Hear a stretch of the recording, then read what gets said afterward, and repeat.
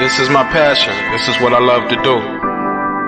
But some days, sometimes, I'm just like you, man. I hate this job. Damn, I hate this job. Damn, I hate this job. Damn, I hate my job. Damn, I hate this job. I'm just like you. Damn, I hate this job.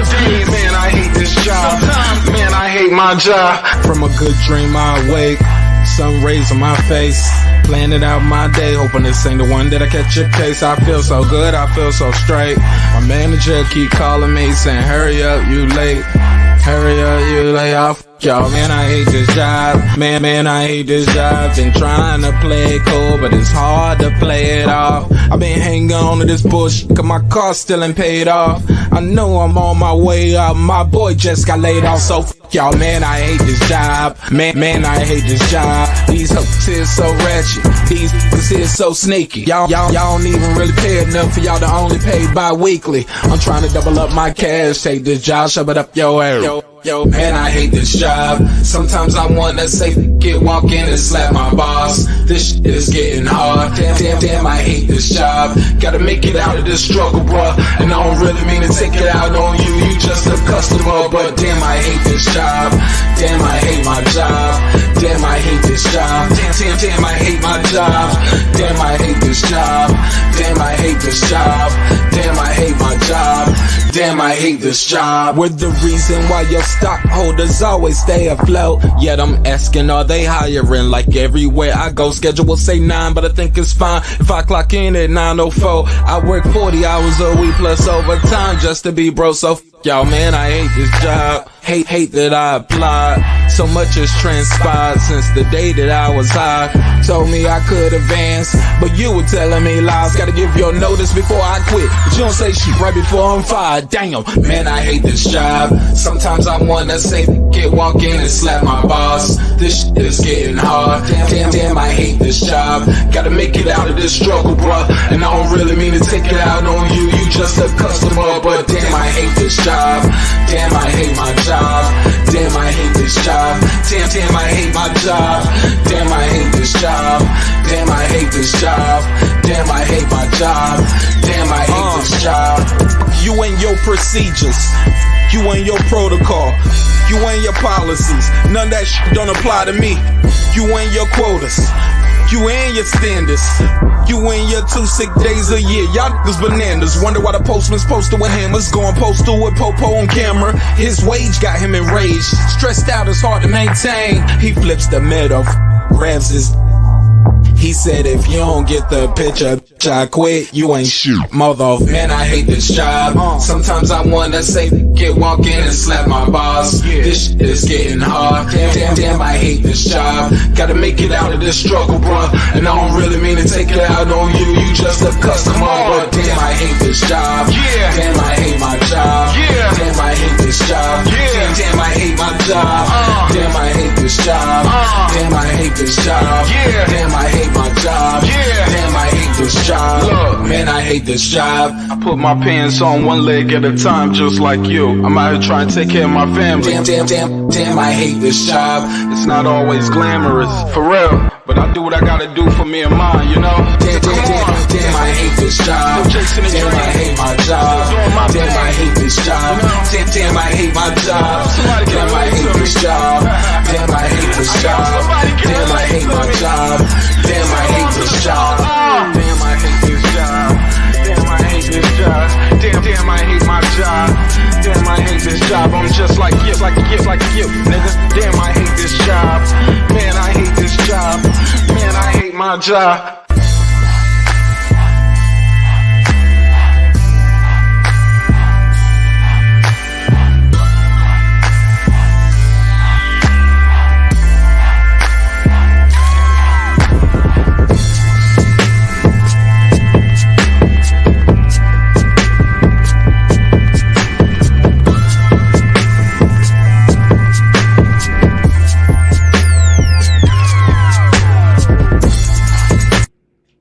The views and opinions expressed in this program are those of the speakers, commentators, experts, and or the host. They do not explicitly nor necessarily reflect nor represent the channel's policy or the views held by the channel or broadcaster. The broadcaster or its channel cannot be held accountable for all or any views expressed during the program.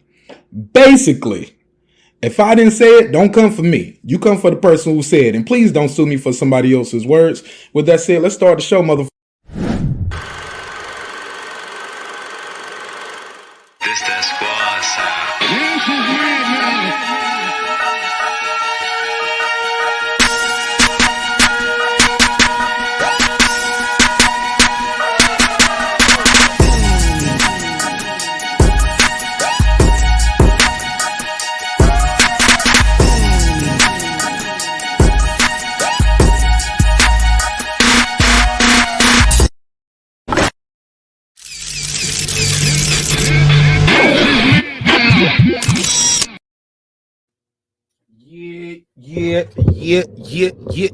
Yeah. What up, though? What up? What a day. And we got a busy weekend in boxing coming up. Get my music right in the background. Not too loud. How y'all feel out there, man? Let's get this show popping. All right, so I can see the waves, so that means y'all can hear me. Yeah, what's up, Reg? Reg, let me drop this link early. We're going to have a good time. We're going to have a good discussion on this topic. Guys, I'm sorry I'm late. I am on daddy duty on Friday, which is not normally my day. Well, every day is my day. But my wife had a game night with her homies. And last week, Saturday was supposed to be my day. But I took my Saturday off, or the Saturday before last, to do the Wilder fight and Fury fight. So she was like, hey, on game night, I need you to put the baby down for me on your Friday. And yeah, it was just a crazy day. As y'all know, I had to go to that funeral today. We lost the homie Rel. God bless your soul, my brother. Man, I don't think I cried that hard in a long time, y'all. When I say your boy was hurting, golly, I just couldn't stop the tears from falling. Then when I got home, my head was just throbbing and my head was hurting so bad. And I realized it was about 4 o'clock and I hadn't eaten all day long. So, put like one of those little Tombstone or DiGiorno, one of those little frozen pizzas in the oven, ate that, and I was done, bro. I didn't wake up until it was time to put the baby to sleep. So I probably, yeah, man, it was rough. It's been rough for your boy Mark Nash, man. But damn, man, it was just sad to see his lady and all of his kids, his daughters, and his newborn son there. And it's just like, it made me think about my own mortality, and like it just reminded me, nothing is promised. Yo, what network is that on? Is that DAZN? You pull that up. So yeah, y'all bear with me, man. We're gonna have a good time tonight. We'll have a good time tonight. Have a good boxing conversation. Couple topics on the docket. The lead topic was sponsored by no other than I believe Reggie brought this up yesterday. So he was talking about who runs boxing. Who's the most powerful man in boxing? Is Al Haymon the most powerful man in boxing? That's the question on the docket. I couldn't put everybody's name into the title. Plus, Al Haymon name gave me the highest keyword search algorithm, so we picked this name. So we should do some good numbers by the end of the night. The link is out there. If anybody want to pull up and co-host with me tonight, or give me their take on this. And Reggie want to have a debate. Reggie Owens want to have the debate. Mark Nash would like to have a conversation, but y'all know me, I'm open for it anyway, man. We're gonna have a good time. Long as we show love and respect, man, we can always come back and do this thing again. You feel me? So that's what we on. Shout out to my guy Shah, Showtime Shah. He got the sauce over there. I appreciate you sharing the link. Shout out to Ricky Williams. I believe he shares the link for me as well. My guy Kyle from the boxing section, please share the link for me. Jules, Gaming Lounge, the World Sport Battle League, all the content creators, man. If y'all see their stuff in my community tab, trust me, it's reciprocated, man. So we're gonna share the love and support. I appreciate that. I'm about to open that up. I got ESPN Plus, so we can get some audio from that fight as well. But definitely want to cook this content up. I forgot all about that Oscar Rivas fight, y'all. I ain't gonna hold you. I ain't even gonna hold you. I forgot all about it. You say he getting beat up? He touching up on him? He said, I don't be trying to debate cats. But even if you do, that's okay too. You know what I'm saying? You're good at it. So even if you don't want to call it a debate, you're good at having conversations and putting people in the corner. How about that? Shout out to my guy Reggie. Oh, what's the deal, bro? What's happening? You got it, OG. What's the damn deal? He getting beat up? Oh, Revis, man, this white dude kicking Revis' ass. Don't say that. Man, he came to fight, man. This guy came in there talking about, man, either he gonna get knocked out or Revis gonna get knocked out. And he came to fight. What round they in? I'm pulling it up now. Going into 6. Revis had him hurt in the first round. Looked like he was gonna finish him. Time ran out. Ever since that, this dude been on Revis' ass. Damn, don't say that. All right, bear with me, man. Give me your take on this this topic real quick. And AB is back in jail, right? You know, he told them a long time ago. He said, "Man, y'all got to keep me active. If y'all don't keep me active, I'm gonna catch cases. I'm gonna be out here moving some bricks." Yeah, he wants them to keep him active, but he won't stay active inside of a ring or in the gym. But the thing on this topic, the most powerful guy in boxing, is definitely going to be Al Haymon to me. And it's not doing anything dealing with race. I'm excluding that. I'm making sure I'm conscious enough to keep race up out of it. But it's just the fact of the matter. When you look at the two guys on here, the other two guys who were in power positions before Al Haymon entered the sport ran the sport amok. Exploiting fighters. I.e. who? Say their names. Oscar De La Hoya, Bob Arum, exploiting fighters, not giving the best of fights, allowing the sport of boxing to go through this decline, what people were terming as the death of boxing, the UFC's meteoric rise. And nothing was being done by these guys to go about correcting that, resurrecting the sport of boxing. It took for Al Haymon to step into the sport to kind of bring a balance about where marketable shares in combat stood between the UFC and boxing.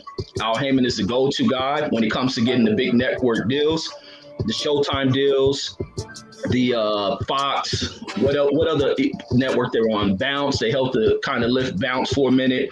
But when you look at Bob Arum, Oscar De La Hoya, these guys have but these guys have put on such poor products that networks, well, now I won't say networks, but a great network end up collapsing, being in HBO. Great production platform in HBO folding behind the whackness that was presented by these guys, along with the commentary crew that was over there. But it was nothing that Al Haymon was giving us. Bob Arum. It was nothing that Bob Arum was given to the sport. Bob Arum brought about this introduction of Europeanizing American boxing. These guys had brought about a waste to the sport. Al Haymon coming here to clean it up and to do right by the fighters. You said the Europeans brought waste to boxing? No, Bob Arum brought this waste of Europeanizing American boxing. Define that. What do you mean? Like we got some good fights from these guys, the Tyson Furies. I don't consider them like Europeans. I'm talking about during the rise of American boxing is dead. It's just the European style. The Europeans this, European that is something that was happening within boxing media, boxing journalism. Is just this overhyping, over sensationalizing of European fighters, while marginalizing Black fighters mainly, and also this on the other side, a push of Mexican style fighting.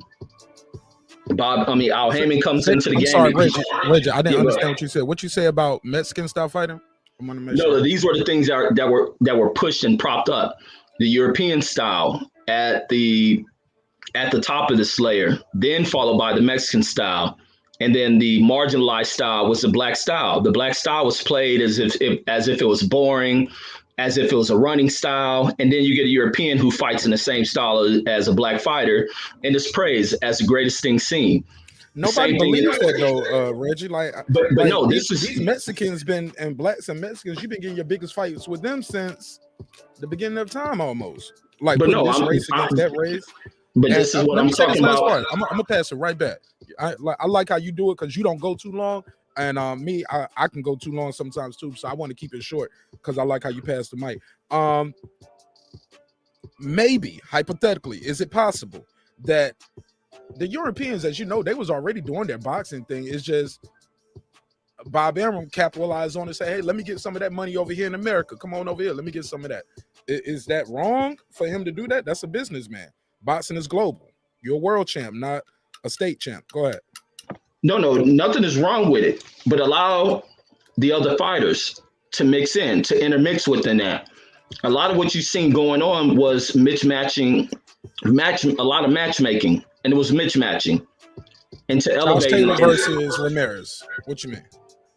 No, that's because it's competition now. I'm talking about prior to Al Haymon being in the game. Okay. This is prior to Al Haymon, about what they allowed to happen to the game. The sport was in major decline before you got Al Haymon brought into the game. When Al Haymon into the game, you had these guys trying to go into suing the guy because of the competition that this guy brought about within the sport. Monopoly. They say he was monopolizing, right? Yeah, that's what they're trying to say. But what it was fighters not getting a fair deal. Oscar having all these great black fighters. What did he do with them? Nothing, because of what was going on during that time. The over sensationalizing of Mexican style fighting and European style fighters. And now what we see, even Canelo has adopted a black style. Lomachenko, a black style. Tyson Fury, a black style. Just generalizing as the styles. But these are the things that change. And to be honest, Bob Arum brought about the resurrection of Tyson Fury's career. That was something Al Haymon brought about in part with Deontay Wilder. But these are the things that Bob Arum has done within the sport to kind of go about the junking of the sport of boxing. And then like even like Dana White say, every time you look at boxing, it's almost like a going out of cell thing. And that is something that's common with the two cats being Oscar, Bob Arum, and Eddie Hearn does it as well too. But Eddie Hearn is kind of revolutionary in the way he goes about things. He's a little bit overhyped about things and doesn't strategize his plans properly. But go ahead, I'll pass it. Hey, D Nice, before you get in, let me drop this drop for Taylor Bell. Thank you so much for the donation. Thank you for your unwavering support, bro, because God knows we need it. He said he got 5 on it. Let's go. I got 5 on it. Appreciate you, man. Go ahead, D Nice. Now, I was listening to him say that Al Haymon resurrected Tyson Fury's career. I kind of disagree with that. I believe that was collateral damage. Tyson Fury's career was resurrected because Deontay Wilder failed to do what they had brought Tyson Fury in there to be. He was the sacrificial lamb. He was supposed to set Wilder up for leverage in a Joshua fight. As far as being the powerfulest man, I believe he's powerful, but I just believe he's as powerful as Bob Arum, as Eddie Hearn. They all have their niche in the market. If Al Haymon had a monopoly, then I could see where people are coming from. But I don't believe he really has a monopoly. He has his niche, you know what I'm saying? He has his foothold in certain things. And I believe Al Haymon is just like the rest of these promoters. They do what's advantageous towards them. You know what I'm saying? Al Haymon isn't itching to make the cross fights. Al Haymon isn't itching to put his guys in there, with other competition. Shawn Porter's in there right now because, like Crawford said, he's naked right now. He don't have anything. So this is the best opportunity for him. When he had a belt, he wasn't talking about going nowhere else but in-house. Say it again. As for the black boxing style, I don't classify it black. I just classify it as boxing. Because that's the art. Hit, don't get hit. What a lot of guys do be the Mickey Ward style or Toro Gotti style, and that's exciting for the fans. That's what we got in the Wilder Fury 3. But Lomachenko, Fury, Canelo, they took up boxing. You know what I'm saying? I don't necessarily think it's the black style. I just think it's the art of boxing. Go ahead, B-Dub. My guy Brandon Washington has joined the panel. Very rare we get this brother up here. So it's always a treat whenever we can hear him speak. Brandon Washington, what's up, my G? What's going on? Shout out to Red. Shout out to all of y'all on the panel. What up?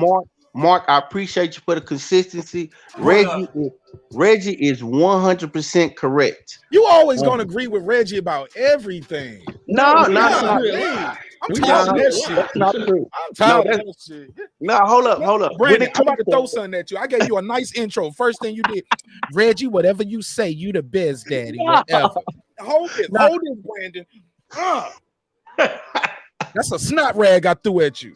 Now, what it is when he's on it, when he own it, he own it. The thing about it is, when we could take away and say, let's not say black style. Let's say Reggie, they don't like it when you pinpoint it black. Let's call it a slick boxing style. And Canelo has adopted that style because we see that he changed his training regimen. They even worked the pads the way Roger worked the pads. If you see the way him and Eddie Reynoso work the pads now, it's totally different.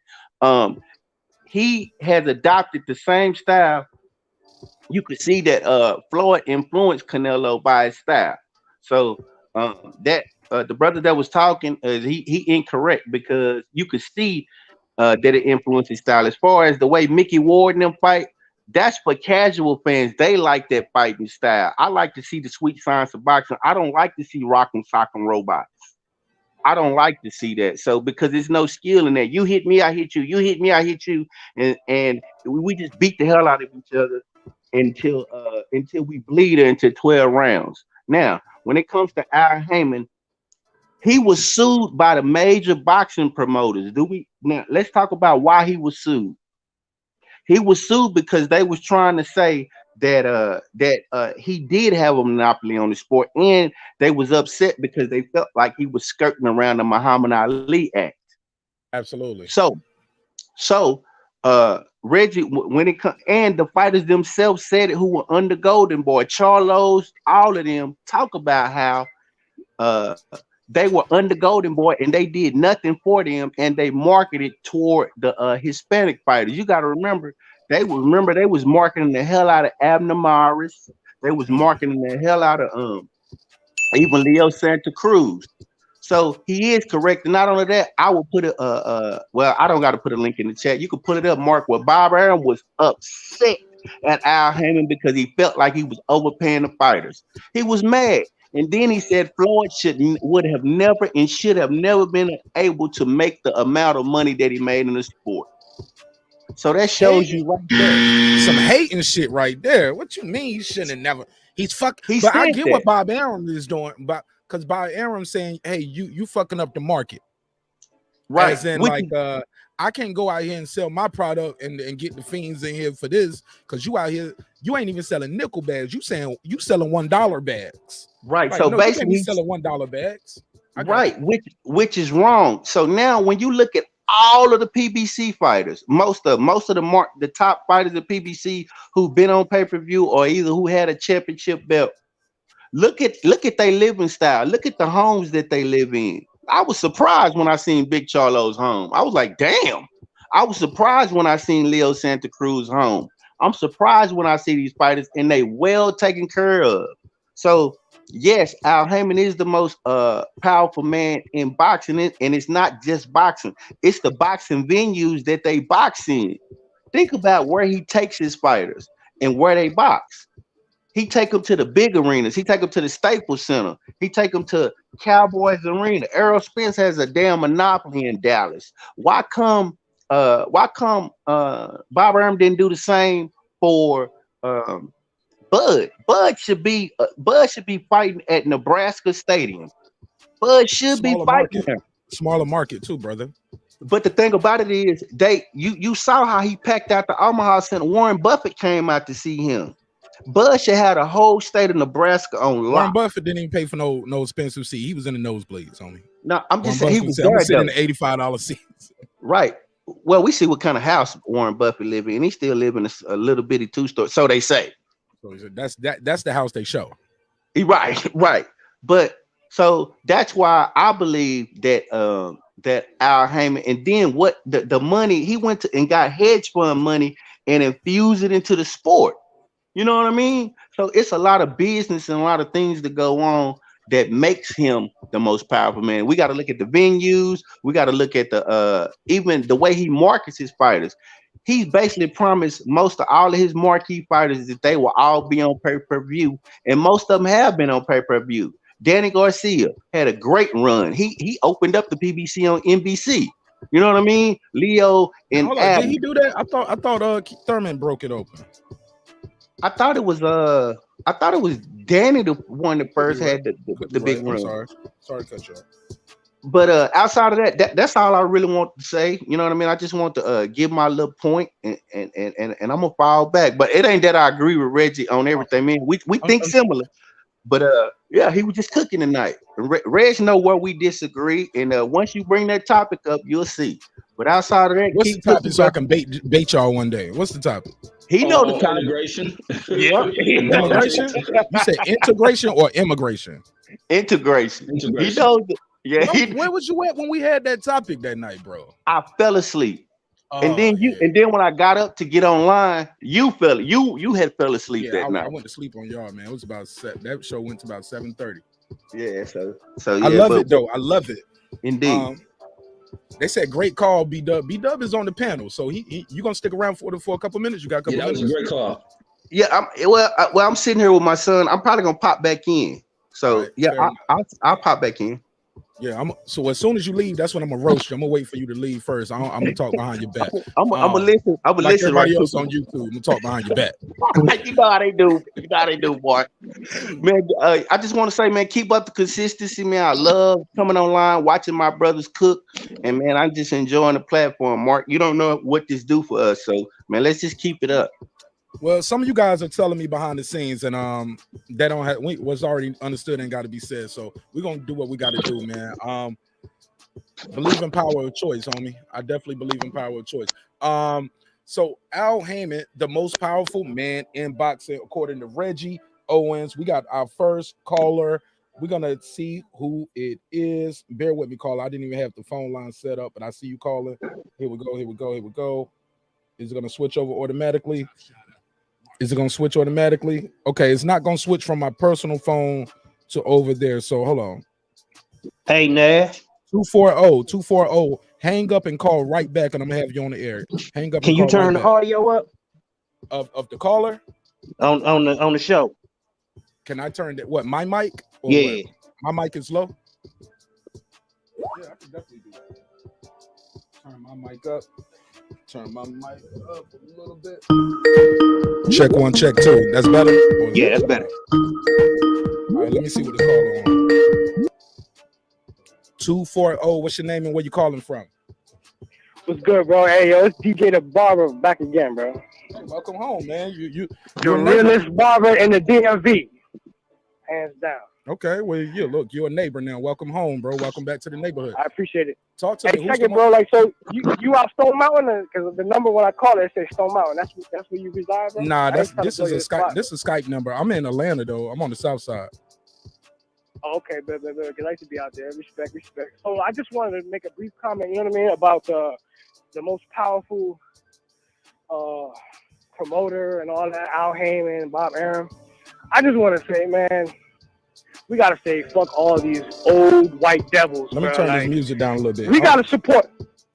Yeah, because you sounding distorted when you get loud. Is he sounding clippy to y'all too? Sorry. No, I can hear. All right, go ahead then. Cook up. They said you sound great. Go ahead. You said we gotta start all crazy, Mark. Yeah, the white devils, man, they trying to like make us feel like we can't own our own organizations. I heard the other conversation y'all had previously that day when y'all was talking about the press conference between Rolly and my man Tank. Yes, sir. Floyd Mayweather, he's that guy I think will take and smash all these white devil promoters, bro, because he has the experience. He's trying to put the bag in the hands of the boxers and putting power in the hands of the boxers, while these devils are trying to suck them dry. Pause. You feel me? Like, that's all their concern is. They don't want to put the good matchups together because they all looking for a Jake Paul, Conor McGregor type situation. That's all they care about. That's all it's about for them. It's not about entertaining us with the best fights. Floyd Mayweather is going to put the best fights together. So right now, he's like, Don King basically back in the day was, a person, he has his own reputation. And he was a smart businessman. I think Floyd Mayweather is the future. And people will, but I digress. At the end of the day, though, these Bob Arums, these Al Haymons, they super rich. They super, like, a part of the 1%. That's what we have to strive for. And I think it starts with Floyd Mayweather because he's already close to that level. So he needs the support, regardless of how you feel about boy, you know what I'm saying? He needs the support of the people, man. So that way we can start to own our own organizations and have our own promoters and our own everything, because we're the cream of the crop when it comes to entertainment. But we got to stop only just being a money getter, not a money spender or cutting the check. We got to stop cashing the checks and being in the positions where we can cut the checks. And I think Floyd Mayweather is the first person right now. He's young. He knows the game. We got these old armies that's running things. They don't know nothing about boxing. They don't know nothing about combat sports. You got Dana White, goofy ass, fucking up UFC, because I'm a more UFC fan than boxing fan. But I love both sports. There's going to be some good fights on UFC this weekend. But that cracker brother like Dana White, he charges people for everything. He won't show you a replay. He'll show you still shots of a dude getting knocked out. No, show the whole replay. Why we can't see the replay on TV, bro? Like, see, that's the type of shit I'm talking about. Like, they don't care. They just want that bottom dollar. They just want to be able to corner the market however they can. But we have to change that. So more conversations, I believe, need to be had about how the fans, the people, can help promote our own to be in these positions like Bob Arum and Al Haymon. And I'll leave you with that. I appreciate it, bro. Hell of a call, DJ. Call back. Fucking with it. DJ, the best barber in the DMV. What y'all think of this call? Can I respond to that? Please, because he said a lot of shit right there. If you didn't, I would. I think he off base as far as the UFC is concerned, man. The UFC gave you everything you looking for as far as competition is concerned. Say it again. You get the best fighting the best every time. There are no warm-ups. There are no gimmies. You get number one and number two. If number two ain't available, you get number one and number three. Like Dana White, his motto as far as them putting on fights and promoting, that shit is Don King era, man. Like, I don't see where there's anything to complain about as far as the UFC providing you with competition and action. It's so far away from what boxing give you. Like, perfect example, Tank is fighting Rolly Romero. Well, how? Like, how and where? Who asked for that? You got Teofimo out there. You got Josh Taylor. You got so many fights out there to be had. You got Devin Haney. How the fuck is he fighting Rolly Romero on pay-per-view? Do you know what that pay-per-view is? Because I haven't seen the price point. I do not know what it is, but I know it's gonna I know it ain't gonna be $50. Just imagine Rolly Romero and Tank for $79.99. That's ridiculous. 240, you got the flow. What's your name? Where you calling from? Same caller, bro. DJ the Barber. Hey, I just wanted to clarify because I hear the counter punch. Okay, I hear homie talking about the UFC. What I said, I'm a UFC fan first before boxing because of that fact. What he's saying. What I meant by that was, as far as UFC, they don't even pay their fighters right. Dana White don't pay them niggas, man. That's what I'm talking about. And he charges an arm and a leg for everything. You can't get nothing free out of Dana White. He's a piece of shit. So I'm not talking about the matchups. That's not nothing to do with even the conversation. So I'm not trying to disrespect homie, but I just want to make sure I clarify that it's not about, because I love the matchups. I just promoted and said there's going to be some good fights this weekend because I know this. I'm a fanatic when it comes to UFC. He puts the best fights on, but he don't pay them niggas, bro. and he don't give nothing. Like, he don't give, hey, watch this on Spike TV tonight. A great, you know what I'm saying, little John, you know what I'm saying, with a bunch of matchups that you want to see. Sometimes, like, we want to get blessed with something like that, but we don't get none of that when it comes to Dana White. That's what I just wanted to clarify that, bro. Fair enough. Appreciate you, DJ. All right, thank you. Now, my response to that is, how does what they get paid determine how you watch the competition? Like, fighter pay doesn't concern me. That's what they do. I'm concerned with when the lights come on and the action starts. That's my only concern as a fan. And on average, their pay-per-views are cheaper than boxing. Next week, you getting a free pay-per-view card because 2 fights fell off and they had to replace it. So I don't understand. Who's doing like, that? What network is doing that? Like Dana White did. Oh, okay. That's cool, but as far as the way they do business, it's advantageous for them. If the fighters have a problem with it, then that's something they need to discuss. But they don't seem to have too much of a problem with it because they're lining up. Sorry about that. Star Wars. They lining up left and right to get on Dana White's Contender Series, the Tough Series. They coming from far and beyond to go on there and try to get in the UFC because He that's the NBA. He the NBA of MMA. that. He the NBA of mixed martial arts. Correct. Say that again. He's like the NBA of mixed martial arts. That's the highest of the highest. They got the video game. They got this. That's what everybody is lobbying for. And all of those other promotions is to get to the UFC. Bellator is like where they go after they couldn't make it in the UFC. Don't some people start off at Bellator and then and they go to the UFC. What you just said, Bellator is where to go when they can't. Eddie Alvarez make it in UFC. He steals some of those guys too. No, he don't steal them. He wait till their contracts end and he present them with a better contract. Poor choice of words on my part, stealing. I just don't like the connotation of if you ain't on UFC, you're a has-been. No, it's guys on Bellator. It was guys that came to UFC from Pride and became big stars in the UFC. I just think he has the marketing and promotion budget. He has the video game, EA Sports, and all of that shit behind him. So I think and the network deals, the pay-per-views, like he's gonna put eyeballs on you. I'm sorry, go ahead. But Mark, the majority of them do be and I ain't gonna call them has-beens, but they couldn't cut it in the UFC. A guy right now that's winning in Bellator, Corey Anderson, he couldn't cut it in the UFC. He got knocked out by the light heavyweight champ currently. Ryan Bader couldn't make it. Rampage, they had their times, but it came a time where they wasn't cutting the mustard, so they was out of there. Bellator takes on names because it sells.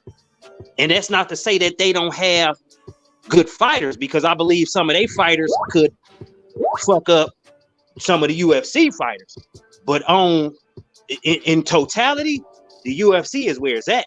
And Bellator is a far second. You watch battle rap, don't you? Yeah. The UFC is the URL, and Bellator is Rare Breed. Damn. They ain't even King of the Dot. Y'all King of the Dot so far back. King of the Dot fell off. Yeah, man, they was rising real high at one point. What happened? Made them King of the Dot rival URL. That was like 1A, 1B for a while. Yeah, it was. And then Smack, he went off into the stratosphere. That caffeine deal broke it open. Yeah. Let's keep it to boxing though. Let's get it back to the boxing. No doubt. Shout out to my homies though who watching, who like, let's stay on battle rap. We can do a battle rap episode one day, guys. I just want to be consistent with the thumbnail and the topics on the docket. Also, we're gonna pick do your final predictions for Harum versus Stevenson, which goes down here in the beautiful city of Atlanta tomorrow. Also, Adrian Broner is in jail again. That's where you need to be. Singing Kanye West. God gonna post my bail tonight. Al Haymon ain't gonna post his bail tonight. What's going on? No, he got a probation hold. He ain't going nowhere. Damn. Yeah, ain't no bail to be posted. He got to sit there till he go to court. But I done been to jail. I done been to the joint, and 9.5 times out of 10, when you land there, you belong there. I did. So he'll be all right. He a big boy. Nah, we be putting people in jail in America for bullshit, man. You can go That's to jail true. for jaywalking. That's very true. But Mark, I done been to the joint, and 99% of the people in the joint belong in the joint. Believe that. Reggie, you agree with that? I believe knick-knack, paddywhack, red fish, blue. No, I don't believe that. He said 99%. That's a high number, bro. Have you ever been? I've been to jail, not prison. Yeah, I've been. I always beat my case. I've been around too many criminals in my life to ever do stupid shit that they done to put myself in a position like that. There you go. There you go. And I that's didn't even hear what he said. All I heard, he said something about criminals and position in his life. What did you say? No, I said he said he's never done nothing stupid to end up in that position, and that goes back to my point. You just gonna let that? You ain't gonna let him talk for himself. Go ahead, D Nice. Oh, my bad. I thought you ain't here for him. No, I didn't, but I wanted him to say it for himself. Oh, okay, my bad. No, it's all good. But Reggie, what did you say? You never did anything stupid, or you just didn't get caught? No, I've just never been caught for the shit that I've done. I don't do shit with people, man. I don't operate with other people and shit. I done seen too much of how people get down when shit go bad, how people fall out.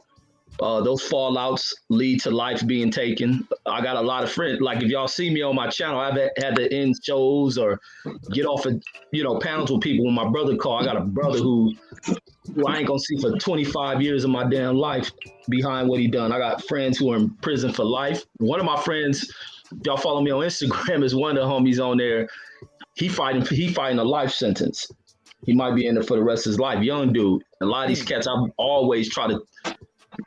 Like in life, all I have been is positive to people in my community. That's why I'm like, people can't talk about being black. And I hate hearing that shit. Like even in this current age, I can't stand to hear black people of my age trying to teach unity and all that shit. So like, if you teaching unity, you must have been fucking up.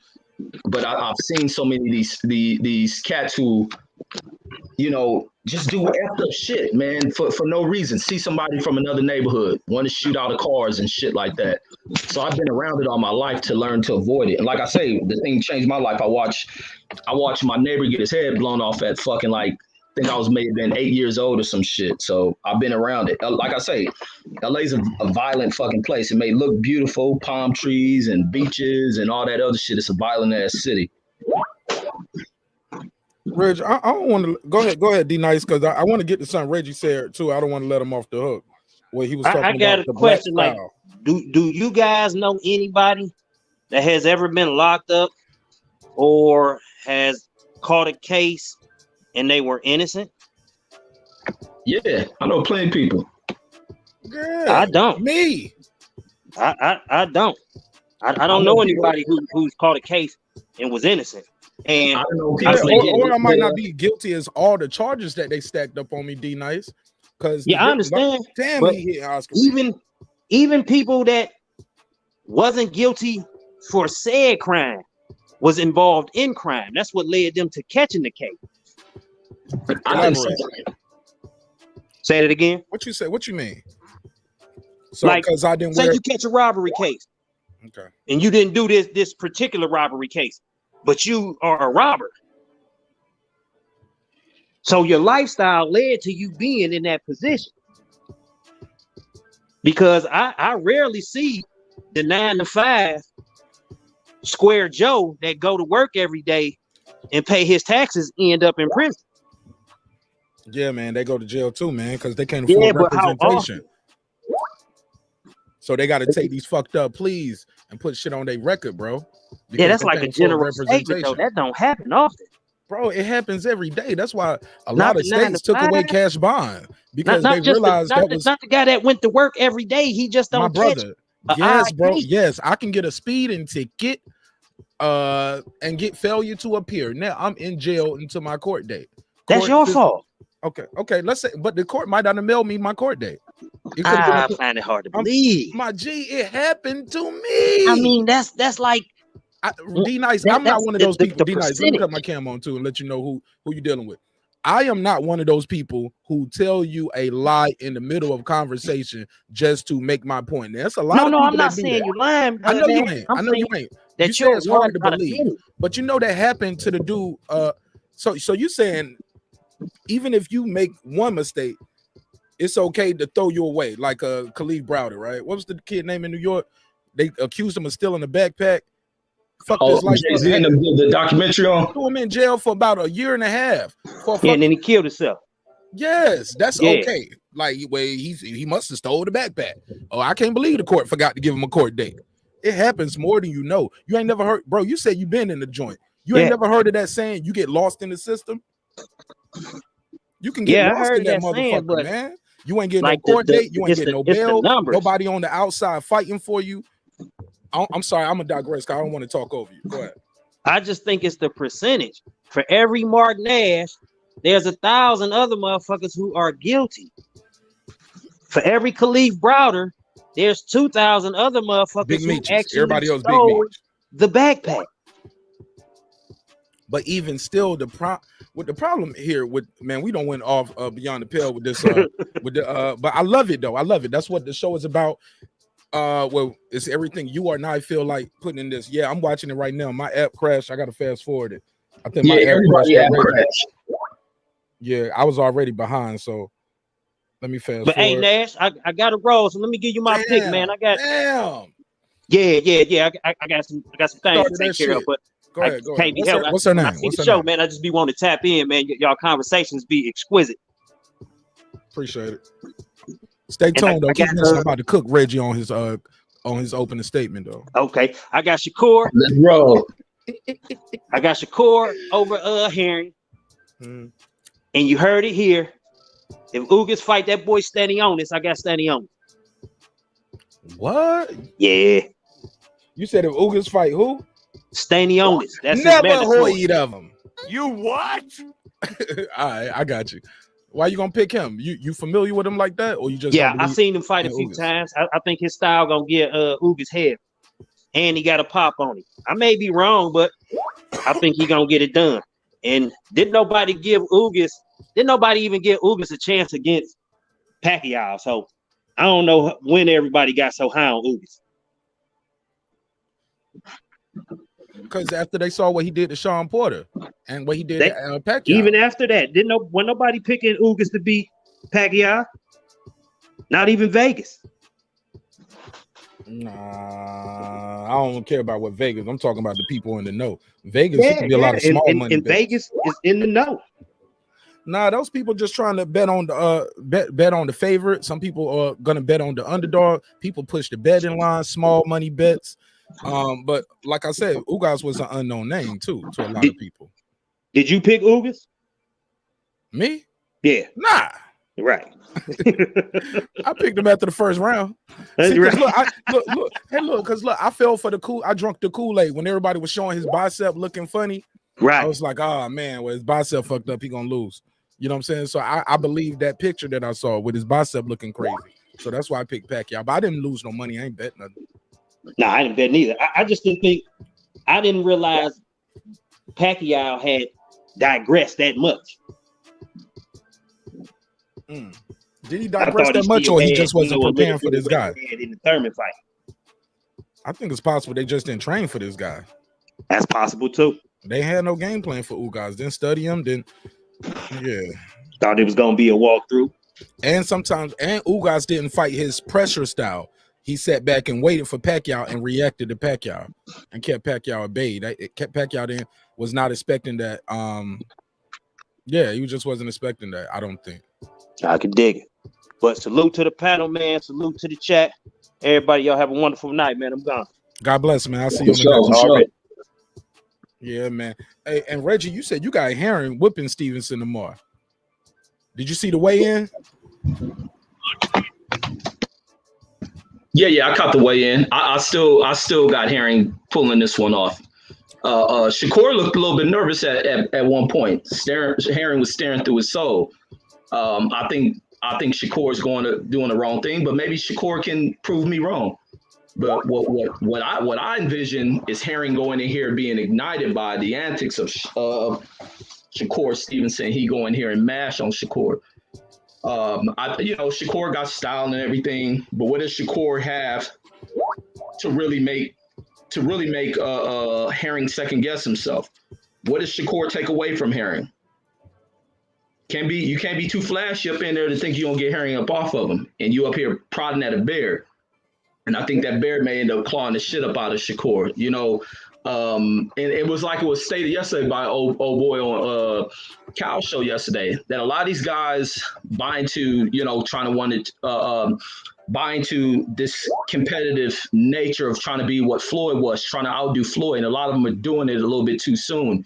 And could Shakur be doing this thing a little bit too soon? We watch what happened with AB as he tried to do things a little bit too soon rather than playing them out in the proper fashion, rather than developing himself properly and moving through the weight. Same thing that Bo Mack and him did in the career of Bud Crawford. He took his time with Bud before moving him all the way up to welterweight. He could have been started out in these high weights, but he let his fighter work his way through, buying enough fights, get enough experience. Let's conquer this division, move up to the next. Let's conquer this division, move to the next. And therefore, he gains the experience rather than just being a flash fighting type fighter. So I think Herring's going to go in here and put on good boxing, but I think he's going to outdo Shakur Stevenson. Shakur's picking with the wrong guy, doing all that shit that he's doing. Fair enough. Hold on. Hold what you got. I'm gonna reply to that. D Ray, my guy. What's up, D Ray? What's happening, Mark Nash? Welcome home, brother. Welcome home. How you feel? How's the family? Hey, man, I feel wonderful, man. And Reg was cooking. Salute. D Nice was cooking, man. Salute. Even DJ. And then my man Brandon, right? Man, I be hating on Reggie, but it be jokes. I don't really hate on him like that. He knows love. I wouldn't even have him around me if I hated him. I'm about to let y'all get back to it in a minute, though. Yeah, man. Yeah, we're gonna get to it though, because I gotta disagree with him right here. Everybody be scared to go against Reggie because he's so, California cool. Them dudes with the palm trees, man, they just be too cool. You know what I'm saying? They just don't want the war with him. You know what I'm saying? I ain't trying to go to war with him, but I gotta challenge him a little bit. I ain't gonna get up here as always, Reggie. You the man. You hit it right on there. Like, nah. Nah, I'm teasing. I love the guy. I promise I do. I'm a big fan of what he doing, and he truly inspired me a long time ago. And I told him that he's the reason why I started doing the hip hop nights on the show. D Ray, talk to me, my G. What you think of who runs boxing? Who's running this shit, man? Is it Al Haymon? Is it Bob Arum? Because that's how we got into this. That's what started it, Reggie. Somebody said Bob Arum runs boxing. And they was like, I think that was Calico, right? That was Shelton Moore. Shelton Moore. Damn, I'm about to text him the link. I got his number, I think. I'm gonna text him the link. Yeah, so he said it was Bob Arum. I said Floyd still could run boxing because Floyd can say, I'm gonna do an exhibition on this day, and everybody gonna move off that damn date. He made an undisputed fight, move off their date. You know what I'm saying? Some would say no, Steven Espinoza, because that's Showtime. That's CB, you know what I'm saying? Well, that's Showtime Sports Entertainment. That's gonna be Showtime on regular, Showbox, pay-per-view. He runs it. Eddie Hearn got the DAZN app with the big bag. Some people say Oscar still runs it. I'm lying. Nobody said that, but I put him up there so the LGBT community will say they have repretation. Frank Warren, he got the UK on lock. And for the jokes, go ahead. And for the jokes, come on, man, come on, V. We gotta have fun with it. He took them pictures, bro. It is what it is. He posed for him with the boxing gloves. He can never let that go. Or we can't. Frank Warren, some says, hey, whoever controls the heavyweight division controls boxing, some would say, especially if that guy's a star. He definitely has a star within Tyson Fury. Whether you like Tyson Fury or not, he's a fucking star. Yes, Reg, would you agree? D-Ray, would you agree? Tyson Fury's a fucking star, absolutely. Right? Yes, sir. Global star, especially with that knockout. So I say this to say, some would argue Frank Warren has it. But Reggie saying no, it's Al Haymon. period, dot. Who do you think runs boxing, D-Ray? You got the floor. Hey, Al Haymon ain't said a word, and he leading in the polls, so you know what I mean? Might be what it is. But if you ask me for real, bro, I think that it's Canelo. So, and then like you said, Tyson Fury, and then at one point we had Loma Chico, and we had Triple G, you know what I'm saying? So, and even today or yesterday, excuse me, we seen Tank Davis run boxing, you know what I'm saying? I mean, I don't think the you tell me, fighters are Mark running Nash, it, bro. The last But fighter hold on, who hold ran boxing was Floyd. Other than that, these fighters ain't running boxing, bro. No disrespect to them. Right. Well, I mean, but now check this out. I want to ask you a question. Now, Tank's last fight y'all had in Atlanta, and now y'all have the night of Stevenson in Atlanta. Is there a difference to you? Yeah. Right, a big difference, right? And I think ticket prices Herring are is different. Tank Davis didn't have is no a better $44. opponent than whoever Tank fought. Go ahead, bro. I'm sorry. Tank Davis didn't have no $44 tickets. His tickets was about one of the cheapest tickets was $150. They tried that with Shakur Stevenson. It didn't work. This week, those tickets have dropped to about $44 for the cheap. You know what I'm saying? And they shut down more of the arena. Hey man, so is you gonna go and enjoy it, or are you gonna be here? I'm gonna go. $44, and it's like 15 minutes from the house. I'm gonna get to see Kyle, DJ, and some of the other dudes who gonna pull up from YouTube. So it's gonna be dope. Yeah, man. It's gonna be dope. Hey man, get some content, bro. With all y'all everybody keeps saying get content, man. I'm going to have fun, bro. I'm gonna take some pictures. But I'm going to have some wings. You got to hire a photographer. That's what you got to do, bro. Keep on cooking, Mark Nash. God bless you, my brother. God bless you. Hey, yes, sir. Hey, I want to say this, man, real quick, bro. I wanted to say that with Shakur and Herring, right? The thing is, I think, is that Herring is the first champion that Shakur has fought. So it could be nervous energy. You know what I mean? It is going against my words, nobody else's, right? The family. You know what I'm saying? And you know, basically making Herring fight him. You know what I mean? It was either drop the belt or you got to fight him. He could have chose another path, but he went to you know, this guy, right? And the thing is, and I just wanted to say this, bro, is that Shakur talk about trying to make it a war in there, right? And Herring done been to the war 2 times. You know what I'm saying? So, you know, those words, bro, you know, and the reality of what life is, you know what I'm talking about? Now, and that's the thing, bro, is like when Tank was cooking with Rolly, and he was telling them, bro, if you was over there, you might not be here. You know what I'm talking about? That's real stuff as well. You know what I mean? So we know that there's, you know, war everywhere. You know what I'm talking about? But, hey, man, I'm just saying, bro, that Herring has acted like nothing but a champion to me. You know what I'm saying? And here's the thing, though, bro, and I didn't know this till yesterday, and I'm going to get off the phone. Tank is having a daughter, and Herring had just lost a daughter, bro. You know what I'm talking about? So, say what? Yeah, that's crazy. That's crazy, bro. You know what I'm saying? But it's real, bro. You know, out here in this world, bro, that we in. So, you know, we gotta take time to love each other and the entertainment that these young people is giving us, the lives that they able to live, and hopefully the blessings that they can be to us. Mark Nash, I appreciate you. Yes, sir. Reggie, keep doing your thing. And I'm going to fall back, man. And but, bro, I'm telling you, hey, Al Haymon run boxing, man. I'll go ahead and say it, man. Power to the brother, man. Peace. Okay. Hey, look, people going to think I'm trying to lead the witness. Reggie, you might be half right because those other guys, when I put them in my keyword algorithm to set the title for this episode, YouTube was saying never heard of them. Low scores. It was like red, yellow, orange. When I type in Al Haymon, boop, that shit went all the way up. People search his name. That shit was high, bro. It was like 94, 97, something weird shit like that. Once I put the thumbnail in there, Search Agler, YouTube buddy was like, hey, this will be a good episode for you. Good title. Okay. So you might be half right with it. Time would tell what the callers are saying and the viewers are saying. But my guy right here, my dude in Vegas, I told you I'm gonna pull up on you in Vegas next time I go, D-Bevel, because you definitely a friend of the show. He said, and I might, bro, I'm really thinking about going out there for this damn Bud Crawford shit, bro. I'm really thinking about it. It's so close to Thanksgiving. I was like, yo, I get I get a YouTube check on the 21st. Yeah, I might go on out there, yo.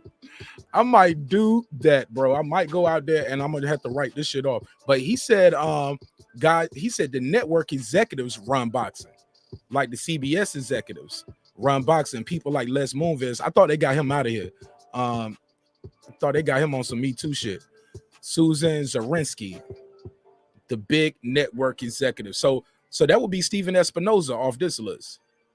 But I remember when they couldn't get that fight made, Reggie, with Pacquiao and Mayweather, Les Moonves, the CBS executive, stepped in and told, hey, look, I'm gonna get it done. Since you at Showtime and HBO can't work it out, he stepped in on the Showtime side and said, look, this what's gonna happen. The parent network stepped in since the kids can't get it done. That's crazy, right? Yeah, but the other thing, like we're speaking about that, well, Al Haymon has a strong hold, is a lot of his fighters don't have these exclusive deals to networks. They can go back and forth between networks. And that leaves him in a play of power. And sometimes these networks will kind of do more of an effort to have their certain fighters of his featured on their networks. And that really puts him in a powerful play. People just have to use the networks to the best, not to the best of their ability, but to the greater of their benefit. Same way with what's that cat talking about from the UFC? Dana White. That's the thing that helped explode the UFC, was just getting the television deals and all the rights that come with it. You build a brand. There's brand loyalty to it. Some people shifting, they see the brand, there's quality to it, and they attract to want to watch it. And therefore, you can just grow and grow and grow these brands by through the expansion of television features. That's why it's important to be featured. But I still think Al Haymon and them are in very powerful positions. Same, kind of even with that keeps things like with what's that cat? Bob Arum afloat. Oscar De La Hoya Floyd is the fact that they have to deal with these networks, because the key is getting fighters featured and trying to get as many fighters to fight on TV under your brand. But Reggie, here's the thing though. I know you said, but these guys are cross promoting and working together all the time. Wouldn't you agree? Explain that. That you could have bought that Tyson Fury fight. You could have bought it on ESPN, right? Plus, like as far as the pay-per-view was $80, or it was on, wasn't it on Fox pay-per-view as well? PBC on Fox pay-per-view. It's all right. When they decide to partner, when they decide, huh? Yeah, when they decide to partner, yeah. Yeah, but I don't know if I'm mistaken. And how does that work? Do you know behind the scenes, like, look, whether you buy it from them or buy it from me, we still split the money? Or is it like, nope, anybody who bought it from me on PBC on Fox pay-per-view, I get that money. Anybody bought it on ESPN pay-per-view, you get the money? Or is it like, no, it's a big pot? Man, I just got to take an educated guess at it, because I really don't know. Who you think I can get up here to interview could tell me that? You think Steven Espinoza could tell me that, right? Oh, of course. Hell, I know he can tell me. I'm gonna say this is our entertainment lawyer. They can definitely break that shit down. Well, he wouldn't know this intricacies of these deals. Man, I'm gonna try to hit Steven up for a quick even if I can just tell him, hey, look, I don't even need a full interview. I just want a statement on the record. You know what I'm saying? Email him. Maybe he can do that. Because I've met him a couple times. Maybe I need to send him a picture of me with a guy. Hey, remember me? And remember me on this picture and this one? Hey, I know I never reached out to you for the interview, but homie, I need to know this for my conversation. Because low key, man, what do you think of my assessment when I say something like, hey, it might have to be? Because when you say these guys have these network deals and things like that, Reg, what I'm trying to say is these guys aren't tied to nobody, but trust me, Steven Espinoza would be it would damn it. I ain't gonna say upset because that goes into the hearts and minds of men, right? But I'm gonna let you know, in my opinion, that wouldn't be advantageous for the business of PBC. If you want to keep doing these PBC on Fox, PBC on Showtime, like, he got to give them first dibs. He ain't gonna take it to Spike TV. He ain't gonna take it over to ESPN. He's already have, like, his fighters, like, because they are considered PBC fighters, right? Because they went on. I remember when they did. I don't know how it is now, if the business structure has changed, but when they started it off and they advertised it, they marched them all out of there and they took a big group photo. Remember that? Shit was beautiful. It was a dope thing for me. I was like, oh shit, the takeover. Everybody got to fight everybody. And I remember hearing guys saying that was the moniker, like, yo, all of us gonna fight each other. Everybody gonna fight everybody. But it seems now fans are upset with the business model and people want like, yo, stop doing in-house fights, especially when the in-house fight is this shit right here, Tank versus Rolly. Some of these don't look right, they don't make sense, but these guys are going to sell this fight. One guy's a knockout artist, they're both undefeated. Whatever you think about Rolly, he's ranked pretty high in that division. You know what I'm saying? He's not a number 50 or number 30. He's a top 10 guy over there. Would you agree? Yeah, I definitely agree. And I also wanted to bring this point up because I was thinking about this, matter of fact, earlier this morning when listening, I forgot who was talking about they were talking about the weigh-in and the, everybody's doing a run through of the commentary between those two at the weigh-in. But looking at it, and when Rolly brought up something about the YouTubers, that's what made me factor in this point, is the fact that the sanctioning bodies have done such a poor job in the structuring and proper ranking of the sport that fights like this make sense. You find something that is intriguing to fight fans, being the beef between these two, the real history of the stain between these two guys, and you're probably going to turn around and get a good fight. It's possible that Rolly can turn into Mayorga Shane Mosley in this fight. We never know. What? Say it again. What? Rolly made you what? You what? Rolly can become Mayorga. Bruh. No. I'm talking about not Sugar Shane, Mayorga to damn Burning Forest. That's a great possibility. Bruh. We never know. You never know. But the fact that these two got history, they don't like each other, it's going to be entertaining. Or it's going to even be entertaining for people to watch Rolly get his ass whooped. That's the entertainment factor. Now, boxing was structured by these sanctioning bodies who are denying fights, holding up fights, picking and choosing, punishing fighters because they may beat some fighter they wanted to see win. Those are the problems in the sport. And I think it's more of a thing that captures people's attention in fights when you get two fighters that don't like each other. More than Caleb Plant versus Canelo being about titles, it's not so much of that is what people focused on. It's the fact that these two don't like each other. There's hatred between them. And then even moving beyond that, you got the Benavidez, Caleb Plant. Benavidez versus anybody because he don't like these guys. These belts don't mean shit. The structuring and rankings don't mean anything. When fighters want to fight each other, they need to get it on because the money is behind it and it's supported behind the audience you can capture behind that. Same shit with Jake Paul and Logan Paul, the KSI guys have figured that shit out. It's time for boxers to wake up and figure it out. And when boxers can stray away from that, it'll put these sanctioning bodies back in order, put them back in their place. But that's my thoughts on it. He said, let me know whenever. Oh, yeah. We're going to pull up on you in Vegas, bro. Like I said, I'm thinking about coming up there in Vegas, man. Got a homeboy who's out there, and he keep telling me, he said, yeah, man, just pull up, man. You can stay here. But, of course, he lives off the strip, so that's cool because me, I'm not going there. I'm not with that walking around up and down all day, every day. When I'm coming to Vegas, I'm coming to, to do what I need to do, handle a couple business meetings, or if I'm there with my wife and kicking it, or for a fight. So I'm like, nah, I ain't got to be walking up and down the strip all day. And if so, I just go rent a car. You know what I'm saying? So hell yeah, off strip is perfect for me.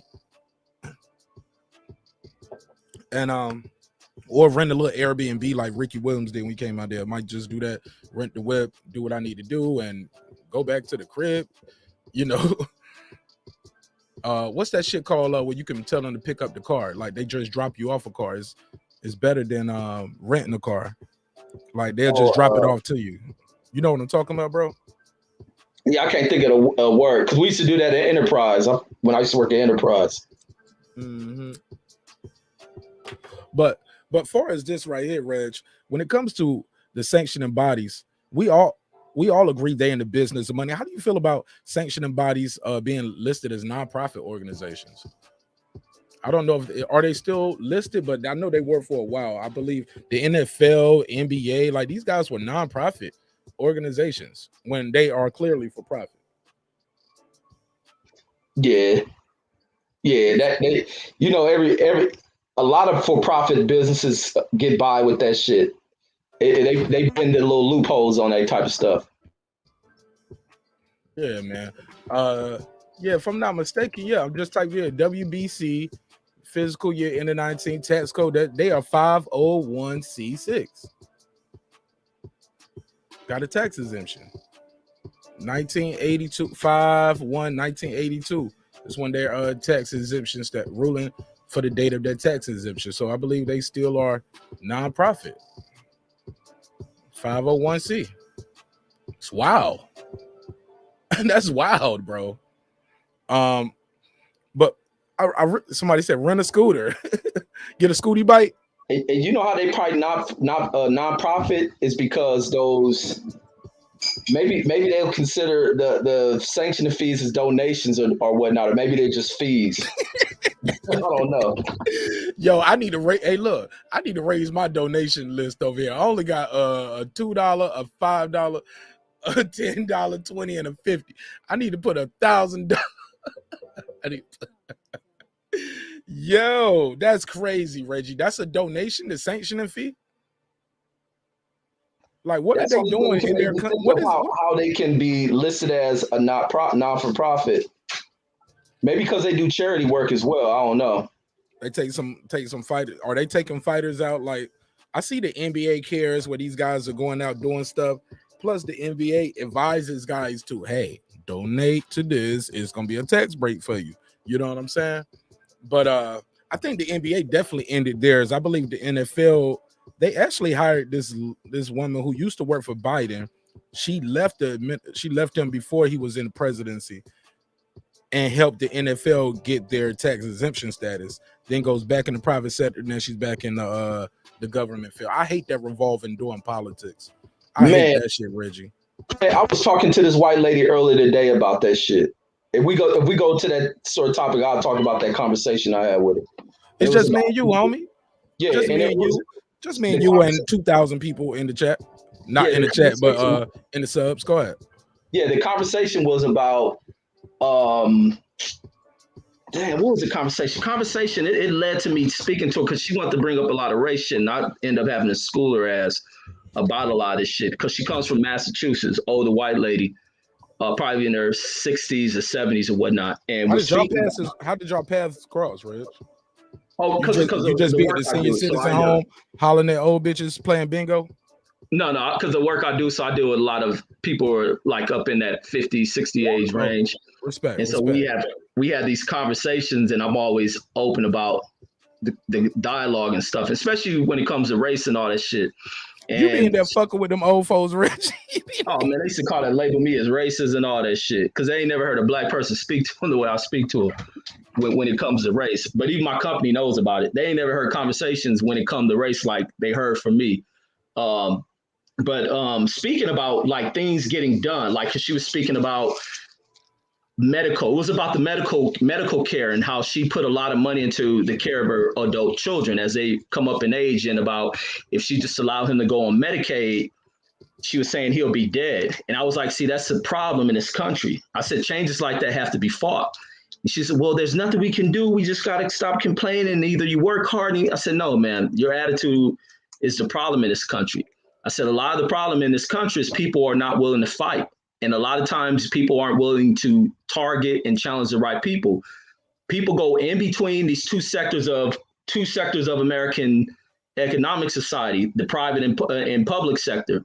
People leave over from executive positions within companies, go over to the government, change policies, act like they worked hard, switch right back over, get a cushioned salary over in these companies, and bam, voila, they open the industry to run amok, unregulated, and all this other stuff. Things get bad, they get another friend of theirs who are running for political office, get in office, fund him, the lobbying, all this other stuff, rubbing shoulders with political elites, greasing the palm of political elites, and this is where you get these changes. And then they have manipulative ways of passing over these kind of unconscious thoughts to people in society.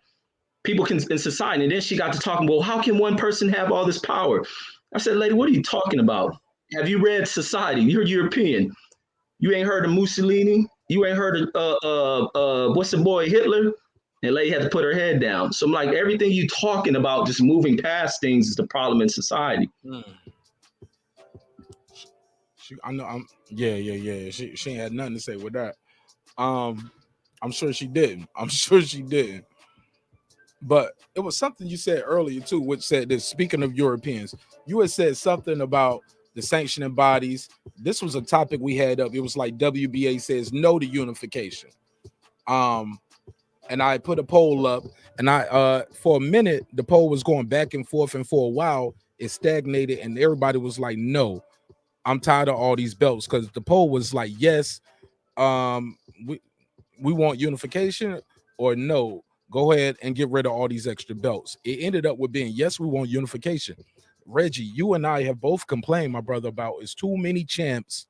I mean, too many titles, not enough champs, right? So should we commend the WBA for what they're doing, far as stopping all these extra champs? You know what I'm saying? I think that World Boxing News had did a full article and was roasting them about that shit. So how do you feel about that? I know you had brought it up, but let's be clear. That shit is important to get rid of all this shit. I like Ugas, but no, Spence. Because let's keep it real. If Spence really wanted to unify, he could have been unified with Terence Crawford, or start putting things in motion. He the big fish. He the A side. He got 2 out of the 4 belts. He could have put some things in motion. I get it. He wants to do things his other way. Like, so all that energy he was going into to fight Ugas and all of that, some would say, where's the public pressure from the fans? Because I saw that in the chat too, saying, no, the fans run boxing. The fans who put that what's they say? What they say? Who bought pay-per-view? Where's that at? Here we go. G Hizzy. Shout out to G Hizzy. He said the fans as a whole who buy pay-per-view run boxing. I disagree with that. I disagree. The fans who buy pay-per-view do not run boxing, because a lot of times the most popular pay-per-views are bought by casual fans. That's why when people call other fans casuals, I hate this shit, because I'm like, you need casual fans to grow your business and your sport. You know what I'm saying? You need those casual fans. But they don't give us the pay-per-views we want all the time and ask for. Like, nobody wanted to see Chris Arreola and Andy Ruiz on pay-per-view. Don't mind seeing the fight. We would watch the fight, entertaining fight. But Reggie, that's not for pay-per-view. So do you want to dispel this one as well? Give me your take on this one. Fans running pay-per-view, and also give me your take on the WBA ending all of these extra belts. I know you guys want unification, but we got to end these extra belts. Go ahead, my brother. Yeah, my thoughts with the fans running boxing, hardcore fans, I don't think so. Because when you look at this, is the one thing that pisses me off, like with listening to shit up on here, is the complaints from damn so-called fans. Nothing satisfies any of these damn dudes. So why would you be the target audience for the guys who put the financing behind these events? You ain't financing shit, so how can you run anything? They build it, you come, which is they televise it, you come. And so you can't have a say. This is the thing where people step over their own power, where the balance of powers gets shifted to where fans have one point where their voices are powerful voices and they shift the needle within the sport. But when you're unsatisfied and just constantly complaining, it's like, damn if I do, damn if I don't. I'd rather don't listen to these motherfuckers and do what I'm going to do, because the casuals will attract to this thing. And then people, these same fans will cry about a Jake Paul, Logan Paul coming over to the sport. Why? Because they think they run something. They think this is the way the game's supposed to go. If you're not paying attention to the targeted audience, not so much paying attention to target audience, if you are the targeted audience, you should show appreciation towards something. And a lot of what the fanboyism has created within this sport is a lack of appreciation for what is presented in the game. People can watch a good fight and act like they never. People can watch 10 good fights, see one, and act like they never watched a good fight in the quarter. I ain't even got to talk about the whole year of the fight game. In the quarter of the fight game, they will act like boxing is failing them. They're not giving them enough. Oh, why do you ain't do this? So why would a promoter listen to anything coming from these guys when it can be exciting moments? Or the favorite fighter lose, then they go back to tarnishing and bashing the sport of boxing. But you can get fans from a casual side of the spectrum who don't give too many complaints. Either they're satisfied. When they're not, they'll leave off quietly, but you have their money in your hand. And there's more of them. There are more of them coming over here where you get their money in your hand. They want to be out for the event. They want to, for the experience, they show up. More of them show up than hardcore fans who do a bulk of the complaining. The thing about hardcore fans is they bring about a lot of they keep the sport buzzing with the information that people are pulling up, the constant conversations on the sport. But to think that you run it, at one point, I think the fans had a powerful position and the promoters and things listened to it. And I think they still listen at times, but people complain too goddamn much. There's nothing to listen to. There's nothing to listen to with the way that people complain and aren't happy about anything. The thing with the WBA, I can feel the WBA, but the WBA full of crap with the one to pull back up on the number of titles. Them pulling back on the number of titles come from that scandal that happened with these clowns. Elaborate for the people who don't know. Yeah, so they had the scandal with the Micah Fox versus, who was the cat he was fighting? Some cat from out of Central America to where the WBA. Argentina, right? He's from Argentina. Ain't that where they from? Maybe that is where it's from, the other fighter. But they have been sponsoring this guy's career. As a guy represented them in the Olympics. There's some name that they want to prop up. Venezuela. So he's a country fighter, and they want to prop him up. So in this fight event versus Michael Fox, this guy was head beaten in with a jab, just boxed around. But watching this guy's career, and got dropped, right? To be clear, he did get dropped as well, right? I believe so, yeah. And he was nowhere. The fight wasn't even close to being competitive. It was just a one-sided fight. And they managed to give this kid, the Venezuelan kid, the fight by a pretty wide margin, I believe, on one judge's scorecard. And then when people start looking into it, this opened the floodgates to where people start digging more deep into who are these judges, because they thought they can do it with a fighter who wasn't too big up on recognition within America or within the sport period. And he already had a couple losses, right? And he had a couple of losses, and they thought that fans would just stay silent about it. Fans that night weren't rocking with that. Fans were not rocking with that. And they opened the investigation. That's the one thing about hardcore fans. They will put together the investigation to dig deep and look into a little bit of the history of some of these people. They find out one of these judges harbored really, racial views towards Black folks. She say things about the Black president, Black protests, things like that. Then it comes down. I think the lady was suspended for something she had done before. They end up suspending her. I don't know what happened with them. They didn't even want to take. She's married to one of the executives, correct? Yeah, I forgot about that. Yeah, and she's married to an executive within the WBA. But going back into who this fighter is, this made me go back and look at what the hell has this fighter done. Let me check some of his fights, because on top of it, this fighter got the opportunity after only like 4 or 5 fights. And looking at his fights, he was put in some of the easiest fights sponsored by the WBA. All of his fights before coming to fight Fox were inside of a WBA-sponsored fight with WBA in the center of the ring. And they were giving him opponents to where these opponents didn't pose any real challenges to him. Watch one fight with Tony Weeks over there. officiating the worst officiating I've ever seen in a fight, to where this dude was allowed to punch this guy in the back of the head almost as many times as Abner Morris punched the guy below the belt, and they did nothing about it. And when this guy went down from another punch behind the head, Tony Weeks losing control of the fight, everybody runs in the ring from the stadium to celebrate his win. When Tony Weeks is going to call a timeout, and Tony Weeks just like lost control of it and said, "The hell, it's a knockout." It was stuff like that. Now, who was this again? This was the guy who they robbed Michael Fox versus.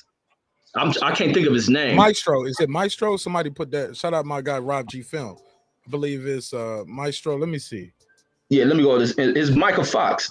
Yeah, Michael Fox was the guy who's supposed to win, but the guy he lost to was Gabriel Maestre, Maestre. Maestre. But yeah, so that's who they end up giving it to. So Maestre really had no fights that really should have put him in this position, being only 4 fights or something on his record. And then all of a sudden he's fighting for this title here. And it was a clear-sided robbery. So the WBA facing all of that scrutiny behind it, all of a sudden now they want to come in here speaking about cleaning up the sport. And that's all to take away the attention of that other guy. Did they take the belt away from the guy who was given the belts in a robbery? No, they haven't. But they're targeting you guys because of what you guys did versus Manny Pacquiao. And that pulls away a mega fight for them, huge sanctioning fees, because you guys isn't that attractive of a star as Manny Pacquiao was. Because if Pacquiao would have won, you best believe they would allow Pacquiao to go on and fight against Earl Spence. So it's a bunch of BS with what the WBA is trying to do. Well, you can't say.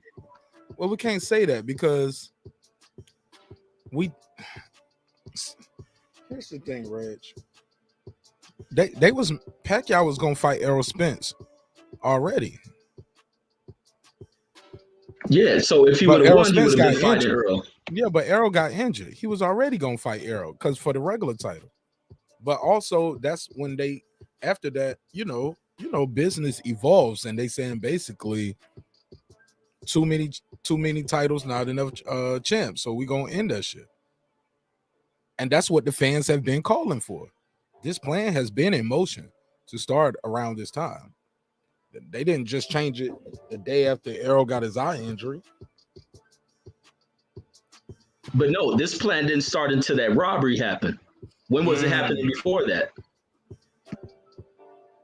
So because of the robbery, they felt public pressure. The public pressure put on them. And then now they want to respond like they're doing the responsible thing to fix things in boxing. But it is true though. But it is though. We don't like how it came up and how it came about, but we're glad it's happening, right? Or do you guys want this shit to go on and y'all just want the fight y'all want to see right now, Ugas versus Spence? But really, y'all want to see Spence versus Crawford. They kind of putting Spence in that corner too. Go fight Crawford. Fight him in 3 to 6 months when you're ready to come back. Fight him. We got plans for Ugas. Yeah, but we're gonna milk him. We're gonna milk it. Either he gonna beat these guys or our title goes back in rotation. But you gonna beat him or not? But see, this how what up? But this how effed up it was though. When you guys won the title, I think he was given something like a few days. Even now, they giving him like 30 days before he got to get this fight finalized between him and Stenosis to really just move him up out the way. Well, hold on. Let's be clear. Making a deal, he don't have to fight him in 30 days. We just got to make a deal for you guys to fight. Y'all can make a deal and y'all can fight in 3 months. Or else they strip the title. So they won't even give you guys enough time to sit there and see if the Earl Spence versus Bud thing is going to happen. And if not, do they allow him time to fall in play to negotiate with Earl Spence? They're like, it'll be right on time though, Reg. Like, because let's say in 30 days he got to make a decision. He make the decision. They're gonna fight in 3 months. He's gonna fight. Bud is about to fight now in about less than 8 weeks now. Bud is gonna fight. Less than what? Less than 8 weeks. What's this? It's October the 22nd. So yeah, they're gonna be fighting in less than a month. Less than less than 30 days. They're gonna be fighting, right? Spence is gonna come back. Spence is probably gonna do a soft touch, right? You don't think Spence gonna need the soft touch before he come back, or he's gonna take one? I think Spence gonna go right into the fire, man. Being that the accident and slow him down, this eye thing ain't about to slow him down. I don't think he's gonna take a soft touch. Who can he fight? Well, what's not a soft touch for him other than Bud Crawford? Because every other fight, he's the clear favorite in the welterweight. Yeah, I think he goes right into the Bud fight. I think Earl got to go in here and get his money, get that secured. Go in here, get his money secured, get that big fight, just in case any of these unexpected things happen. Car accident, eye injury. You think he's starting to see, for lack of better words, his own boxing mortality? Exactly. I would hope so, but I still don't hear him saying, Crawford, you get past Porter, or I want the winner of Crawford and Porter. He's not saying that. I want the winner of Crawford and Porter since I can't get Ugas. He's not. Nobody on that side is saying it. None of the fans are calling for it. They just like, the WBA hating. They don't want to see the black man. They mad at the black man. The black man can't win. The black man is hated on the most. Yeah, you halfway right with that, but my G, y'all were saying it's too many belts, not enough champs. We hate that French fry shit, right? That's what they call it. The franchise, the French fry. Okay, but you also hate, you got a regular champ. You got a super champ. You got an interim champ. What's the point of an interim champ if the current champ is healthy and fighting actively? What's the point of that? You only need an interim champ when the champ gets injured and he out. But now they go, it on, fuck it, you're an interim champ. After that, we got what do we got? You got the regular super champs or franchise champs. You got the regular champ. You got an interim champ. Of course, we know we got a diamond and a silver belt, and damn near everybody got a diamond and silver, right? Except the IBF and the WEL. But a lot of these guys, then you got an international belt, got an intercontinental title. Come on, Reg. This shit is crazy. Hey, yo, it is crazy, bro. For a long time, I didn't know they had all these champions. And it wasn't until I came back, until I start following boxing here on YouTube, and I began to hear people talk about diamonds and regular and special. And I was like, what the hell? Because I couldn't figure out who was a champion. When I seen one guy I thought was a champion because I seen the belt, then find out another person was a champion. I'm like, I don't know what the hell is going on in boxing. And it's like, with me, I always thought there was like, particular people who are the champions, but I didn't know it was all these different tier belts. But even in the championship era of fighting, I didn't watch them because they were champion. I watched them for the matchups with fighters who were comparable to them, and to watch those matches. Like, these belts is trash. I think a lot of fighters get tricked and conned by the sanctioning bodies to go after belts, thinking that to put them in position to fight these top names that they really want to fight. And they only getting duped and conned into paying fees for nothing. It's like what the hell are you paying a fee for? Like, you can go to Jacob the Jeweler and buy some shit. Like, that's basically what it is. All sanctioned bodies is jewelers. That's crazy. I never called them that because I never thought of it that way. These motherfuckers are selling jewels. You want this belt? We got a Black Lives Matter belt for you. You come from slaves, don't you? Exactly. Right. Reggie, sometimes it's disgusting, man. But we fall for it, and we fall in line, hook, line, and sinker. I'm guilty. I've already said shit. Look at me. I'm a sucker for the shit. I saw one press conference where Tank called him a sucker nigga a couple times and a clown ass nigga. You know what I'm saying? Pardon me. I know some people don't like those words, but that's what he said. Direct quotes, right? Or indirect quotes. But at the end of the day, the meaning is there. The energy is there. The hatred, the passion. When he says, if this was the streets, you niggas would have been smoked. And I don't know if he's talking about you. Is he talking about Rolly and his coach? Or is he saying Rolly and people like Rolly who be trolling him and saying his names in the comments? I took that so many different ways. When he said, because he didn't say you would have been smoked. He said you niggas would have been smoked. Plural. Who is he talking about? Is he talking about him and his coach? Is he talking about him and T.O. and Haney? Like anybody who want what I got, if this was the streets, I would have smoked y'all niggas.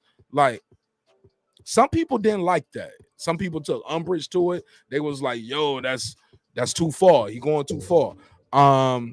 Can't remember your take on it. Did you think he went too far with that? You know, I just don't like when I hear the cats talk like that to each other, that street level shit. But I understand the environment where they come from, and Tank is one of those guys who don't like folks playing with him, and that's the other side of him. You don't get a real violent side from him. That's the environment he comes from,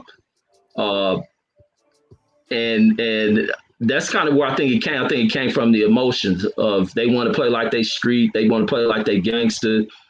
You had the coach talking about where they was from, like he from LA, because I went to high school with that cat, but they from LA and this and that. So I don't know if Tank could have taken that as a threat, like we hood, woo woo woo. And then that's what, you know, I think Tank took the mic next, and that's where he came from. Tank just really irritated by a lot what he sees from Rolly. It's mainly Rolly getting up under his skin. Tank don't like this cat. Tank don't like the disrespect he's heard from him. And then to hear that, he letting him know, like, we off you cats. But I don't know where Tank was really talking about. I think Tank moved with some street level cats. I think Tank probably one of the most street relatable cats in boxing. He really come from that environment, and he probably met that. But I don't rock with that kind of talk. But Reggie, we gotta agree, they're not selling on Girl Scout cookies, man. Like I was Trey, your cousin, right? No, Deuce Time, my cousin. Okay, yeah, I believe Trey was on. I was talking to Trey in the chat on Kyle's show yesterday, and I had to say, I was like, yo, they ain't selling Girl Scout cookies. They selling a fight. You got to believe these guys want to go in there and hurt each other to spend pay-per-view money. This ain't just your time and your energy, like tuning in to breaking beats or, okay, you flipping through. It's a fight on ESPN. Ain't shit else to do. I'll watch it right now. No, man. You got to make a conscious effort. I'm going to put $80. I'm going to put up my, you know what I'm saying, the $80 for that. That was something else you guys were talking about last night before I dipped out. People were talking about pay-per-views.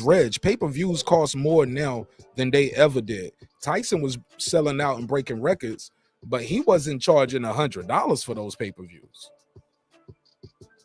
I get it. Inflation is a real thing, but also people are minimum wage is still low as fuck. Minimum wage in Georgia is what, $7.20, $8.25, $7.25, some shit like that. So people aren't. It's not like people are making an enormous amount more money. We still don't have $15 minimum wage in America. We still don't have guaranteed 2 weeks of vacation or 30 days vacation out of the year for every worker. Like, you need a break, man. You need a break.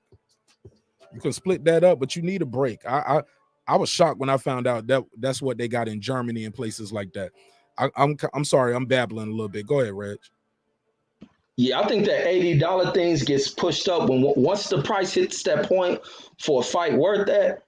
Every promoter takes advantage of staying close to that price. They look at that as a good sign, like, oh, now we about to inch these prices up because now fans have shelled out this amount of money, $100 for an event. This event sold 4 million buys. We'll keep our price maybe about 20% less than that, but we're gonna keep the price there. Even like what you start seeing with record sales. I think I was like kind of noticing this back in the days when Pac released that double album, and I think that may have been a $20 album when he released what was that one? All Eyes on Me. Absolutely. When he released it, I think that's when that CD hit for like $20 or something, if I don't remember. And then right behind that, you begin to see every other CD bump itself up in price and being less in quality. And then you start getting to where record companies start seeing they can now move these units at that price range, or a price range that increased, the quality went down.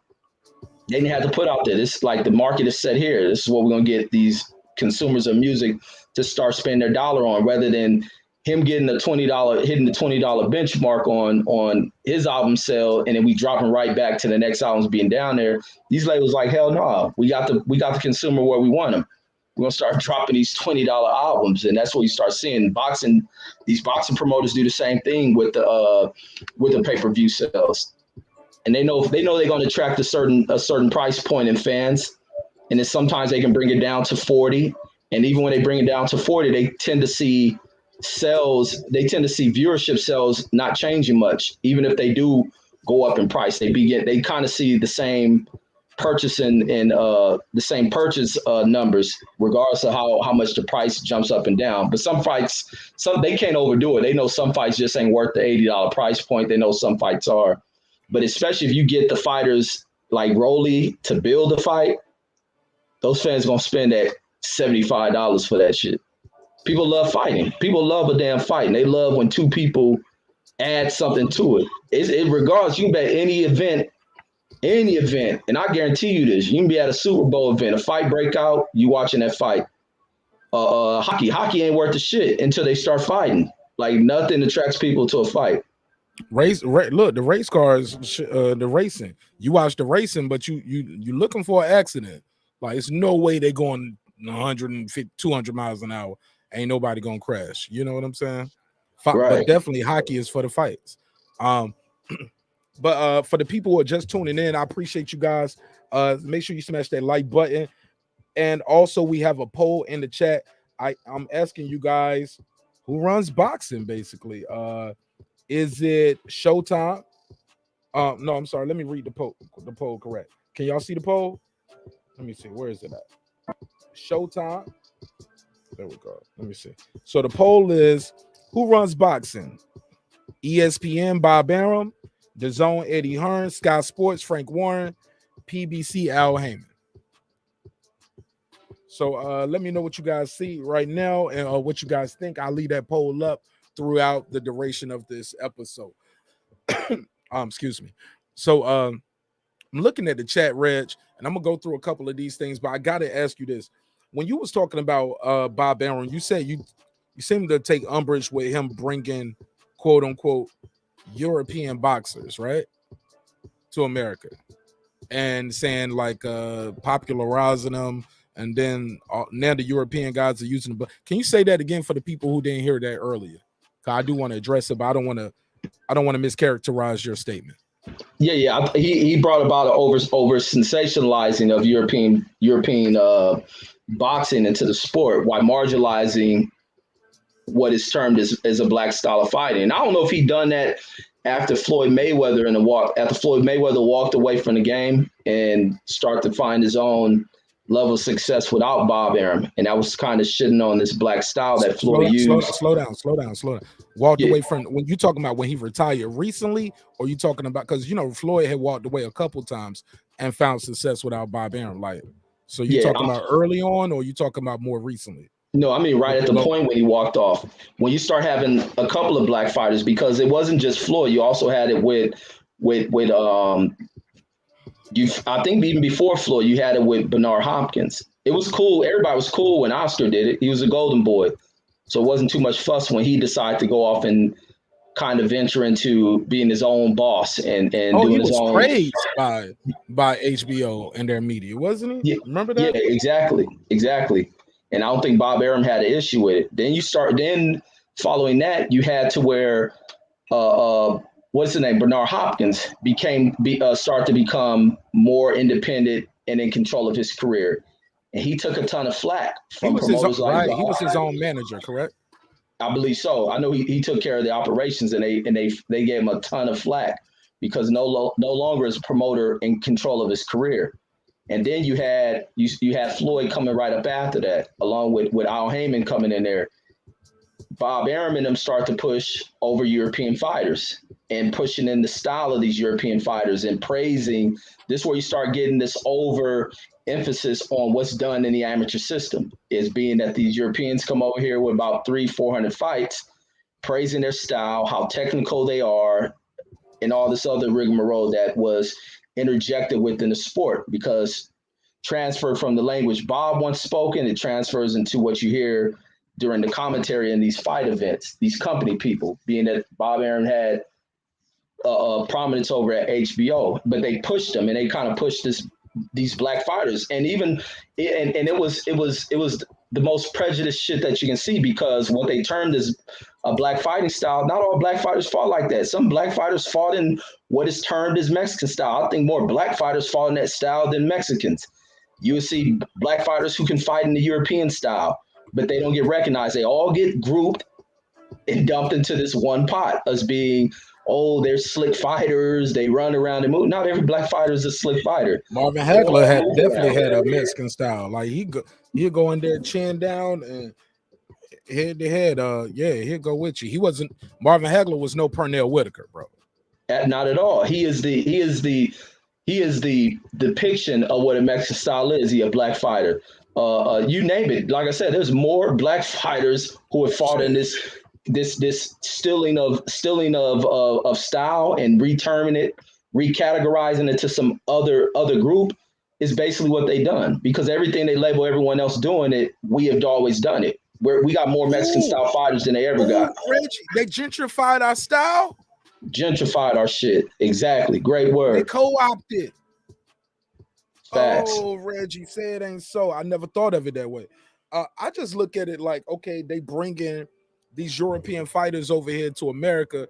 Like, hey, these guys are popular. These guys are dope. We can make money off of them. And you guys over here in America never heard of them. So, yeah, I'm going to bring y'all a Vasil Lomachenko because, yeah, he was in the Olympics, but y'all, they know what's going on in the rooms. A lot of us don't really watch the Olympics. We don't even watch, like boxing fans don't even really watch boxing Olympics like that. They'll watch track, though, track and field. They'll watch what's popular, what the media is telling them. Hey, this is the person you need to watch, Michael Phelps. So every screen will be on Michael Phelps matches, even if you don't even keep up with the swimming. You ain't watched swimming Olympics since Michael Phelps left. You get what I'm saying? Right. Or you might, if we got a popular person in gymnastics, they'll tell us, hey, this is the person you need to watch. So we'll keep an eye on for him. But for the most part, yeah, man, it's a lot of sheep. Let's be real. America's we got a lot of sheep over here. I think bringing a Lomachenko here is not trying to popularize a European style. I just think these guys are in the business of staying in business. And we can make some money off these guys. We can make money off the Mexican dudes because we can get them more money than they ever seen in their life. Versus these guys over here, they want to be like Mayweather. But now everybody wants to be like Mayweather everywhere you go globally. If you putting on gloves, that is the pinnacle. It's not Ali no more, bro. I love Muhammad Ali. People want to be loved like Muhammad Ali. They want to be respected like Ali. But they want that Mayweather check, homie. Let's be clear. In my opinion. Go ahead, though. Because the thing what I'm speaking about, like with Bob and what they done, wasn't so much of like a complaint of, oh, they bringing in white fighters. No, this is a global sport, and I think it should be meshed with every racial and ethnic group across the globe. I believe that, but to marginalize a specific group, and this carry upon the dark history of boxing, and that's this deep racism and targeting of a black fighter. The black fighter, which brings a lot of issues to other groups of people when things want to be based racially. Everybody else gets praised for their style. But when you really look at it, who has been more dominant in style besides the black fighter, who they have coined everybody else with a style, which is really just a style that black fighters have used. White fighters have always used a rugged, simplistic style of fighting. Black fighters have always had these dualities to them. You never get two of the same styles of fighter. I don't even keep with the Black Murderers role. You didn't see the same style and slickness in these fighters. Like I say, everything they coin for everybody else because of the gentrifying of stealing the style and placing it upon other people.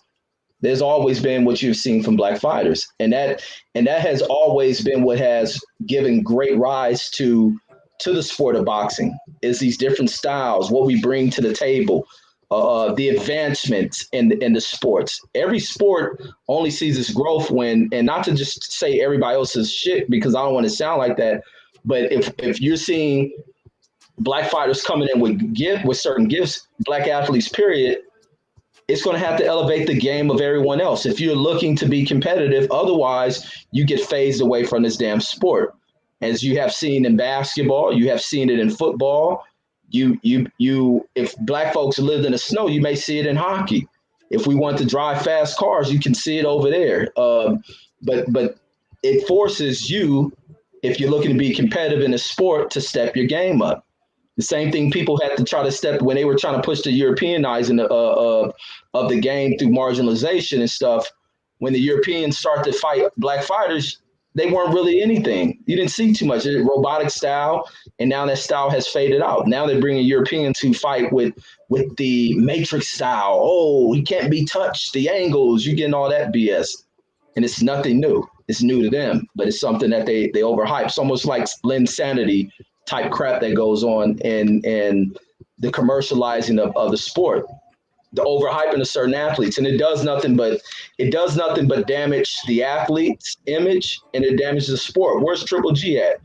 That's where it started. It started really with the Klitschko's. It transferred over to Triple G, and then it went to a host of other guys who just really fell off the slope of things. Kovalev, they try to push it with. And these guys really never really popped with Triple G. I'm sorry. They tried it, but he never really popped. But that all adds into Klitschko's put asses in seats.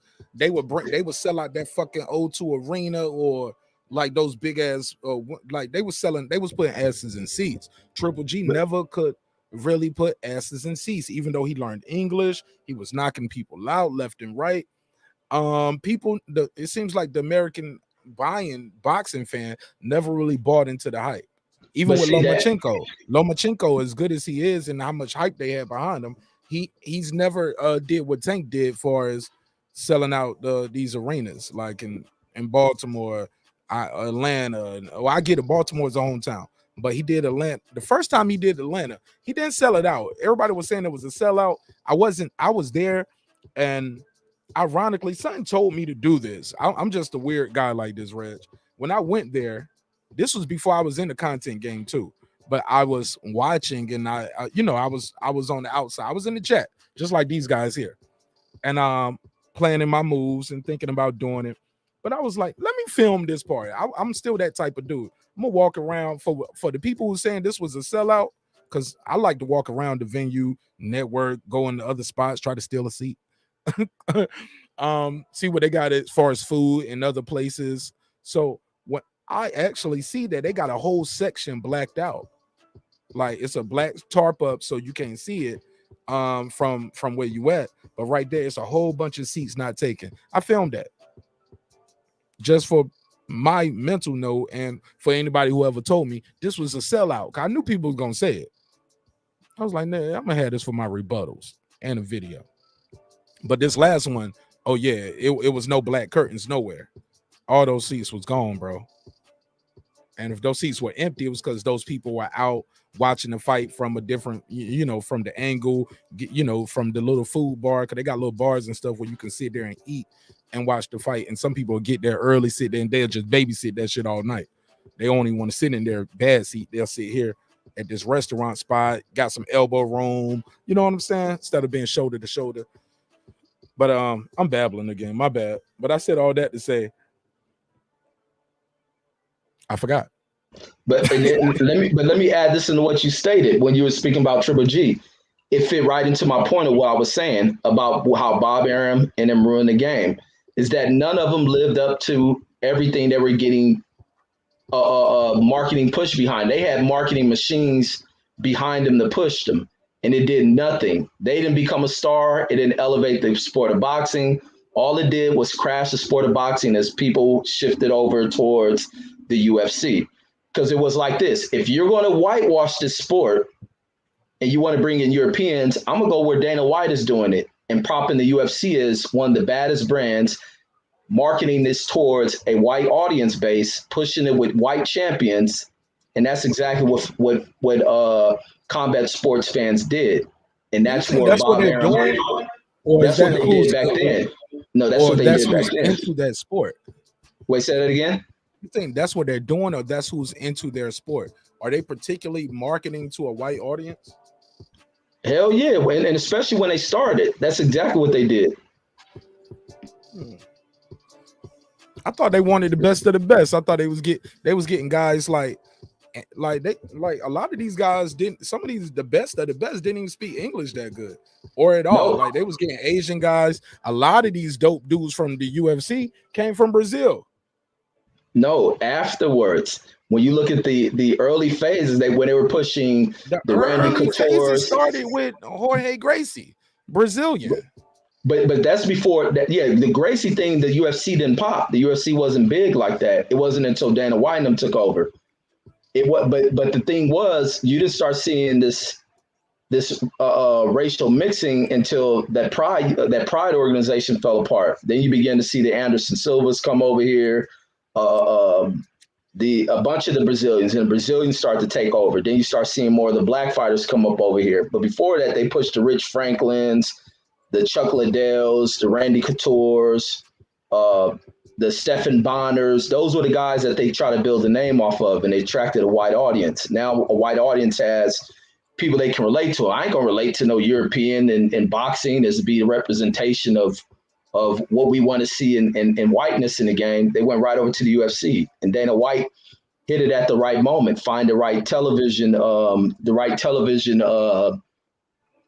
broadcasting, and it pushed them. I think they were on Spike or something, and it helped to elevate the network. But that's what they were doing at that time. Got a question from the chat. G Hizzy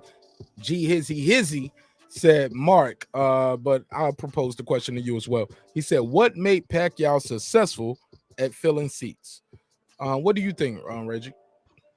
Shit, the fact that there's a huge Filipino population in California, and his rivalries, and it was intelligent for them to match him up against Mexican fighters. That rivalry was a huge rivalry, and you got two of those race bases that are huge boxing fans.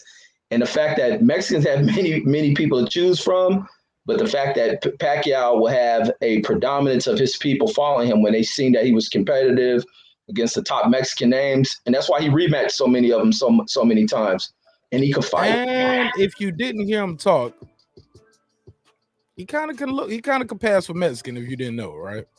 With the black hair and no, because he don't have on my trip, and I'm about to get canceled for that. Yeah, you tripping. All right. Look, man, I took some shots earlier, man. I told y'all we lost the homie Rel today. Rest in peace to my homie Rel. It was a beautiful ceremony. God bless your soul. I'm gonna pull up Manny Pacquiao box rec. I want to see where his fights was at, Reggie. Where they built his career at in America. But you did say it was in California, Vegas, and that makes sense, right? It makes a lot of sense when you match up against those guys. Yeah, we got a shitload of Filipinos out there. Let me see. But are they into boxing, or are they just like, nah, we're gonna support our people? It don't even matter where we into boxing or not. They are following, because some people will find you and follow their guy. Yeah, Pacquiao was their guy they followed. You didn't hear him talk about nobody else but Pacquiao. And when he fought the Mexican, he fought the Mexican trio. You know, they had great Mexican fighters back then. The divisions were hot, and Pacquiao was right up in the mix with them. So it brought them along to want to follow that guy. And it's always a great rivalry. That was a great rival. I think it might have been, I don't think it's a historic rivalry, but it became a rivalry being that Pacquiao was able to beat a few of the Mexicans, and they go back and forth. He beat some of the prominent Mexican champions that were back in the day. So of course it pits people racially against each other. And that's why I'm like, people can't escape the race part. If you don't want to make it black and white, you can make it Filipino and Mexican and Puerto Rican, Mexican and Honduras, who knows? It's going to always play a factor when people side with their people. Where you rank Pacquiao at? Because we had this debate one time, and people was telling me Pacquiao, they don't even rank Pacquiao, bro. Some people were telling me the most outrageous shit. They was like, but when they was breaking it down, I was like, you know me, Reggie. I don't live in down no hill in no conversation. Like That's why some people call me a contrarian or whatever they want to call me. I'm just like, when information is presented to me, I'm objective, especially when it's new information. I do my research, but I'm not just going to keep going back and forth with you and you telling me some shit I ain't never heard before. I'll be like, for real? You bullshit. Let me look it up. You know what I'm saying? Versus, nah, I know what I know, and I'm gonna stand on it, and I'm gonna live and die on this hill. And this ain't no shot at nobody. I mean, I'm just saying, you've seen it happen on several platforms, several hosts. But when I look at Pacquiao's career, he said the guy who explained it to him, and it's not Troy Graham. It was like a random person who called in, and they was like, and you can find this episode. All you got to do is look that up in our archives of where would you rank Manny Pacquiao, and and this was right after the Ugas loss. So, and people were telling me, yo, y'all keep saying 8 champion shit. Like, who'd he beat? Who are these dudes? And he was like, yeah, that first flyweight title. Who the fuck is Lelo Labuada? I was like, shit, I don't know him, but he was 33-1. He had the belt for a reason. That's when I think Pacquiao got popped onto the U.S. scene because he was a last-minute replacement. And he went in there and whooped some ass.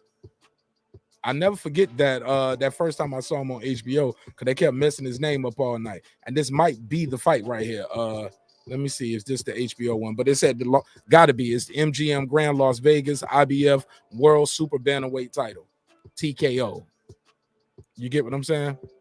The next fight was a technical draw, which was a unification. After that, he got a TKO defending that.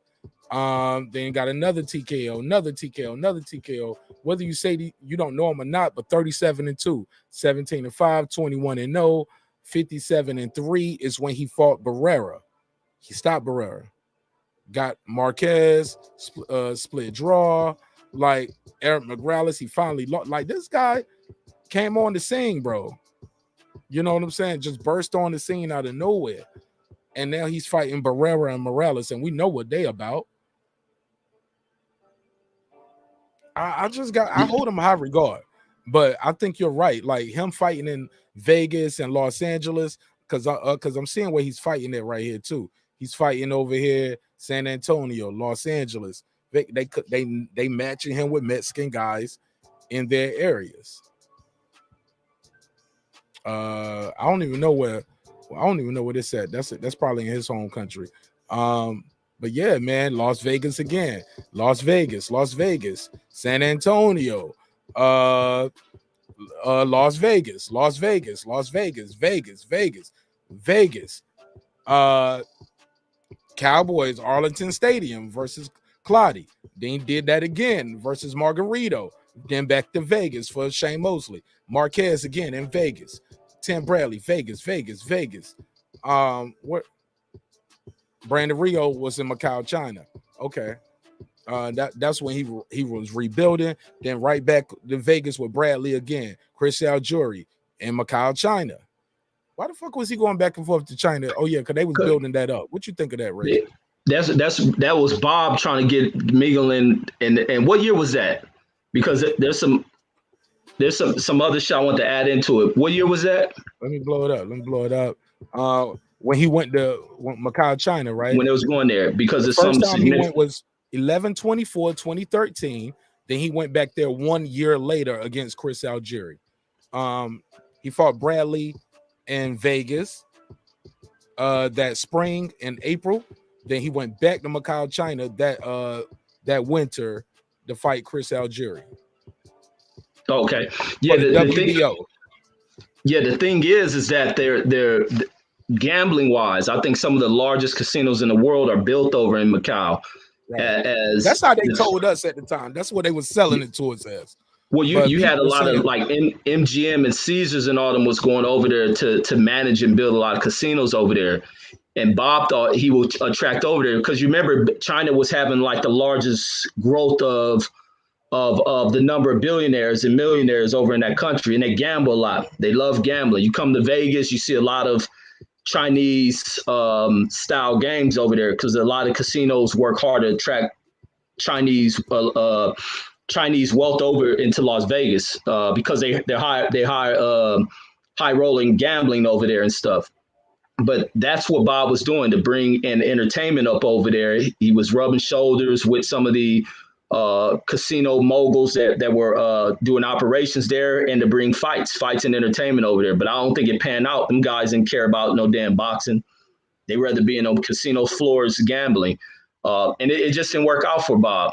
And I don't think, and matter of fact, it was because Pacquiao wasn't that big of a star over there. You can't bring any type of Asian over into an Asian country and think they're going to support him. That's like bringing a Japanese guy into goddamn China and think you're going to build him into a star. So I think that's where Bob may have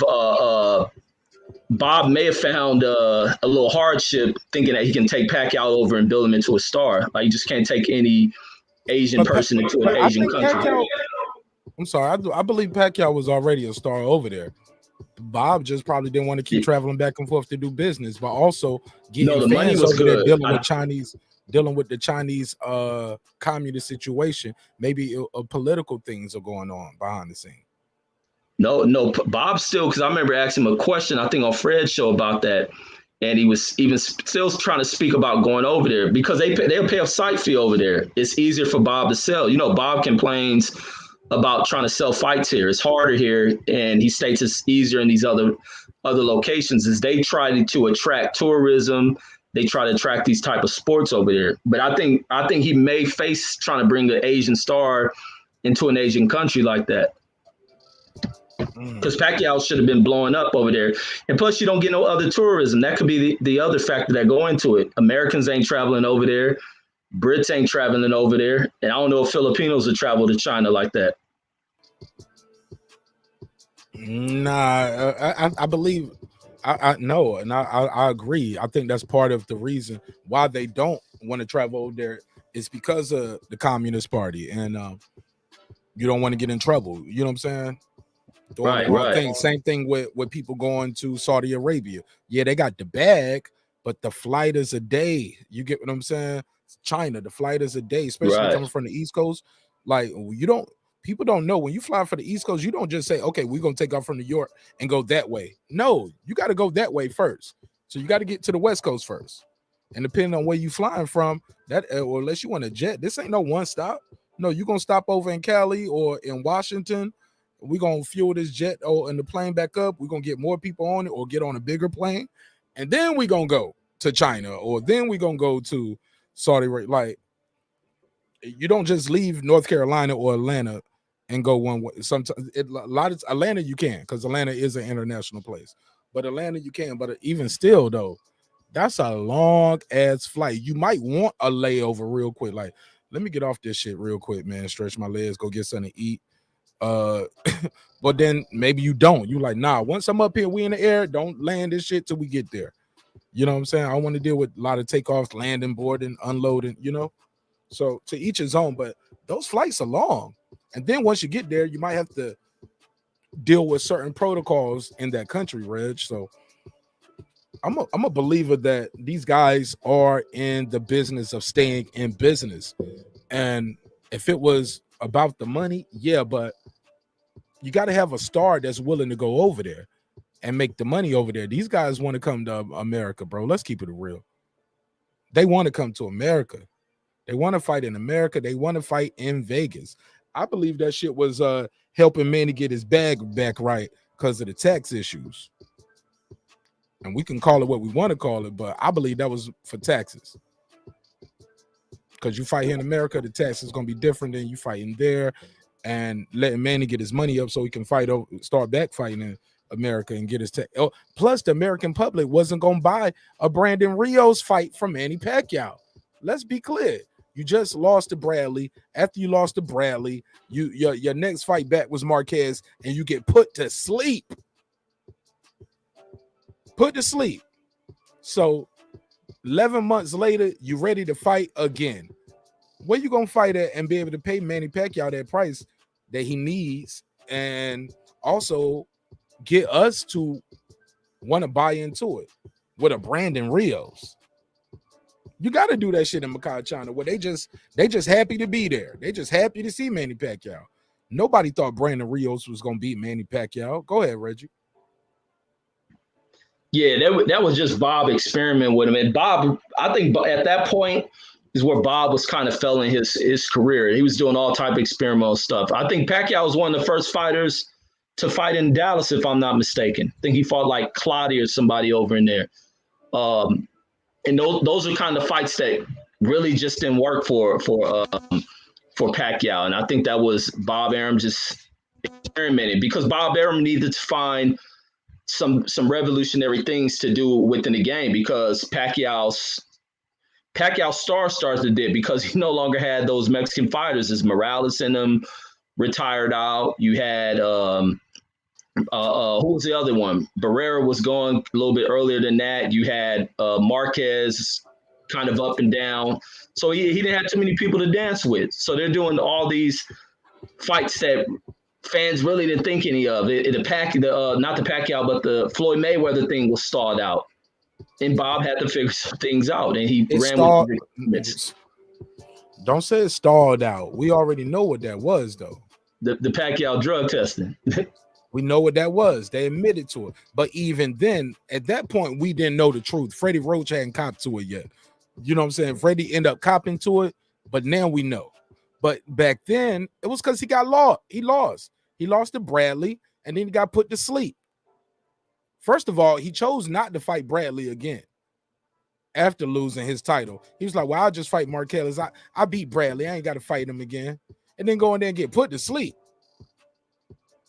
which some would say that should further substantiate his win that he had. He went. Yeah, can y'all see the screen? Let me put this on the screen. Let me show you the screen. Floyd been looking like Teddy Pendergrass lately too, low key, bro. He got that come on and go with me face ass. But look. So look, we got this right here. Let me move us over to the side so y'all can see the dates. And let's look. I love doing this right here. So we see where this is going. He beats Margarito easy. Everybody know that. When he beat Shane, we all agree Shane Mosley lost. That's when we started seeing the shell of himself. But also we are looking at Pacquiao like, who the fuck is this guy?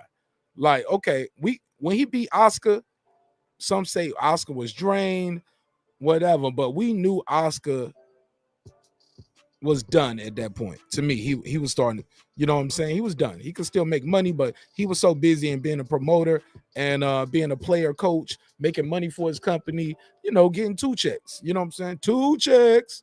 So then he beats Haddon, who had just lost to Floyd, got a new trainer, which is Floyd's father. We get that. Got washed. He washed Haddon early. What, round 2 knockout? Was it round 2 or 3, Reg? Wait, against who? Haddon, yeah. What was that? Damn, I can't remember what round that was. And it was also the intrigue because he was fighting a lot of Floyd opponents as well. Afterwards, we didn't call them leftovers. That's when I first started hearing it, when Floyd started saying it. That's the first time I heard somebody say, you fighting my leftovers. Floyd gave us a lot of terms that we use now in boxing. People hate on Floyd, but still say stuff like, I'm the A side or the A side. I never heard people calling themselves the A side before Floyd Mayweather. Do you? Do you remember that? No, Floyd highlighted. Yeah, a lot of things this dude highlighted it.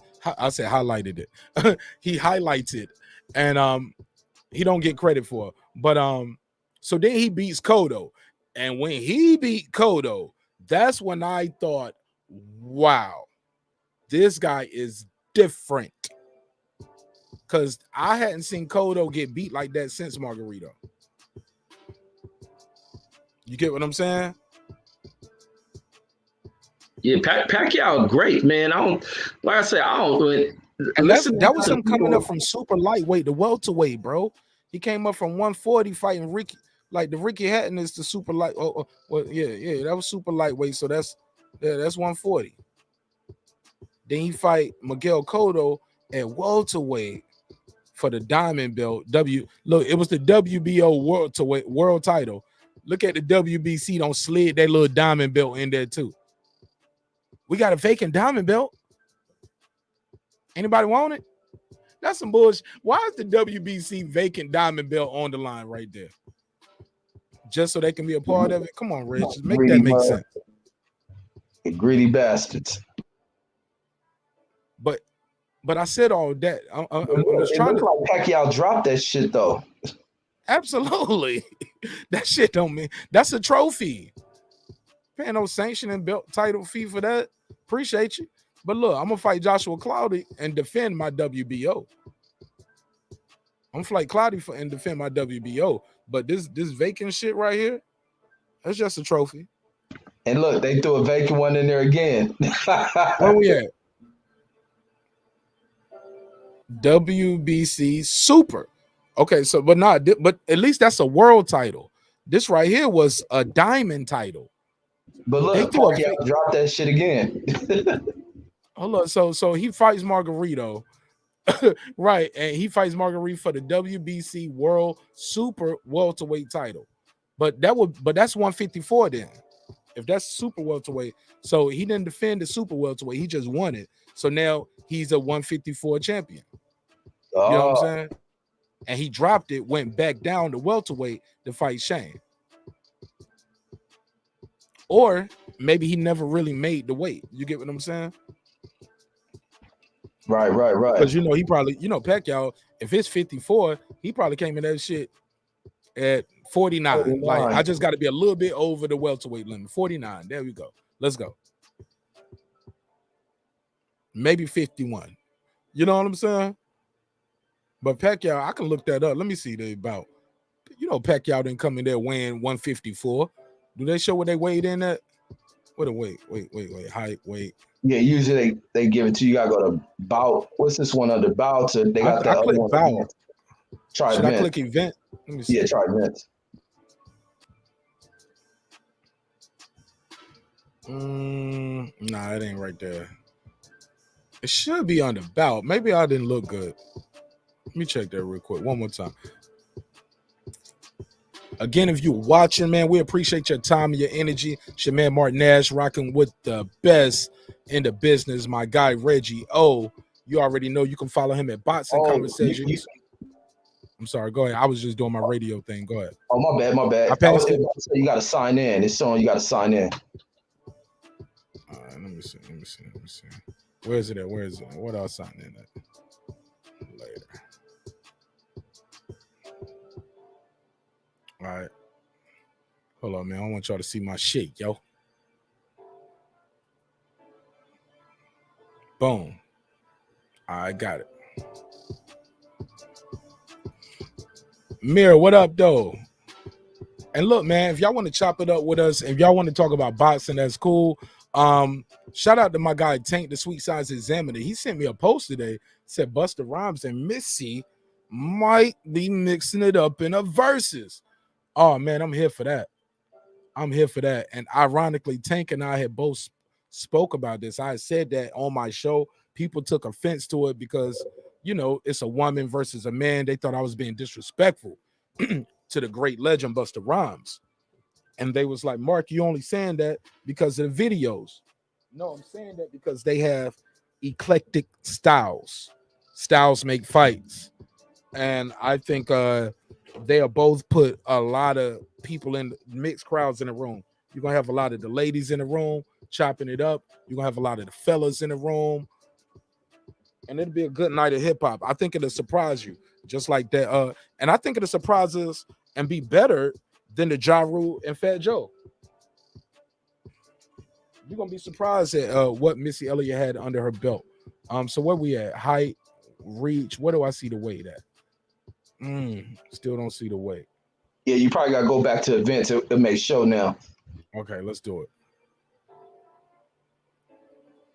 But the point we're trying to make here is Manny Pacquiao, when he came into these fights, he wasn't fighting at the he wasn't fighting at the max weight. 144 pounds. Damn, he under welterweight. and old boy came in at 150. So he barely over welterweight. But they was fighting for the super welterweight. And he whooped that ass. Yeah, and that's the score is 118, 120, 119. Yeah, he didn't even want to. Somebody gave him every round. Somebody gave him 1 round. Somebody else gave him 2 rounds before they got him the hell up out of here.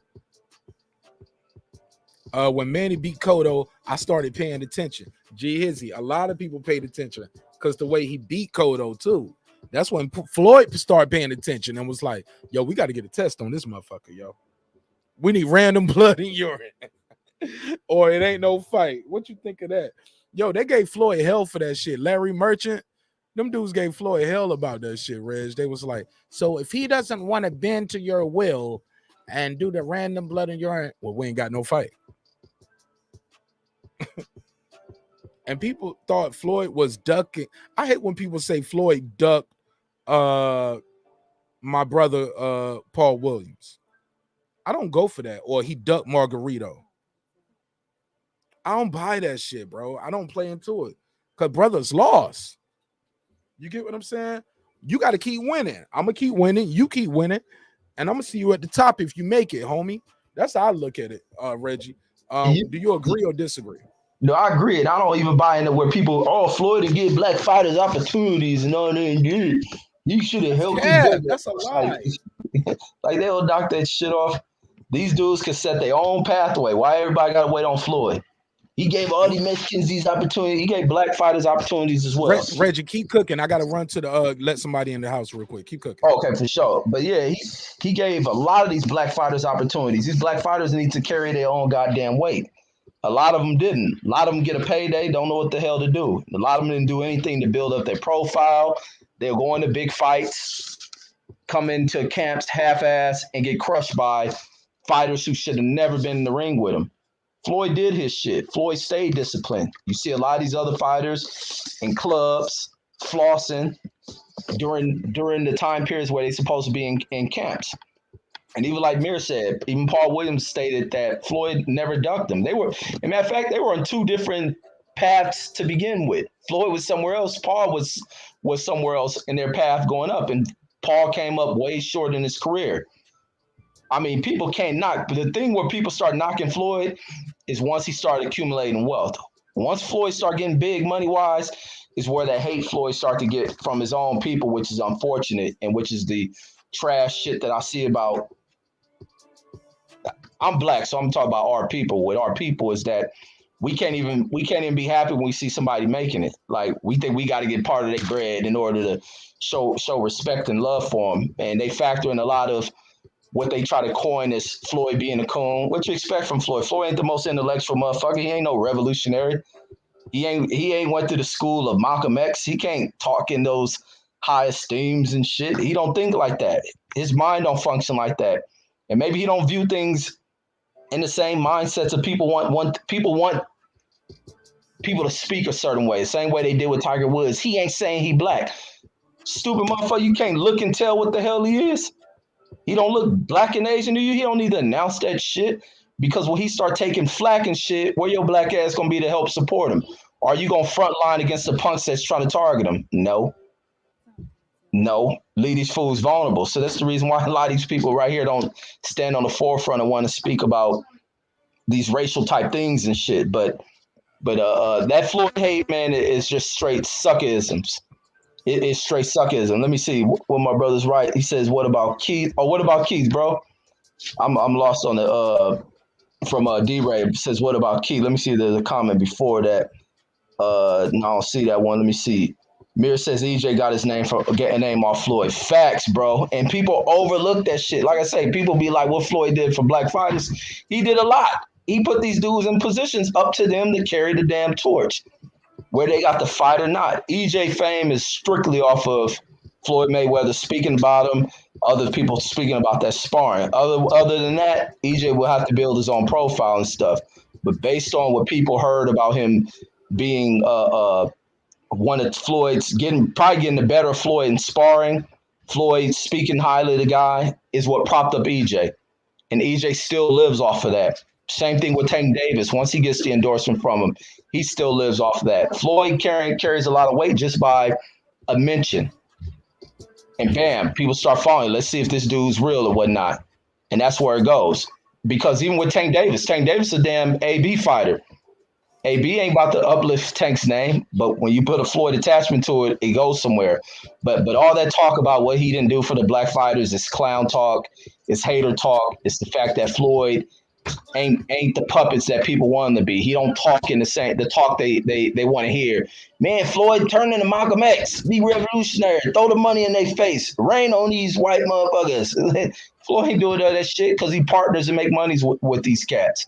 Regardless of how revolutionary people think they want to be, man, just the black dollar. Like you brought up about the McDonald's shit. So what, you just gonna sell cheeseburgers to black folks? No, money is green and everybody holds that shit. Even the most bigoted racist in this country who wants to make money doesn't cut off the black dollar. He may cut off his association of kicking with you, but he'll be a goddamn fool to not take your damn money. But go ahead, bro. I wanted to touch on I missed some of it because I had to step away. What did you say about people saying Floyd never fought black fighters? Yeah, I'll be like, it's a bunch of clown stuff, and it's like on the other side of thing. What did a lot of these black fighters do to put themselves in position to be marketable? Floyd reached a point not to step down to fight fighters who haven't done anything to build a profile and didn't have black fan bases.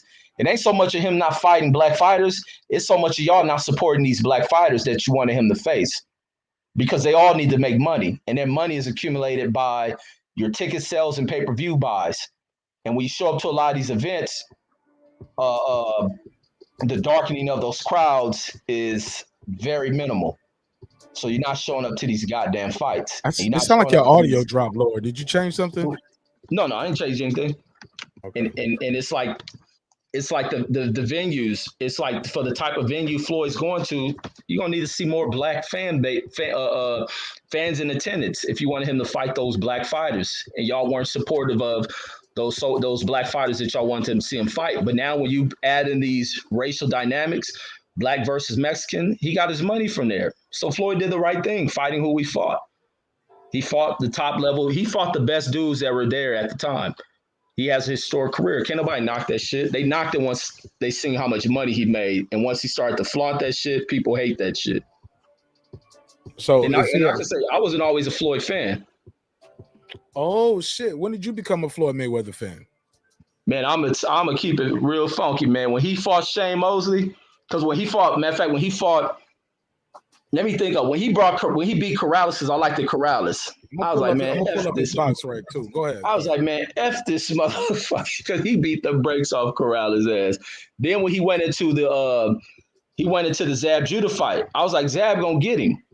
And it looked like it was a tough fight early on. I was like, Zab about to get him. You picked Zab over Floyd that night? Hell yeah, I wasn't a Floyd fan. I didn't like Floyd. I didn't like a lot of that. What you didn't like about him? I'm talking about his skill. Like you didn't know what your eyes were seeing, or were you not a big boxing fan at the time? No, I was a major boxing fan. I just didn't like. I don't know how you picked Floyd, Zab to beat Floyd. I love Zab, but to this day, I just talked to Zab on IG a couple days ago. Zab got an event going down tomorrow. Did you know that Zab Judah got an event going down tomorrow? Oh, is that one where James Jones supposed to fight Jeremy Williams? Yeah, celebrity boxing. I was trying to get him on the show. I interviewed him briefly, and I think he took umbrage to me calling it a circus show. But my phone died as soon as I said it. And I was like, people might call, because we had been talking for a second. I was like, people might call it a circus show. What do you think to people who say, hold up? And I froze like, he was like, yo, what the fuck he talking about? Yo, bring him back. Where he at? I want to talk to him right now. And I was like, I was trying, but it wasn't my signal. They thought it was my signal. My phone died. So, but yeah, it was crazy, man. I couldn't get back on because, the IG only can hold 4 people, so. But I like Zab Judah, but I did not pick him to beat this guy on the screen right here. But no, let me finish. I didn't like Floyd. I didn't like a lot of that flaunting shit. I didn't like that. And I was like, though, Reggie, it's about the truth. But listen, I knew Floyd was the shit. And I was like, man, these dudes gotta be their best. But look, this is even where it went. When he fought Ricky Hatton, I like Ricky Hatton gonna beat him and shit. He dusted Ricky Hatton off. Then he went into the Shane fight. I was like, man, Shane about to beat him. I'm like, Shane experienced, man, he doing all this talking shit, do. And when Shane cracked him, I was amped up by that shit. I was amped up. I ain't gonna lie. I'm like, man, Shane got this motherfucker. I'm in the house talking big shit. I told y'all, Shane gonna get this motherfucker. Shane rocked him again. I was like, it's about to be over. Cause I like the ref gonna cheat and stop this shit. Man, when I watched Floyd from that point move forward, I said, man, let me stop hating on this motherfucker. This dude I always knew he was bad. I said, this motherfucker the real deal. He raw than a motherfucker. I never seen nobody hurt like that and in that moment get hurt and watch him know everything to do. He's still clearing, he's still cognizant in the mind. The body may be affected, but to watch him go about knowing the hold Shane, try to play poker face even though his legs ain't there, get rocked again, still stay on his feet. Because he stepped forward and got rocked again. Yeah. He played the poker face like I ain't hurt. I'm gonna come for got hit again. Bro, when Shane hit him, bro, his legs did this. Yeah, and that's great cardio. Shit was about 3 to 6 inches from touching the ground. His knee went so low. Yep, and he grabbed that dude. And then that was in the second round, I think. Then from 3, it was a whitewash. I said, man, this motherfucker bad to the motherfucker. Let me stop fucking being a hater. Ain't nobody gonna beat him. And that's how Shane was trying to fix his trunks, and Floyd punched him in the face. And he looked, and he was like, "Hey, don't you see I'm fixing my trunks, nigga?" Like, hey, it was time Shane kept trying to dap up Floyd. Was like, nah, fuck that. It was one time that's when we first look. If y'all didn't like what he did to Victor Ortiz, watch the Shane Mosley fight. It's a time where he was about to do it then, but Shane being a veteran saw it. But he was trying to touch gloves. Floyd tried to throw that damn left hook on his ass. Shout out to my brother Brandon Washington. Thank you so much for pulling back up, my G. Yeah, I told you I was gonna pull back up. I heard Reggie talking about how he doubted. You broke up, B. You broke up. Oh, my bad. I guess I gotta be in a bad spot. Let me take my earpiece off. That gotta be what it is. Hold on. Usually this is but it's a setting on StreamYard where you can go to camera and mic and click audio and tell them you're listening on whatever device. I just turned it off. I think I just put it on speakerphone. I'm at home, so it don't matter. Yeah, can you hear me better now? No. Bro, you perfect. You perfect. It sounds like you standing right here. Now, okay, cool. Are you calling in here to rub Reggie Owens' shoulders again? No, I'm calling in to give Reggie a hard time about it's all good. I thought Reggie was going to say something, but Reggie was quiet. I'm shocked at you, Reg. Man, Floyd been the truth since day one. I mean, I don't watch every Floyd fight damn near at least 10 times. I mean, every one of them. Floyd been the truth. He beat the hell out of Gotti, which he said he's going to destroy Gotti.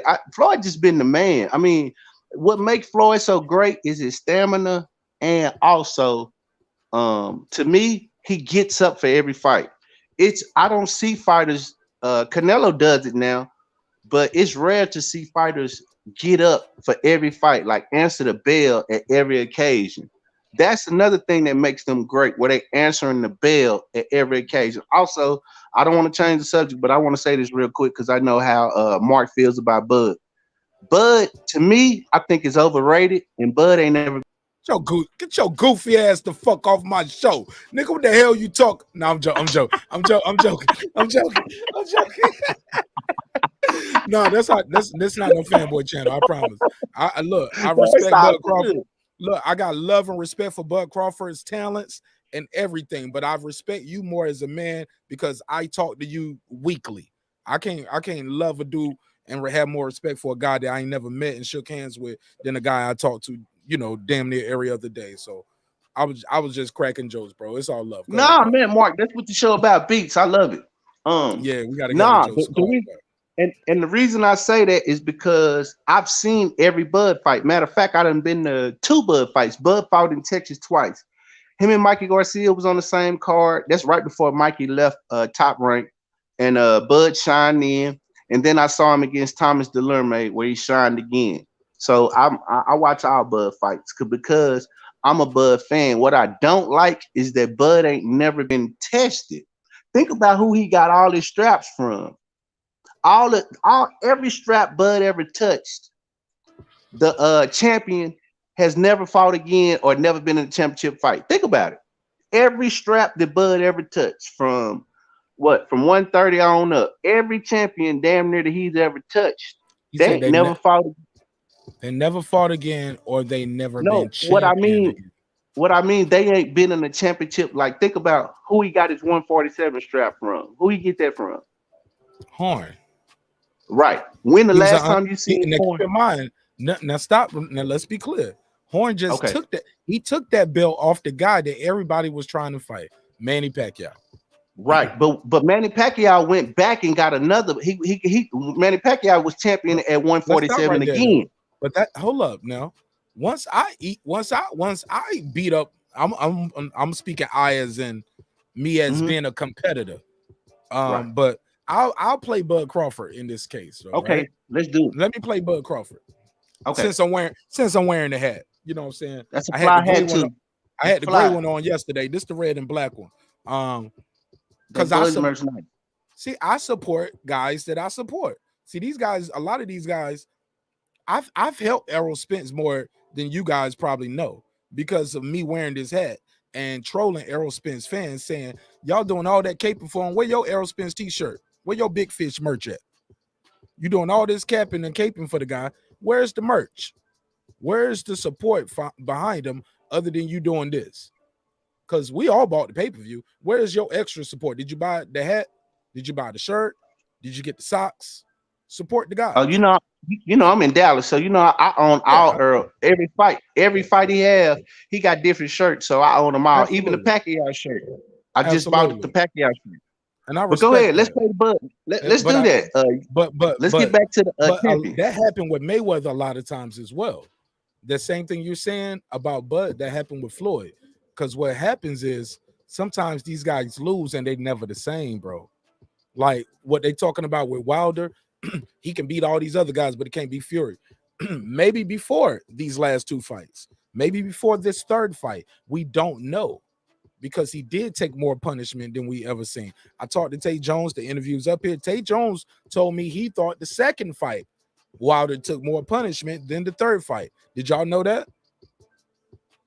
Nah, I didn't know that. Because he was like, yeah, because the second fight was totally one-sided other than them two punches. The two right hands in the 8th round, it was more one-sided. I was like, man, both of these, I thought he took the punishment better in the second fight. This fight right here, it was like at any moment, it was going to be that moment that it ended up being, which was, if you forgot, it was this. We didn't forget, Mark. Nigga, I ain't trolling. No, I got a show to do, homie. I ain't here to protect nobody's feelings. Indeed. He's my brother in Christ. He's my brother in complexion. But you guys are my brothers in content. We got a show to do. This is what happened. And we knew at any moment that could happen from the 3rd round on. But then he had an upwards on the 4th round. I'm kind of going beyond the pale a little bit. I lost my spot. But we're talking about Bud and the champions. Okay, sometimes you beat guys and they're never the same, bro. That's what I wanted to say. Go ahead, Brandon. Let's play this game. All right, let's do it. When it came to Jeff Horn, let's just stick at welterweight. Let's just hang out at welterweight, and then we can pull up his boxing rec and go backwards if you want to. I just hang out. Matter of fact, now let's talk about his career. Okay, I've seen Bud almost knocked out by 100. I think were they at 135 then? I've seen Bud almost knocked out by Gamboa. He was knocked out on his. He was basically stanky leg on his feet. Right? We've seen that. We've seen at what point? After he had already dropped Gamboa and he was trying to finish him. He got clipped, right? He backpedaled, and he was almost asleep. And he was almost asleep on his feet. No, that's a cap. That's a cap. That's an exaggeration. Okay, what was it? What would you call it? Caught with a good shot. You back up and you trying to regroup. We seen your guy Shawn Porter do it before. We seen your king Errol Spence do it before. Get hit with a good shot. He back up a couple steps and regroup. He did the stanky leg. He was in a Bud was doing the stinky leg. You don't remember? I ain't hear nobody say that term until Bud say that to your guy Spence. So all of that right there is kind of funny to me to hear you call it that when the first time y'all was using it in boxing is when we describe what he does to fighters. So it's kind of funny that you bring that up. I can move on. Mean Machine. Move on, and I might need to let my guy Sir Senior come up here and cook you. I might need to let Sir Senior cook you. Bring him on. Bring him. The more the merrier. Sir Senior, you in the chat? You want to cook him up? Might need some reinforcements. Might need some backup here. Let's talk about Mean Machine. Mean Machine, they didn't even give him the knockdown, but he clipped Bud. Hell of a fighter, hell of a competitor. Clipped him, clipped him, and they didn't even give it to him. So the guy got punched though. He dropped what's his name? Virgil Ortiz, the guy y'all said is the new improved, like him and Boots about to take over the division. He dropped. He got a count. He got a clean count. Boots will murder Virgil Ortiz. We all know that Boots will murder him, I believe. But what I want to say about Bud is we ain't, and not only that, he beat Kell Brook. He demolished Kell Brook, right? But he was lumped up in the Kell Brook fight. This is what I believe about Bud, and this is how I think the fight gonna go with Shawn Porter. I believe that Bud thinks he's gonna go in there and do this pretty boy switching orthodox to lefty to orthodox, and what's gonna happen is Shawn Porter is gonna bulldoze him. He gonna cut him, or he gonna rough him up, and then we get to see the dog that Bud is. That's what I want to see. That's what I want to see him push. If he is special, if he is what they say he is, let's see it. But I don't believe that he's gonna get in there and run over Shawn Porter and knock him out and do all this crazy stuff. Why not? I'm gonna tell you why. Because he couldn't knock out a guy that got shot in his leg. He did couldn't knock him out. What you mean? Hold on, wait. It took him 12 rounds. Hold on, let me finish. I ain't finished my statement. It didn't take him 12 rounds because 12 rounds would have meant it would have went to the decision. It didn't take him 12 rounds. It did go 12 rounds. He stopped him in the 12th round. No, that means it didn't go the full 12 rounds. Okay, if he stopped him, it didn't go 12 rounds of complete rounds. Sorry, it went 11 rounds and a half. Or it went 11 rounds and some change. But it didn't go 12 rounds. My G. A guy with one leg. He was undefeated, knocking guys out with one leg. When the last time you seen him fight? That guy with one leg. Go. He ain't fought since Bud Crawford exposed him. That's what they call it, exposing. But he got a fight coming up on his brother's undercard, if I'm not mistaken. I got Nicholas Tilquist in the background. Nicholas Tilquist, read the private chat. I'm talking to you in the private chat, Nick. Cause I see you in the background, but got to make sure you're on topic. Go ahead, Reggie O. And Brandon, I just want to say this. Calico, what's up? I was just feeding that people be hating on Bud when they talk about Benavidez had one leg. Yeah, bro, this dude was undefeated. They showed the bullet wound on ESPN. My nigga, that was part of his storyline, homie. Am I too loud? Cause I sound like I'm yelling. You know, did Bud get a bullet to the head? They should be equal now. Facts. Bud got grazed. Y'all need to stop that, man. He drove to the hospital. It took the bullet got stuck in his dreadlocks on me. The Rasta in him saved him, you know. Don't rump bumble clock me, you know. Okay, I'm sorry. Now I'm gonna get canceled by the Caribbean culture now for that, huh? Damn, man. Reg ain't gonna never make it to drink champs level. Got you. Now Major Kill take care of you. Major Kill, he'll make that right for him. Not up here saying I'm gonna say nigga whenever I want to. Nah, that's a word I don't use, but go ahead. I'll use it. But my thing is I just want to see Bud pushed, and I don't like the attitude that Bud is just gonna wash Shawn Porter, because I ain't never seen Shawn Porter washed. Have anybody? And I believe Shawn Porter has fought better competition than Bud at welterweight. I believe that. I don't believe Bud has been in there with somebody like Keith Thurman, like a Danny Garcia, like a Rob. I even say Robert Guerrero. I don't believe it. I don't believe it. He's been in there with washed up fighters like a washed up Amir Khan, who Amir Khan is a boxing whore who switches to every trainer that beats him. So right now he's training with Bomac. I mean, come on. Now he's training with Bomac. You can't beat him, join him, bro. Or you need to learn the tools of the trade. Like, what's wrong with that? Like, It ain't like he trying to do the rematch. He admit he lost and he's trying to learn. Nicholas Tilquist joins us. Tricky Nicky, what you got for me, Nick? I mean, I'm listening, you know, like I'm kind of familiar with what you're talking about, but I don't know, just kind of wanted to hop in and just like if I had something to say, then, you know, I'd pipe in, but not really like an expert on this field right now. Well, shit. Well, I'm gonna keep the link out there, man. Whenever we get to something that you want to that kind of fits you, man, let me know in the private chat or beam back in. You know what I'm saying? Go ahead, guys. Yeah, so basically, I just don't believe, and I believe just by watching Bud in that Kell Brook fight, he was kind of confused with what Kell Brook was doing, and not only that, he was kind of a little lumped up after the fight. Ended in 4 rounds, and they had a headbutt.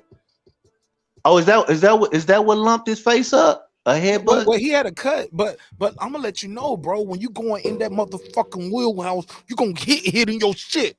You want to stand on the outside and dance all night and be Shakur Stevenson in his last fight, you going to get those results. You ain't going to be on the pound for pound list. You ain't going to get the stoppages. You going to get the UD. But my guy, when you going in that motherfucker and be like, let's go, bitch, you going to kill me or I'm going to kill you tonight. It ain't, my brother, you going to get hit. You going to get scratched. You going to get a cut. You going to take a shot and you going to jump back in that shit. But my G, y'all talk about, so who you think?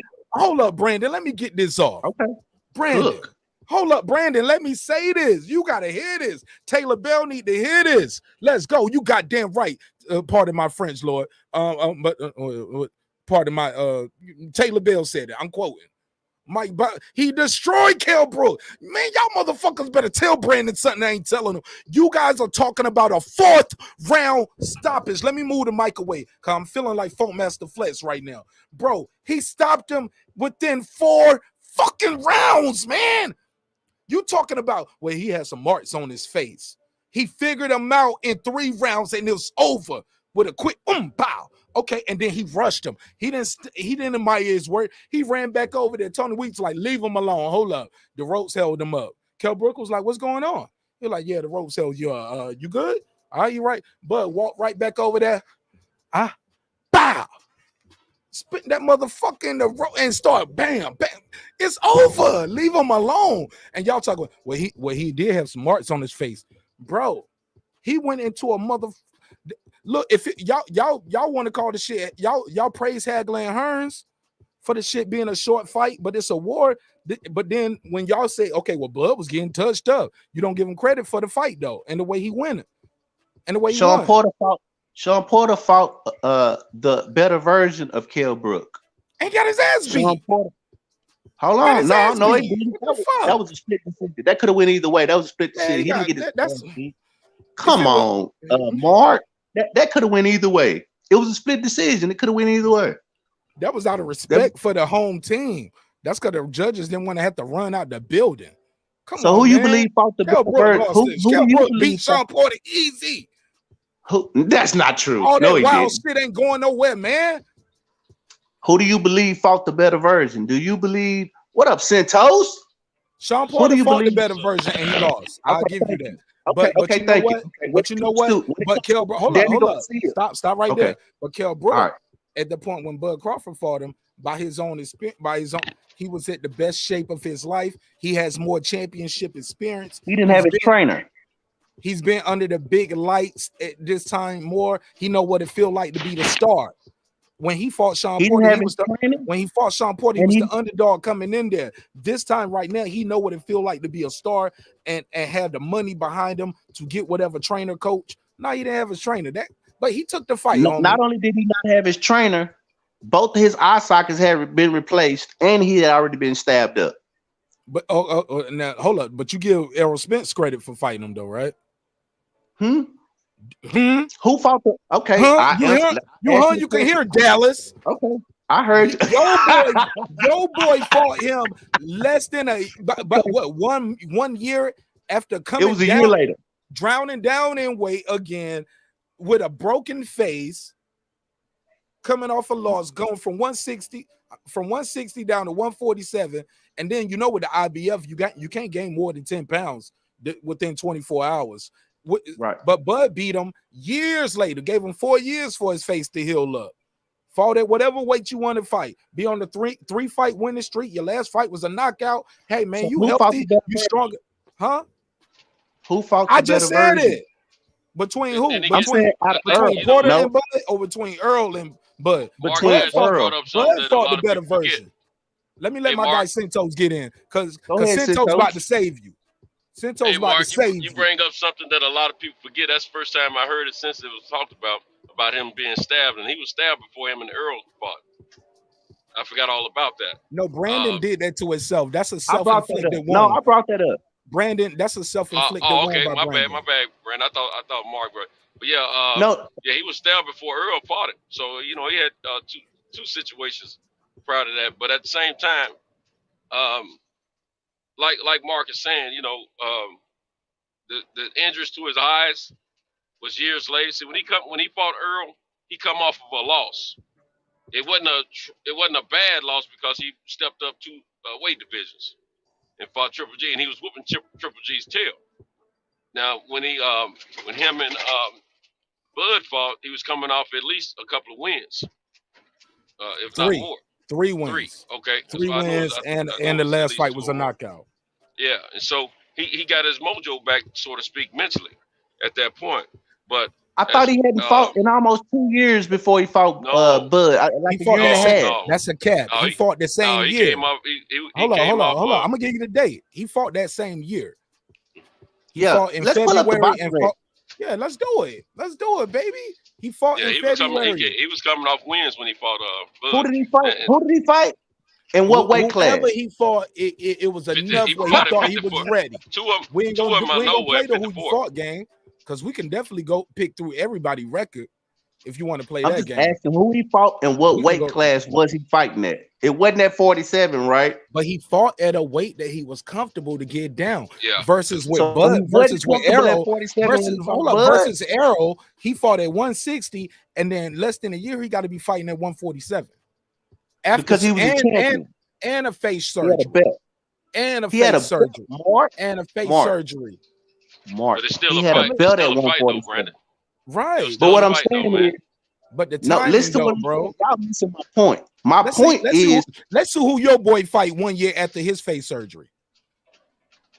He ain't fighting. y'all no- see, what y'all Danny see Garcia? these- Danny Garcia? You better stop playing with me. You better stop So playing you think with me. that? You So better stop you playing. You think better that? not say Danny Garcia, bro.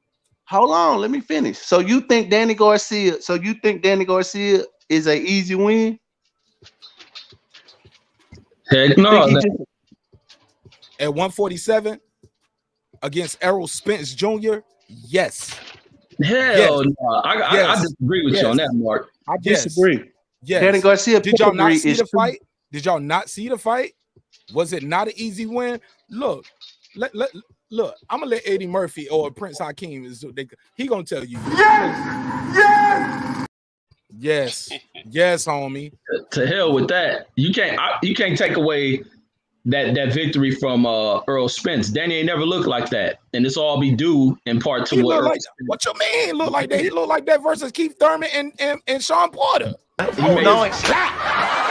Hell no. Hold that, He made the Reggie. fight Hold competitive. it. He started late. He made the fight competitive. What? How you make it competitive? Let's go to the box red. They was close fights. To hell with the box rec. You got to watch the fight. You know these judges. Because Brandon asked me for the box rec, so I'm gonna give him what he asked for. He asked for the box rec. We're gonna pull up who record you wanted to pull up.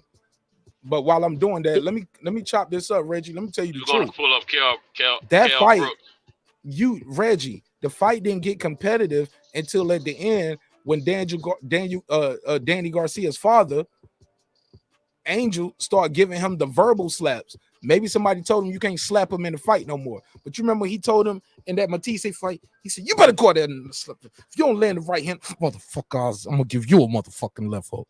You better go out there and do that shit. You remember Angel? I love Angel Garcia. And I ain't with that people call him racist because he said, yo, nigga this and nigga that. I know Zab is my guy, But I just think that's how dudes talk in the city, especially Puerto Ricans. You know what I'm saying? Hey, Mark, you remember he told Zab, take that goddamn Janet Jackson hat off at the press conference. Yeah, I remember that. You gotta go back and watch. He said, take that goddamn Janet Jackson hat off because Zab had on a hat with like 4 stars. It was like shiny. He said, take that goddamn Janet Jackson hat off. Angel told him that. Man. Yeah, Angel is a fool. I miss Angel Garcia. Yo, they took Danny's powers when they took his father off. When they silenced his father, they took his powers. Who said that? Was that Reggie? Somebody said that recently on one of these panels. I don't know if it was on Kyle's show or if it was over here with us, but one of the brothers said that once they silenced his father, they took away his powers because before he had to go out there and my father say this, I got to back this shit up. And I think that's the difference between Angel Garcia and Teofimo father. Teofimo father is disrespectful. I think they both disrespectful.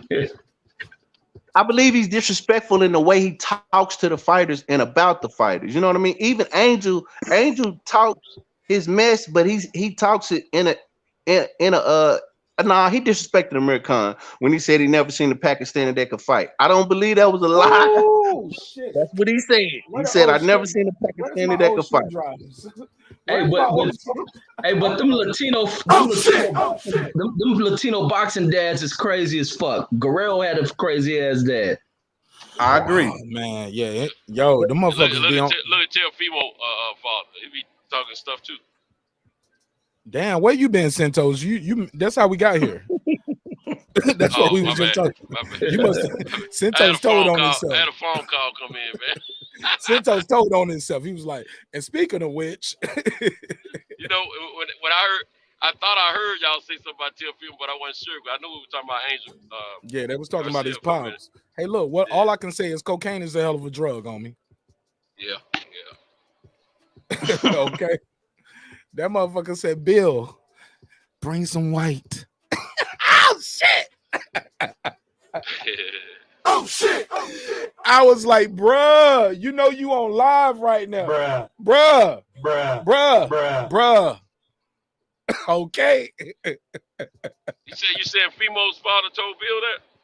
Or you just what? That shit is on a live stream. Don't make me go through and get the clip, baby. Yeah. Come on. Hey, I missed that. You got to play that. I missed that, Mark. It wasn't on my panel. I was on somebody else's panel. I'm going to reach out to him and see what's up. You know what I'm saying? He donates to the channel, but he's a cool dude, but and he's a content creator, but that shit was on his panel. And yeah, man. And you know we got the file. I just want his permission. I'm going to keep it real. So, are they putting the Devin Haney fight on the same weekend as the Tank fight? Because that's what it's looking like. Yeah, I think so. It just scrolled across ESPN. It was like December 3rd to 4th. Yeah. Yeah, I think it's the 4th. Yeah, the day before. Because Tank is on Sunday. So Tank fight on a Sunday. Okay. Yeah. Okay. Tank fighting on a Sunday. Yeah, the 5th of December. Hey, look, I ain't mad at that. I like the idea of and Devin fighting on Saturday. Mm-hmm. That's what it's looking like. They said they're fighting December 4th. Yeah, that's what they said, either the 3rd or the 4th. So ESPN, it just scrolled across ESPN, but I'm pretty sure most likely it's gonna be the 4th. Bro, I like having that. Jojo Diaz. How do you guys feel about that? Let's start with Reggie. I see his mic muted. Let me let him get in. I do respect that, Reggie. I love what you're doing, how you keep the mic muted. So we don't mess up the sound. Bro, you don't think I'm paying attention? I'm paying attention, homie. Reggie, what do you think of the situation that's going on right here, where we got basically an all-star weekend of boxing? I think Triller dropped the ball with that with Teofimo. Shout out to Punch Drum Boxing. He spoke on that as well. Triller dropped the ball. They should have made it an all-star weekend of boxing. And shout out to this guy right here. Ugly dude. That's the UD. ERNJ, haters for life. Welcome back home. Welcome back to the neighborhood. And let me hit him with the cash drop. I got 5 on it. And one more time, man, because me and his brother, we bumped heads. It turned ugly. I don't believe in deleting videos, but I took that video down because I didn't think it represented either one of our characters in a positive way. And plus I ain't on it like that. You know what I'm saying? I ain't on it. I don't want it, homie, with nobody.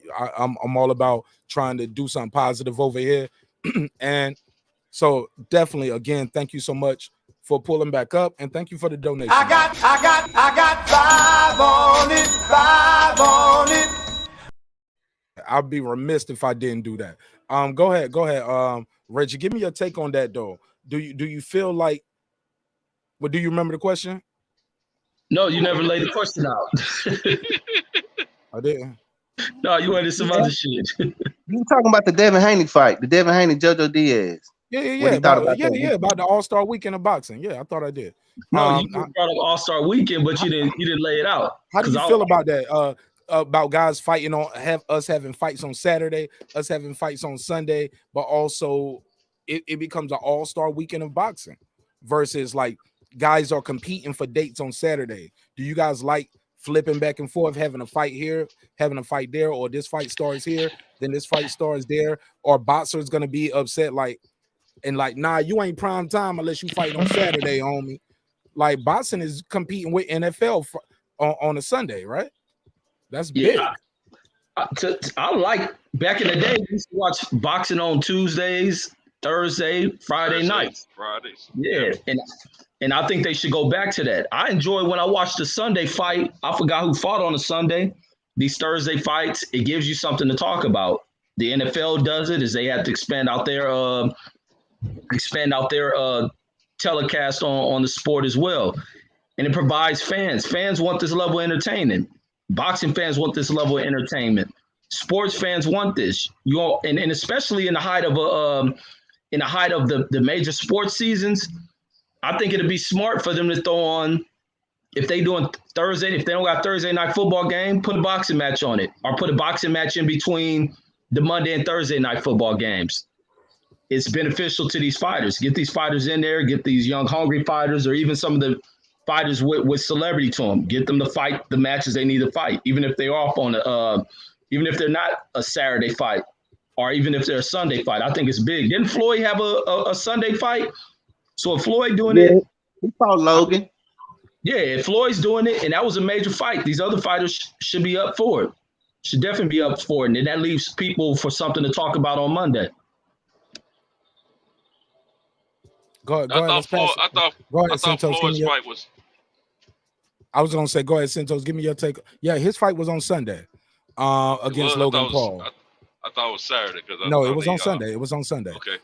And T.O. moved off his Saturday date with Trilla, but I guess Trilla thought boxing fans wouldn't pay for 2 events on the same weekend.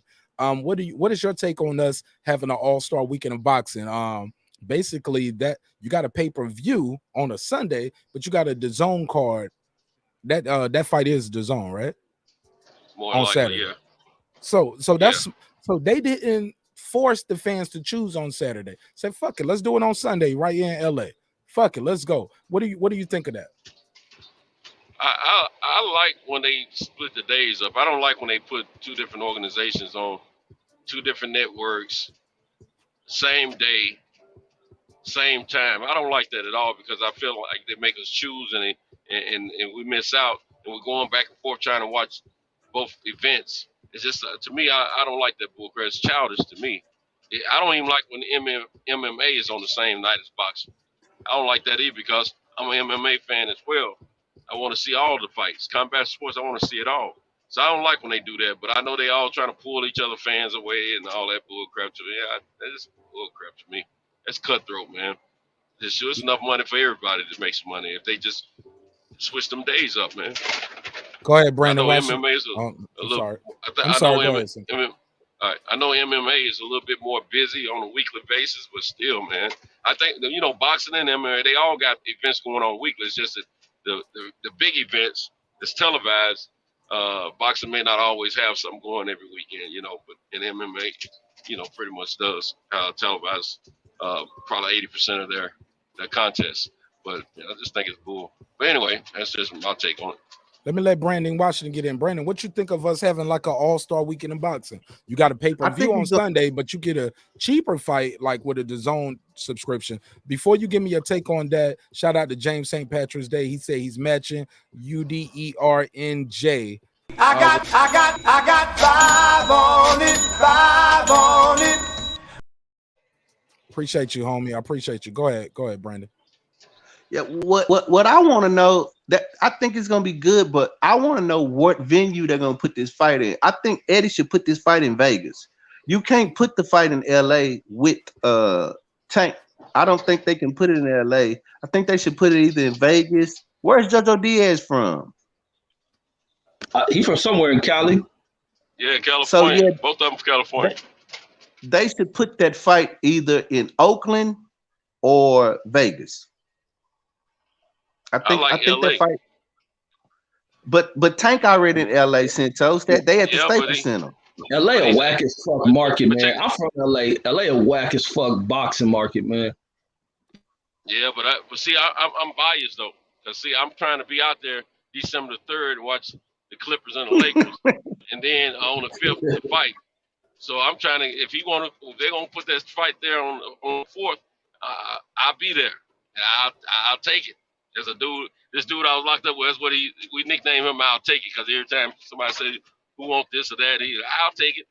So I'll take it. I think that fight will do better in Vegas either. But I'm gonna be honest, Texas, we got a good fighting market. I mean, I don't know if y'all know, but yeah. I'm waiting. Yeah, y'all. We need more fights in Texas, because I got to get down there to holler at you guys. Texas, man. they got their own. Texas is their own country, bro.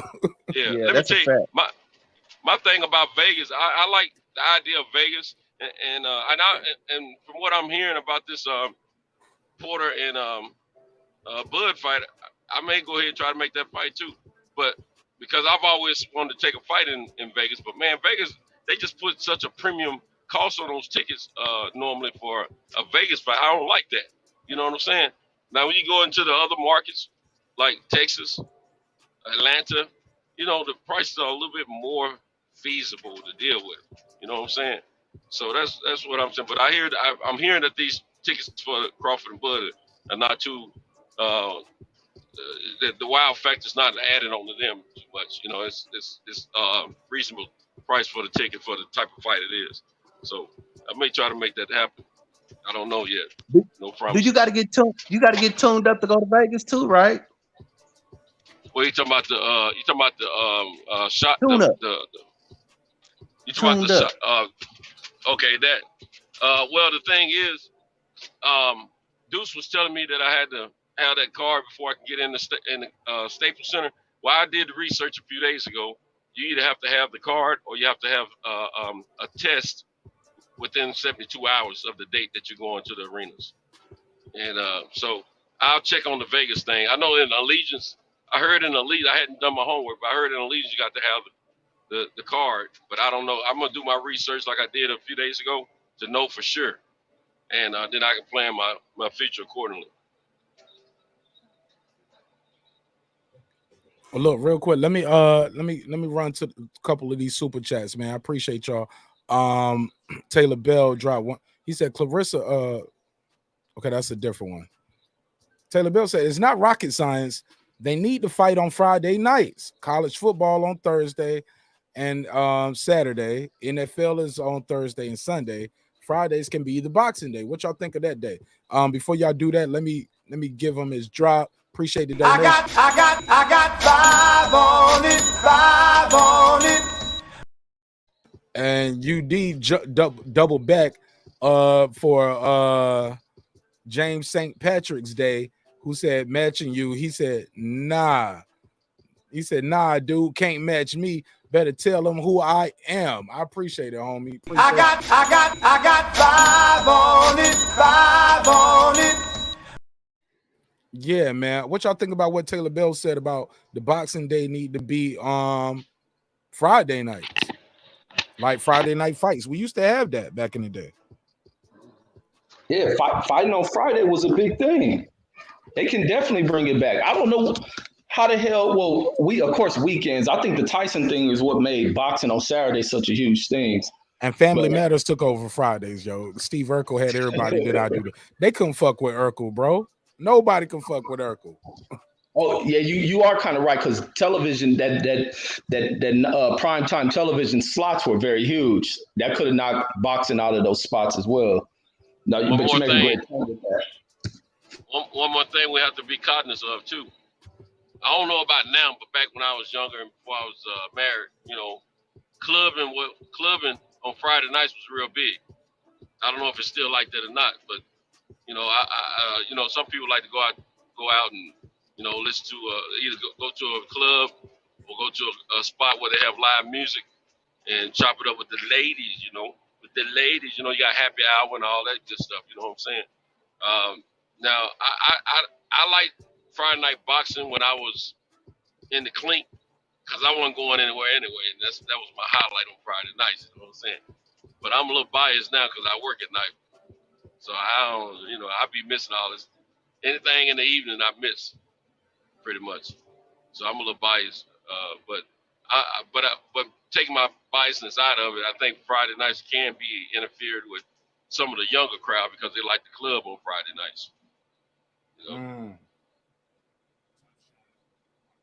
Yeah, I think he said it's not rocket science, but I think they did it on Saturdays because they got it down to a science. They tried it. I believe that if it was still successful, they would still do it. People getting off of work late, you know, not being able to go to the fight. I think they figure on Saturday you don't work all day. On Friday you got a babysitter for Saturday. Like they're giving you time to make sure you can make it to the event. Got your paycheck.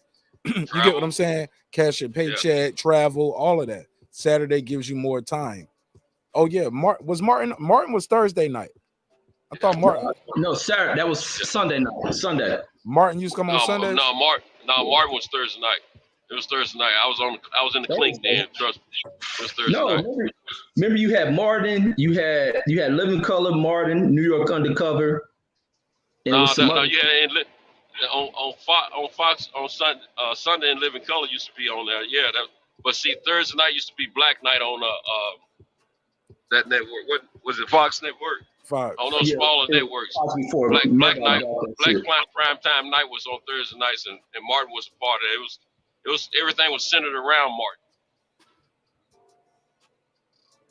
But yeah, In Living Color did come on Sundays though. They've been coming on Sundays since '89. I thought In Living Color came on right after Martin. Yeah, it came on before. They might have switched it. They might have switched it, but they originally come on Sundays. No, Fresh Prince I think came on Thursday. It came on during the week. I thought that was Tuesday. You can tell we old. Hell yeah. The Simpsons. I remember the Simpsons came on Sunday. Sunday. They was Sunday. That's why In Living Color came on Sundays too, because they started the same year, '89. It was right before I went in. And it was wait a minute, hold on. I told you. The Simpsons came on '88. Now I got to now I got to figure it out. Now I got to go. Because the Simpsons was part. The Simpsons was part of the. Yeah, the Simpsons was part of the Tracy Ullman show. Y'all remember that? And then they gave the Simpsons their own sitcom, but that was part of the Tracy Ullman show. Y'all don't remember that, huh? Yeah, that's right. No, I didn't know that. I remember who she is though. I didn't even know that. Yeah, that was part of that show, and it got got popular, and they gave the Simpsons their show based on that. But that was part of the Tracy Ullman show. Yeah. Didn't know that. I used to hate HBO for playing the Tracy Ullman. Every time I turned on, they had her up there. I didn't think she was funny like that. But then again, I didn't think George Carlin was funny like that. But then I found as an adult, I love George Carlin now. I go back and watch all his stuff now. But back then, as a kid, it just Ullman, didn't hit for me. She was different, but she was kind of funny, but it was different type of humor. You had to be open minded to it. I think Brandon, I remember when she first came on, I thought she was American. I think she's foreign. She's British. She's British. Yeah, I think she's British. I figured it out later on. Okay, all of you guys was right. Martin went from it was Thursdays. Season 2 was on Sunday. Then season 3 they put it back on Thursdays. Season 4, it looks like from September the 9th to the 28th.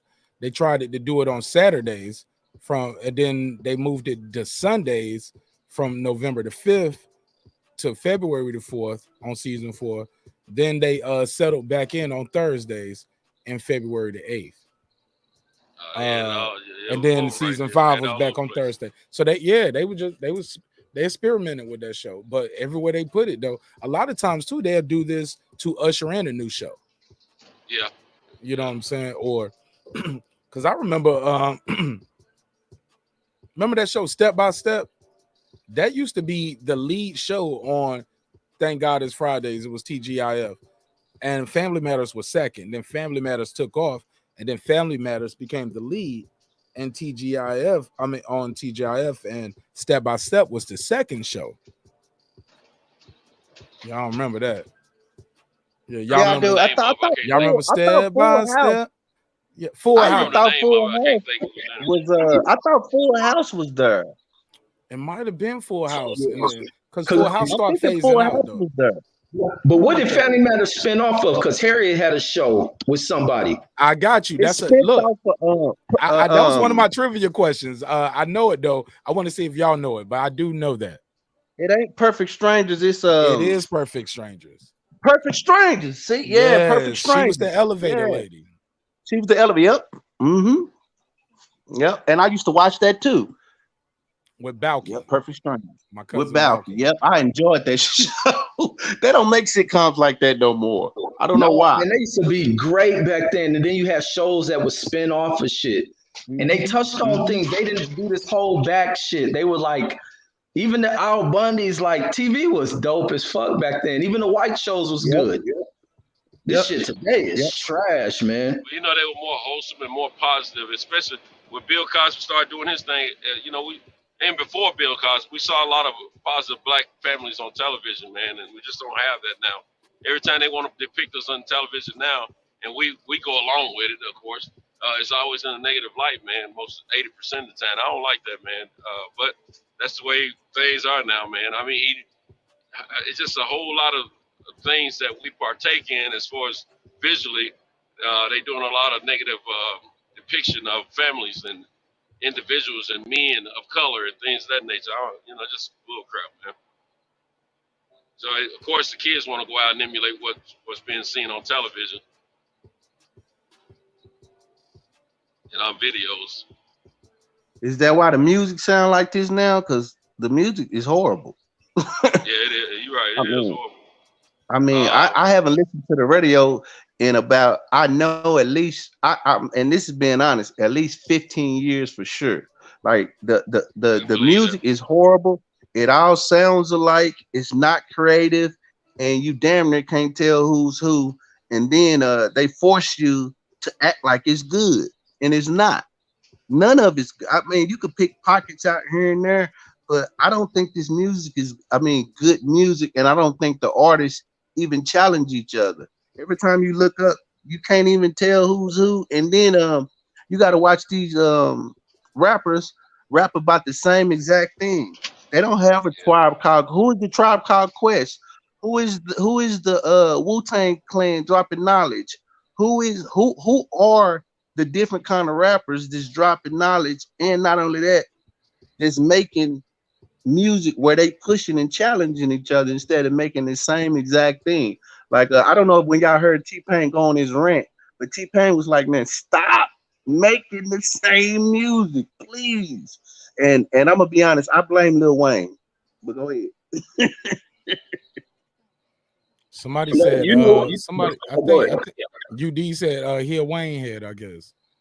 No, you can blame Wayne, but it's before him. You got to blame these cuts in the school system. Music went trash when they made all these cuts because you had the live instrumentation. Great artists came from great music programs. Great writing. People can be inspired by what we're talking about on film. A lot of, even when you listen to rap, a lot of rap depictions, you get stories where rap artists will base something off of a film they didn't watch.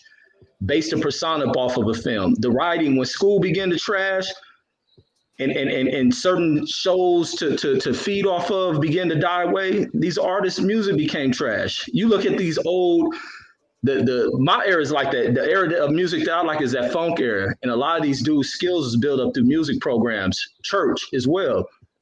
Now you get to where everything's been pulled away, and they done it systematically without people even paying attention of what was being done to them as these programs begin to roll away and pull away. That the quality of stuff begins to just falter. It sucks. These kids don't know what the hell they rapping about. I didn't hear to where a rapper can have a song about what matter of fact was the kid, what's the white dude? He had a song called I'm Gonna Save This Money, and he put one of these mumble rappers on there, and his verse is all about fucking bitches, spending money. And I'm like, these fools is just that Dave? Is that Dave? Lil Dicky or something. Lil Dicky. Yeah, I love his show. It's called Dave. Oh, my homie be rocking with that fool. But it was like in that song where I forgot who was the rap artist he's with, but it's common with rap to where these rap artists can have a song about I'm a lover, and then the bitch ain't shit. I'm a fucker mama and all this other shit. Like nothing makes sense. These rappers don't know what the hell they rapping about. They mumbling shit. You got to be on cocaine to understand this shit.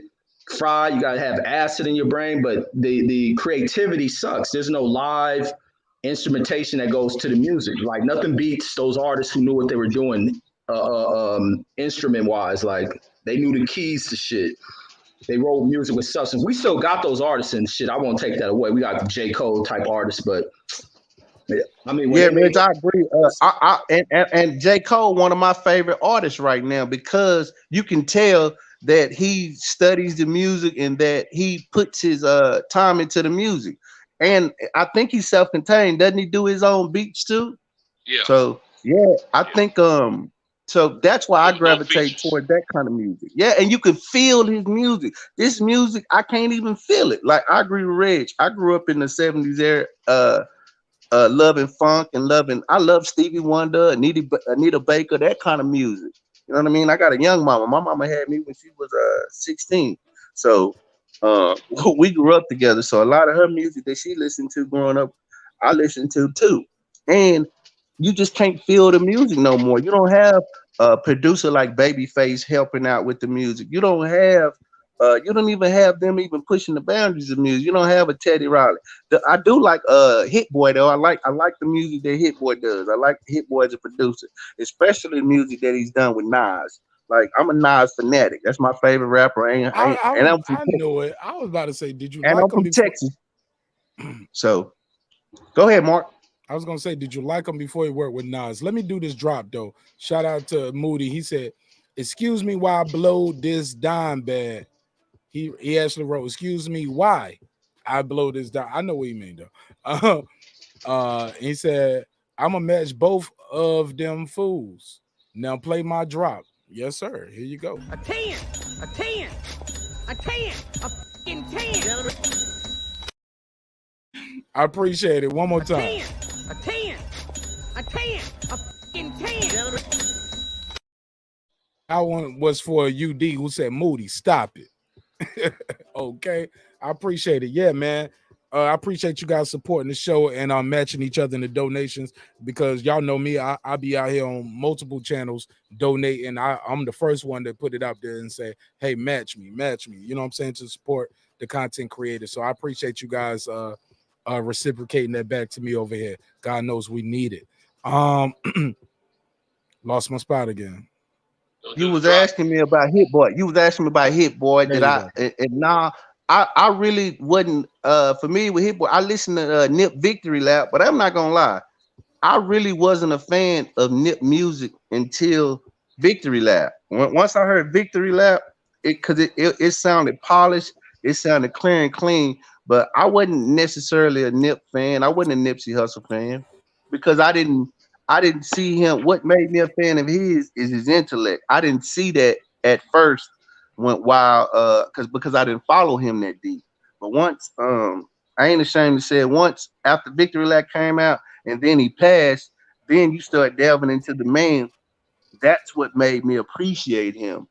But outside of that, I didn't really know too much about Hit Boy's music. But when he produced King Disease 1 and 2, super fan, because it's hard to make music for Nas and for you to stand next to Nas with your music is hard because Nas don't work with every producer. I mean, he did a whole album with Dre. I mean, he did a whole he did albums with Large. His first album with Large Professor and Q-Tip and Pete Rock, and so it's hard to stand next to Nas. And for him to do that, I had a new appreciation, and it sounds fresh and clean. I had appreciation for him when he did that. So yeah, so that's that. Yeah, you don't remember he did that song on Watch the Throne? Ball so hard, motherfuckers want to find me. I didn't know he did that. Yeah, okay. Niggas in Paris. Yeah, that's what it's called. Yeah, I didn't realize till later on that he did that. Cause Watch the Throne, I thought, I'm just being honest, I thought Kanye produced that whole album from top to bottom. I didn't realize the individual cuts until later on. But nah. But that's a hit, that's a certified hit. That go crazy every time it come on. So yeah, but I didn't realize that. But nah, I don't listen to I try to listen to all these dudes' music, but I think a lot of Atlanta sounds horrible. Like I didn't get the Gucci Man wave. I don't get that. I don't understand. I didn't get it. I'm an Outcast, Goody Mob. That's my era. And not only that, Outkast was so superior and socially I mean, you had 3 Stacks, man. 3 Stacks music was so layered, and he wasn't scared to be himself. Plus, they was always talking about something. Goody Mob, they was always talking about something. I've always gravitated to music that had a message in it. Like I can go back to Nas. I didn't know who Ivan Van Sertima was until I heard Nas music. Nas was always elevating and talking about different things in his music. So that's how I even the 5% of language. That's another thing that we learned. 5% language, that kind of thing. So they was always elevating. I couldn't just listen to me. Even Tupac.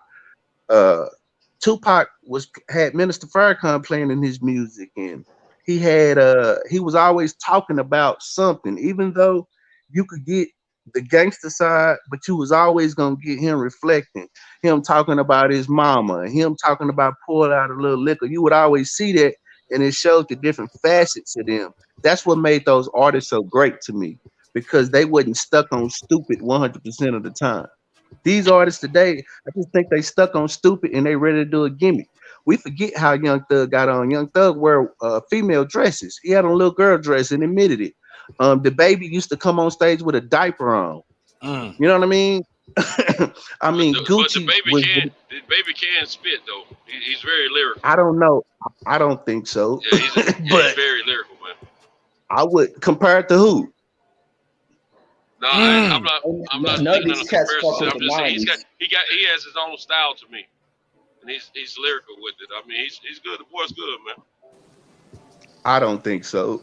I don't think their music stands for nothing. I don't think they connected to nothing. What about Kendrick? Hold on, real quick, Sentos. Before we go and keep going, let me introduce this brother right here, man. Super talented individual. I call him my brother because I got love for him. Look, man, if you care about somebody, man, like I said, man, I saw them put one of my closest friends in the ground today, man. And so if I'm from a little off point over here tonight, and I keep saying, hey, man, what was we talking about? Because I did take a couple shots before the show and during the show. So yeah, so I'm letting y'all know I ain't as sharp as I should be tonight, but I love you guys and respect you guys' intellect.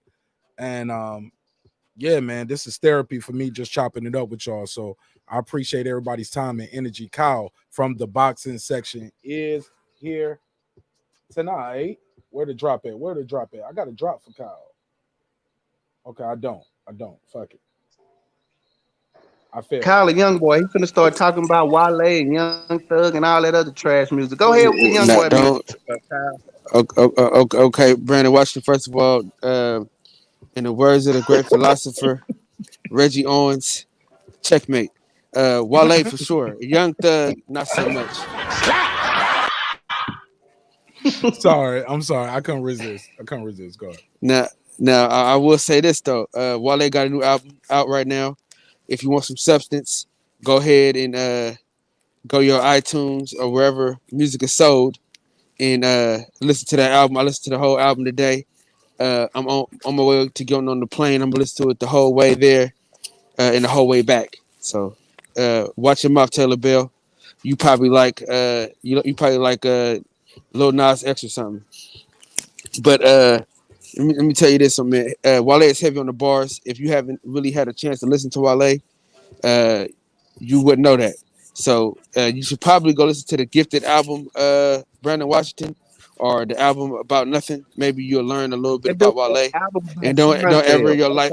Let me tell you something. Don't ever in your life put him in the same sentence as Young Thug. They might have a song together, but please do not disrespect Wale on that level at all.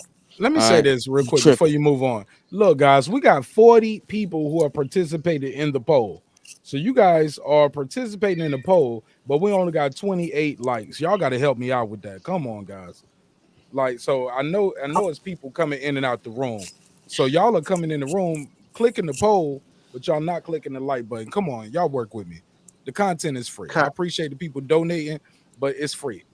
Go ahead. Kyle, I'll say this about Wale. Wale was made hot by Rick Ross. He had an album out, he got dropped by his record label before that. Rick Ross picked him up, dusted him off, made him a little hot, and his music still sounds the same. I don't like Wale because his cadence is the same, and he's insecure about his music, and he always whining about how hot his bars is. I don't get it.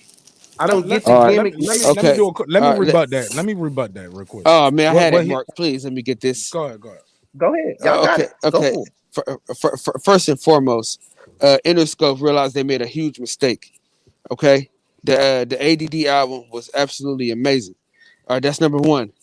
Number two, you have not listened to all his albums, so you cannot have so you don't have your opinion cannot be valid because he does not rap the same way on all his albums, all his songs. He's the only person that you know that can rap about being in love, that can rap about being in a strip club, that can rap about being in the streets, all in the same album. But you didn't have listened to his album, so you wouldn't know that. Shine is a totally different album than Ambition. Ambition is a totally different album than The More About Nothing. The Gifted is a totally different album than all the other albums. This album right here that he has is a different album. His last album was more different than any of his other albums. So you tripping. And you talking about you like black content and you like conscious music. There's no way you can say that and say and say you don't like Wale. It doesn't make any sense. That means you don't listen to the man. What was your last album that you listened to? The best shit Wale had was that Lotus Flower Bomb and that Bad. That's about it. Thank you, Reggie. But go ahead. I'm gonna let Reggie cook now. I'm gonna say this about Wale. The reason I don't like Wale's music is because I just don't like his style and the way he raps. I don't like his substance, and I don't like the way he puts together his music. I think you can't say substance when you can't say substance though. I'm saying his substance for me, the way he puts his bars together, and I think it's overthought. I think he overthinks his music, and it's just not my wave. I don't have an ear for it, and I just say it like that. It ain't for me. So I understand that he has an audience, but his music, and you got to remember, I grew up listening to Tupac. I grew up listening to Big. So my standard of music is different from yours, Kyle, because I grew up listening to the greats. I was a young boy coming in listening to LL Cool J and listening to Big Daddy Kane and stuff like that. So these dudes' music don't impress me because I've listened. How old are you? I'm 40. 40. Okay, you ain't number 7 years older than me, brother. So we are in the same bracket of music. So I grew up on the same music you grew up to. So what I'm saying is this: if you could just go listen to his last album, then you could come talk to me about substance and about how he raps in his bars. But what we're not gonna say is you're not gonna put him in the same breath as a Young Thug. You just can't do that, bro. But he's a spoken word artist. Describe themselves as contemporaries. Go ahead. I'm sorry, Reggie. Go ahead. No, I was saying he's more of like a spoken word artist. He really ain't cracked the ground when it comes to what you can rate as. Kyle, I'm gonna mute you because you got some background. Go ahead, Reggie. I'm sorry. Like his rateable or comparable music. He does a lot of spoken word type artistry over beats and great hooks and vocal sounds. But other than that, like, nah, Wale ain't cutting it. He like Brandon said, he ain't changed his cadence on too much of anything. The lyrics may be different, The beats may be different, but everything else is the same. Like he just got those 2 hits, and that's where he has floundered in his career. Man, see, this is ridiculous. This is ridiculous. You telling me that man only got 2 hits? Lotus Flower Boy, Bomb. you high. Boy, you high. Boy, you high. Boy, you high. And he got a This song is with ridiculous. Hey, no, hold up, bro. hold up. You gotta hold up. stop this. You gotta stop We're this gonna shit, dog. let him paint himself in the corner, Kyle, and let's see if he Oh, can please. walk on. Let's see if he can walk on the ceiling. I'm gonna find out if Reggie Owens can walk on the ceiling. He out his fucking mind. That's what he is, That's Mark Wale, Nash. somebody playing Wale in the background, or is it the airport? That's the airport, man. I'm on my way to Atlanta. It sounds like Wale. He clowning, B. He clowning, B. I gotta put a case on you for that one. Hold up. Gotta put a case on you, Reggie. That was pretty good. Let me let this guy that wasn't shit. Just like his opinion on Wale ain't shit. But go ahead, Mark. 2 points for Kyle on the rebuttal. Look, let me let this guy get in right here. This guy is our resident hip hop historian. He's our versus champion that we did over here. He retired Big Pump Killer in one night. I love the guy. I'm looking for you. You said Big Pump Killer? Who the hell is that? Big Pump Killer is this guy who got fame and notoriety for. He did a battle verse against Joe Budden, dissing the podcast. Joe Budden played his verse on the podcast, and the kid kind of got a following and kind of took off after that. He was already on our show. He had did a rap battle against Major Key and D Hodges. So when Joe Budden did that, played that battle, kid was his YouTube channel took off. But he did a versus over here against this guy right here named Megazar. And when I say BPK, he's like, never heard of him. Megazar, welcome home. Welcome back to the neighborhood, King. What's going on, brother? How you doing, black man? I'm happy to be here, man. Thanks for your time. Thanks for your energy. I gotta shout out my brother Brandon. See Reggie, peace to the OG. See Kyle. And I see I forget the other brother name, but he's a very solid brother too. Never heard of him. No, never. Yeah, Centos. Yeah, shout out to Centos. Yeah, but yeah. BPK. Say, little bro, be nice, bro. Be nice, little bro. Don't be nice. Be nice. Nah. Don't no. We ain't protected nobody's feelings or nobody's fighter. I got to because I know my little bro. Be nice, bro. Be nice. I'm never not. Oh Lord, man, he don't put the handcuffs on you. Go ahead, be yourself. Be yourself. I'm never not. I haven't listened to Wale. I ain't listened to Wale new shit. Oh my God, I haven't, bro. It slipped. Honestly, I don't think about Wale. It slipped my mind. Fair enough. Me neither. I didn't know. Look, you know what I'm saying? I didn't like. No, I woke up. No, I woke up and I was like, oh shit. I get to it later.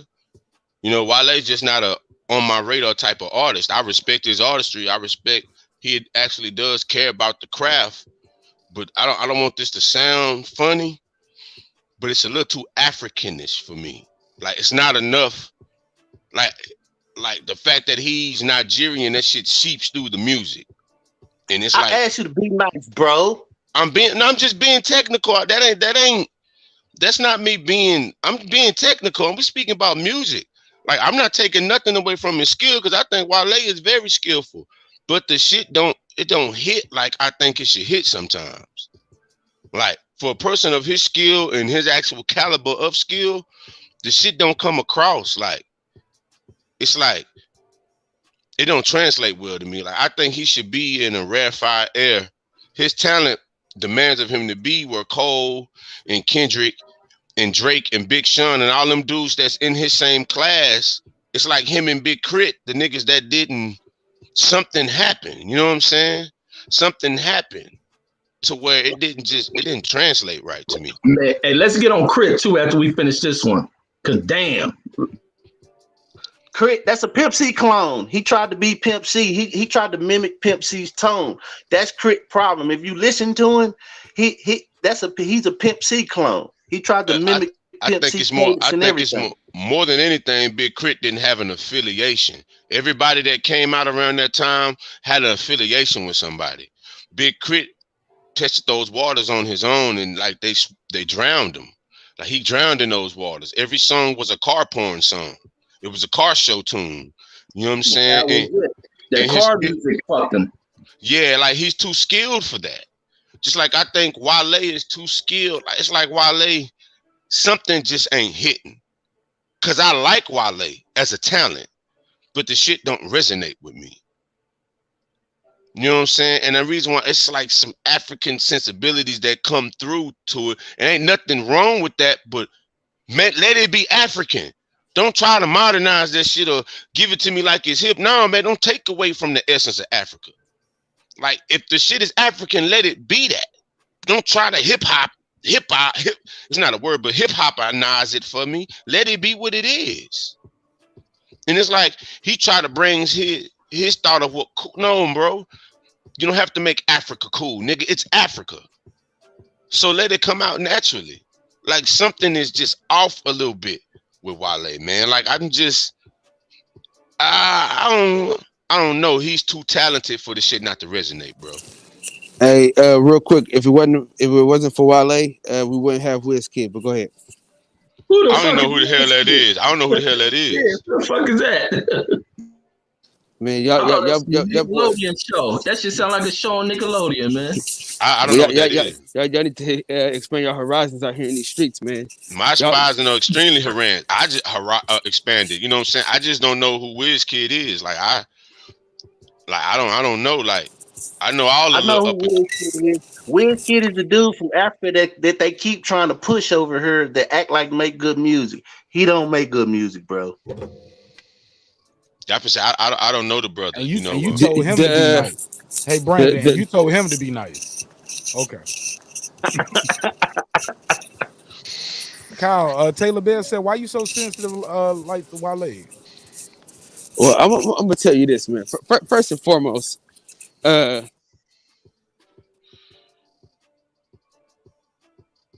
miss that flight, Kyle. Kyle mad because he been buying the Wale albums and he been wanting people to play it in their car and they've been costing that shit. Kyle got a lot of nobody buys that shit loud as fuck too. Kyle. Hey, nobody buys CDs, you old ass nigga. But they won't let you put that shit on the audio cord. He be like, "What's the Bluetooth? Where the aux cord?" They be like, "Nah." You know, Reggie Owens old as hell, boy. He still got a Walkman. I still buy CDs. Kyle. I just rebought a bunch of Nas CDs, so I still buy them from Amazon. You can believe that. Well, you can get go, let me let Megazar get it. Megazar, what's your take on Wale and where he stands at in his classmen? Is he where do you rank him at with his classmen? I would say Wale is, because I consider his class Kendrick, Drake, Big Sean, J. Cole, and him. Who else? And Meek Mill in that class or after? He's better than Meek Mill. I mean, you can put Meek Mill in that class. No, is he in that class? Is that his class, or is that the class before him or after him? Well, Meek Mill, him and Meek Mill is definitely in the same class. Like, so whatever class that is Big Sean, Wale, and Meek. They all in that same class. So Kendrick, it's Kendrick, J. Cole, Kendrick, Drake, J. Cole. They all in that top tier. Okay, but but they all in the same class. No, they all came in together. They definitely all came in together. That's what I mean, like freshmen, junior. You know what I'm saying? Yeah, they definitely came in together. Status, so they're all in high school at the same time. All right, so look, Big Crit is in that class too, right? Well, I'm not saying like age wise. I'm talking about when they was presented to us. You don't know he joning, yo. Yeah, but he 8 albums in, Reggie. He 8 albums in, bro. I mean, yeah, but we heard about but we're talking about. We're not talking about in terms of his output. We're talking about when we first heard him. They all came around a 3-year span of each other. They always like I heard Drake before I heard any of them. I heard of Drake in 2007. Wale debut album 100 Miles and Running. I believe that's a mixtape. It's like 2009, I think. 2009, I believe. 2008 was when he came out. Yeah. That's what I'm looking at right here. Yeah, because he bombed on Interscope. I never forget that. He bombed on Interscope and had that single with Lady Gaga that was terrible. Now here's the thing too. a lot of times some people just don't know how to market and push you. Like we saw that happen with Eve. We seen that happen with other artists where they put you on the label, that doesn't work. They pass you off to somebody who's a subsidiary of the label. Like they did that with Stolly. With they gave Stolly to Rick Ross. They gave Rick. They gave. I got you. Hold on, let me set the table. Interscope didn't know what to do with Eve. This shit didn't work out with Dre and Aftermath. She went with Rough Riders. So we seen this happen before. Go ahead. I just want to say that. I mean, and Interscope also gave Wale to Rick Ross. They didn't give him shit. He was in Atlanta. He was in DC at a stadium throwing money and rapping, and the whole club was rocking with him. And Rick Ross seen that, and that's how Rick Ross signed him. And guess what Rick Ross did? Guess what Rick Ross did? He had to talk to Jimmy Iovine, and they had to work them off. So he gave him to him, brother. Yeah, you gotta. Yeah, they worked out a deal. He was under contract. He was under contract. Wale got dropped. He got dropped from the label. I thought Wale, but he still was contractually. He got dropped, but he still had to buy. It still was a transaction that took place for him to get him because they had to recoup. They still had to recoup. Now he did get dropped, but that doesn't mean that they didn't have to recoup that damn money. They still had to recoup the money. No, if you get dropped, you owe nothing. You walk away. You no longer have no record deal. That's not true because Wale ended up on Atlantic, right? Was that Atlantic? He got dropped from Atlantic too. So he got dropped from both, bro. These folks don't just. I got to disagree with you. I'm finna say that he old. He's still old. What you mean? When you in the negative? No, when you're in the negative and you get a deal, no, they're dropping you to hope somebody else can push you so they can make their money back. And they are transferred the rights. That's why, like, remember, Mace wasn't on Bad Boy no more, and he was dropped, like, or shelved, whatever you want to call it. But they can drop you, they can shelf you, but regardless, when you move on, a lot of times you do move on in debt.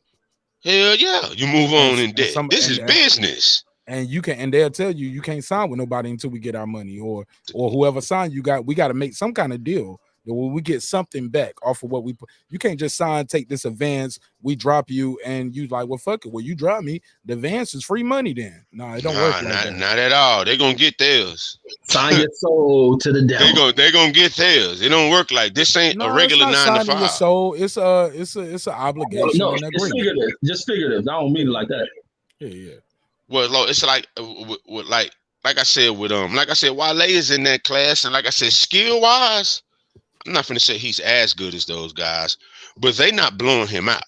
They not blowing him out. His music just doesn't resonate, and because I said, I love skills. Wale got skills, man. You can't deny his skill level, but it just don't. It's not hitting like. It doesn't resonate like I think it should. You know, I just don't like that. Doesn't mean he isn't a good artist. You know, yes, no, it don't, because Nas don't resonate with a lot of people, but Nas is a legend. Nas is an icon. That's different. No, he is an icon, but still, that's your preference. That ain't no damn difference. No, it's not. Nas has been in movies. I'm gonna tell you why. Nas has been in movies. Not only that, Nas has been through damn near every hip hop era since 1992. And guess what? So and he still don't resonate. And he still don't resonate with some niggas. And he still don't resonate with some niggas. Hold on, let me finish. Which means that he's had different marketing dollars spent on him. He's had Columbia marketing dollars spent on him. He's had Sony marketing dollars spent on him. He's had Def Jam marketing dollars spent on him. So yes, Wale it's the same thing with Wale, bro. And check the Wale had marketing dollars spent on him too. That's why any on the TV show right now. But listen, this is the thing that faltered with Wale's career is Wale at some point when they're trying to figure out as far as A&R, like where do we target him? They try to target him towards a female audience base, and it worked for a couple of songs before that shit becomes played out. Bro, you can't say it worked for a couple of songs when he got 8 albums, bro. Well, the thing about what are you talking I'm gonna be about, real bro? with you. He's under Hold on. Wale has a loyal following. We're not finna sit here and act like that. And we're in a different era of music anyway. So you can't really. It's a women's based audience. No, it's not. No, it's not. That's not true. That's not true. Who listen to that shit? Slow young down, hip say, slow listen, down, young slow hipsters. down. Hold on. Who is this? Megazar, your mic loud as fuck. I turned my headphones down. You still loud as fuck. My bad. Let me turn it down. It's cool. No, it's cool. You just overpower everybody. And we can't hear what they saying. Kyle said you can't say that's true because he got 8 albums. Reggie said, I don't care if he had 100 albums. What did you say, Reggie? I said Gucci Man got 100.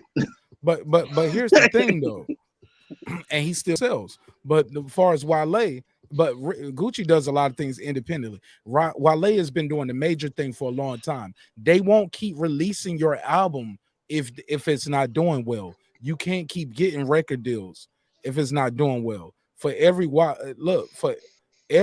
Wale, it's a whole bunch of what's the girl name? What's the Nicki Vagina? What's the white girl rapper y'all had in Cali? I don't know. Vagina. The Tay Money chick. V something. V Nasty. V Nasty. Or Iggy Azalea. For every one Wale, you might get 20 to 100 Iggy Azaleas. They not releasing. They don't have 8 albums. They don't have 8 albums in this span. I'm about to pull up Wale's freshman class, and we can put this to the test. And we can Wale too. Look at Mark in Wale's defense. Wale, don't defend him now. No, stay on your side of the street, homie. No, what you mean? No, what I'm saying is he has a fan base. You know what I'm saying? His cow. That's it. No, he has a fan. No, he has a fan base, bro. There's a lot of young hipsters. So you gotta understand when they came in he's part of the blog era. So anyone that's a part of the blog era, they're endeared to Wale because he's one of the golden childs of the blog era. You know what I'm saying? Drake, Kendrick, the 2 niggas with the cool kids. Wale is right with the blog era. So you gotta understand. Wale was on the freshman cover, and he's passed all these dudes. It was Wale, B.O.B., Asher Roth, and Charles Hamilton. Yeah. Wow. But and guess what? They were all blog era superstars. They were on the cusp. They were on the cusp of this streaming shit. So Wale always had a fan base.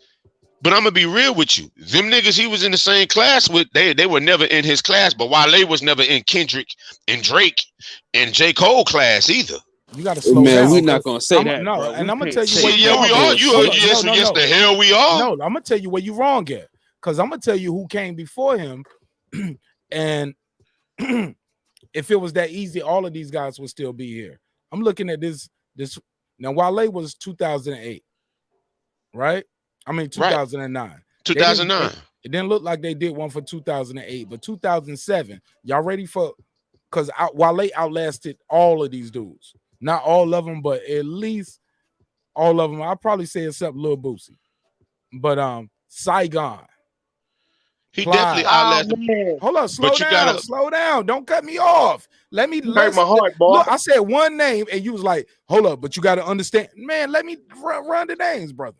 No, I'm just saying you hurt my heart. Saigon was one of my favorite artists. I man. like you hurt Entourage too. And I told him Saigon wasn't gonna be who he thought he was. And I heard you say that. Let me run these names. Yeah, let me run these names. Saigon, Plies, Rich Boy. Throw some dubs on that bitch. Trash. Lupe Fiasco, Lil Boosie, Gorilla Zoe, Trash. Joel Ortiz, Crooked Eye, Papoose, Young Dro. Man, I don't need that. Who's doing the trash ad libs?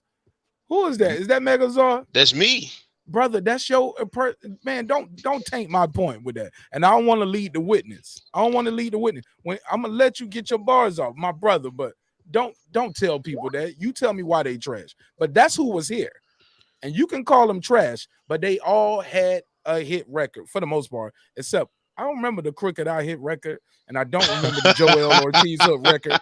But I do remember Papoose had a joint. I remember the Young Dro joint. Lil Boosie always had a joint in your ear. Lupe definitely had a joint.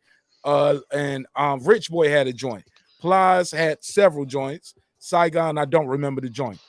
But that was the 2007 class. They skipped 2008, 2009. Wale, B.O.B., Escher, he's outlasted those guys.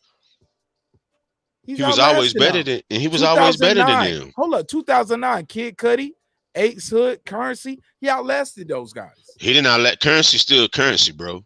Okay. And guess what? And they sell at the same venues. You're not gonna say Currency is better than Wale, though, are you? They ain't on the same level. They no. I mean, the thing about it is Wale is more skilled. With Beyonce and Jay-Z and all of that shit. Man, and Wale not doing that shit no more either. You know why?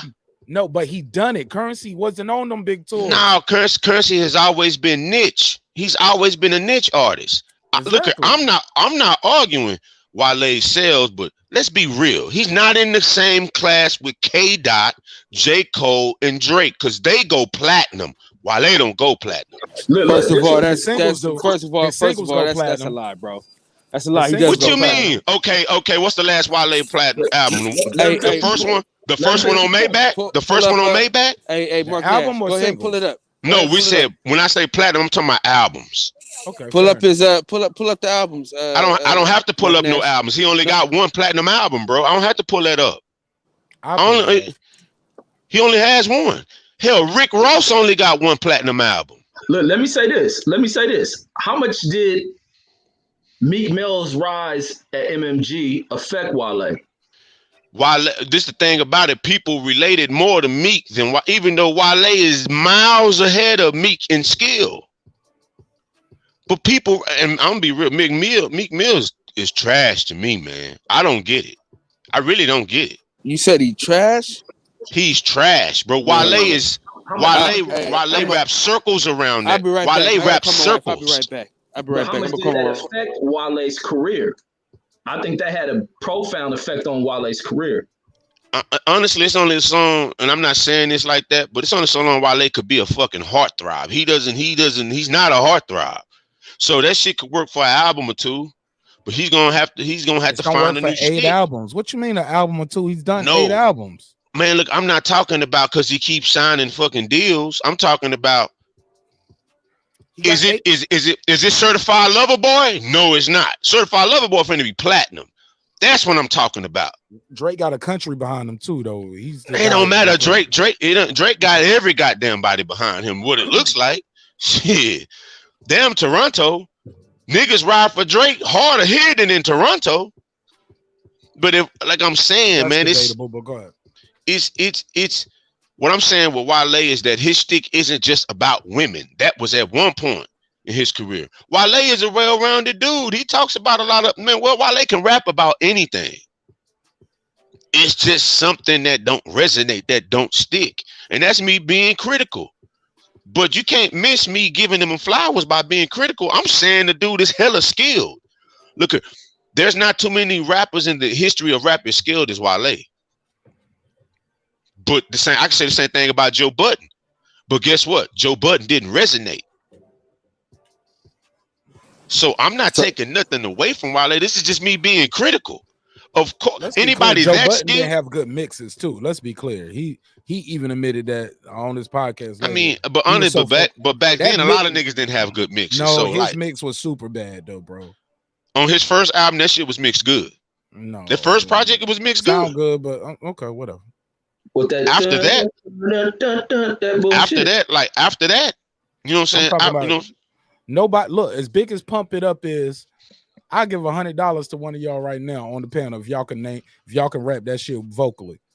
Big single. Nobody can give me a full Pump It Up. You came to get it with a name to get it. You came. I was gonna say, can he rap that shit? Because he just all I remember is get it on. That's all. Can he rap? All I remember is get it on. Dame to get on. Can't to get on. Pump. Honestly, they made that. Y'all ain't gonna be able to spit that shit. Like the shit is so. They made it. They made that big, bro. Like, let's be real. They put marketing dollars behind it to make that Jay-Z, big. Yeah, the Jay-Z remix. He replied. Hey, Mark Nash. Mark Nash. Me and one of the homies, right? We put Wale first album versus J. Cole first album. Then we put Wale's second album versus J. Cole's second album. And if y'all want to go listen to both them albums, you're gonna see that Wale had a better album. Born Center is better than anything Wale ever done, bro. It's not even close. It's not even close. It's not close. Ambition. Man, Born Center is better than anything J. Cole has ever done, bro. Megazard, we heard you the first 3 times. But like I said, once you talk, nobody else can talk once you talking. Like you block them all out, and the audience can only hear you. And I get you. But and we heard you the first 2 times. Let me let Reggie and Kyle reply to that though. We gotta let them reply. Hey, Kyle got on some Backstreet Boy shit if he's saying that Wale shit better than goddamn J. Cole shit. Like, hell no. But then it's a different taste and shit. First of all, go ahead, Kyle. Go ahead, Kyle. He was done.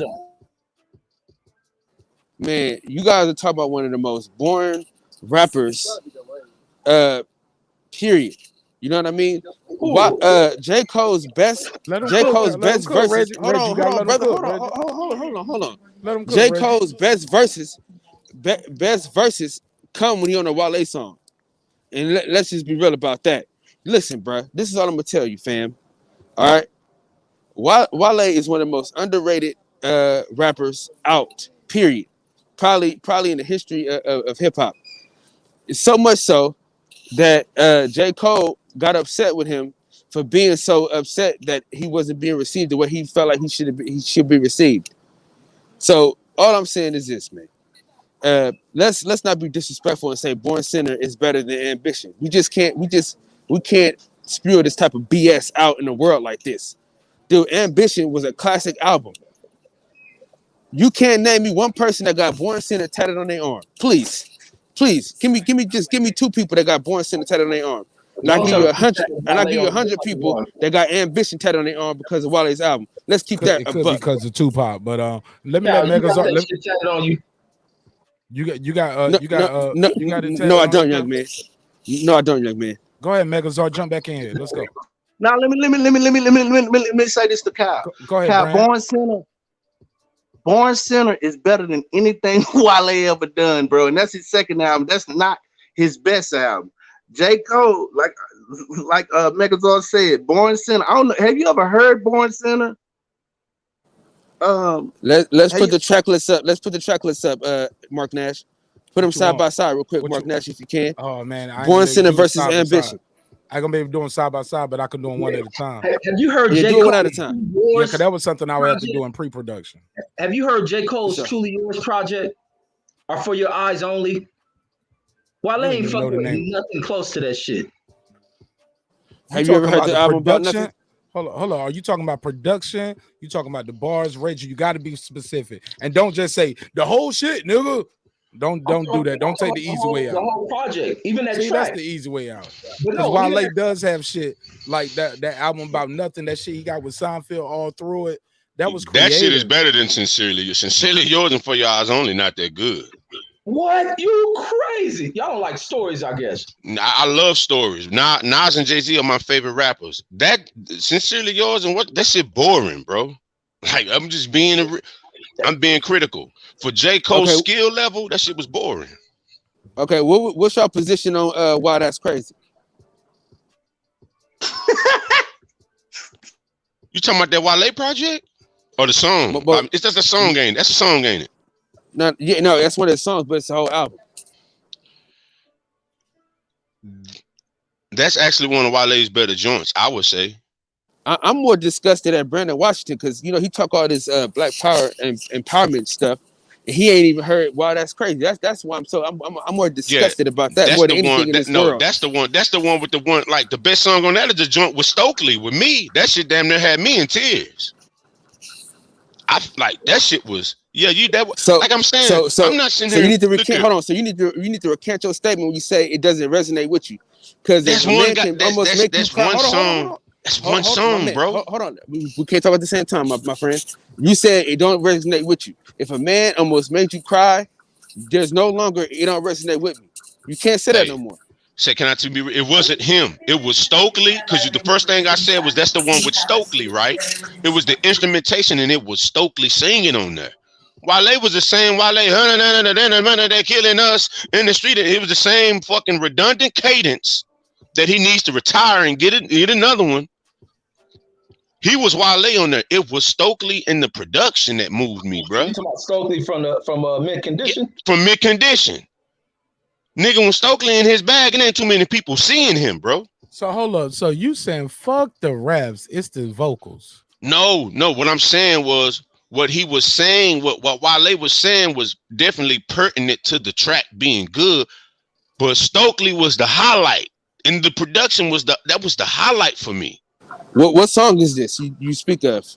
It's on that project you're talking about. I can't think the name of that's how I let you know. It's not. I don't know the name of the song. If the song made you cry, you should know that the name of the song. I said it damn near moved me to tears, brother. Like, it ain't Brenda's Got a Baby. It ain't White Man's World. It ain't shit that I live my life based on. It was a great joint. It wasn't Black Girl Lost. It wasn't Meet the Parents. You know what I'm saying? You want to keep going. You want to keep going. It wasn't Run Away by Jake. It wasn't Run Away by J. Cole. Okay, you gotta relax. You lost me after that. What you mean, Run Away? You had me with Meet the Parents, then you blew the bag. Run Away. It's one of J. Cole's best songs. Okay, whatever. For your eyes only, y'all tripping. Hold up. Say, man, I'm gonna be real with you. For your eyes only, this about to get lit. I see my guy BPK. We were just talking about you. I saw you drop the video. I was super lit. I clicked the button right away, and I definitely sent you the. I think I texted you the link, but I told you, bro, we just talked about you. We disagree, but hip hop conversation.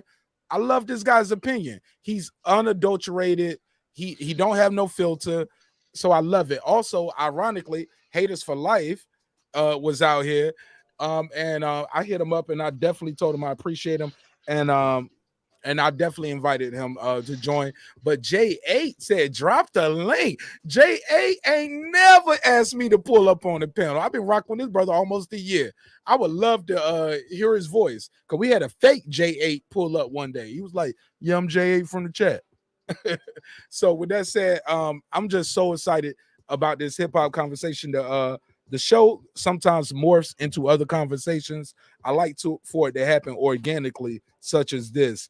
Not like shout out to you, Nicholas Tilquist. Nicholas Tilquist said, okay, so everybody just ask me anything you want. I'm like, nigga, don't nobody know your goofy ass.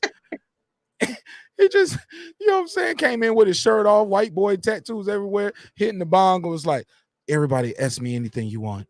Like, nigga, don't nobody know you. Nobody came to see you, but it's okay. But we got D Calico here, who is Reggie Owens' arch nemesis. But we talking some hip hop right now. D Calico, what up? Megazar, what up? Let's go. Hey, I heard y'all talking about making the song cry. Shoot, my boy, damn, he from down here in Florida too. What's my boy? Ron Wave. Now he be making the song cry. Oh man, we got Florida, man. D Calico about to fuck the whole show up. Nah, Nicholas Tilquist gonna do that. That's my boy. Let's go, Nick. Let's go, Nick. Shirt off, Nick. Let's go.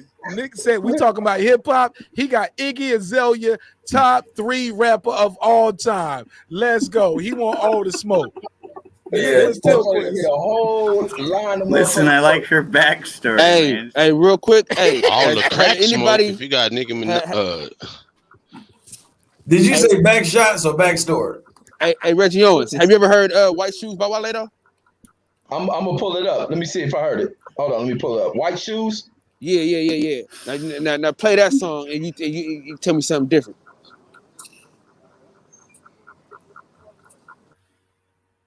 Yeah, well, why he doing that? I'm gonna let you know. Song Cry is my shit by Hove. Meet the Parents, Megazord. When you brought that up, I think that's one of the most underrated Jay-Z songs and storytelling in rap. We did an episode a few months back. Sunshine by Jay-Z. Yeah, no, but it's not a story. It's not the story that's up there. Like, I did an episode a few months back, and it was called the top storytellers in rap and the best story songs in rap. That song didn't make the cut, and it broke my heart because I love it. But Brenda's Got a Baby, they got Brenda's Got a Baby out of here. Like bro, I love Brenda's Got a Baby. I love Eve, Love is Blind, because those songs are one of ones. They've never been done before and never been done again. Beanie Siegel, Beanie Siegel, Jay-Z, and who was my boy? I'm froze. I'll be right back. Y'all keep cooking. Please respect me. Please respect each other while I'm gone. I'll be right back because I'm froze. I'll be right back. Scarface, Beanie Siegel and Jay-Z. What's that song? They had a couple of them. Can't Be Life. You talking about Can't Be Life? Or no, that Daddy's Gone or whatever. Daddy's. Yeah, but Scarface not on there. Scarface is on this Can't Be Life. As I walk into the studio to do this with Jig, I got a phone call from some of my niggas. You see my homeboy Reese. Yeah, that's that's Scarface stole the show on that. Scarface stole the show on that, bro. Yeah. Scarface stole the show on a lot of songs. Oh yes, of course. Scarface one of the best ever. Well, I'm saying by himself, I can't really just say one song that was super flame. But like you said, he's still never seen a man cry till I seen a man. Are you kidding me? Man, that's ancient history though. Face got an album that's stupid as fuck. No, albums, not a album. Come on, bro. Untouchable is one of the best rap albums of all time. And it's not even come on, bro. That's easy work.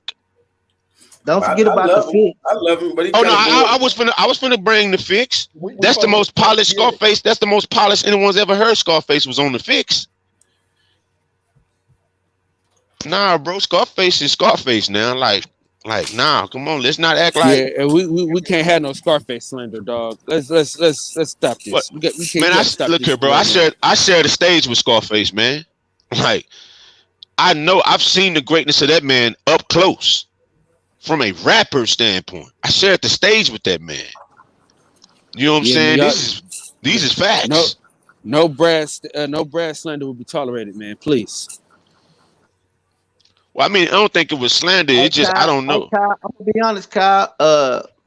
At one point in time, I mean, you probably wasn't on it, but I was on Yuck Mouth pretty heavy when he dropped that thug. When he was on Rap a Lot, dropped that Thugged Out the Ambulation. Come on, man. Come on, man. Come on, man. From Oakland, man. You know better than that. You know because Revelation is one of my favorite songs ever. You know what I mean? When he said, no Bentley's flipping unless your name is Felix Mitchell. Listen, little boys and girls, my mama could barely pay the fucking rent in. My daddy is Gerald and got to be somewhere in this world pimping white bitches for dough. He was a gigolo. You don't know nothing about that, Kyle. That real old time. You know who was one of my favorite rappers ever, and he don't get enough credit. Sugar Free, man. Sugar Free, bro. He don't get enough credit for the bars. Sugar Free style was so unique that it went over a lot of people's heads, but that's how real pimps talk. That's from there. Yeah, I'm just gonna say that's pimping. I don't think that's rapping. That's real pimping. But I'm gonna be real with you. It was a group of them, Cocaine and all of them niggas. They used to make other niggas songs, bro. Now their songs on their own wasn't shit to me, but when they was on other people's shit, when I would see Cocaine on a Snoop song, I already know what I'm in for. Cause that shit that's why the last meal was great. That's why the last meal was great. Yeah, the last meal was Snoop. I believe Snoop best album. The last meal, I think it was better than Doggy Style. Me personally, it was definitely better than Doggy Style to me. Like Doggy Style was great, but man, that shit on last. That shit came out of nowhere. Nobody was expecting that shit to be that good, bro. Snoop had been dropping duds. All them shits on No Limit was. Whoa. No, everything Snoop dropped on No Limit went platinum, homie. Now, when I say duds, they wasn't good. Hey, one thing about No Limit, every album ever came out of No Limit went platinum. Ever. Nah, that's a lot. Not every album. Not every album. Oh no, everyone. I don't give a damn who it was. In Texas alone. No, man. Hey, I'm trying to tell you, Cain and Abel never went platinum, bro. I'm just telling you. The Gambino family never went platinum. Never went platinum. Hey, I'm telling Mr. you, Servon didn't go platinum, bro. What about Mercedes? Definitely didn't go platinum. Never went platinum. Never heard of her. Oh, no. We heard of her because she was bent over. She was bent over in the credits for 8 years. So we definitely heard of her. We seen. Never heard of no bars though. We can't quote no bar, no song. Lil Kim and them shit had the market lock. That shit, Mercedes didn't have no way up in that shit. Nah, I'm be real with you. We saw that picture of Mercedes. Hold up. Foxy Brown found a way. Mia X found a way. Rage. Hold up. Lady of Rage found a way. No, Lady of Rage did do that, Rage. Nah, come on, Lady of Rage. If we going bar for bar, Lady of Rage might be the best female rapper of all time. Nah, we got to pause on that. You tripping too. But look, I got it. Hold up. I just want to address Reggie's point, and I got to let him speak because once you and I start talking, our mics are louder, so we can't hear him. So, and I want everybody to get a chance to speak. But Reggie, you can't say Little Kim had the marketplace locked. Other female rappers were around at that time, sir. Go ahead, Reggie. Yeah, they had the labels that were able to push them, being that they were on popular labels. Mercedes couldn't do nothing. But look, Mercedes, No Limit want no popular label, Reggie. No. But look, did Mia X compete in the market with Lil Kim? They ran the South. Hold on, stop. Hold on. Don't do that, Calico. Go say let him paint himself in the corner, Calico, and let's see if he can walk on the ceiling. Man, Say it again. I'm about to out of there like Floyd. But look, like with Mia X did not compete in the same market as Lil Kim. Mia X I can't fit Mia X. I don't know if she's more. I don't know where to fit Mia X. I think what Mia X lane will be is what Gangsta Boo and them try to fall into that lane. Mia X had that lock. Lil Kim had that little ratchet shit locked. That's what locked the door for Master P trying to push out a Mercedes. They wasn't touching it. Foxy Brown got into the door, but Lil Kim Brown got in the door in the same city. They both in Brooklyn. Like why they can't push a South chick? No, you got telling her story from the South. I'll give you that one. Oh shit! Well, I'm gonna tell you. Hold up, Brandon Washington. Is this your king? Look at me. Let me get him. Put a case on you, Brandon Washington. Always over here. Oh yeah, put a case on y'all. I finally won one round. Look, Reggie Owens 30, Mark Nash 1. No, I'm gonna be real with you. That's because Reggie didn't take the right angle. No. Biggie's writing this shit. No, he took the honest angle. Reggie, give me 29 more episodes and we're gonna be tied up, homie. I appreciate you though. Thanks for giving me one round, my brother. But look who was behind Kim. Biggie was writing that shit, bro. Look who was behind Foxy. Nas and Jay-Z was writing that shit. It's different. Mia X was writing up. You know, Jay-Z wrote for Kim too at one point too. I'm pretty writing for her. She had plenty of writers. She had a lot of writers. She had the best of the best. Mercedes definitely wrote her shit because it was garbage. I'm pretty sure she wrote her shit. Mia X wrote hers, but Mia X wasn't no sex symbol. Now the Brat. Now we talking about some high quality. Let's go. The Brat is up there. When I say bar for bar, I'm not talking about accolades and all of that because Lady of Rage is disqualified. But bar for bar, Lady of Rage could go with anybody, bro. Bahamadia should go with people. I used to enjoy. Raspity can go with anybody. MC Light. I like Storm. What y'all know about Storm? I know all about Storm. No female artist fucking with Bahamadia. Nobody fucking with Bahamadia as a female artist. Who the hell is that? What? You don't know Bahamadia? Hell no, I don't know. Hell no. Yeah, I don't know. Megazord, I gotta take your hip hop historian card. Hey, well, take it because I don't know who the hell that is. You never heard hoid of Bahamadia? Never hoid of her. She had the gap tooth. She had like a box.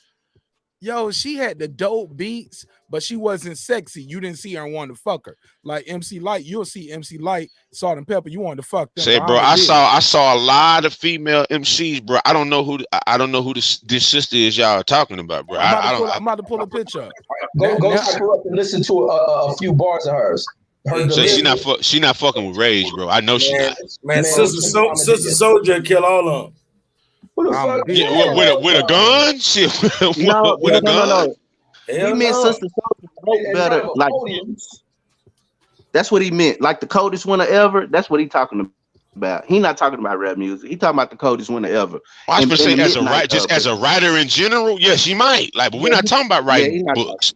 We're not talking about writing books. See, Bahama did.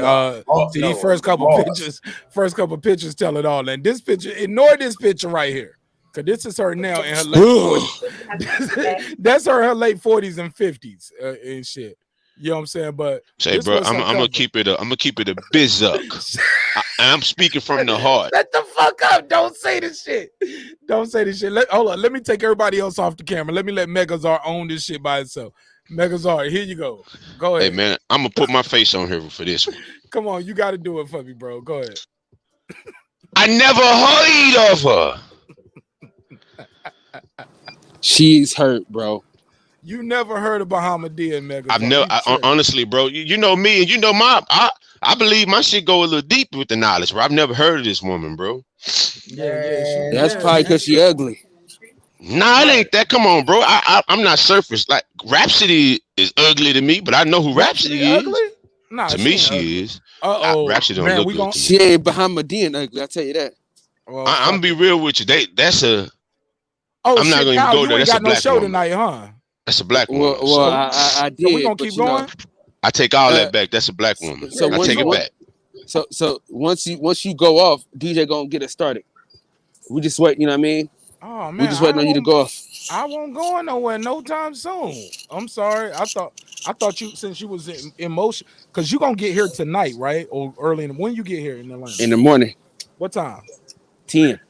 Yo, I'm gonna go get my hair cut and shit, and I'm gonna pull up on you. I'm gonna hit you up offline and see where your hotel at. Hey, man, you can pick me up in the airport if you want to. At 10? You get here at 10? Yep, 10:24 a.m. Damn, man, you gonna make me now I gotta end the show early, so I go to bed if I'm gonna do that. Damn, Kyle, how many connecting flights you got? Just one. You at the airport now, you gonna get there at 10? You do know I'm in California, right? They put that nigga on World War II airplane. I'm like, damn. Yo, the white guy, Taylor Bell, and also one of my super supporters. Let me run the drop for him again for his donations. Taylor Bell dropped a donation on your boy tonight. He dropped at least a dub on me. And let me hit him with this. We call this here a little twin. Wow. Nigga. He said, I heard of Bahamadia. Hold up. He said Bahama Mama. Hold up. I can't take the drop back. Damn, I ain't mean to do that. Let me take that off. Hey, look, that's what I get for not proofreading. I should have never heard of her. You got you. He never heard of her neither. Shit. He played me. I heard of Bahama Mama. Name some of her songs, man, because I never heard of her either. I've heard of everybody y'all mentioned something. You know I can't name that shit off the top of my head, man. You know I can't do that. Hey, y'all. I'm about to board this plane, man. I got nothing but love for y'all, man. God bless you, my brother. Kyle, be safe. Can't wait to see y'all tomorrow, man. Absolutely, bro. Kyle, you know it's love over here, Travel safe. Hey, Cal, don't be playing that Wale shit. That's all I'm playing all night. Hey, you better pay that white shoes too, Reggie. TSA on you for terrorism. Oh shit. Go ahead, Kyle, get on that plane, man. Get here safe. God bless you, my brother. Make sure you wear your mask on that plane, because they will stop the plane and kick your ass off. They ain't playing with that shit, boy. Yeah. Thank you, my brother. Be safe. God bless you. Yeah, he wearing that TBS gear. Yo, let me tell you an airplane story real quick, bro. All right, well, let us have some story time with Nicholas. He new to the show, but he's new to the neighborhood, but he is our neighbor. Nicholas, you got a story? I got a drop for it. Everybody wants to know how the story goes. Story time. Let's do it. Nicholas Tilquist, go ahead. All right. I forget where I was going, but hold up real quick before you start. Megazar, Brandon, remember y'all was talking about battle rap and what was it, King of the Dot? What's the white guy who used to run King of the Dot? They had two of them. One was the owner, but the other guy who used to host it, he used to look just like this hosting the battle raps. Y'all know what I'm talking about, right? I don't remember the name for sure. Oh my God. I don't remember the name, Mark. I'm gonna tell you his name, but go ahead, tell me your story, I'm about to call him Megazord. Tell me your story, Nicholas Tilquist, and I'm gonna pull up your body double, your doppelganger. Go ahead. Okay. Wait. Okay. Yeah, I forget where I was going, but I was carrying my Alienware backpack full of my Magic the Gathering decks, and I thought it would be funny if I like put it in the backpack in like a 4x4 grid, so it looked like a whole bunch of like C4 dynamite sticks. And then I took my headphones and like wired it in a way that kind of looked like it was like purposefully. And so I just wanted to see what would happen when I went through the airport security and they scan it. And then sure enough, you know, I had to go in the back room and get patted down and swabbed and shit. But I just thought it was funny. And then after all that, then I ended up leaving my fucking backpack there. And I was sitting there in the plane waiting to board, and I was like, wait, I'm like a bag short, and I fucking like sped walk all the way over there. And it was funny because like the backpack was just laying there, and it looked like it was a setup. You know what I mean? But I was happy that the backpack was there because it was a lot of money. But I just thought that the whole experience was funny. What are some of the best drugs out there where you're at? That's a fair question because he always said, hey, y'all can ask me anything. There you go. You got what you wanted. There you go, homie. What's the best drugs where you at? What you got for me? What, you being what you on right there? Look, hold on. Look, what you drinking out of? Let me blow that up. Sip that again. What's that? Is that a mason jar? What you got? A candle? No, this is a King's Cup, man. Oh, shit. Look at him. Game of Thrones. Man, I love that shit. What you got going on that? What do you mean? That ain't no Bishop Don Juan, but that's kind of unique. What you got going on? What are those markings on that? It has like roses on it and stuff, so it's I don't know. All right. So what's the best drugs where you at? I don't really do anything too hard these days. I did a lot of experimenting in my 20s. How old are you now? 35. What was you doing in the 20s? Everything. You know, X is probably the best, but you have to test it and make sure it's pure. How do you test it? With a kit. So you walk around to the trap with a lab kit to test the dope? Nah, I usually get burnt 50% of the time, you know, but it's part of the game. It's a trust game, and then I just kind of figure out their character. I'll let you burn me, but I won't buy again. So, but when you walk in there with the lab kit, they don't look at you like, yo, you got to be the feds or something, bro. Why you in here with a drug testing kit? No, he telling y'all he take it home and do his shirt off like he on the show, so they be cool. Yeah, I don't think he understood me, but the other guy did. Break it down. Let's have some fun. Well, ask the question again then.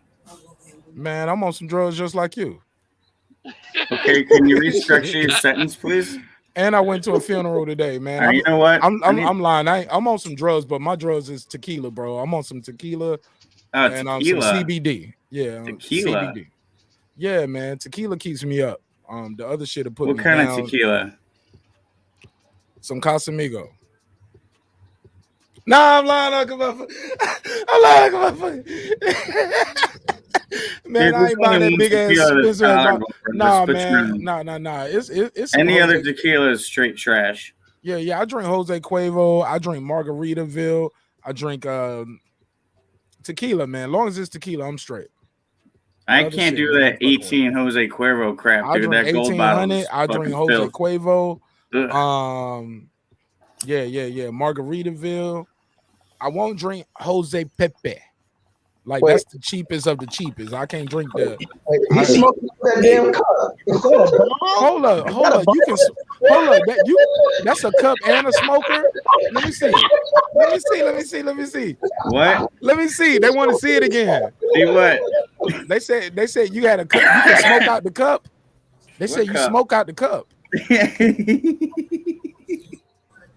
What you got, man? Hold on. You're not gonna kick me for showing you Not this time. Not this time. Go ahead, man. It's Friday night. Since you asked for it, I'll give it to you. There you go. This is my dragon. Man, he on some Dungeons and Dragons shit, man. You crazy. I love it, Reggie. We got to eclectic show of it. Don't disrespect my audience. Tobacco, man. Reggie, don't disrespect my audience. Hey, CBD. Look, CBD, we can do that. I swear to God, I got it out Don't of put the it on. jar, Hey, bro. don't put it on the screen though. Don't put it on the screen. CBD or not? CBD Yeah, though. Yeah, it's okay. There you go. But this is my dragon though, man. I love that shit. That shit is expensive right there. Mm-hmm. How much you pay for that? That's like 200. No, it was listed for 6, but I haggled for 5.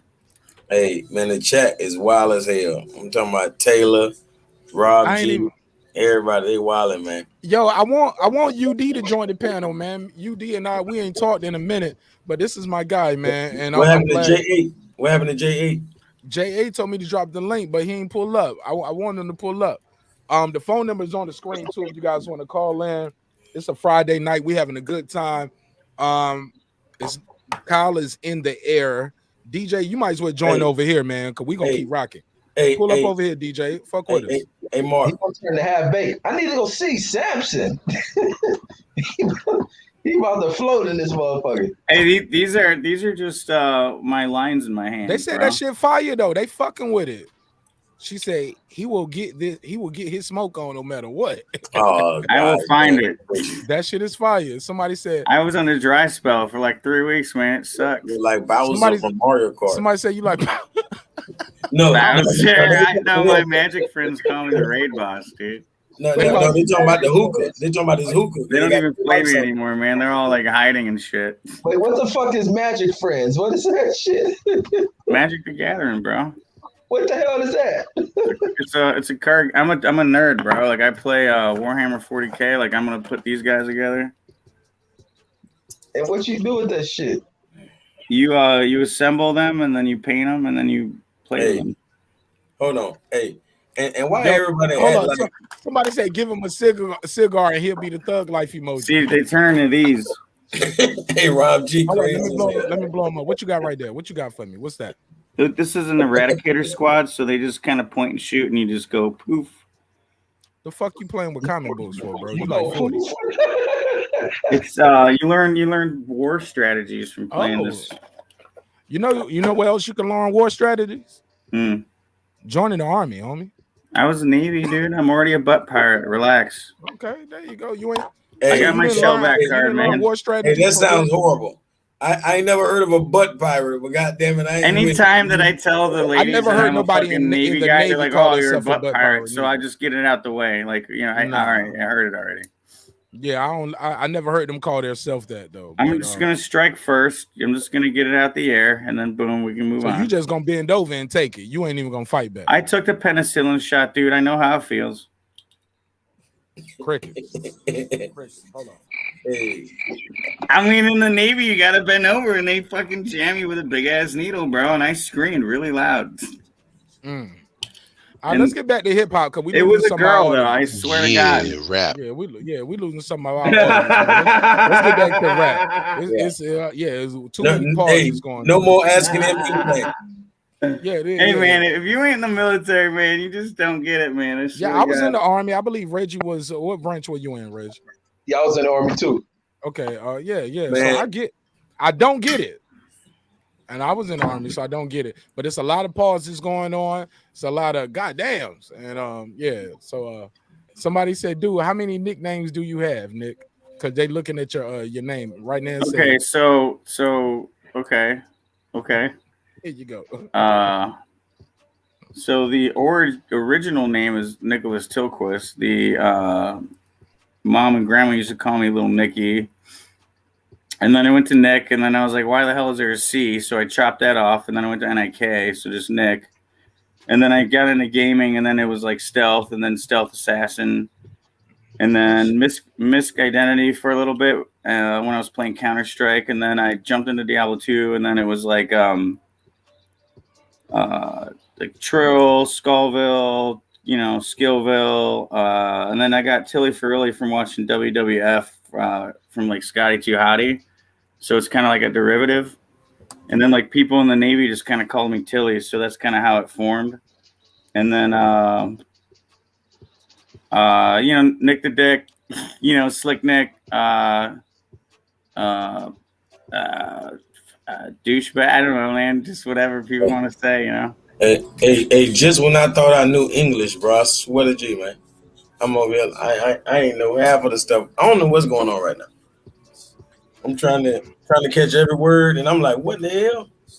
Yo, don't he kind of look like Lush One though, a little bit? From King of the Dot? No. Goddamn John Leguizamo. Oh, John Leguizamo. But I thought he looked like Lush One a little bit right here. Like with the tattoos and the glasses. Right there in that picture. But both of them got the same glasses on right now. I know what you're saying right there. Yeah, man, he remind me of Lush One when Lush got the glasses on.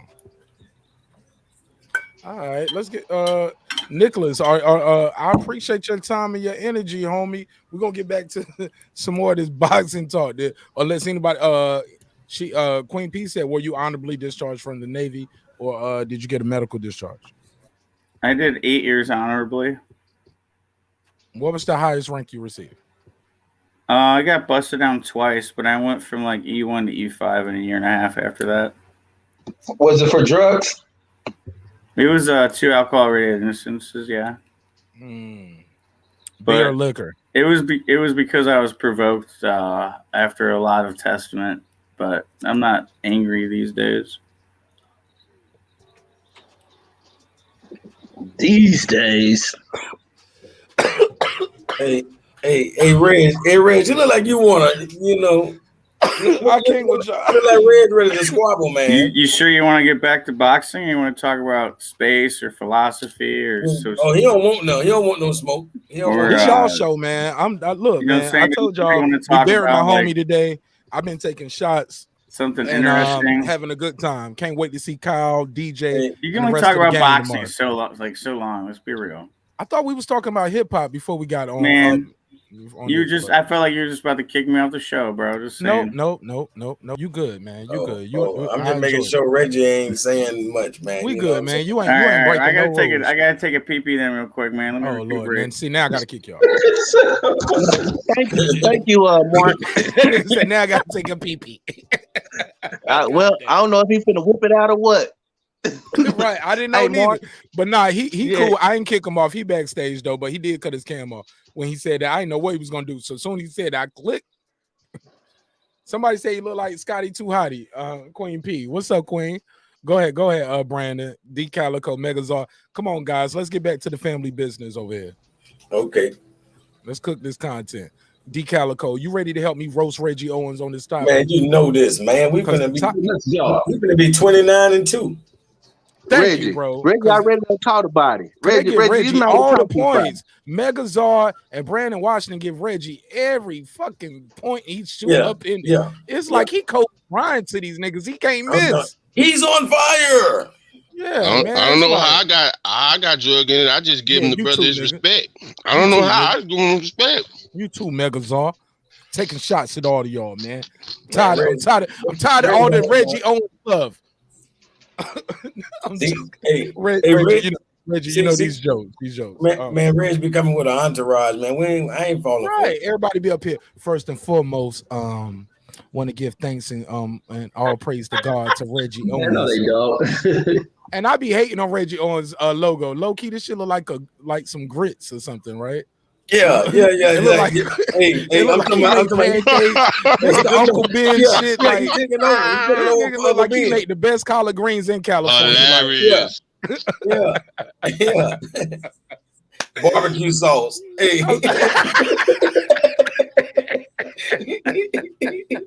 That's the whole I love him, but I hate him because everybody else love him too. I thought he was just our guy. He belongs to the world, and with his barbecue sauce, everybody know about it. You feel me? And low key, bro, have you been watching Reggie's show? Which one? All the conspiracy theories he's been dropping lately. What? Don't say it. Bro, you got to click that bell, man. Oh, man. You got to click that bell, man. Every other one, he's like, so what I think is happening is. You'll never hear conspiracies from me. Yeah. Everyone recently has been a conspiracy. Reggie. Hey, Calico think the earth is flat. So, hey, man, I mean, he killed the show. He killed the show the other night. Leave him alone. Y'all gonna make me jump back over to y'all side now. Brandon, now I gotta switch sides. I know it's flat. Calico, I'm gonna leave you on this one. Calico, I gotta cut my camera off again because I can't fuck with you on there. I'm sorry, I'm out. Nicholas How do Tilquist, welcome back. you know the earth is flat? What makes you think the earth is flat? No. I got the one for you though. This the great debate. Because things like gravity are just theories. They don't really exist. So that's the only way you can explain it being a ball. It's not a ball. And if it is, NASA told you it's shaped like a pear. It's pear-shaped.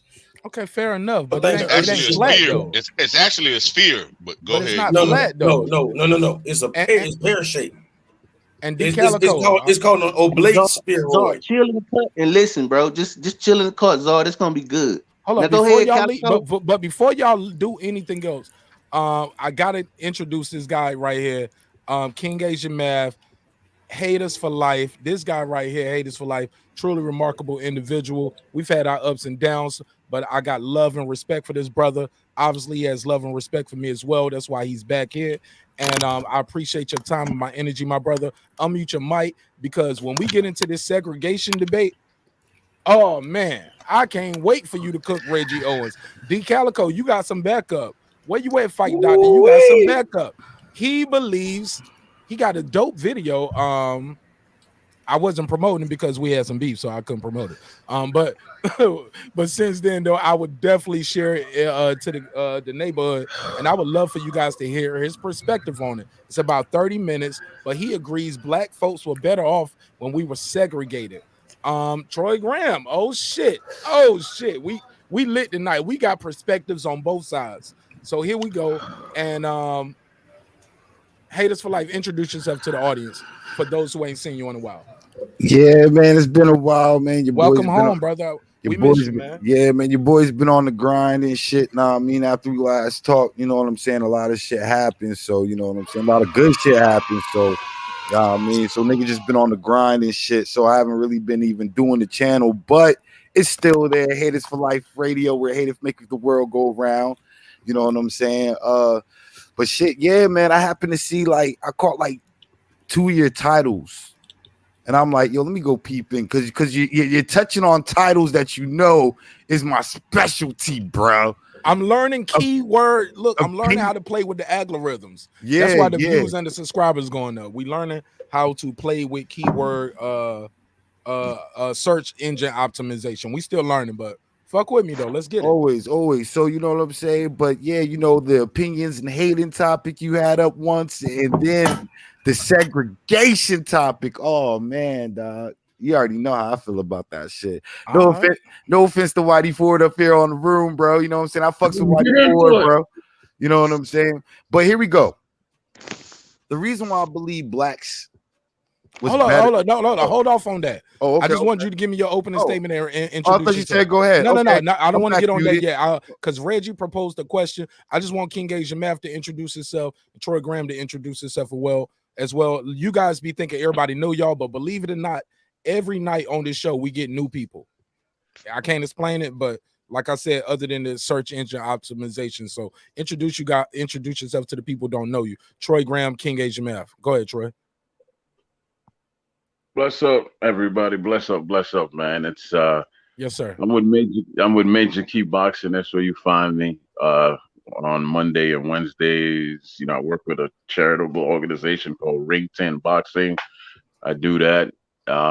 And that's it for right now. But I did have a question for the brother who has his camera on, who was in the Navy and all that. But I'll wait. I appreciate it and I respect that. Thank you so much. King Asian Math, introduce yourself to the people who don't know you, man. How you feel? You know how I feel. 56 sitting on 56 mil. As we all should feel. Yes, sir. Who's the guy? Not Troy Graham. Who's the other guy talking? Other than you and I, right now nobody's talking.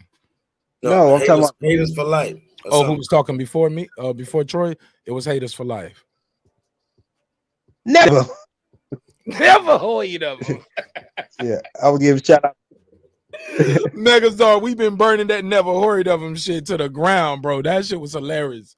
But look, man, Reggie Owens had proposed a question. I think the D Calico, where were we at with it, guys? I want you guys to join the conversation, but I just want you guys to introduce yourselves to the people. Let's pick up where we left off. I'm about to cut the phone line off, guys, so please don't call the show, because I'm not taking no calls, because we got a packed panel. So sorry, the phone lines are closed right now. Let's go, guys. Let's cook this content. Nah, see, I was talking about it, the Earth is called an oblate spheroid. That's what NASA would tell you. It's an oblate spheroid. Basically, it's basically football shape to a degree, or really they say pear shape. That's coming out of the top NASA officials. Well, I mean, okay. I'm gonna interject. Let's go, real quick. Nick. We talking about flat Earth. Let's go, Nick. Cook them up. So,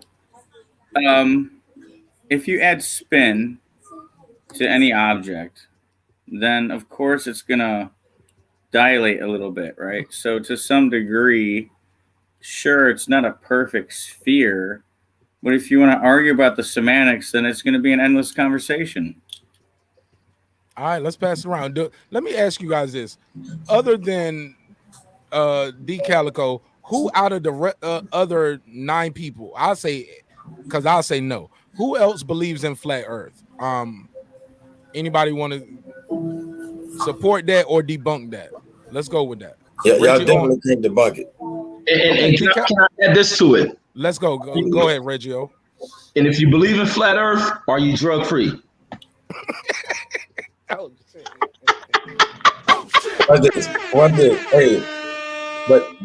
But that's coming from somebody who got a needle full of shit. Dumbass. Come on, man. You got a needle full of shit in your ass talking about drug free. Yeah, but you got real drug. No, nah, bro. You got chicken pox vaccination or you got the polio. Bro, you got the polio shot when you what year were you born? What year were you born, bro? I ain't never seen a black person in my life get no polio damn shot.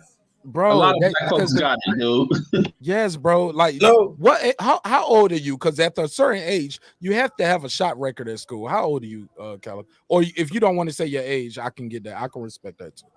I'm 38. Bro, you had to get shot. Did you go to college? Mm-mm. Okay. Nope. Did you join the military or anything like that? Hell no.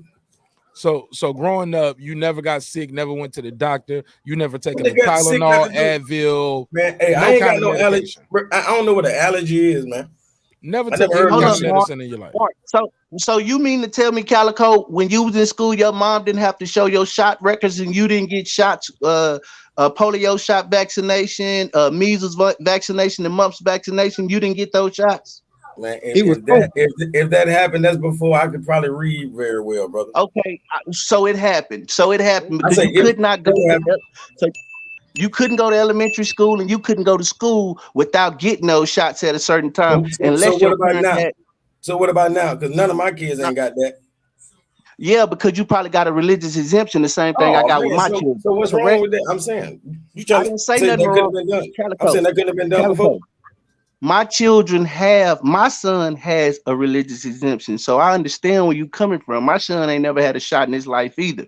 But I'm asking you because you 38 years old, and you attributed that to Reggie when you've been shot up with shit too, right? Man, not half as much as y'all, if that's the case. I got whatever a baby might get. That's when the most of vaccinations came down when you were in your that's cool. You got that too. Years. That's cool. You got that, but you got it for the next 30 years after that. That's what I'm saying. Who got what? Hold on, wait. Who got what? What are you saying, Calico? The person I was talking to. No, I don't have it. I wasn't talking to you, brother. He know who I'm talking to. He was talking. You know what I mean? What I'm trying to tell you, for the first 5 years, you had to go through a series of shots. If you're at least 40 years old, I know that for a fact. I'm 54. I don't care what your religion was. If you wanted to get in these schools over here in this country, you had to go. I'm just telling you what it was. If you wanted to go to school in this country, you had to take those shots. They weren't doing all that, what they're allowing now. You got to remember, a lot of these diseases that we took vaccination for when we were kids have been eradicated for the most part. So you don't have to take everything now, but there's still some shots you do have to take.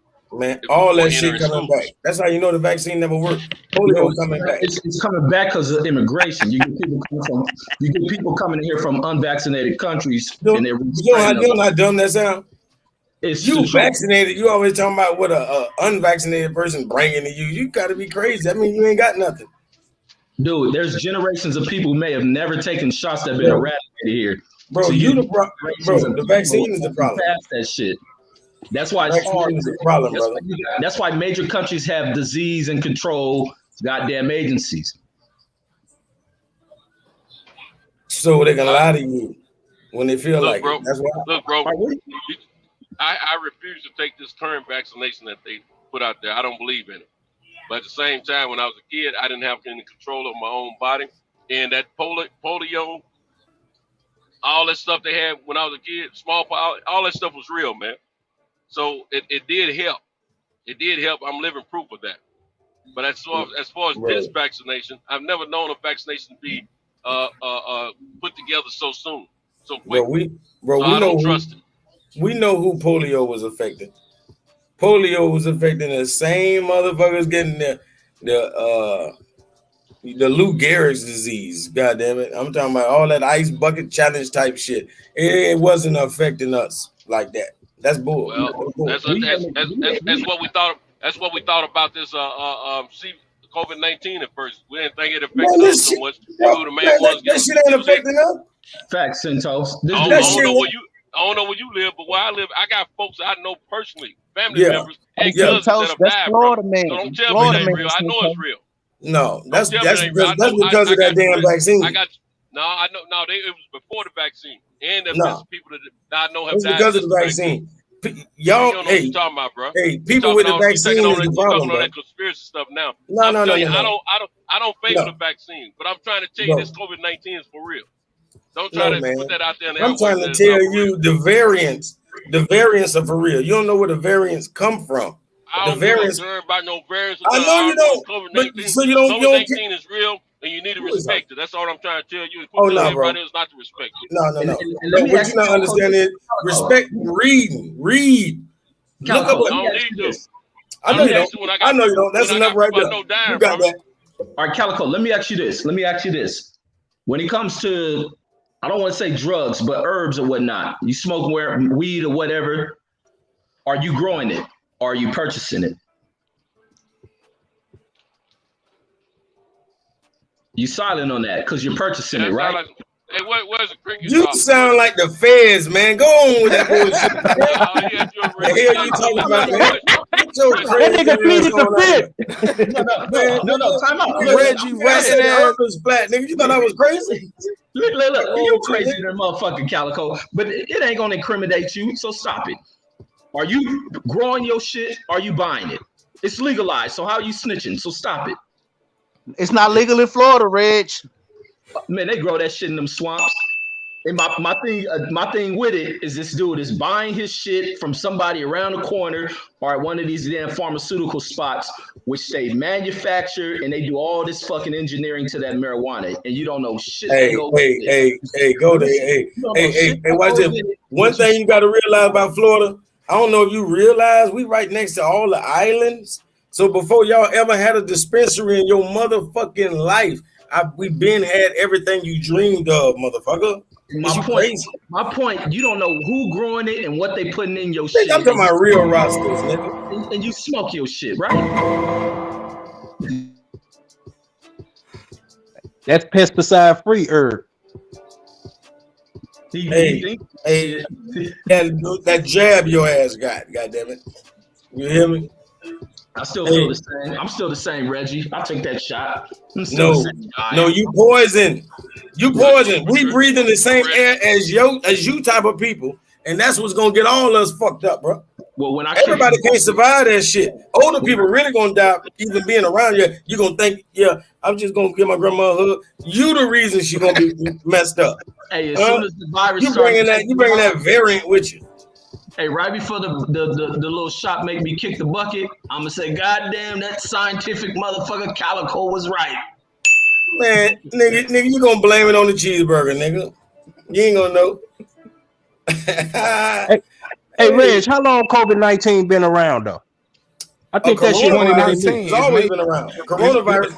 The 19 is for the year, King Asia Math. That's what it is. That's but watch this. question. A coronavirus. Every code is a coronavirus. And if y'all, if you know how to read, every code is a coronavirus. Guess what? The flu is a more severe case of the coronavirus. All right, what med school you went to, Calico? I need to hear this Man, shit. nigga read. Now he's right on that, Reggie. What he's talking about right now. Right now he's talking with some sense. But that other bull crap he was talking about a minute ago, he on some sucker stuff. No. I want to know what I ain't grade never school you went to. What college you went to? Nigga, Thug Life University. So I would never listen to some shit you got to say on medicine. It don't matter. It don't matter. Yeah, you mad because I ain't go to a white name college? Hey, you want to hear when the white names come out of my mouth? Yeah, HBCU, white named ass college. That's what you're looking for, right? Well, look, really. man, you out of Florida, man. So y'all on some different thought processes down there in Florida, man. About You told you. But I'm gonna tell you something. One of the first closest person to die from COVID-19 was a homie of mine. Got it from Miami, hanging out down there. Come home sick, and died a few days later from COVID-19. Healthy guy, healthy brother, and younger than me. So y'all on some bull crap down there. I went down there earlier this year in the month of March. Ain't none of y'all wearing no masks down there. Man, bro, we good, man. We good. Yeah, okay. That's why a lot of y'all dying though. Y'all got numbers. No, we down there, not. No, we not. No, we I checked not. it before I went to Florida. You got numbers down there, bro. Bro, I'm down here. I don't know about. Bro, I'm down here. Don't believe the TV. Let me tell you, the people that's dying is the ones trusting them. I look at the stats. Y'all that shit fake, bro. Yeah, that shit fake. Yeah, them numbers coming. Hey, guess what? They not gonna tell you people got the jab when they die. They just gonna tell you they dead. They're not gonna tell you. I'm not talking about the vaccine right now. I'm talking about COVID-19. No, I'm talking about the corona. The people. I'm saying, bro, people with the jab get the COVID. This is what I'm trying to tell you. So I don't get what you're saying. That's fact. That's facts. A lot of people getting the COVID with the jab. That's another reason I'm not taking. What do you think they dying from? Don't. When you come out of your mouth, act like it ain't real. That's falsehood, man. There was a period of time before a vaccine was developed. Man, that stuff is real, man. I got family members that have died from that bull crap, man. It's a period of time before a vaccine was developed. Those numbers and those stats are accurate. They're accurate, bro. Well, it was some of it was. I'm gonna say this about that. What's accurate? What do you say? What I'm saying. The numbers were real numbers, but some of that stuff was compiled on top of COVID. I mean, I agree that, but I'm just saying, according to all we have is the numbers that they gave us, because I don't know case by case if this person really had COVID. But I know cases of people who did have COVID and who did die from that before a vaccine was ever even in the works. Facts. So whatever, if it was pre-existing, so it got heightened somewhere. Watch this. I remember nobody ain't motherfucker died. Nobody ain't have no symptoms. I remember the worst thing a motherfucker was talking about. I can't smell or taste. All that, but I'm gonna be real with you. No. I'm talking about everybody had no symptoms. It was a disease with a virus with no symptoms. All these famous motherfuckers flaked out and played a little game on our ass, acting like they was, I'm sick, but I ain't got no symptoms. Now all of a sudden they come out with the vaccine. Boy, it's been some symptoms on y'all ass. Well, it's been people had symptoms before the vaccine, like regardless, because you can't in one instant. You know what I'm saying? You can't in one instant use the TV as a detriment to someone else's argument. Now you're using it, and you know what I'm saying, to piggyback off the point you're trying to make. What our Centos is saying is this: that there were numbers that go with the stats that people died that had COVID-19 before a vaccine was even here, whether they show symptoms or not. They could have been cool for 2 days and they get sick. The next thing we know, they're on the ventilator, then they die. That's real, bro. That's real. But who did they test the vaccine? Who did they test the jab on? Real. I have a granddaughter that's 12 years old that live in my house. I'm raising. That just recently tested positive a few weeks ago, maybe a month ago, for COVID-19. Asymptomatic, no symptoms whatsoever. Walking around my house, I was mad in the son of a gun because, just because she asymptomatic don't mean I won't be asymptomatic. Man, they got a lot of false negatives. False positive. You know what a false positive is? Yeah, I heard all about that. But you crazy as hell. No, we gave her she been tested. Well, she been tested before that too, and she didn't have it. But that time she did. Yeah, you got to be tested at least 3 times and know. She came home from school with it. The first time they sent her home from school, she was negative. This last time she was positive. And I was mad at someone. I got on her because I felt like she didn't probably protect herself the way she protected herself before. So I made jump sure in she here real don't. quick. She make sure she do what she's supposed to do. But that stuff is Right. real, man. That ain't no fake. This man, y'all got to take it more serious, man. Go ahead, Troy. Yeah, I want to jump in here, because I survived COVID. I had it for what, 3 months, and I got health problems. It was hell. I really felt like I was gonna die, but I survived it, and I don't have the jab. I got to think about things before I go out and get that. I just haven't moved on it yet. But my whole family's pushing me to do it. I just have not moved on getting the jab yet. But I can honestly tell you that I survived that thing for 90 days, and it was hell. It was straight hell. All right, let me let UD get in. Go ahead, UD.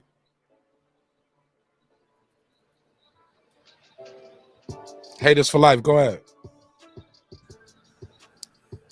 Man, that made y'all niggas scared to get sick. I'm gonna say it. Go ahead. Keep cooking. Go ahead. Yeah, be like I want to say it's so much more psychological. Like you think you getting that sick, but honestly, when you really look at it, I mean, this is something that has a 99 point something. Like, bro, this you more like you'll survive COVID with more probability than passing a DNA test, bro. Like, come on, like let's be real. Driving home. Yeah. You feel me? Like, let's really be real. Like, if you want to talk numbers and stuff, you know what I'm saying? Like, really, it's a psychological thing that has everybody, because like you're wearing masks, you're doing this, because you're doing so much more of the physical with this sickness and appearing it to everybody. It's like a mass hysteria right now, bro. Like, people are scared of getting sick, bro. Like, nigga, get sick. That's why as kids you eat dirt, because it builds up the immune system. Man, what up? backyard science? Slow down. Not everybody. Don't everybody. Hold up. Go ahead, Reggie. Where y'all learn this backyard science from? Get the fuck out of here. None of y'all went to no goddamn med school. You ain't researched near goddamn virus under any type of dish. And y'all coming up with backyard stupidity. Like, stop it. But Reggie, you didn't either, though. You just but no, off I'm what basing somebody it- told you, and they going off what somebody told them. They basing that shit off of backyard science. So you be looking in microscopes? Let me say this. I'm trying to be fair, Reggie. That was fair, I right? got you, Mark, I got you. All right, go ahead. But my thing ain't to go against what scientists are putting out around the world. Y'all basing shit up off of Americans' perspective, off of people who believe in shit and people who don't. This ain't just an American thing. This is a global goddamn thing. The whole world is going through this shit. This ain't America. I know people don't trust the American government, but best believe the world is shut down from the shit. You think they gonna? What's the purpose of them shutting down when the world is almost based on capitalism? The whole world is shut down. So why would they shut it down to play hysteria? That's the most stupid shit in the history of money-making nations. Like, come on, man. All right, let me let you hold on. No. Hold on, everybody. This guy Deuce been trying to get in for about 20 minutes now. Go ahead, Deuce. And he's Reggie's cousin. So let's see if he gonna ride with his family or he gonna have a totally different opinion. I'm very interested. Deuce, I know you've been trying to get in for a couple minutes. Welcome home, my brother. What's up, bro? Hey, my audio fucked. I'll fix my audio real quick. Y'all pass the mic. I'm gonna get back on it. Oh, look at this goofy nigga, man. This nigga been trying to get on the show. Your shit good. Talk. Hey, I'm fucking with him. Deuce, they said you was good. Go ahead. But he know what his audio need to sound like. I'm in my car, you know what I mean? Yeah, I don't know how he gonna get the audio right. He gonna get the audio right. Go ahead, mute your mic. Go ahead. I think who was trying to get into? I wanted to ask Haters for Life a question because Troy Graham said that he had the sickness, that he been through COVID. Haters for Life, with everything that you say about that you don't get sick and it's all inside your mind, have you ever experienced COVID-19? Did you battle with it, or are you just talking from what you think? I mean, as they say, I mean, if I was to go with your logic and say what scientists say, well, scientists says a lot of people have had it and don't even know they had it. So I don't know if I had it or not. I mean, I was never sick. Have you taken a test where they positively identified you as having COVID? Okay, so basically everything that you said You just made it all up based on what you think, because Troy said that he talked about the symptoms and he talked about what he went through while he had it. He didn't say that it was a mental thing, that he made it all up inside his mind. He didn't say any of that, and you just said what you feel and not what you know and what you can prove. You didn't say anything. You started talking about how it was all made up and how we believe anything in sickness, when this man on the panel is telling you what he went through after being diagnosed with COVID-19. All right, let's land it. Go ahead, rebuttal. Go ahead, Calico. Hey, let me tell him real quick, because way before you ever heard of a COVID, doctors always told you that, you know, it's pretty much mental. That's why Calico, don't go too long, because he was directing that to somebody, and I want that person. Well, I just wanted to say, hold on, Calico. He was directing that to somebody, so yeah, but really, he talk. They talking shit to us right now. But he said haters for life directly. Nah, let Calico go ahead. Calico. Don't run from the haters for life. Hey, man, come on, Mark. I ain't running. I got ammo, fair enough. You know you got ammo. That's the problem. Fair enough. I just wanted to say about a placebo, man. You know, doc, that's the only reason there is a such thing as a placebo, because it's all mental. So if they tell you, hey, you know, like a couple of those people, I gave them, you know, some test trials. I gave him a fake one, but bro, I gave you the real deal cure. You know what I'm saying? So, hey, I'm telling you, you good. You're going to be great. So you give this person a sugar pill, but you done gave him a doctor tell you that this is a cure, it's going to do something to you. If a doctor tell you you sick, it's going to do something to you. You know what I'm saying? So same thing goes. It still applies. You know, okay, let's get out of the realm. Let's get out of the realm of these made up shits that we never been through. I've labored with asthma my entire life, bro. A real respiratory disease that didn't nobody lie to me and make me think nothing. I used to run and pass the fuck out because my lungs were submerged in mucus, and it would mess with my oxygen until my body built up enough strength to properly combat it. Now, I probably caught COVID, but I probably was asymptomatic because I've dealt with respiratory issues my entire life. So when I can't breathe as good as I normally do, I know there's certain things that I know to do. There's a bag I already know how to get into as a 38-year-old black man in America that was subjected to all type of experiments in hospitals, you know what I'm saying, with having asthma, as bad as I had asthma. That's a real thing. When you're dealing with people that has respiratory issues that's never had it before, they freak the fuck out because they don't know what's really going on. Now you are fair. We got to pass it a little bit, Megazord. Yeah, because it's 10 people up here, so I kind of want you guys to condense some of it a little bit, so everybody get a chance to speak. Haters for life. They want before you do that question. Hold up. Before you do that question, the chat is asking for haters for life to answer the question Brandon asked him. Brandon, do you need to repeat the question? Haters for life, do you care to answer the question? I'll answer. Repeat that question, because you know it kind of threw me off, bro. Repeat the question. Fair enough. I asked him. Troy Graham went to a doctor and he was diagnosed with COVID-19, and he said he battled with it for 3 months. Have you and did you get diagnosed with COVID-19? And did you experience that? No. And I got a question for you. So since COVID-19 hit, when was the last time you heard of the common cold? What happened to the common cold? That's a good segue. That's a question I want to ask. Here. I just had a cold last week or 2 weeks ago. Did you go to the doctor? You had COVID. Yes. I took a COVID test. Did you go to the doctor? Let him answer. Yes. Go ahead. Yes. So when I call out sick, we go through protocols to ensure that we ain't bringing that shit to work. And I felt like maybe I got COVID. I got sick off someone. Let me go get tested. Ran the test. You're negative. I had a cold, a pretty severe cold. The cold ain't went nowhere. The flu ain't went nowhere.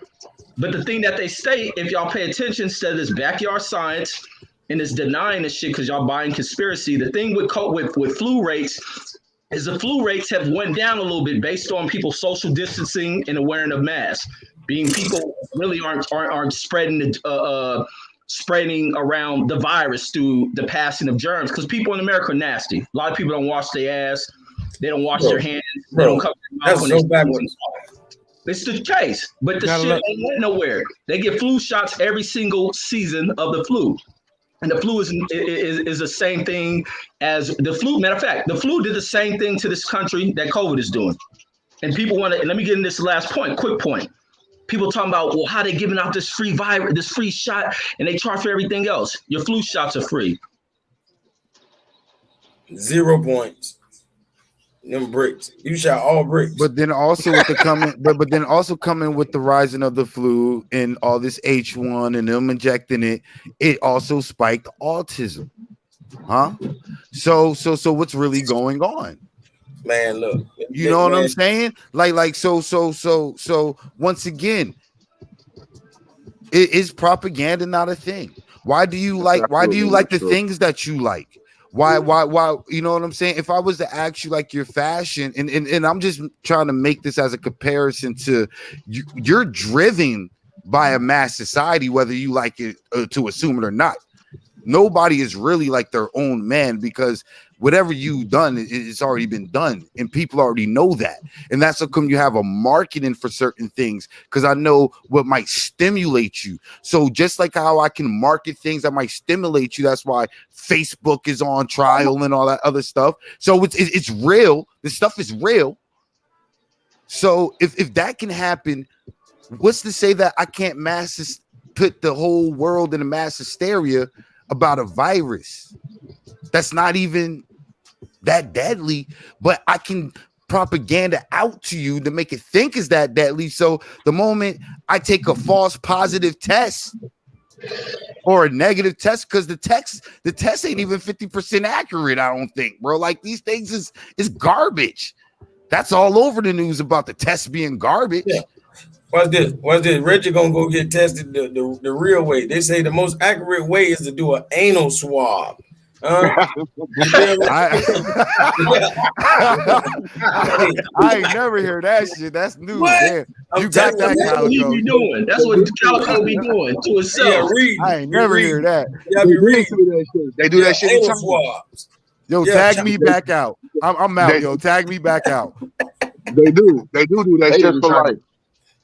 Haters for life. I want to ask you about that comment you made about COVID, you know, and what's the other one, you know, autism. How are the two linked at all? I wasn't saying that. I was saying it as a link of, you know, the things that they say that, these are the viruses. So let's take these, you know, let's take the medicine that we tell you to take. That these things are just not medicine to help that virus, but it's really something else that's doing something to the population of people in the children, because that's the new life. You know what I'm saying? Like, we as old heads have to stop thinking of life about us. You know, if I look at if you're 35 and older, and if you got kids, yo, there's no way at that age you should ever start, you know, thinking about yourself. You should already start planning your departure and how you're going to be leaving shit over for your kids. And it's about these kids that's next coming up. And so this is what you're seeing. So you really have to pay attention and look at everything in a full totality of everything for you to really get a big picture and understand that it's not about your life. It's about the next generation. And look what the next generation is going into. Our golden years is over. That didn't this dude right here ain't nothing but full of opinion. The flu shots isn't the one that's causing the autism. It's the shots you get. Those immunization shots, the ones that's causing autism in a lot of the kids. And one thing I want to say about that, another thing I want to say about this COVID shit is you always hear about that. Oh, this is you can't. Only way you can stop the COVID is through a vaccine, and only way it's not gonna kill you through a vaccine. But there's plenty of people who survive COVID. No heart attack, no stroke, no nothing. You got a little sick. Blah, blah, blah. But when you get diagnosed with COVID, they tell your ass, hey, do some heavy breathing, drink some water, get your blood flowing. They tell you that shit. But only thing is being promoted to you and propagated to you is a vaccine. That should already raise red flags right there. Can I ask you a question? Have you ever had COVID? Yes, I have had COVID. Who is that? The brother Brandon Washington. Hey, Brandon. No, that's dude. No, I'm talking about the one who asked you that question, Brandon, because he the one keep coming. I want to ask Brandon, what the hell is modifying your RNA gonna do to COVID? I don't get it. What is that gonna do? No, Calico, here's seriously, the no, thing. that particular question. No, What is I'm gonna answer modifying your your question. RNA gonna do to defeat COVID? Let me answer your question. The answer to your question is I don't know, and I'm not up here trying to win an argument. I'm trying to gain clarity. That's it. I'm not vaccinated. I don't plan on being vaccinated. I already told you my position on vaccinations. What I'm trying to do is gain clarity and make sure that I understand what's being talked about and make sure that I'm not putting out misinformation. I ain't trying to win no argument. So if that's what you're trying to do, go for it. I'm looking for and I'm looking at that comment because vaccines is connected to autism because vaccines have trimersal, which is the medicinal version of mercury. Somebody said medicinal. I'm sorry. Yeah, It's the immunization, not this vaccine. No, it's the medicinal version of mercury, trimersal. So what I'm saying is mercury is the most lethal thing in the world to your brain. It's a neurotoxin. It's a neurotoxin. This will destroy your brain. They're just giving it you in a small dosage. That don't mean it ain't gonna cause no problems. Come on, man.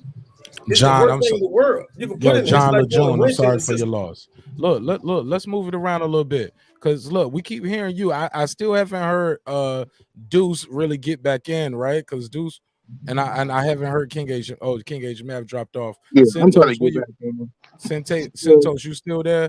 Megazar, you still there, right? Yeah, I'm still here.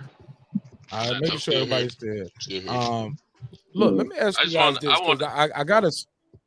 Before we do that, I do got a super chat. He said, I want that integration debate. I agree with Fight Doctor. And let me give him the $2 drop. I appreciate the love, support. God knows we need it. I'll give you the $2. You give him the $2. All right, pay him the $2. Oh, pay the $2. Thank you, Titus. Titus the Titan. But go ahead, Centos. Yeah, I wanted to ask a question a few minutes ago. Now, first of all, as I've said before, I'm gonna reiterate it. I'm not a advocate for the vaccine. I'm not planning to take it. I haven't taken it, and I'm not gonna say I'm not planning to take. I'm not taking the vaccine. Period. Are you And vaccine sympathizer? Hold on. I'm not telling anybody. And I'm not after telling this, anybody we're gonna end it. I'm gonna let him get the last word on this because I don't want to talk about nobody's pain and loss and don't make jokes about it. Let's get into this other conversation because people have been asking for that for a while. Go ahead, Centos. You got the last word on this. I'm not telling anyone to go get the vaccine. I'm not telling them not to get the vaccine. You do what you want to do. But for me, I'm not doing it. But at the same time, I was hearing earlier in the conversation about COVID and things of that nature. I wanted to ask the panel, have any of you brothers ever had any type of cold, no matter if it's sinus or if it's a coughing cold, whatever the cold may be? Have you ever had a cold that you had obtained from another source, like another person that you are aware of ever in your life? Yeah. Yeah, a bitch tried to give me mono one time when I was in high school. Yeah. Okay. I learned you can't tongue kiss all these bitches. Yeah. Well, you know what Reggie was saying These earlier are jokes, guys. These are jokes. These are. I want to hear that. What we These are said about the jokes. flu and stuff like that. You know, flu is not as prevalent as far as their numbers right now because of the people wearing masks and social distancing and all that. It has a lot of factual connotation to that because of the fact I'm susceptible to colds very easy. Throughout my life, I've been that way. But since I've been wearing these masks and been socially distancing myself, and now I don't look so weird because I was kind of like a germ phobia type guy. But I don't look so weird now to my family. Quick question, Centos. Quick question, Let me Centos. finish. No, let him finish his point. Now the thing, let me Man, you finish, ain't gonna man. never finish. Go ahead. No, I'm joking. I'm fucking with you. The things that I do now has kept me from having a cold since 2019. So Hey. I Let him think finish. wearing Let the him mask finish. I think wearing the mask is something we should do. But that's for me. Y'all do what you want to do. But I just don't want anyone to discount this COVID-19 situation. It's a real deal, man. It's not. Absolutely. I lost family too, Centos. Like, so I know it's real. I know I lost family members. Go ahead. Whoever had a question for Centos, let that be the last word on that. I had a question for Centos. All right, And that'll so be the last one. And make it short too. Driving these trucks? What? How long has Centos been driving these trucks late at night? 6 years. So you never around people then? No. Wait a minute. I've only been driving at nighttime for 2 years, since the end of 2019, October 2019. So you haven't been around people anyway then, right? Yeah, I've been around. Before I was driving at night, I was around a lot of folks. Well, the last what he's saying is like you ain't working in no factory. You're not driving a Uber where people get in and out your car. No, I'm not, and I thank God for that. So he been doing that shit before COVID-19. So what he been doing that shit.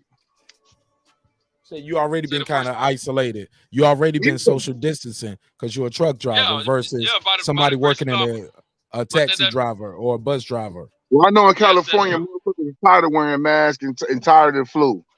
People tired of that shit. People see that. Man. People tired of that across the nation, dudes.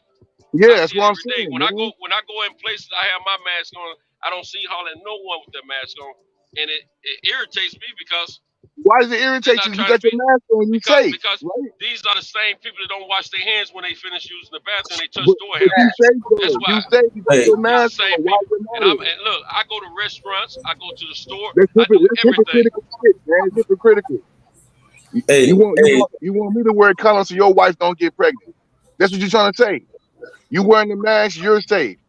I think you're gonna get sick. I tell you what I think, dude. I think you're gonna get sick again, dudes, because you have a different idea of what you think. You ain't got to do no vaccine, but you gotta protect yourself, man. If you're going in public places and you don't want to protect yourself, that's on you. If you don't want to protect yourself, that's on you. If you don't want to protect yourself, that's on you. I'll survive. I'm a strong man. Hey, listen. Listen. Hey, Reggie. Hey, no, Reggie. Don't protect yourself. Hey, Reggie. Hey, Only the ignorant of American society puts up fights against the dumbest of shit. Yeah, right. Hey, watch this. Hey, watch this. Vaccine. They open your head up. Let me say this. Open your door up and put whatever they want to put in that motherfucker. They ain't doing none of that shit because no, watch this. Listen, no, watch this. You got people ain't gonna wash their hands or their ass ever again in life, and they ain't even gonna catch COVID. And that means social distance. Yeah, right. Never. They ain't never gonna catch no COVID. But they may give it to you though. Man, yeah, that sound about right. If they got a vaccine, he'll survive. If they got a vaccine. Listen, you got 99% chance to survive it. Let's talk about nation running, motherfuckers, since y'all think the government just after you. You running the nation, your thing is ensure the safety of it. You don't listen to idiotic motherfuckers in your society that tell you, I don't want to marry man. You are supposed to listen to your people. Who say somebody idiotic, they don't go what you saying. Man, I don't give a damn. You brainwashed. Motherfuckers in America, time out. Let me finish this. Motherfuckers in America are stupid as fuck. And you can tell that shit by reading test scores, by having conversations with motherfuckers to see where they at. Yo, he sounds like an immigrant. Are you an immigrant? In America are stupid. Yeah, immigrant. You an immigrant, dude? Like you an immigrant? Yeah, you ain't. I don't think you a real nigga. Like you ain't real black. Nah, you might be immigrant. That nigga real nigga. I can be an immigrant, but I ain't part of that. Nah, he ain't no real nigga. He a nigga though. I ain't with the stupid shit a lot of you niggas on. Y'all immigrants. I don't know, man. I don't know, bro. That's not resonating. I see your Instagram. I see his Instagram. He with the stupid shit. Y'all immigrants to school. Hey, no, he with the stupid shit. Look at his Instagram. The nigga a fool, man. Talking school's wrong. Man, that nigga a fool. Was a fucking lie. Come on, school. Talking shit they taught in school was wrong. No, y'all pay too much to history. You ain't in the school to just fucking learn history. The fuck? After you learn the four things, you know how to read, write, and niggas who don't want to learn shit focus on what they ain't get taught in history. Yeah, right. Mixed education. Don't worry Niggas about don't nothing. know, right? We was talking about music and how fucked up music is. Man, hey, you always waiting to get taught. Hey, you the type waiting to get taught, man. Go learn on your own. Get the fuck out of here. That prison education shit you talking. Go learn on your own. I'm a survivor too. I'm a survivor. He don't like that. Sam quitting the library reading motherfuckers. Get out of here. Shit. I'm not listening to you niggas. All right, well, look, hold on, look. I got my guy Fight Doctor here. Fight Doctor, I don't know what's going on with your. Is that your new avatar, or is your camera? You want to cut your camera off, put your avatar on? No, that's what Reg's avatar looks like. When I see Reg's avatar, that's what I think. I don't even know what that is. What that's Al Jolson. Where's the Fight Doctor at? Let's hold up, Fight Doctor. There we go. That's Al Jolson. That's what that is. Super Black in the building. Let's go.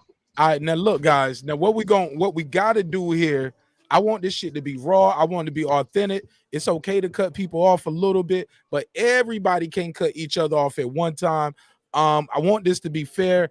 If need be, I'll put the shot clock on 30 seconds a piece, or like do your opening statements. But I want this shit to be I want this to be a great conversation / debate, however you want to label it. But I love you guys' intellect and I respect you all for different reasons. All right.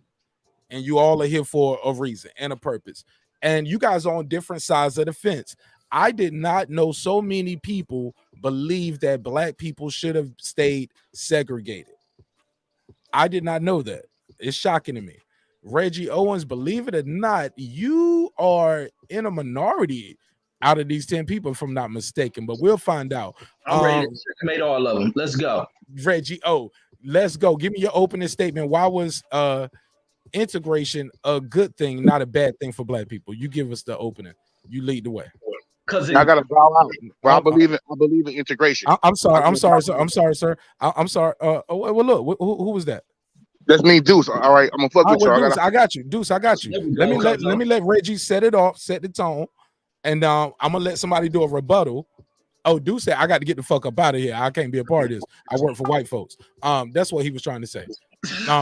I got you. Go ahead, Reggie. Set the tone. You got the floor, my brother. Yeah, for one, integration allows me to get away from Negroes like Fight Doctor. Hey,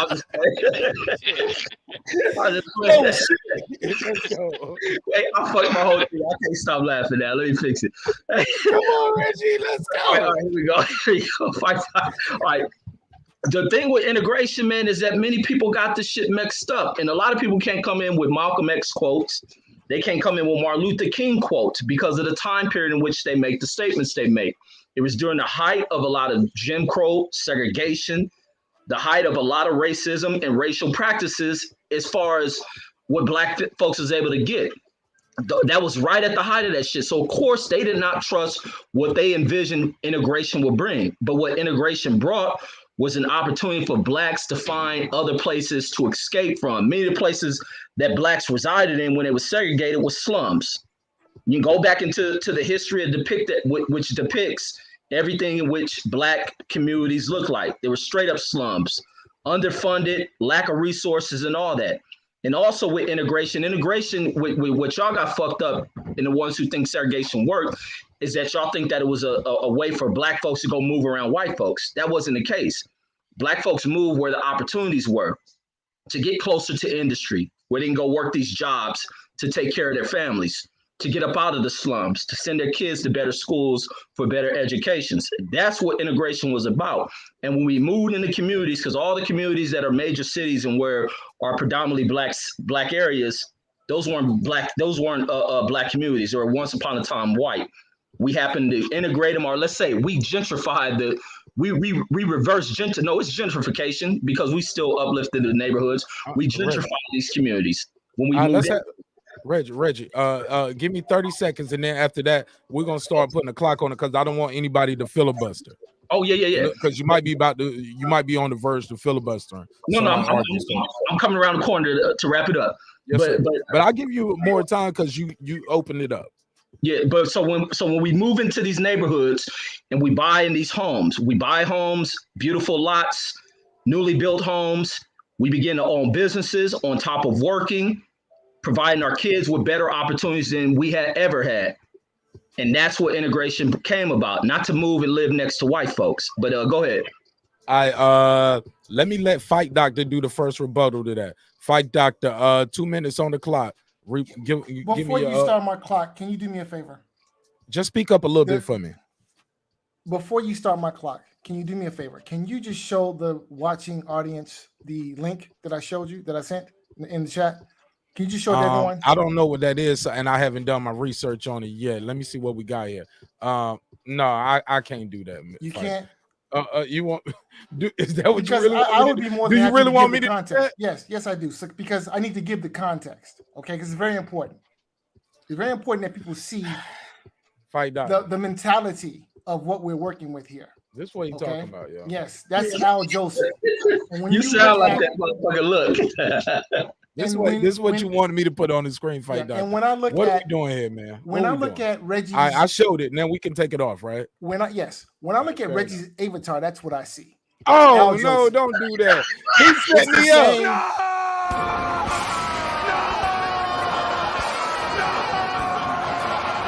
It's the exact same. See, I knew you was walking in some bullshit right there. And it's just the whole same bit. Just Negro in whiteface or blackface. I'm sorry, that's what it is. Blackface. But you went to a private school. Yes, I went to a private You went to Hartford and Wentworth. This nigga come from integration. I've been to a couple of private schools. Yeah, I know, man. You have benefited. At the end I of the told day, you before, Fight. I'm sorry, I ain't started your clock yet. But Fight Doctor, man, you went to the white school. You went to the white college. Man, you make damn near 100 racks a year. You a 6-figure nigga. You get what I'm saying? All of this came from integration too, brother. Like, and your integrated education. You doing so good in life, Fight Doctor. You own a company and you work a job. I didn't become educated until I de-integrated my mind. But you already had got the white degrees though. But let me explain what that means. Now, I'm not for segregation. All right. Fair enough. I'm just an honest observer. I just observe history and I make an honest assessment based on the facts that are in front of me. Right, and you said that was bad for us. We could have been better off if we stayed independent. Now, Mr. Right? Al Jolson wants to talk hold about. on, let me go and give you a clock. Go ahead. Because I've been talking over you. Let's go. Right. Unmute your mic. Unmute your mic. Mr. Al Jolson. Unmute your mic. Do it again. Go. Mr. Al Jolson, the guy in blackface, the guy who is not nearly as smart as he believes he is, wants to talk about all of this opportunity for black folks. And I agree. Black people have a tremendous opportunity in this country. They do. But he's talking about buying all this property and all of these black businesses. Well, if you go to Baltimore, you go to the south side of Chicago, if you go to Gary, Indiana, if you go to most major cities that have black populations, you don't see all of this home ownership. You don't see all of these black businesses. Fact is, the wealth gap between white people and black people is greater now than it has ever been in the history of this country. So what black business are you talking about, sir, Mr. Jolson? What home ownership are you talking about? We own less now than we have ever owned since we've been here outside of slavery. So what are you talking about, Negro? I mean, you pull these facts out of your ass and just think that all of us are uneducated like you are. No, all of us not as dumb as you are, sir. You are not nearly as smart as you pretend to be. Stop pretending, open a book, but you seem to have something against reading because you still have that slave mentality. You are still on the plantation. Desegregate your mind. Open a book worthwhile reading, and maybe in a couple of years, you actually think and form a question worth answering. But until that time, you need to just shut up, be quiet, stop pretending that you're as smart as you are, and read a book. Now, look, I'm going to close by reading a quote. 10 seconds.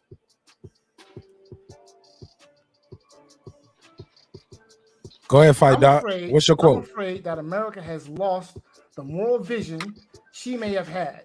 And I'm afraid that even as we integrate, We are walking into a place that does not understand that this nation needs to be deeply concerned with the plight of the poor and disenfranchised until we come to ourselves, until we commit ourselves to ensuring that the underclass is given justice. It's a long ass quote. This is a paragraph, man. And come on, opportunity. Fight Doctor. We will continue to perpetuate the anger and violence that tears the soul of this nation. I fear I am integrating my people into a burning house. All right, yeah, you read the whole speech. Fair enough. Fight Doctor. Fight Doctor. Fight Doctor. Let's Fight Doctor. You went way over time. You almost tried to get a Reggie Owens 60-second rebuttal. Then we're going to Decalico. Go, Reggie. When I start the timer, it mutes your mic. So unmute your mic. 60 seconds on the debate clock. Reggie O. I told this buffoon don't read no goddamn Martin Luther King quotes because of what I stated. It was right there behind what they were dealing with. You don't deal with Martin Luther King shit, and you don't deal with no real black experiences shit. You grew up around white folks in their neighborhood, at their tables, eating lunch with them, playing with them. So what the hell black experiences you learn? You didn't learn how to fucking change up your voice, because I know damn well when you get off of here, you talk as proper as that damn fool you showed in blackface. So get out of here with the fake shit, reading old books that you don't even know how to fucking interpret with what you speak of. With black folks, you got cats like Centos who owns a trucking company, many other people owning companies based on what those who put up fights before us to integrate society. And the thing about integrating society, which your parents ain't learned, when they move you to go mingle and mix in with white folks, it wasn't to do that. It was to find better opportunities. And you probably one of them colorismo, light-skinned ass black persons. So you can cut all that old militant sounding voice that you done picked up from watching your first black movie. Let's go. Your face Decalico, jump in here. Go, Decalico. 2 minutes. Decalico, let's go. And then we're gonna let Fight Doctor. Matter of fact, no, Fight Doctor gets 30 seconds. Fight Doctor, 30 seconds to reply to what he just said to you. You see, you gotta unmute just Fight Doctor. When I start the clock, unmute yourself. 30 seconds. He just demonstrated how much he's still on the plantation. He's still playing into the old slave mentality, setting light-skinned black people against dark-skinned black people. What's wrong with light-skinned black people, and why do you attack light-skinned black people? Not Reggie. Reggie, you got to take them shots. Go ahead, Fight Doctor. Why are you attacking light-skinned blacks? That sounds like a self-hating Negro, to be completely honest. Like I said, Al Reggie, Jolson, you can reply. Go ahead, Reggie. Reggie Owens in blackface. That's who you are, sir. Can I get in on this conversation? Hey, Mark, man. I tried to clock. I tried it, y'all. I tried to have a healthy debate. I'm trying to pass it around. Mark, give me 30 seconds, Mark. Mark, give me 30 seconds. Pass somebody else. Go ahead. Mark, give me 30 seconds, man. Go ahead. Unmute yourself. I say this nigga Reggie is a walking contradiction. You feel me? How the fuck? You feel me? You going over here, oh, yeah, integration, and then you talking about light-skinned people, you dumbass. You know what I'm saying? What the hell do you think the love child of integration is, you motherfucker? You over here, but you hate, you want to be him, nigga, in every way, motherfucker. And I respect his mind, and you know, even though he with the integration and I'm with the segregation, I still respect his mind. Reggie, you out your damn mind. Can I ever heard in my life, Calico. Can we stick to the actual meat and potatoes of this debate? I want Brandon to get in here. I want Brandon Washington to get in here. Because it seemed like, man, we taking personal shots and we not using our intellect and our mind. We just saying dumb shit like nigga and this and that and stop. Okay, here's the thing. I'm finna argue my point, which is segregation. This is why I say segregation. What I mean by segregation, I mean black people taking care of themselves and doing for themselves. We have never seen total segregation because we've always depended on the dominant race of this society to take care of us. When I mean what? You believe in white supremacy? White supremacy? Okay, go ahead, bro. Go ahead, Brandon. No, you go ahead, Brandon. Come on, Calico. Let's have some decorum in him. If that's his opinion, you got to at least let that man speak. He's been quiet. He's been cordial. Even if you disagree, you got to respect that man's voice. He has an opinion. He's here for a reason, just like you. Go ahead, Brandon. He got his own. But you guys are on the same side of the coin. You both believe in segregation. Go ahead, Brandon. You got the floor. And what I mean by segregation, we could start by what it looked like under Jim Crow laws. When we talk about us having more opportunity to do what is to be let into the dominant society and let into their monetary system and a capitalism. That's what we mean by integration. That's what I think that Reggie's talking about, the opportunities. What I mean by segregation is us being apart from their whole system. I don't want to be a part of their capitalism system. I don't want to be a part of anything that they have going on. What we need to be made over is a new people, meaning we don't have any. I believe if we didn't have contact with them and we didn't have them in our affairs, meaning we governed ourselves, not under their government and governed ourselves. That's what I believe true. And I want to call it separation, not even segregation, separated from them, period. That's what I advocate. I advocate being separated from them, period, because when we don't have them, then we will have to rely on ourselves. We won't have them to drive up and take our trash out because we will have to take our trash out. We don't have them to provide water for us because we provide water for us. Everything is done for us and by us. That's what I mean. I mean total separate on our own land away from those people. And we'll never know what that look like because they have always been in our affairs. Even when it comes to our organizations, when it comes to us being in church, when it comes to us being in our religions, they always have been there. We have COINTELPRO, which still goes on to this day. That's what I'm talking about. All right, I'm let's not pass talking it. about that. I want to. Go ahead. Go ahead. Who Troy was trying to get in on this too. Go ahead, Troy. Yeah, I actually believe in standing on your own. That's segregation because that's how we started out. That's how we started out. I think that I keep hearing that they've always been there. That's absolutely not true. This entire world was separated at one point. You had the Romans, you had the Moors, you had so on and so forth. We actually let them in. They didn't steal our legacy. We actually gave it away. They ain't steal shit. We actually gave it away, and then they turned it against us. So I'm a I'm a true believer, man, that you build on your own first, and you build your own table, you build your own house, you build yourself. And if you feel like going to work with someone else, that's fine because now you can stand next to that person as an equal. You, I you like don't, that. I like that, Troy. and that's just my belief. I just said that. Hold on. But I like the way Troy did that, and I like the way Brandon started off his soliloquy as well. We don't have to make personal attacks on each other just because we have difference of opinions. It might make good entertainment, but we ain't trying to be Jerry Springer over here. We just trying to have a good conversation. And look, it can be funny. We can take some shots here and there, but we don't have to be like, yeah. But hey, if it goes there, it goes there, Brandon. I'd rather them settle it here and have fun on the Wi-Fi and the internet. I don't think these dudes hate each other. I think they truly respect each other's opinions and minds. But they are gonna take digs and jabs at each other. Yeah, I understand No that, Mark. pun But what intended I'm with the saying, jabs, Reggie. what No I'm pun saying, intended. Mark, if we gonna debate the points, let's debate the points and leave the personal stuff out because that's what shows whether we know what we talking about or we don't. Yeah, but You know what I sometimes mean? somebody say some crazy shit. You be like, nigga, that's the dumbest shit I ever heard. Like, and that just it's natural. It's gonna come out. It's 4 a.m. on the East Coast. Like I think that's how we people can. talk sometimes. I can use my intellect to say that without coming outright and saying it. You know what I mean? I can Fair enough, rebuttal. but that's you, Brandon. Some Indeed, people, indeed. some It was people just an vibrate open at different statement. levels, and they try. Yeah, and it's funny too. It's entertainment. We're not here to. This ain't CNN. You get what I'm saying? So we got. Yeah. Yeah, Let me yeah. So it's cook here to be entertaining.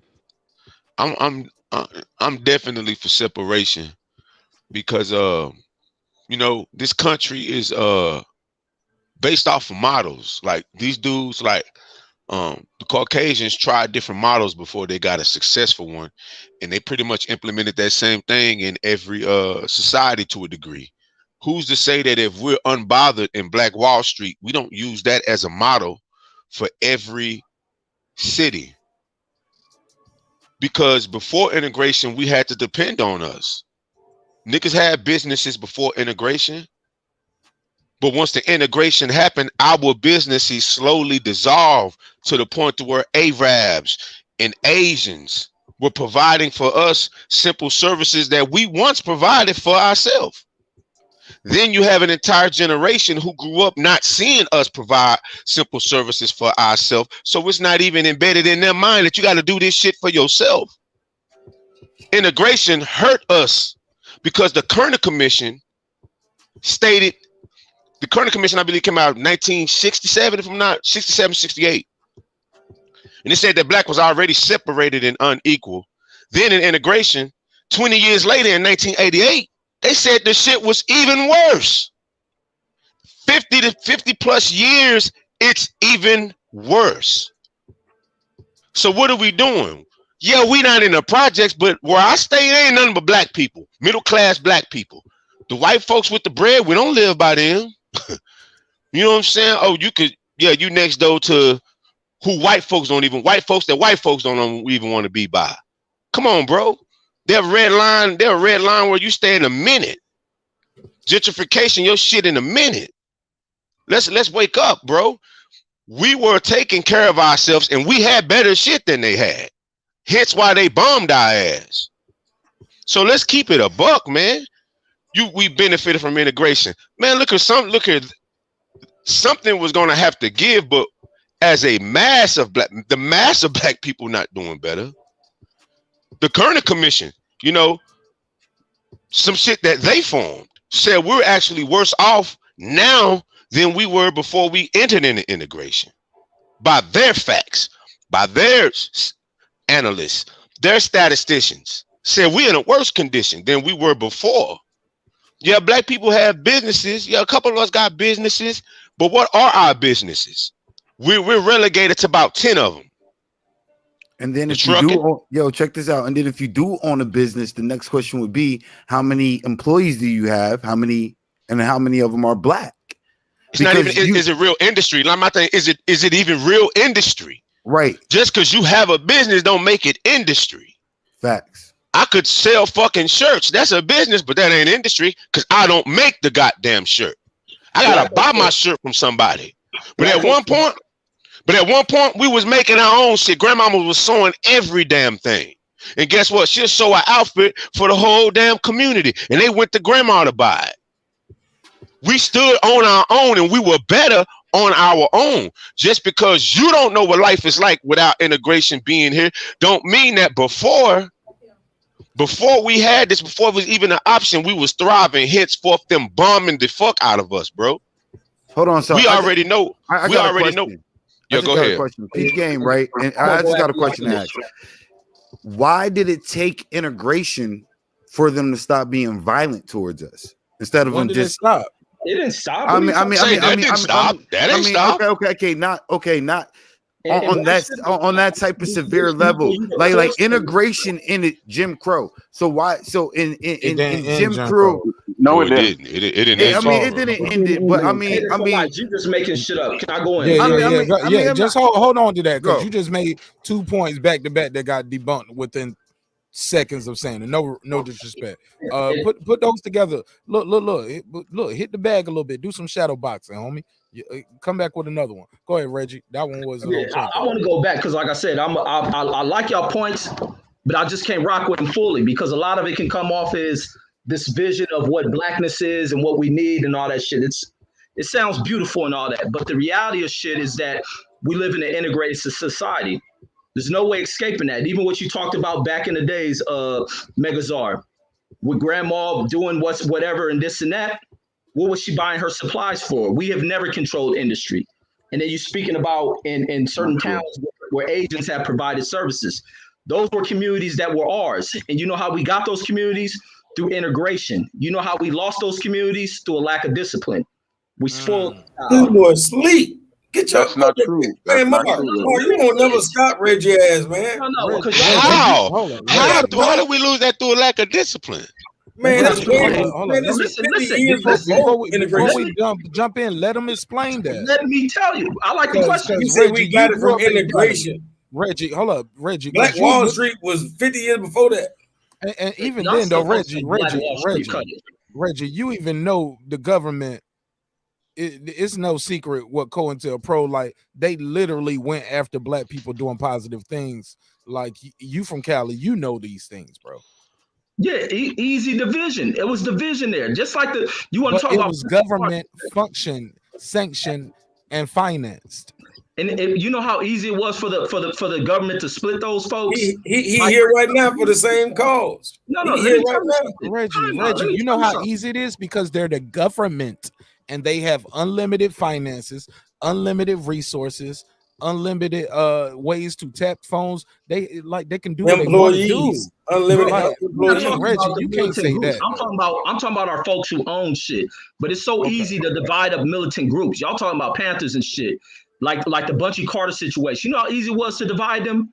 By putting out false articles and information. And these are young folks. It don't matter. Reggie, but it's government. But you had made it seem like black folks did it to themselves, and I'm telling you, it was government sanctioned. You act like they don't topple. They topple entire countries with this same mechanism. Man, time out. What you think they doing in Iraq, Iran? They did the same shit and toppled governments with the same tactics. Listen, homie, we still live in these same goddamn communities, and what are we doing in them? Fucking them over. And even before a lot of this shit, a lot of our grandparents.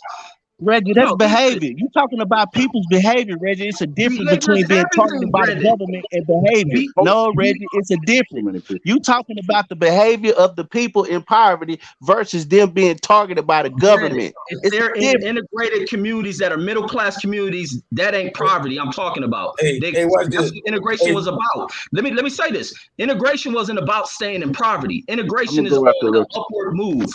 It's upward mobility. So you moved out of poverty based on your ability to provide. So you move into these new Compton communities, these new South Central LA communities, these new Watts communities. There wouldn't even be no drugs for you to talk about and laugh about if we didn't integrate, nigga. It wasn't no motherfucking drugs and wasn't no epidemic.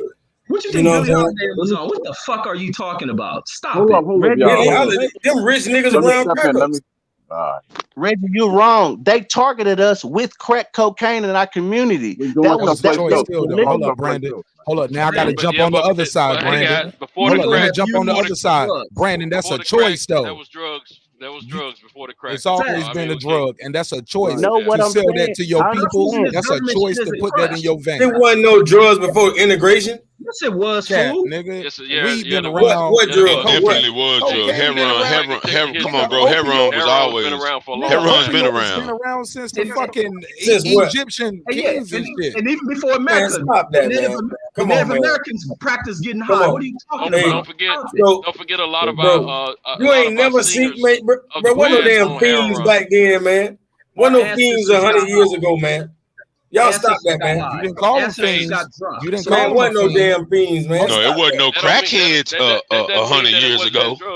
I'm gonna tell you, I'm from Nashville. Y'all probably consider Nashville country, but let me tell you, I've seen a plenty of fiends walk around in the 70s when I was a kid on that heroin. 70s, that's integration. That's integration. It was worse. It was worse then than it became. I agree with you, Santos, but Calico, I'm trying to tell heroin you, was bad. Just like you had a thief and a murderer back then, and somebody they didn't have fiends for crack, but you know what? They would drink alcohol. They would steal your seasoning, like they would steal your cat. Like you, it's always a fiend. It's always a drug. Bro, you can listen Addiction is always prevalent. Addiction has been always prevalent. Yeah, but some people were just drunks and winos, and that was their thing. They'll steal your horse, sell it to somebody else so they can buy them a couple barrels of wine and things like that. Yes, but you got to understand what the crack element Brandon is talking about. That wasn't put in well-to-do.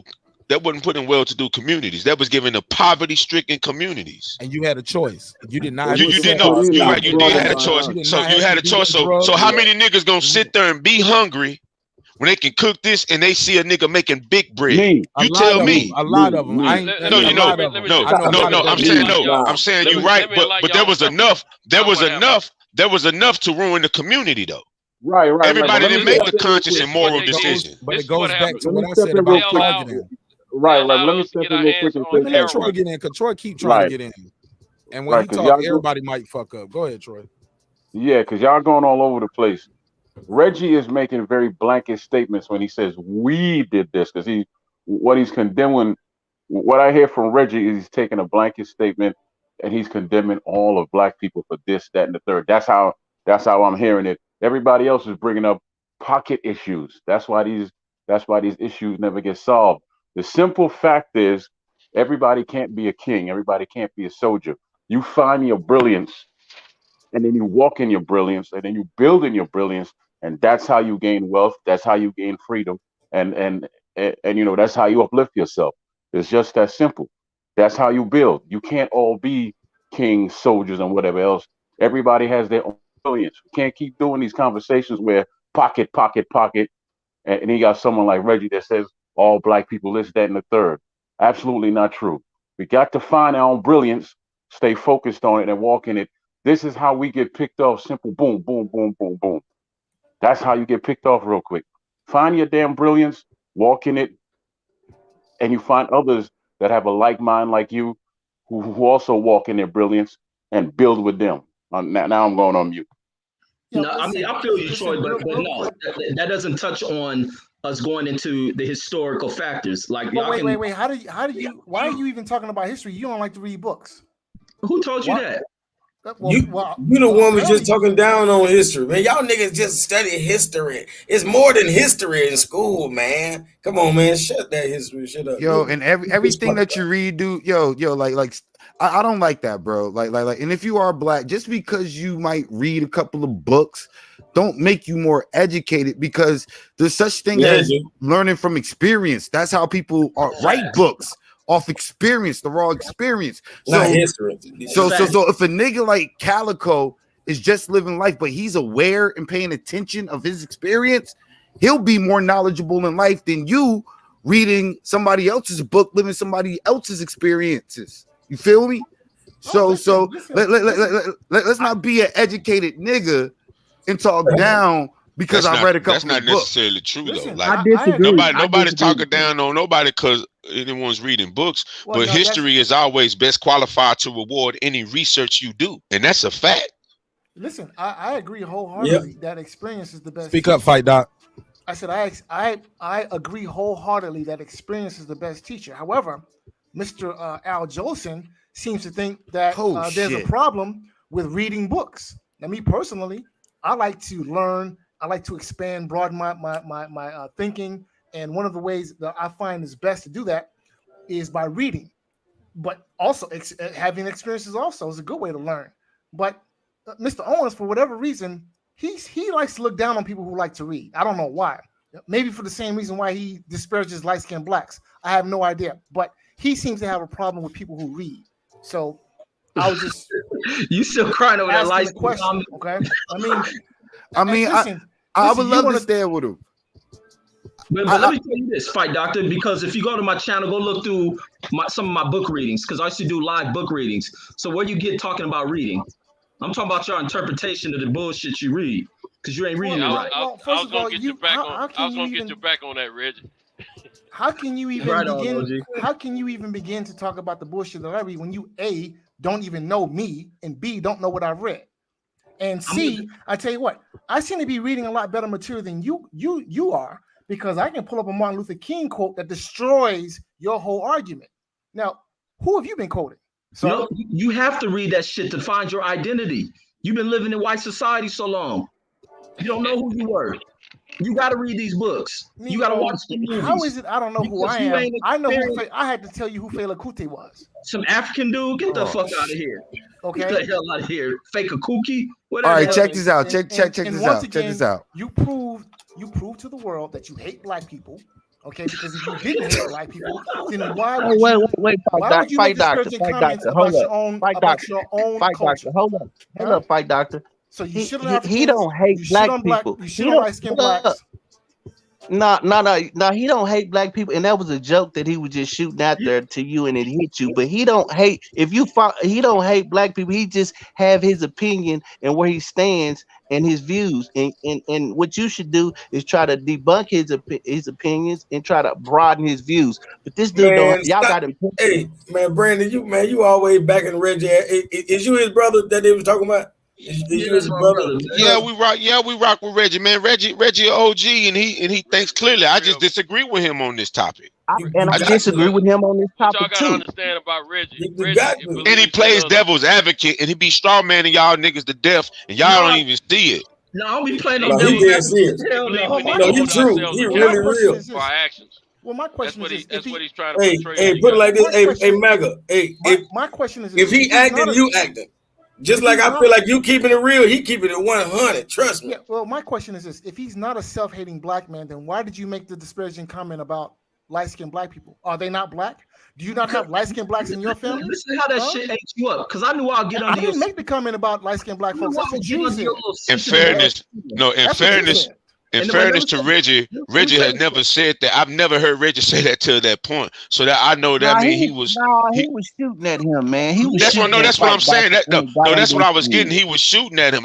Reggie don't talk like that when I see him on other forums. No, and look at this. Look, this how effective I am with Fight Doctor, because he was in the comments saying all type of bullshit about me in the comments. But like I said before, the first time I ever met him, I identified him, knew his profile, and the minute I can come out making the comments I can make about him being a light-skinned black See, dude, here's the deal. Well, see, let me here's the deal. finish. Here's the Let deal. me See, finish. that Because you that just that shit goes discovered. both ways. Let me Just tell like you you. can Let profile me me, tell you. I can profile you, and I Well, profile profile you me. being Let me self-hating tell you Negro. this. Let me tell you this. On But let me the tell you this. plantation, Go still ahead. suffering from the slave mentality.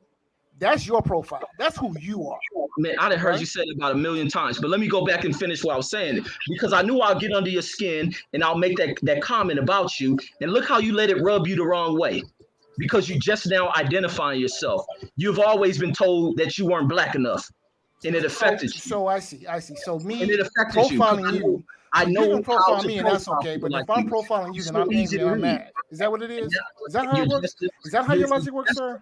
you're just discovering your blackness. But let's get back to the No, what integration. we're doing Let's is get we back are to unpeeling. integration, not you. What Let's we're get back to doing integration. is we are removing the layers off the onion, and we're getting to the House Negro core of the situation, Mr. Jolson. Okay, well check this out, That's Fight where we're Doctor. going. Check this out, Fight Doctor. The House Negro was destroyed, okay, when we had Black Wall Street and had Black excellence. I'm just gonna put that out there. For us to keep trying to harbor on slave mentality, of Black people evolved from being slaves and actually were competitors in America. Now, what happened to that drive? What happened to that belief? What happened to that stand of the hood standing as one unit? Like, even if they were involved in that gang activity, or not even, let's not even say gang activity. It was like that whole unit mentality. Like, yo, ain't no police coming in here doing anything to no Black person. See, Black people lost culture. Period. You have no culture. I agree. You have I no agree with culture. that. If you're That's true. Black, That's you true. have no Look, culture. No, And watch this. Watch this. They always tell us that we 3/5 of a man. The reason they say we 3/5 because we missing 2/5. The 2/5 is your culture and your nationality. Niggas ain't got their nationality and their culture. It don't. You know what I'm saying? Calico, that's the dumbest shit I ever heard. Nationality is based off where what terrain the person is from. Nah, Culture, but culture nativity. is about the culture. nativity. It's like We the talking about your culture is like the fueling. It's like the main fueling of which you're going to believe in life. It comes from the culture, because culture is what's passed down. Culture is ancient knowledge and wisdom combined. Man, culture don't have a race. Gives you a culture. Culture You know don't what I'm have saying? a race. Your Now, nationality. no. Culture has a race. Oh no, it does, because Jewish Culture people has have a culture. Russian people have a culture. Things man, that they pass down. anybody can have any culture they choose. Anybody can have any culture they choose. They can usurp your whole culture and be you because your ass ain't doing it no more. They do that. That's what they gonna always do. So nationality, we talking about coming from your. We talking about your nativity. We talking about where your navel come from. Who is they, Calico? When you say they do this and they do that, who is that? The so-called whites. Oh, okay. The hood in Georgia has a culture different from the hood in New York or Jersey has a culture. You feel me? So culture, That ain't yes, culture, is a very culture. culture. Culture. That is culture is a set of behaviors. You know what I'm saying? That is just There's different types of culture. right. That's if it's modern, right. you can That's why I'm trash saying that. like culture is very subjective. We're talking about a race of people culture. Right. If it's modern, if it's modern, you can trash that, bro. That ain't culture to me. That's garbage. Well, what is culture to you? Explain culture. Anything from the ancient, anything that's been here, anything that's been here. Because culture changes. Culture changes with time. Nah, I don't like that kind of culture. Yes, it does. Culture it has to. No, you lost your culture. It's behavior. It's behavior at the current time. That's the culture. So right now, what is hip hop culture? It's the behavior. It's garbage. It's garbage. Okay. All right. You believe that's culture? Come on, man. The way you dress, who you are culture. right now as an identity, as a person, I don't care what you claim. I guarantee you're following a culture. What music do you listen to? Brother, that is not culture. Yes, that is. Not this ain't even music. When you use music is culture. When you use drugs, Calico, that's a culture. You smoking weed, that's a culture. Oh man, stop it, man. You ain't what word. You got to do it right. It's never what you do, it's how you do it. Oh man, come on, bro. Oh, it ain't. Okay. That's a culture. You going to smoke weed every day, that's a culture. That's something that you do, that you a part of, that you found doing your behavior. That's just to get us off the right track, thinking we doing something. We ain't doing nothing. Doing that, thinking that's culture. Certain things. We got to go back to what the ancestors did. Okay, check. That's a makeup of cultures. Okay, check this out. And if weed is your thing, then you're part of the weed culture. That's man. If alcohol is your thing, then you're part of the alcohol. Rastafarian culture way deeper than that. If that's what you think. And I'm just saying that's what you comparing yourself to when you say a weed culture. That's like saying Rastafarian culture. I'm just telling you that when different Rastafarian is a culture. When groups of people do it's way and it's been around. And it ain't just about no weed. Oh, it's a weed culture. No, it's way deeper than that. But you do admit that Rastafarian is a culture, right? Well, a lot of Rastas don't smoke weed. I admit that too. Okay, that's fine. But I'm saying just the behavior of a Rasta, that's their culture, right? Exactly. Bro, I hope you know that. And it ain't no Johnny come lately. That's what I'm trying to tell you. No, that's this fine. Ain't no but what drill we're trying music. to get you to, what kind of sneakers you buy? That's a culture. Drill music is a culture. It is.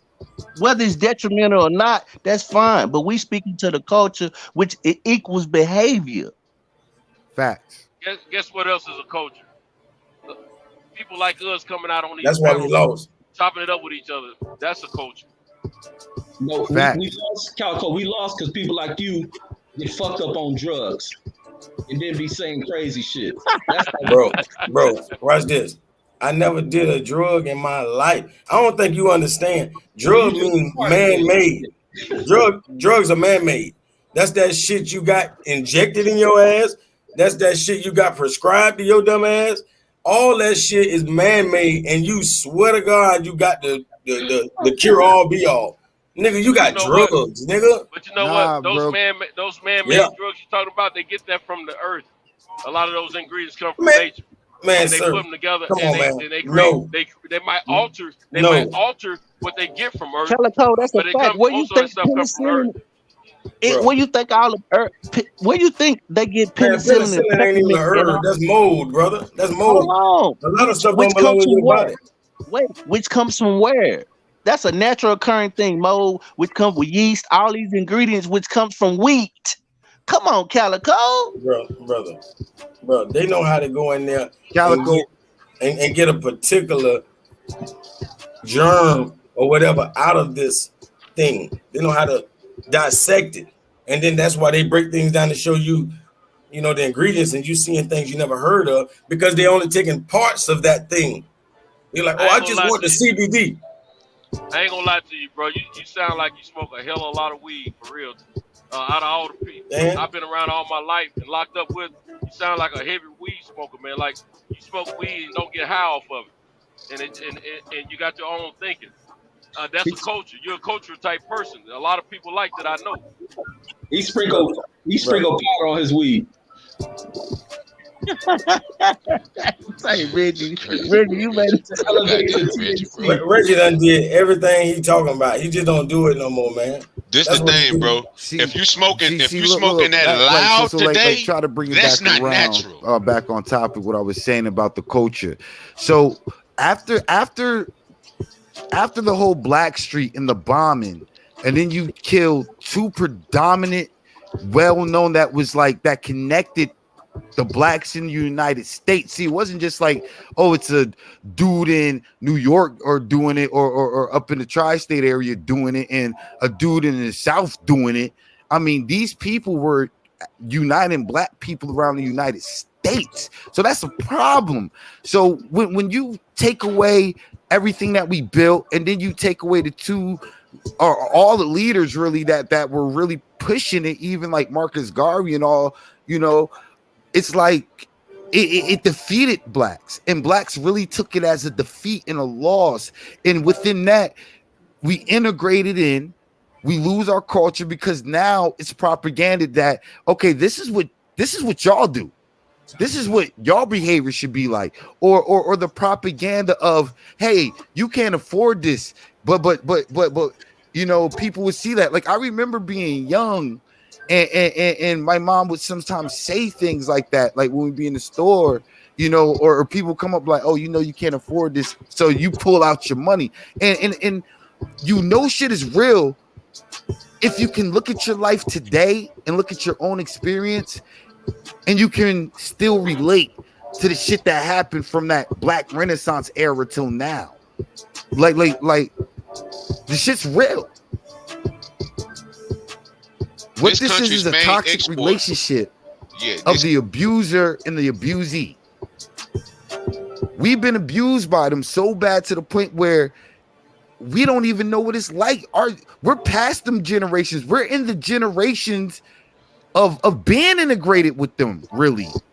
Niggas love the abuser now. Hey, haters for life. We don't know. Haters for life. That's If called you subtract, that's called Stockholm syndrome too. They have a name for it. It's called Stockholm syndrome. Haters for life. If you subtract the millionaires we have from can anybody entertainment, up here on a panel right now tell me what black excellence feels like? I'm being real.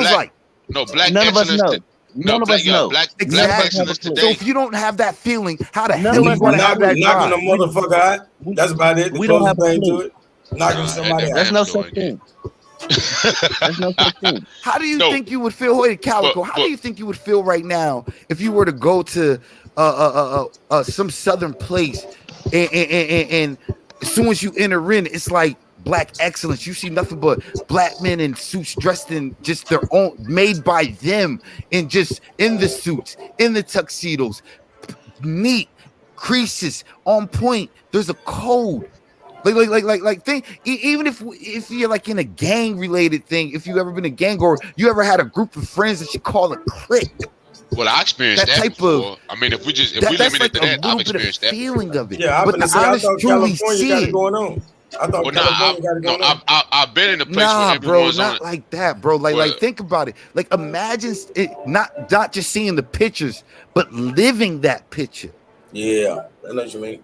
No, you know I've what I'm saying? Like you gotta understand that. in life that you gotta live on all planes, bro. You just can't have your mental, you know what I'm saying, or in the feeling without touching it, bro. Like imagine opening the doors, walking in a Black Wall Street. This was a real thing that's never been done ever again. Why? Because they don't want it to happen again, and we're in a generation now that we don't care about what happened. We've been desensitized from the feeling of it. And white people always hold the remorse from it. That's why it's always white people want to be the hero. They try to be extra nice or they're extra evil. Well, because they just know the truth. Everybody, we all know the truth. The music industry made something. The music industry just this year has made $7 billion or something. Out of the $7 billion, artists has 11% of that. 11%. Well, I'll say this, Rick. When I was talking about integration, it's deeper than that because my aunt is a doctor of education, and I asked her. She's a principal at a school, and I asked her about how she grew up, And she said that they were a better people because the teachers cared about them, because they looked like them. And not only that, they lived in the same neighborhood. So it was a difference. So that's what takes away when you talk about integration. She said, no, we knew the teachers and they cared about us getting our lessons, and we would see them in our neighborhood. So we interacted with them different. You know what I mean? So all of that goes into it when you talk about integration versus segregation. It's a lot of things which is the mental thing.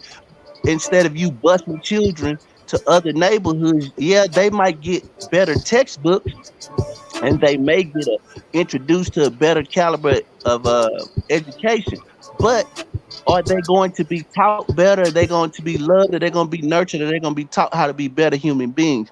That's the thing my aunt was talking about: segregation versus integration and education, which is her field of study. I asked her about that. Are they going to be taught from a perspective that teaches them to love themselves first and foremost?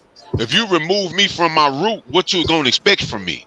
That's not going to do nothing for me learning about George Washington and all that shit that don't mean shit to me and where I'm at. So if we know that Black Wall Street wasn't the only of its kind during that day. There's a documented history of 90 to 70 years of their attacks on our communities. But go ahead. I didn't mean to cut you off. Go ahead. Whether it was through levees and them bombing levees, that wasn't the first time in Katrina that shit ever happened. They've submerged whole cities. They've raped and this is their history worldwide. So why in the hell would it stop when it comes to us? All I'm saying is integration. The most Elijah Muhammad put it, it's a hypocritical trick to make you think that your 400-year enemy has now become your friend. And the evidence and what he said backs it up 100%. For his time period, he gonna feel like that. I'm gonna be animate about that. But when we look at it, we don't go to school to learn history. A lot of this history, and this is the deeper of the problem, because we focus in on what they're teaching us about history in school. That onus is on our households. Our history, our family history should be told in our household. And we've spoken about this many times on here, and I've spoken about it many times on shows. It don't take white folks for you to lose your damn history. In certain families, you can go 50 years down in a family's history and it becomes lost. Why? Because families do not share this history. Families fall apart. People migrate and spread across. People escape whatever they consider the abuses of their families, the tortures, the ills of their family. A lot of people escape that shit, and they don't pass it down to children. So that family history becomes lost. And when you're dealing with multiple, applying this to multiple families, multiplying that shit, history becomes lost, not from white folks. And then also, it is, Reg, because of the welfare broke up the welfare broke up the family, Reg. No, let me finish. Right? No, let me say this, B. Let me say this, B. Yeah, those things, all these things have impacted. But black folks put too much empowerment on white folks. A lot of what can change within the system is within us. We look in certain neighborhoods. Where I come from, a lot of motherfuckers can't walk through the neighborhood. And this place is in the neighborhood I can't walk across. Is there any white person telling me I can't walk around that shit? No, it's us doing it to ourselves. I can go into some of y'all neighborhoods and can't walk through them. Why? I look like everybody around that motherfucker, but because I don't live over there, that's detrimental to our progression. And even in these integrated neighborhoods, and what you see the same shit, are those same people applying those same rules to white folks in the neighborhood? No. Well, I agree. Violence is a proximity thing with anybody, though. Fuck that proximity shit, man. Fuck. So white folks don't kill white folks? Dude, of course, everybody don't kill somebody, but do we apply the same? Wait, let me finish this. Okay. Are they applying the same street level bullshit to fucking life? No, we doing that. No, you know why? Because because they wasn't heard it. They wasn't heard it to a pattern of that shit. That shit came at a particular specific time, because that wasn't always what we did. And you know that wasn't what we always did. At some point in time, that became behavior for us. Now it's time for us to track back to that time when that became the standard behavior and our standard modus operandus. And you know when that shit started? We ain't got to go long ago. That shit start to kick up in the middle to late part of the 70s. Is where that shit begin to change as we begin to formulate gangs. And we started to do integration too. Put that in there because that's when we started. Integration was already there. No, integration was still going on. It hadn't reached this apex. What happened with integration is that check this. Okay, go ahead. Let me say this real quick because our it's not tribal behavior. Huh? I think a lot of that might be tribal behavior. You know that our folks. A lot of our folks. If you have ancestrism from the motherland, a lot of your folks probably were in tribes. Tribes fought against tribes. Then it becomes territorial, all that stuff, and that's part of what that gang life is. It's not. I'm not saying it's right. I'm just saying that's what part that comes. The idea I don't think actually started in neighborhoods over here in the United States. Where I'm getting at. Well, no. What I'm saying is that's what any human being. All human beings were broken off into tribes. Why you think white folks fought 100-year wars and shit against each other? Niggas fight niggas around them. That's just what happens. Yeah, but that don't make it right, though. I'm not sitting here saying it's right. I'm not saying nothing is right about it. It's correct that our behavior has to change because we see. I know that because we were taught self-hatred. So when we look at each other, we don't think much of each other. Okay, so what I was getting to was eventually the root. I was getting to the root of why this shit is reaching the crescendo is because of the self-hate. We don't teach you self-hate is a learned behavior. I agree. It's a learned behavior. But peep this. This where I go in with my thoughts of the segregation shit and where it ain't about us mingling and mixing with white folks and how we begin to turn upon this self-hate. When we start moving into these communities and migrating into them, white folks moved out. But along with that, the parents went to work, but the younger teens have to deal with the fight of dealing with little racial discrimination, formulating their groups to fight against these young white teens and beating the shit up out of them. That's what forced the mass migration of white folks out of inner city areas, and they move into suburbs and all that shit. Now, when we don't have them to fight, we begin to turn our gangs upon one another. But still, we still handle disputes through locking it up from the shoulders. Now, when people start not being able to lock it up with certain people, you start getting the injection of guns. From those points right there is where shit start going bad. And who brought the guns in? Because we didn't have the sophistication to get the guns. So who brought the guns? Where the guns come from? Some people was making 22s and shit. Who knows? This would be for the mass flood. Man, hell no. No. Because you want to hear the government. Let me finish, though. Okay. Let me finish. Goddamn. It wasn't mass guns like that. Some of these young kids, if you talk to the OGs, they were taking them from their damn fathers, from their uncles, using them on the streets. But then you start let me finish, B. I'm going off experience. I ain't got to read books. But look. But then you start getting government planting guns in the damn neighborhoods as well. But the problem is, if these guns are being put in the neighborhood, what is causing you to use them? The way and guide of shit was lost. You could have stacked up on those guns, but because there was a divide and a formulating of division amongst people based on boundaries and shit, we lost the way. And then now we got a mass access to fucking guns in these neighborhoods that are deeply divided over stupid shit, that is hard to fucking pull that shit back. Like I stated, y'all can't come into my neighborhood where I come from, and I probably can't go into y'all's amongst people who look like one another. And that is a fucking sick mindset. But guess what? These kids come from black households with no white influence, and nobody fixes that shit. And this is all throughout America. All throughout America.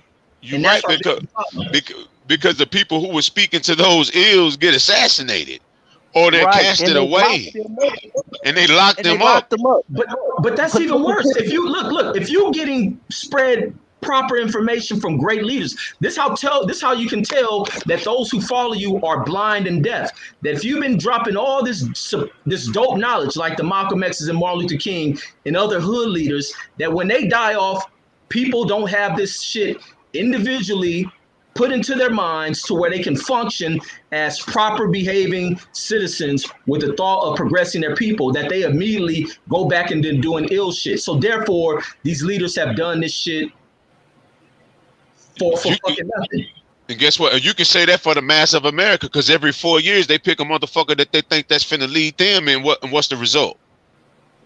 It's the same thing. Who think that? I'll say this, Reg. They you talk about the guns. We didn't have semi-automatic guns and Uzis and stuff like that.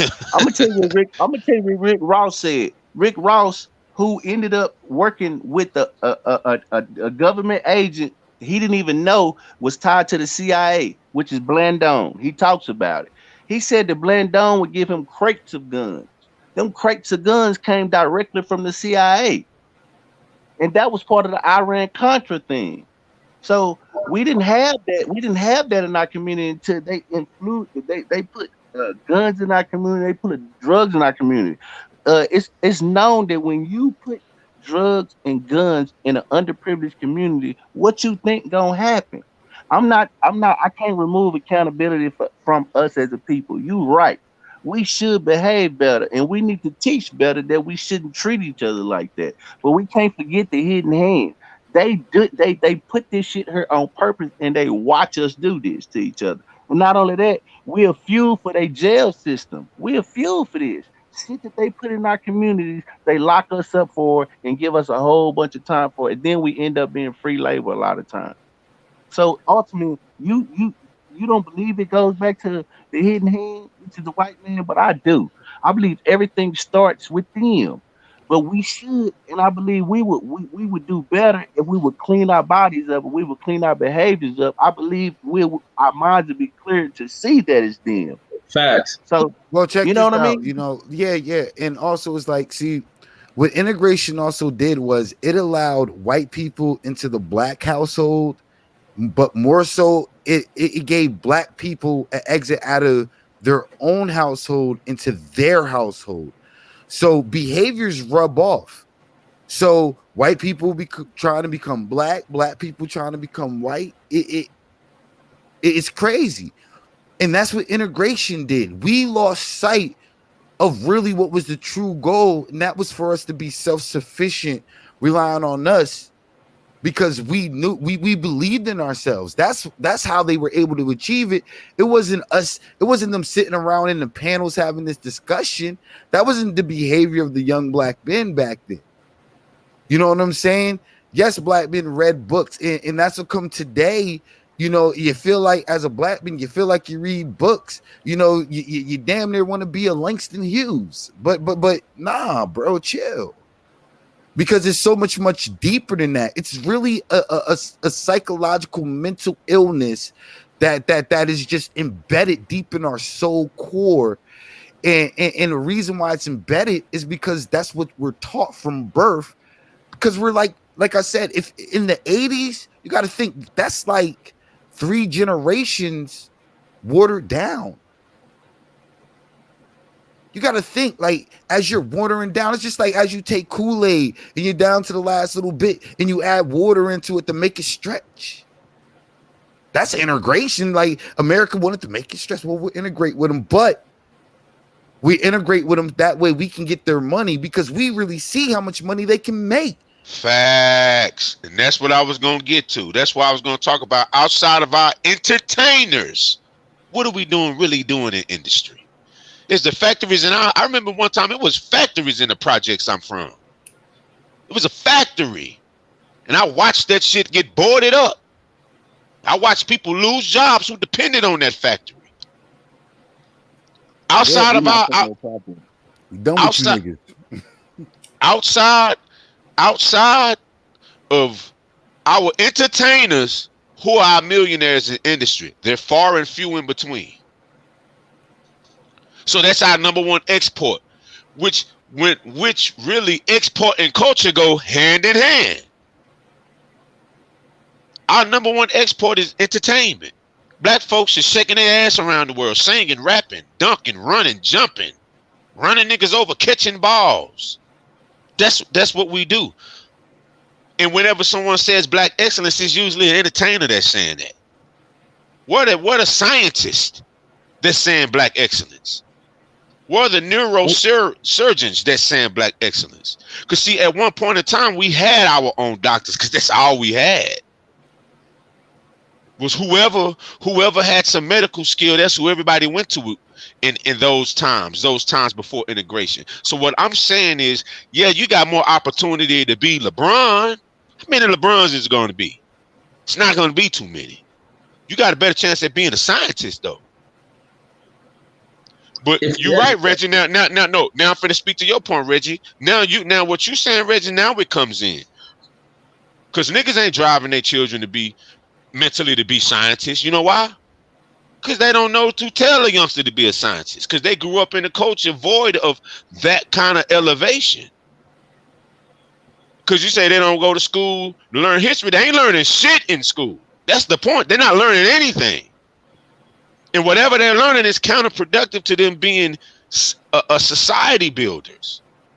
Even if niggas that have a degree in something to get a job in something else. So at this point, now I agree with you. Now it goes back to what you're learning in the household. But hell, if your household is steered by parents that don't know shit, then you back at square one. So the question is, how do you get it back? And I look at it as the way you get it back is the first things first. Separate. Black people have to get in their mind separate. Just like if you're in an abusive relationship, separation is the key. Relationship going, baby mom tripping, you tripping. You know what I'm saying? Like it just comes a point in time where you have to separate from people. And I feel like black people have to separate from a whole to truly, really get the grasp of the damage that's really been done to our psyches, and that was forced to be passed on for generations and generations. Even us doing it to our kids, we are still propagating this shit. I'm a corporate of it. I don't care. I'm a corporate of it. I know I'm propagating this shit. It's just embedded, bro. We all are. Facts. But I do try to drop these jewels on my son so that, you know what I'm saying, to let him know, like, hey, I just need you to be aware in life, because I feel like fuck a book.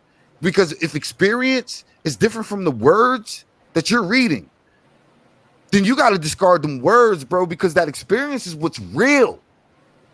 That's affecting your mind, body, and soul. That's you on all three happening all at once.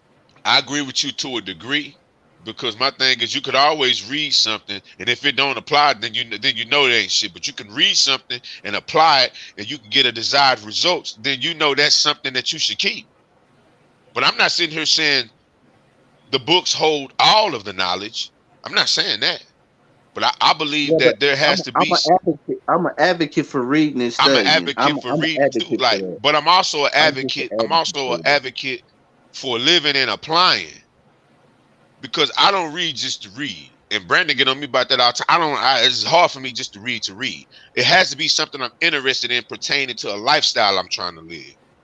That's because you're trying to understand your experience. We read to sharpen the tool of intelligence, and intelligence is like the scalpel that doctors use because you're trying to dissect your experience on what you're experiencing, or you might be trying to dissect the thought that you might have thought or the feeling you might have felt.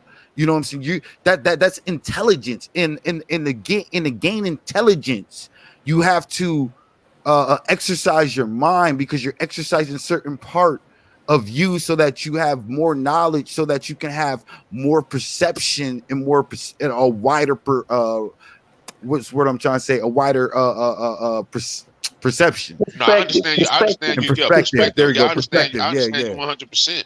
You feel me? But like, I disagree with Reggie on the basis of integration. But what he's saying, I 100% agree with.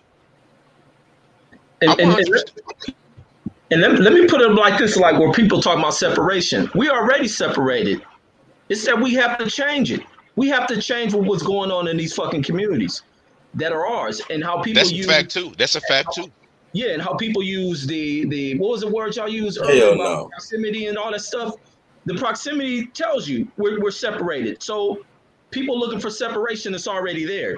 The problem inside that separation is we're separated internally, and that shit has to break down. You can't even walk past a person without saying hi to them without them thinking some shit. These behavioral things must change, and they get sparked through conversations like this. And conversations are necessary, and they don't always have to be agreed upon. People have to also learn that people ought to have autonomy, but people need to know when to be on time. I don't believe in people being, and this is why I always stated, man, I've never been part of joining somebody gang and none of that shit. I believe in being autonomous, moving how I move, but also knowing that I won't let nobody fuck over somebody who look like me. See, Reggie, but you grew up in the gang, damn near the gang capital of the world, so you saw the effects I of mean, it. check this out. So you had Man, dudes he around joined the you. biggest gang. He joined the army. Calico, you just arguing for the sake of arguing. I mean, let push his point. Let Brandon get his point because I want to hear. I want to hear Brandon's point. No, see, Reg, I think when you end up being a mentally strong person because of what you saw the effects of the gangs firsthand. Because you always tell a story about watching your neighbor get his head blown off, or when you were in school, you seen dudes have to choose sides and choose up, and you saw the effects of it, good and bad. So I think it's different for you when you was like, I ain't never had to join shit. I'm just got to be autonomous. A lot of times you got to choose up. You know what I mean? So I understand where you're coming from, Reg, but the gangs didn't start out. I think they started out, from my understanding, in LA as a protection for the community. You know what I mean? Where we're not gonna let certain things go down in our community. And I believe it had rules, or not necessarily rules, but a standard that you had to go by. You know what I mean? You just couldn't be reckless in your neighborhood. The OGs in your neighborhood, they wouldn't let women walk down the street and get harassed or let rapes and shit go on in your community, right? They'll handle that, right? Yeah, shit. Some of them was doing that shit, but it was some. This was the other thing that I seen from there. It was during this shit where before Mexicans had this population, and this is what I mean, like with me not having to be part of something, but never letting no one fuck over someone who looked like me. It doesn't mean that I got to only protect somebody who live in my neighborhood, and if somebody's jumping somebody from another neighborhood who looks like me, I say fuck him because he ain't from the hood over here. But there was some shit back in the days when Mexicans didn't have this big population in LA, and if anybody fuck with them, mainly black folks used to fuck with them. And a black person picking some shit, one of these Mexicans, you will see about 15 Mexicans pop up out of nowhere, because what they gonna do? They're gonna protect that Mexican who they don't know but look like them, but seeing someone outside their group, which is outside the norm, fucking with them. And before you know it, you fighting about 15 of these motherfuckers. And that's the way they protect it. But that's the way black folks used to operate. And then we lost our way by dividing. Black folks see the same shit happening, be like, oh, that nigga ain't from my hood, fuck him. And continue on. Now I see that shit even play out during this in this digital age. Is people will watch someone who look like them get fucked up, look over, they ain't the homie, fuck them, walk off. Man, that's the effect of them damn drugs, y'all. I just say in my day, shit, we did black versus Mexican fight. Shit, we did that shit. And now, watch this. Back in the day, somebody mama gonna jump out the car and stop that shit. You hear me? Because somebody, they don't want to see that shit going on. It all depends where it was at, bro. Like I'm talking about when we were real young. I ain't talking about when we hit them teenage. I mean, of course, it ain't got to be anybody. Just the older brother will stop that shit. You know what I'm saying? Like, you young. It ain't got to be anybody. Just the older brother. Somebody got feedback. Somebody watching the show got feedback or something. Somebody got major. They got major feedback. Hey, Mark Nash, that's your volume. Man, that boy Reggie crazy though. Man, no, I ain't your ass crazy. I'm just speaking the truth, man. I can't do nothing but speak the truth. Hey, he joined the Bigs gang. That was funny. Toby, that was funny. That was funny. I mean, but in all actual reality, he had no choice. You know what I'm saying? Because it's not like there's an all black army, because black people haven't Oh, you got a came choice. together.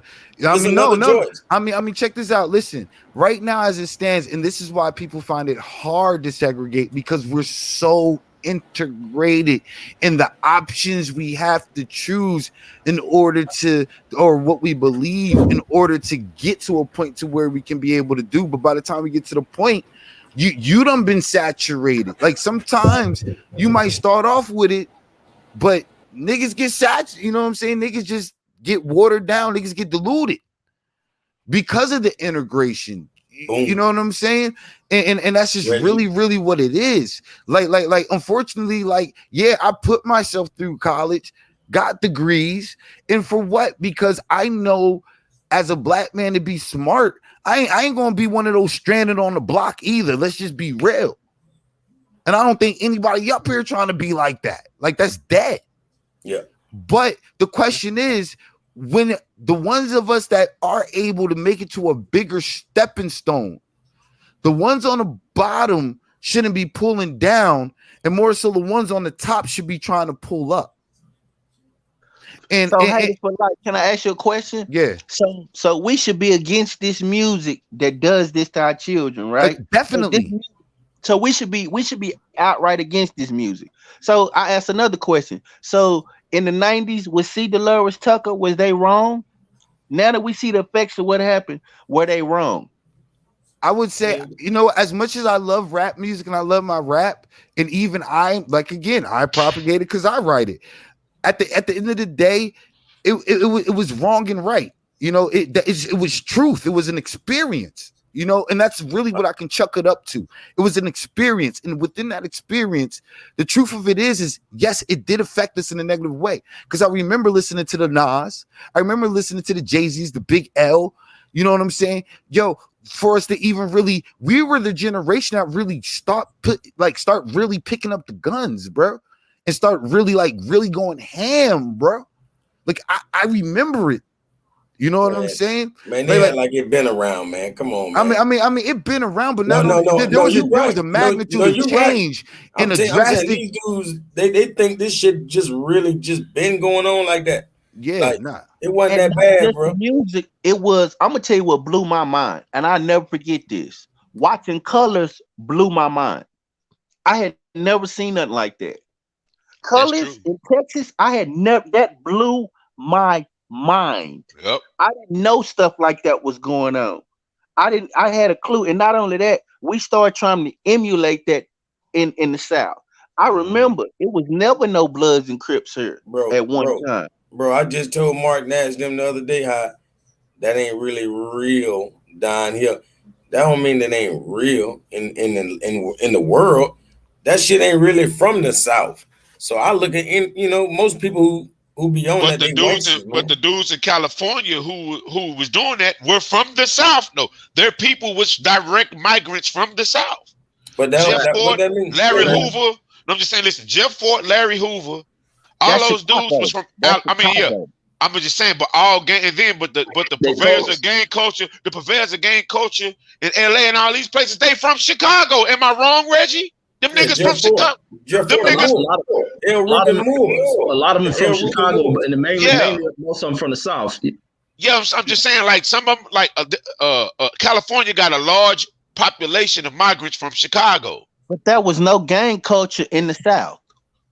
No, but it wasn't no blood and Crip. It wasn't no blood and Crip shit. That shit was like the Black Panthers. But look, the founders of Blood and Crips come from the South. A lot of them. They do. That's what I'm trying to say. They do.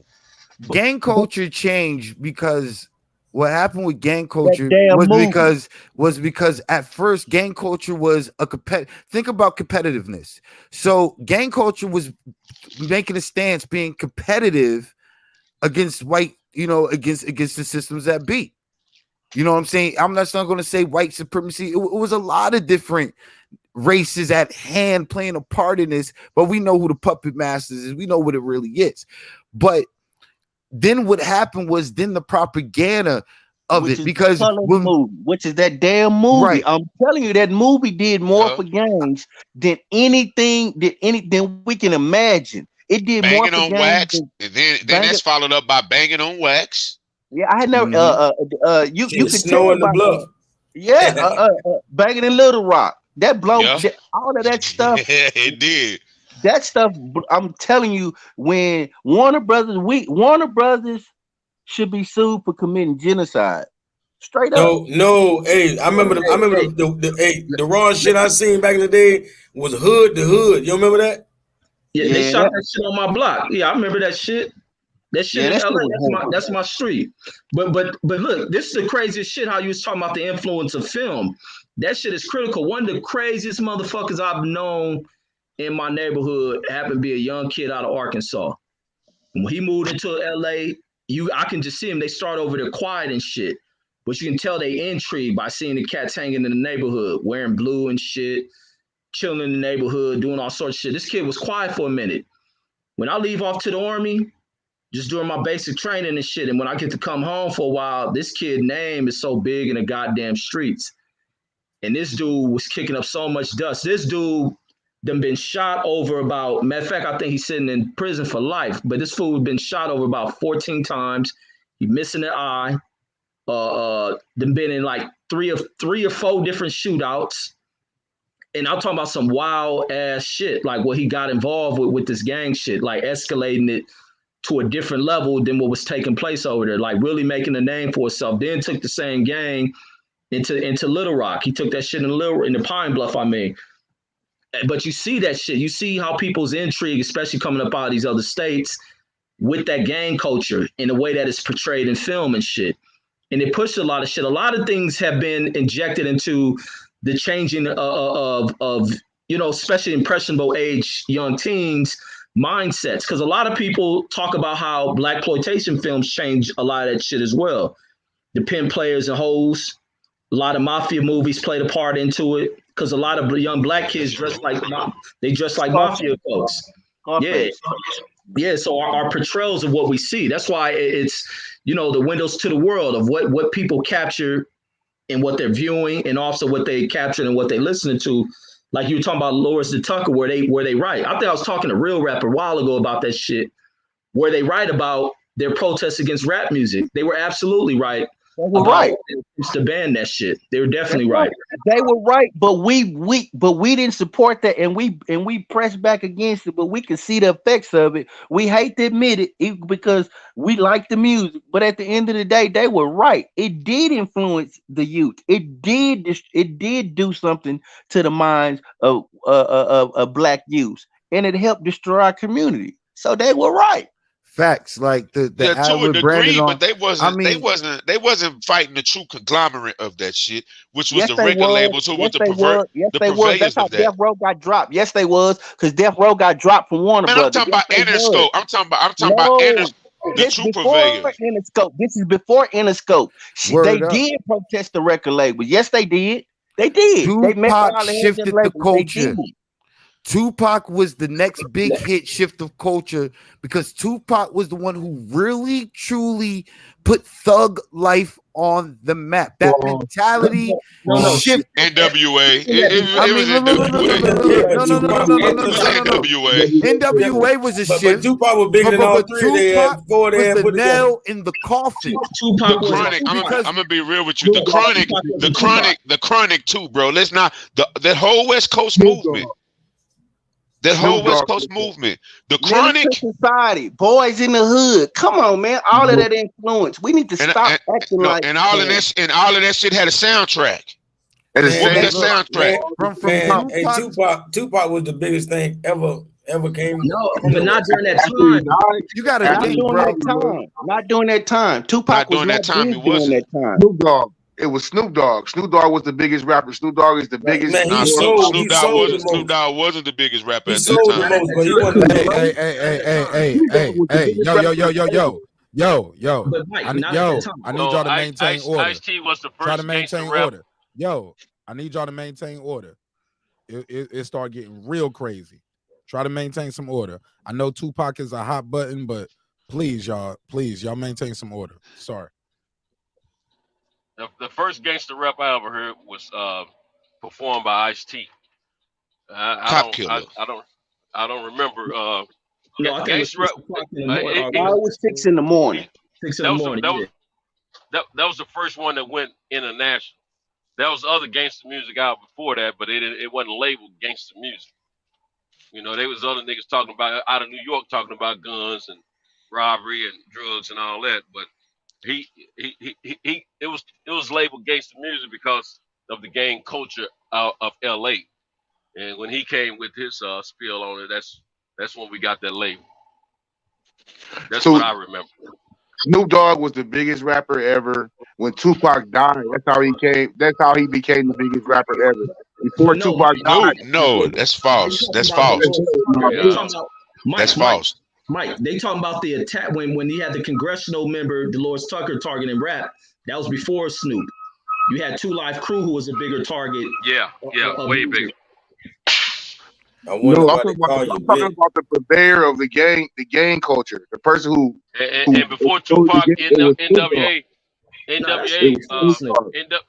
I think NWA had its bout with the government way before Tupac. Snoop, NWA wasn't claiming sex. They were just saying Compton. Snoop Dogg was claiming a set. He was being the Crip. You didn't know where they were from unless you knew NWA. You didn't know where they were from unless you knew who they were. But you know what I mean? I just knew Compton. Snoop Dogg was the one with LBC. Snoop Dogg's the one that, man, Snoop Dogg put Crip around the world. So what the hell? Long Beach, Long Beach, California. I never associated NWA with the Bloods. That's I all never this one. associated with. Hey, what All was that Tupac? comes A from blood? thug life, like that thug life Tupac mentality. Tupac wasn't even a game member. Tupac was a revolutionary. Man, I seen him throw blood up with his fingers, man. Yeah, he didn't do all that shit till he got the Suge. He didn't do that shit till he got with Suge then, bro. He got York. himself killed fucking around dealing in that. That's what I'm saying. He wasn't. He got killed fucking around with that. But I'm saying, but before that, before he got with Death Row, he wasn't even on that shit, bro. Thug Life was all Crips, man. He was claiming Crip with Thug Life. One time he might just smoke, Loke. Only Crips say Loke, bro. He was fucking when he was Thug Life. He was a Crip. Everybody know that. Man, there's a difference between a gangster and a thug. Yeah, that's what I'm saying. Tupac was a gangster, bro. In the Tupac was in both gangs. That's why he was outlaw. My lyrics bang like a Crip of blood, nigga. What? It ain't nothing but a party when we thugs. So there I was, a young nigga with heart, ain't got shit to lose. Pull up my pistols on these fools. You know the rules. Come on, bro. We can go lyric for lyric with Tupac. Exactly, and even in his lyrics, you just said, "I'm a thug." This is thug life. That's the whole point. Tupac promoted in what made mainstream, because a lot of people didn't listen. Think about it like this. A lot of people think about how many people who really didn't even listen to Tupac when he was alive, and then when he got killed, a lot of people went back and started listening to him. But if you were always a follower of Tupac and listened to Tupac really amplified. Like Tupac was popping with that thug life, but not only that, the way his delivery and message was, it was so pounding when you heard that shit. It moved. You. My turn. But Tupac wasn't no niggas claiming thug life where I was from though, bro. Niggas rock with Tupac because they love Tupac, but wasn't no sect of niggas called thug life. My turn. Okay. If you know Tupac lyrics, he was saying Loke. If you say Loke and you in California, that means you cuz. Okay. Loke equals cuz, okay? Before he got with Death Row, he was saying Loke. Cause he was fucking with Big Psych and the other nigga from Thug Life, and them niggas is Crips. I never heard him say that. Yeah, on what song? On what song? I need to hear on what song? What's that song you talking about? That particular song you talking about? Look at the BET Awards when I think Death Row rated that shit, bro. Man, like even like, Death Row was Bloods. That was Suge was a blood, bro. Tupac was never an official gang member. He switched. He switched gangs. He was never a gang member, bro. He was never a gang member. He was associated. He was affiliated. He was affiliated. He wasn't never no gang member, bro. He wasn't no gang member. They put him on the mob. Tupac was on that Black Panther stuff, man. He was on the Black Panther stuff. Y'all over talking each other, crazy, y'all. I'm telling you, y'all think y'all getting heard. Y'all are not being heard clearly to the audience. Y'all are cutting each other off. Soon as somebody says something, y'all cutting each other off. Even when y'all agree with each other, it's not the best listening experience. You guys got to let each other talk. And when you got the mic, Don't hog it. Get your bars off past the mic. But y'all are over talking each other, and some of y'all are screaming at each other. It's not the best listening experience. I'm telling y'all the truth. I promise you. Okay, my turn. Okay, Tupac was a gang member. Tupac was the gang member. He had mob tattooed on him. They put him on a mob Pyru. Okay, there we go. He wasn't. Is mob Pyru Crip or Blood? And when you're not talking, please mute your mic, guys. Please go ahead. I just got a question. Is mob Pyru Crip or Blood? Can anybody else answer that besides me? Well, no, I'm asking you because I know that's what I'm saying. I know because that's part of the People Nation. I know where that's from, bro. I participated in that, so I know where it's from. But you just said he was a loke. Yeah, and I asked for the proof, and I asked for that proof, and you didn't provide it. So we gonna go with him being associated with Bloods because I saw him with Death Row throwing Bloods up in the goddamn casino before he got smoked. Y'all both so that's wrong, what I'm gonna man. go with. Y'all both wrong. That's what I'm trying to tell you. Tupac was never a certified gangster of Crips or Bloods. He was affiliated, and he was cool with both. He was no game, and he was a Black Panther disciple, man. He was never a Crip or a Blood. Never. I followed Tupac too closely through his lifestyle. I mean his life during his reign of rapping. So that kid was never a Blood or a Crip. He was affiliated with both. He was about rap. He was about that. He was about that Black Panther. Go ahead, Calico. Santos, I was just going to ask the Coxman. I was going to say, who is LaShawn Parrish Crooks? Like, can you put all that to bed, or what's up about all that? I was just talking about Tupac, man. I heard that name before that you just mentioned, but I don't know. I didn't follow those people. He know everything about Tupac, though. He know everything about Tupac. I know he won the game, member. I know that for sure. Right, yeah, and I'll say this: I listen to Tupac music just like Santos. I listen to Tupac lives now strictly for my. He didn't. He talked about especially with Thug Life. That's an acronym. The hate you give, and I forget the rest. But they came up with rules and regulations. The hate you gave. Little infants. Fuck everybody. Real, and he came up. We went to see his stepfather Mutulu Shakur, and if you go back and look. It's on the internet somewhere where it was rules and regulations, which was revolutionary. They was on some Black Panther stuff, revolutionary, and they came up with a code of conduct for Thug Life. So I don't know that gang, like Santos said, he ended up being affiliated with them once he came to LA and all that. But Tupac was in. He first came to Oakland. Marion City in Oakland, and from what I understand, they didn't have Crips and Bloods in Oakland. So he was affiliated with gangs, but he didn't start off as a gang member. He talked about himself being a revolutionary descendant from Black Panthers, and he had a code of conduct for Thug Life. I'm pretty sure Mark will put it up. It's probably too late, but I'm pretty sure pulling up shit. I'm about to lay down, leave y'all niggas, leave y'all brothers with it. Somebody text me when y'all done, or I'll wake up and end it. So when a nigga was screaming, so when Tupac was screaming MOB and money over bitches and mob this and all that shit, he got the mob tattooed on him. Y'all just disregard that, huh? Yeah, he ain't say nothing about no Black Panther. Damn time, not one song. Man, what? He talked about the Panthers all the time. What are you talking about? Man? Have you ever heard Letter to My Unborn Child? My father was a Panther, loud single parent, but she proud when she witnessed baby boy ripping crowds to school when I dropped out. Yeah, want to do a single. That's it. What's up with y'all with these sing-alongs? No, it ain't that. It's me, Mark. You know I'm a lyrics guy. It's me, Mark. You know I'm a lyrics guy. No, that was it, and that's all. Ain't no more. With you though. Ain't no more.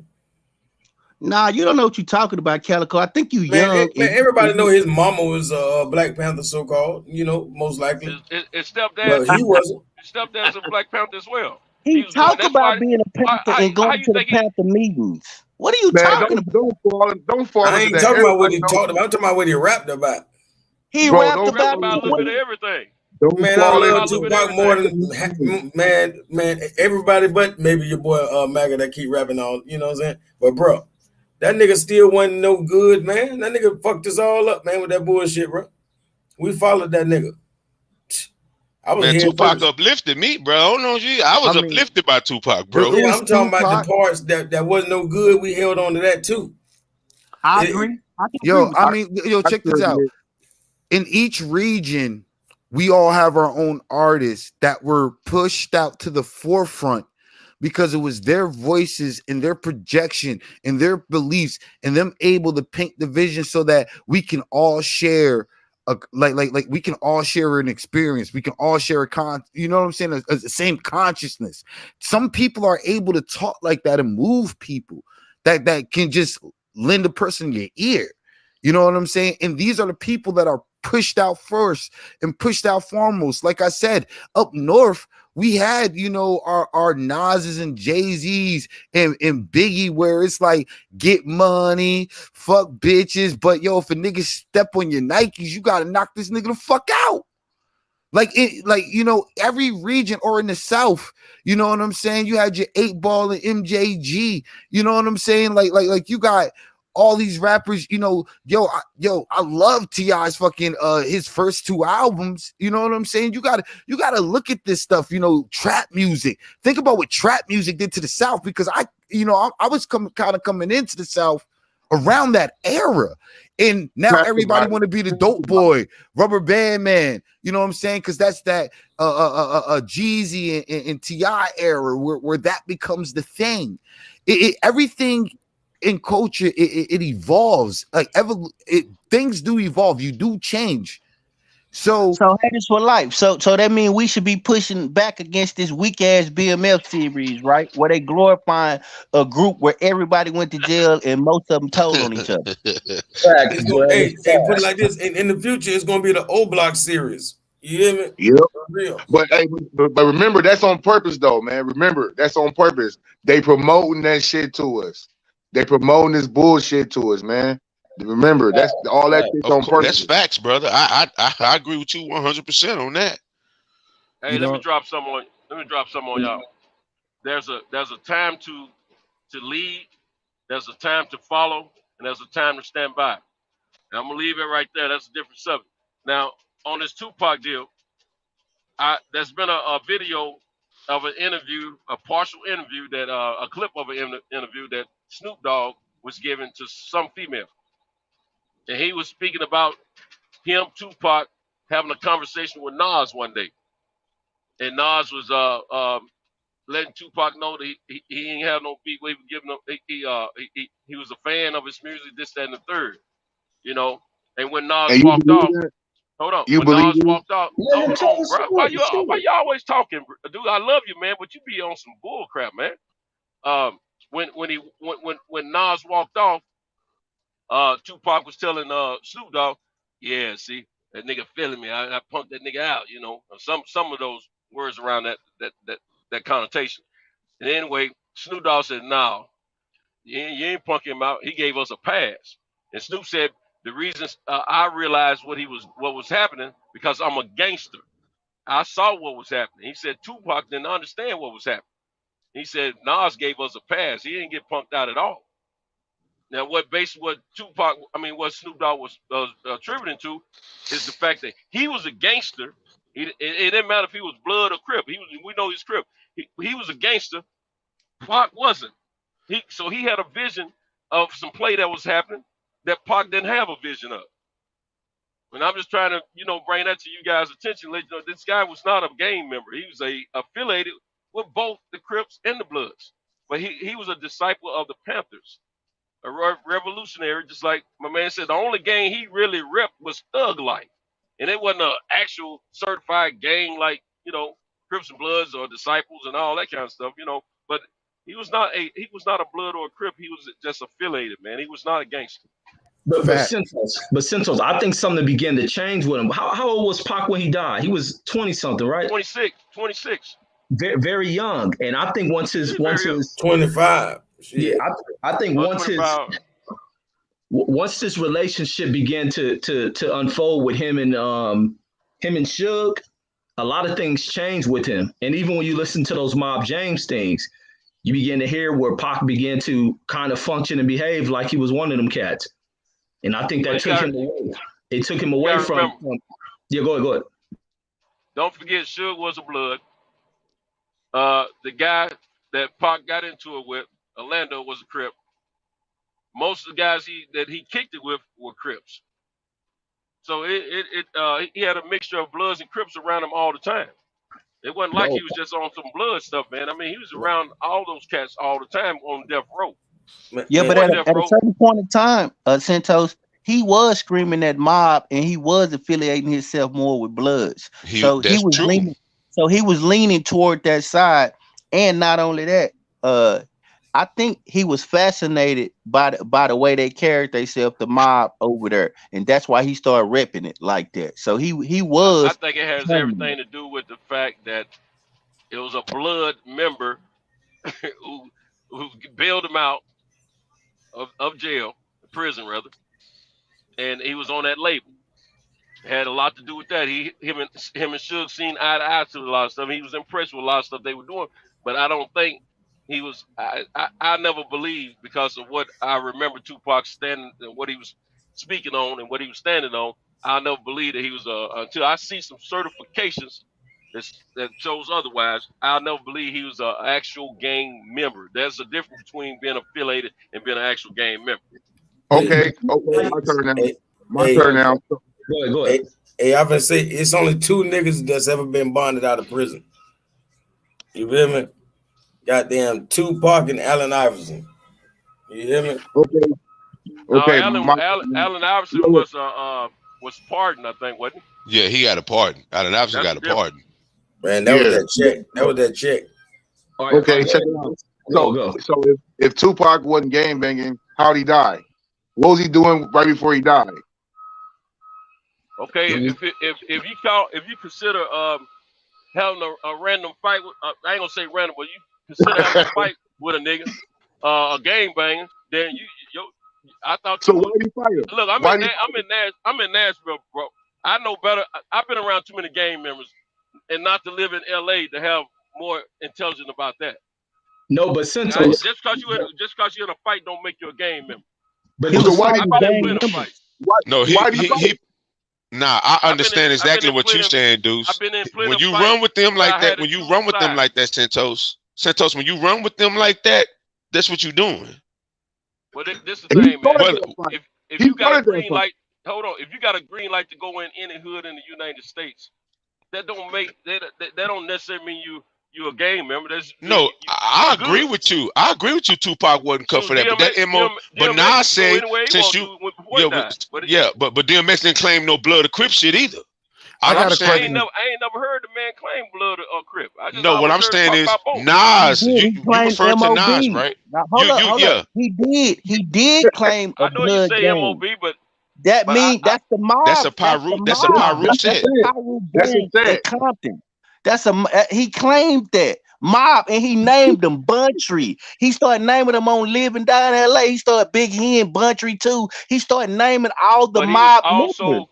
Santos, you gotta let them talk too, bro. Like you ain't even letting them talk no more. Santos, he was naming all the mob members. He was trying to be down with that set. The reason he was banging against a Crip, they said the reason he got into it with Orlando is because Orlando took one of the Trey Lane, one of the Bloods. I mean, he took one of the death row chain from Baby Lane, yeah. Baby Lane. He took that's gang banging stuff Tupac was involved in. That's why he died, because he was gang banging. Okay, he was gang banging. No. I heard what you saying, Santos. He wasn't cut from that cloth, but that don't mean he wasn't doing that. Now I said both cliques was clutching, but when you in my city, you know how we coming.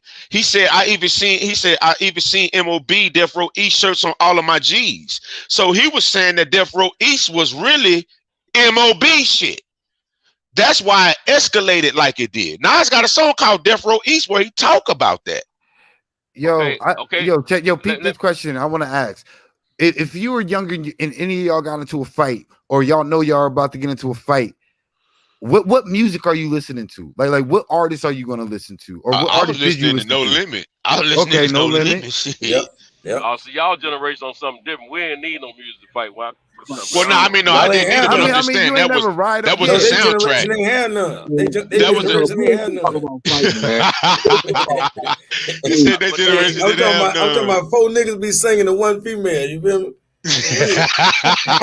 I'm gonna say this. I'm gonna say now. Santos, y'all used to handle y'all beef with breakdancing, huh? No, we High water. Hey, break. I was on the cuffs of breakdance. Y'all take 10 paces and spin. Y'all slap niggas with a. Look, they used to slap niggas with a glove. Cracking niggas' head. We just straight start cracking niggas' head. Ain't no sense all that lollygagging and talking. They were listening to Parliament. They was on the way listening to Parliament Funkadelic. That's what they were listening to on the way. Trying to cool out and vibe them. They were getting in fight. Hey, each other with jerry curl drill. No, you got to understand, they didn't have a soundtrack to that shit. We did though, because we had a soundtrack to it, Santos, because y'all did the shit. That's because y'all were younger. Y'all were younger than me, man. I know. That's what I'm saying. I mean, we had demographics. I know that's what I'm saying. My demographics, we didn't have gangster rap when I was a little kid. That came. I was probably. Everybody was kung fu fighting. What I'm saying, Santos. What I'm saying, it's not that y'all didn't need it. Y'all provided it for us because we didn't need it either. But shit, your generation provided it for us. No, what happened with is that with his generation, he was calling the generation to where a lot of the boomers were becoming sellers, really trying to push for that corporate America. He's a Gen Xer. No, he's a Gen X. He's a Gen X, bro. He's a Gen X. Okay, well then I strike that. But really, what happened was that with that old rap is that what happened with that is that during that time you got to think. Now you have white supremacy in full effect, ripping families apart, women and their equal rights, talking about, hey, I can do it on my own. I don't need men. Listen, it's a whole thing that happened. When that music came out, a lot of us weren't in our environment was different. A lot of us didn't have the solid home where I'm living with the man who birthed me. Or if I am living with them, 9 times out of 10, the moms they beef. Pass the mic, man. Pass the mic. Go ahead, Reggie. Yeah. Go ahead. Nah, nigga. How did Tupac die? Was Tupac gang banging, or was that nigga trying to was he trying to save Baby Lane's soul? Yeah, it's what Brandon was saying, and that's the thing. These dudes is young, man. Everybody, regardless if he revolutionary speaking, life is about contradictions. Young niggas gonna contradict everything they may stand for. And it's just what Brandon said. He died over some other nigga beef. He got in Compton beef with a real ass gang banging motherfucker. Everybody who was around that death row shit was real street level motherfuckers. And Tupac got himself killed over some gang banging shit. He got too caught up in that shit. And even a lot of people's checking him. Even it's a story that King T shared. I know you remember the rapper King T. King T, I think, walked up on Pac and snatched like a red rag up off of him. Like, nigga, you ain't on no. He's like, I forgot what King T said. It was some shit like nigga, what you on, nigga? Like, where he you was like, from? take that shit off. He dissed the red. He was like, take that shit off. He had to check him. Like, Pac was going in the wrong direction. And even in like neighborhood, like even in my neighborhood, Pac was like a talk of discussion of him being on some blood shit. Like, how the hell this nigga come up, he famous, and then he want to be banging and shit. And he got himself caught up in Compton shit. I love Tupac. He's my third favorite rapper. But that nigga, if he did the same thing Soulja Boy and Chris Brown did, and it's funny how niggas made that nigga Jesus after he died. That's the craziest shit to me. That's how Nipsey Hussle died too, and it's the same effect. It's the same Nip effect.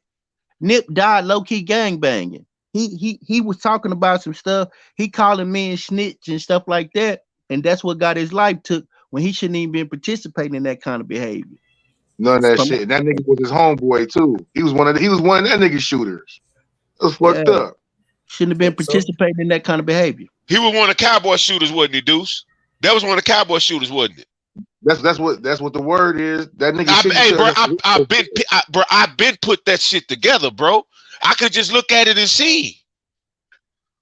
Man, you don't know. All of it Nah, that speculation. wasn't Cowboy. Man, No all of it probably Cowboy. fake. Nah, All of it probably fake. that wasn't Cowboys, people. And that dude who did that shit, family been getting killed. I think his dad been killed. His auntie's been killed. His cousin. They said it was rumors. They said that shit was rumors. No, It's funny because they gonna kill his family, but nobody killed him out there. And it's usually a million niggas out there all time every day. That nigga ran away. They were gonna catch that nigga. They knew who his family was. Shot the nigga like 20 times and kicked him in the head. Nobody even bust. It's usually like a million niggas out there, bro. You know that shit. It wasn't a million people out there. It was a Sunday. It wasn't a million day. On one day, one wonderful day, huh? All that shit happened. Hell, them niggas played that nigga. You already know how it was for him and Big U. Them niggas fucked that nigga off. Because he was separating from niggas. No, that shit with Big U was a one thing about disciplining him over some video they was in. And that didn't create no beef between them. They was at other functions with each other. Everybody looking to create some shit about that Nipsey shit. Nipsey shit was caught up with a jealous ass motherfucking. That is simple as plain. People will smile in your face and be jealous as fuck of you. And especially when you doing shit. It wasn't even that he was just doing shit for like 60s. This is what he was doing as a black person. A jealous nigga who life wasn't going straight, decide he gonna kill somebody over there. And he killed Nipsey. Could have been just because Nipsey told him, man, your name bad over here. You where your paperwork. But old dude had guns on him to plot that shit anyway. That dude was over there to kill somebody. Yeah, didn't that dude girl take a picture with Nip to Getaway Drive with a chick? She took a picture with Nip right before the little kid did. No, that nigga knew. I thought she did. Yeah, that nigga. Nah, little baby definitely took a picture with him right before he got shot. A couple of people took it, but she took one too. Yo, man, that nigga knew that nigga. That's how he talked to him. He knew him. Of course, niggas get killed by people they know. That shit ain't new. Well, you ain't listening about the proximity. Them niggas set that nigga up. I mean, that shit wasn't no setup. It don't take nobody to set somebody up to shoot a motherfucker. Yo, I'm about to get ready to piece up out of here. Nah, I mean, Mark. Yo, I'm about to get ready to piece up out of here. Yeah, me too. Sleep and shit. But I just want to say on my last thought is that all information isn't good information. And I feel what all y'all was saying and all the different perspectives, but that's the whole experience of Tupac, what it was meant to do, why he lived the way he lived, why he was pushed the way he was pushing, why he died the way he died. It's so that black people can get caught up in the loop of what I like to call just black nonsense. And that's what takes us away from black excellence, because instead we could have actually been sitting up here trying to compose a way amongst us. There's already enough men here to start spreading a word, or enough audience to say, hey, look, let's develop a black code. Like rule number 1, no black man should harm no black man. Period. You do that, you're already starting to get around the curve. But I'm out of here, Mark. You know what I mean? Had to come up here, you know what I mean, support. You know what I mean, y'all niggas. All y'all be safe. You know what I mean? Yes, sir. I'm out of here, folks. I got a question for the panel, bro. I got a question for the panel, just like how he said a code. We get mad, like Reggie did a video on this. We get mad when other people call us niggas, but it's in our music and it's thrown out when we talk. Why we gotta talk like that if we don't want other people to talk to us like that? What you mean, like the N-word? Yeah. Man, come on, man. I'm asking. Now put it like this. I got a a white homeboy. He asked me, about that word or whatever. Like basically, is he allowed to say that kind of shit? See, my whole outlook is you got to be honest. There is no way a white person can say that to you out of love. He can't say that out of love. If he got love for you for real, he'll never say that to you. You know what I'm saying? But like, if you got love for another I can say it to you. I can say it to you out of love. He can't do that. Why can't he do that? That's impossible, dumbass. Man, who told you that dumb shit? You dumb as hell. You don't get it? Who told you that stupid shit? It's no different than him saying hi. He can that's dumb as hell, boy. Oh my God. Go to hell, boy. about simple-minded as fuck, man. I understand people don't want to hear the word because of where it comes from. Where it derives from. That's one nigga. That nigga crazy. Yeah, because of where that word derives from.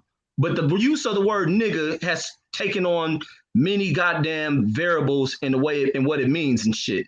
In the way in which people use it. People have used that word to greet one another. Now you can be simple-minded as fuck as all you want, but Brandon's question was a great question. If you're going to be associating with these people and using that word, man, bro, and you have these feelings. That's your integrated ass gonna let them talk to you like that. What world you dumbass? In, fool? No, I mean, I'm gonna be honest with you. Boy, you told me. You told me, bro. Nah, Brandon don't use that word. Brandon don't use that word. I ain't talking about. I ain't talking about him. I'm talking about goddamn Reggie. Reggie is Toby. Toby Owens. I don't use the word. Therefore, I have the right to tell people not to use the word with me, and I do. Man, I got the right to tell anybody. Come on, that's like saying I kiss. No, but I don't got the right to tell a man or a woman that want to kiss me they can't. Man, come on, man. Come on, man. I'm gonna kiss who I kiss. Hold on. No. That sound like some 42 Doug. Nah. Kodak Black shit. That's that Kodak Black. Nah. I'm in Florida. Hey, I don't like that shit. He on that nigga was spilling on his mama. You ain't down there feeling on you. You ain't down there doing that, huh? Calico, man. What's up with that? I'm saying just because I use the N-word. No, what I'm saying, you just said you'll kiss on anybody you want to kiss on. Like I don't know where to take. I don't know how to take that. I mean, what about done kissed in my life is who I'm gonna kiss. I'm not gonna kiss nobody other than that. I'm just saying. I'm saying using that word. Come on, man. No. And this is why I say using that word. If you getting offended by that white boy using that word, why are you using it? Because you could let that white boy know, hell no, you can't use that word. I don't use it, and it shouldn't be in nobody's vocabulary. Because I'm not a nigga. No. The white man made niggas. I ain't no nigga. Bro, the brother just said the black code. God damn it. That's the motherfucking code, nigga. You can't change that. Nigga. That's a derogatory word that has a derogatory. It ain't derogatory nothing until you use it and I don't want you to. That's when it's derogatory. Don't use it. God damn it. For real. I guess I'm not special. You ain't special. You can't do. Yes, I am. Yes, the fuck I am. Nigger and nigga are two different things. So I think that we should take the power out of that fucking word. Stop getting so offended by that shit. That's the only reason they still use it in a derogatory way, because everybody jumps out the fucking roof when somebody said. You said they can't use it in a loving way. How can they use it in a loving way?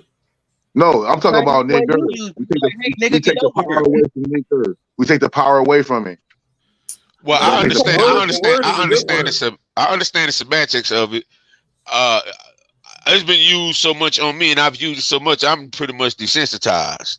Like, even if a white person do call me a nigga, I'm clever enough to come up with a different roast to get him out, to get him off his game. Because saying nigga to me not gonna get me off my game. Thank you. That's the we ain't talking about on the internet. We talking about face to face. No. What you mean no internet? Bro, I'm same age as you. What you talking about? I'm 38 years old. Bro, I'm saying. And I live in Texas, my guy. I live in Texas, bro. I've been confronted with this in person. Okay. So when I say roast, nigga, I gotta see you to roast you. I can't roast you and not see you. Yeah. I gotta be able to visually see you. So when we talk about taking the power, how about if we just stop using the word? Don't that eliminate it all? No, it won't. It won't. You ain't gonna ever be able to eliminate the word. People still say retarded. People still say that shit. Not in certain places. They don't say retarded. Hey, watch this. Since the word mean ignorant, if you call any nigga ignorant, they like they want to piss their pants, bro. You feel me? But it just simply means they don't know. So people hate that they're all ignorant. But they is. Like my nigga Mega say, man, come up with something more different to say. We gotta take the power out of that shit. I understand. It's an ancient word, brother. It's deeper than that. Than all this shit. They want you to stop using it. That's why they still use it. That's why they still use it. Where did the word? Nigga? Where did that derive from? All you gotta do is take the vowels out. Take the vowels. Them fucking incest bred motherfuckers wasn't thinking about where no damn word derived from, bro. They used it to talk bad about a black person. That's always the word. So that's the origin. Wait a minute. So that's the origin of it, right? It was meant to be derogatory to black people, right? That's not the origin. We took it back from them. We started saying niggas. Okay, wait. Not the origin. Slavery is not our origin, man. That's dumb as hell. I didn't say slavery. You said slavery. We talking about the origin of nigga. Bro, that's the only time that's the only time it's been derogatory is through slavery. Hey, Calico, go read some petroglyphs on the rock. Here's the thing. Yeah, I'm gonna translate it for you. The point that I'm trying to get to, this is the point that I'm trying to get to. If the word started out as derogatory and it was meant, it didn't. Okay, what did it start out as? I told you it's ancient. Ancient. It's a word.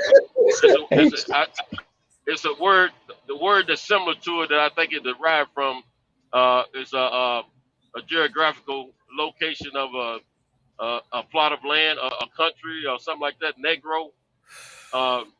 It had something to do with black people of blackness in that particular land. I don't know all the words of it, but that, and I think what they did is they used that to describe what type of people they were talking about, but they did it in a very negative sense, in a hatred sense. Yeah, that's the point that I'm making. That's right, Cinto. So if it was meant that way, we the only group of people that I know that took a derogatory word and we use it against ourselves. I don't hear other people calling themselves these derogatory terms that were put on them and then saying that the they actually call themselves niggas amongst each other though. Who?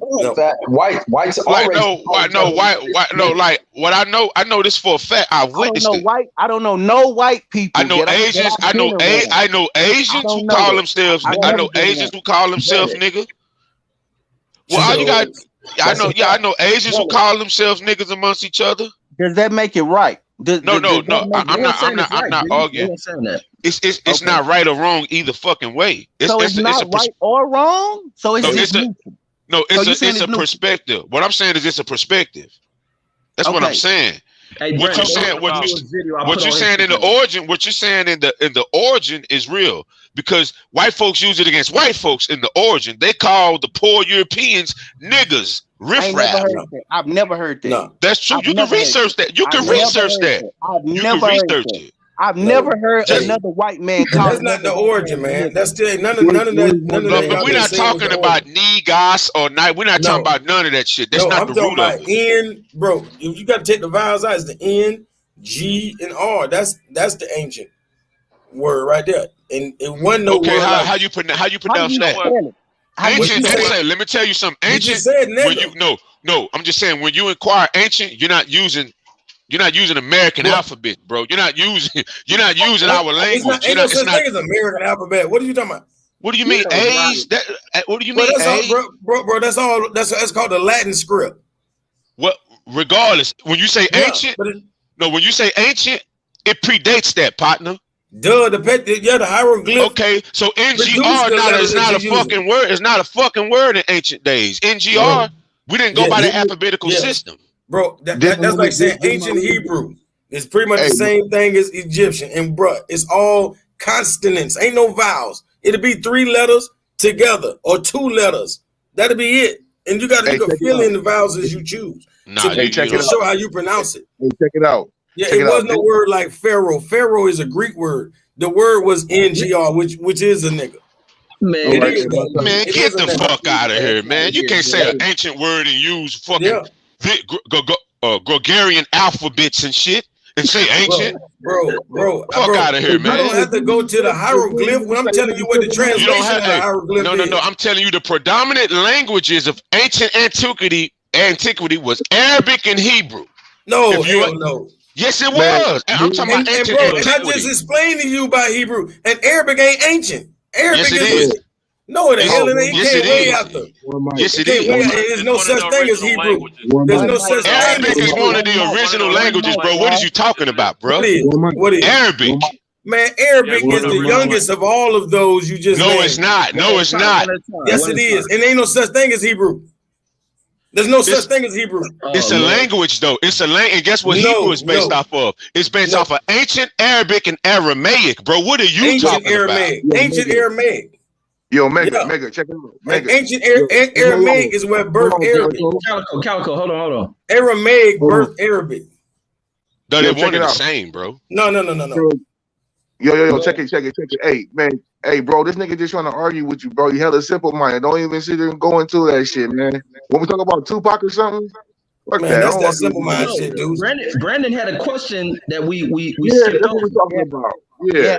Man, dudes can't swim on this and this kind of, you know what I'm saying? Stratosphere right here. He can't even see. He can't even hear what we're talking about. So what I was trying to say was, should we stop using that word? We know what nigga mean, a colloquial term. Should we stop using that word and call ourselves something else instead of nigga? Well, you are more. Okay. Man, you know what I mean? Like, yeah, in the perfect world, you know what I mean? But the way things could be and the way things are two different things. And the way things are is part of the sub language or whatever. It's in the dictionary. I say we could take the effect out that shit. That's what I say. Like I said, I don't think it's a right or wrong way. I don't at this point. I really don't know. We could try. We should try to see if it change. We should try if we can get on a 5-year plan to see if our behavior changes. If we don't call each other nigga, which I don't think, because we still doing nigga shit. So I don't. If you got to cut the nigga shit out first before the effect of the word nigga could have it to linger. I disagree. You change the language. Oh hell no! You can't disagree with that. You got to add on to that. You can't disagree with that. Okay.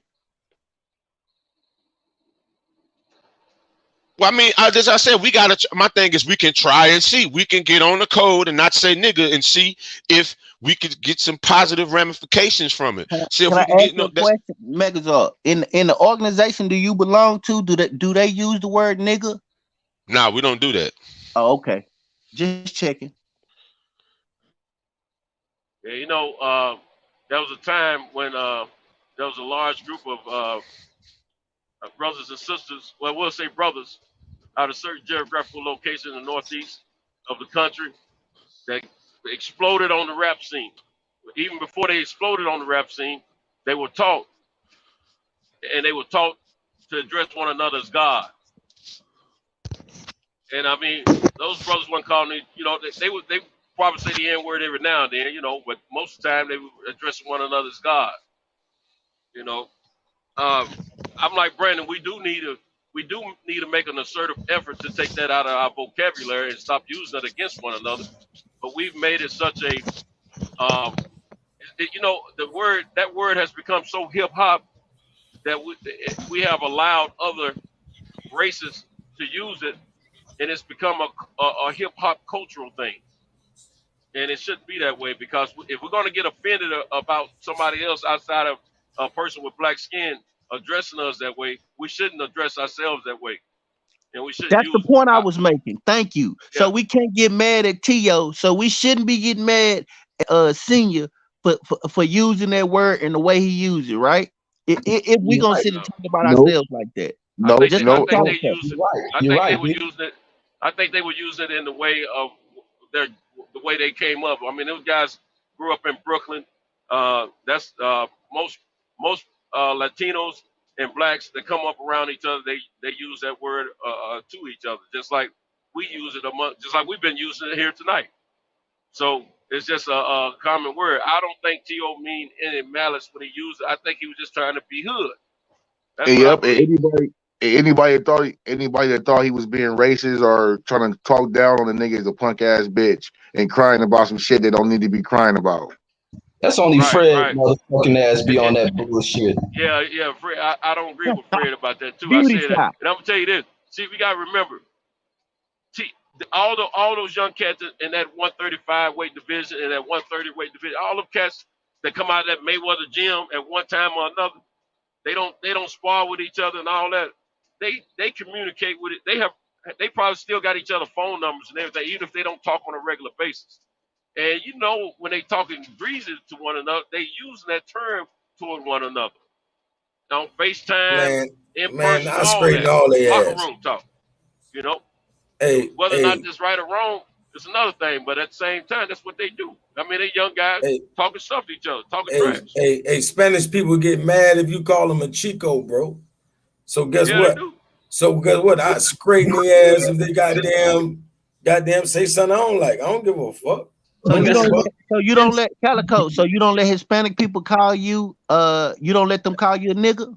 Man, they better not keep throwing that shit around just ragged as hell like they trying to aggravate me. But see, if they using the way you using it, that's all the way they using it. We gotta remember that, bro. Depending on where you grew up at. For one, I look at them, bro. I look at them like they got some nigga in them. But guess what? They'll get checked too. I mean, what you mean? I deal with them. I love them. But listen, they got black people in their families. All Spanish people, they come from niggas, man. What you mean?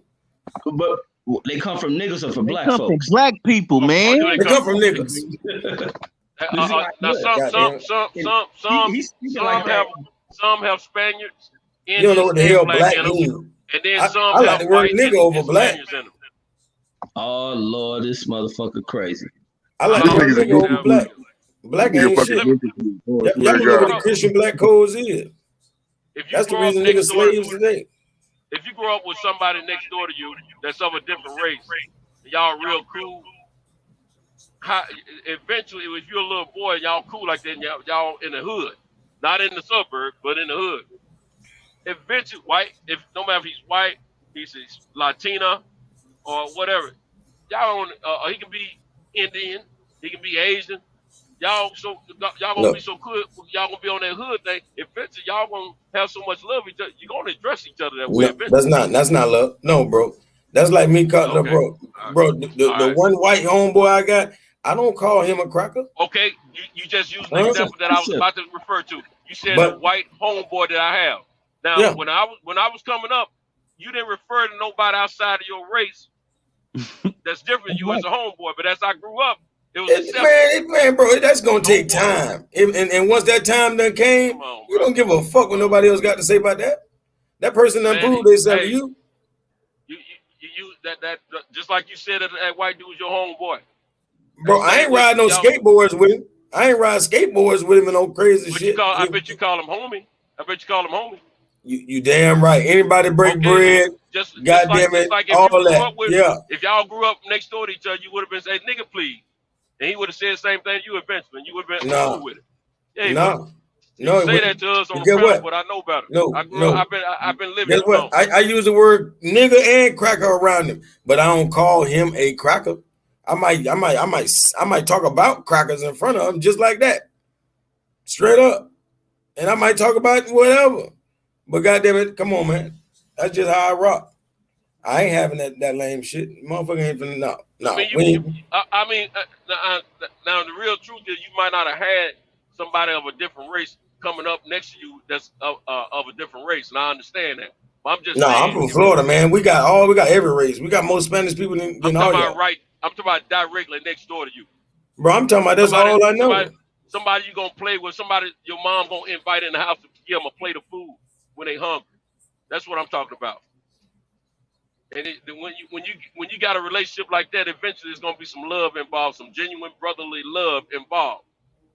And eventually that conversation is gonna be some love conversation. And black folks, we have had a tendency to call each other niggas as far as us guys amongst each other out of love. Or homie, out of love, even though you don't look alike, don't smell alike, don't walk alike, you still might say homie, out of love. That's just a cultural thing, man. Just upbringing. You might know this if you grew up with that guy right next door to you. He don't ate your house, you don't ate at his house. Y'all get hemmed up somewhere together. You don't know anybody but him. First thing in your mind, that's my homie. And in essence, that's the same conversation. That's my nigga. Same conversation, meaning the same thing. Don't mean anything different. My homie, my nigga, the same thing. Connotation is how you use the words. Well, I guess everybody ain't my nigga.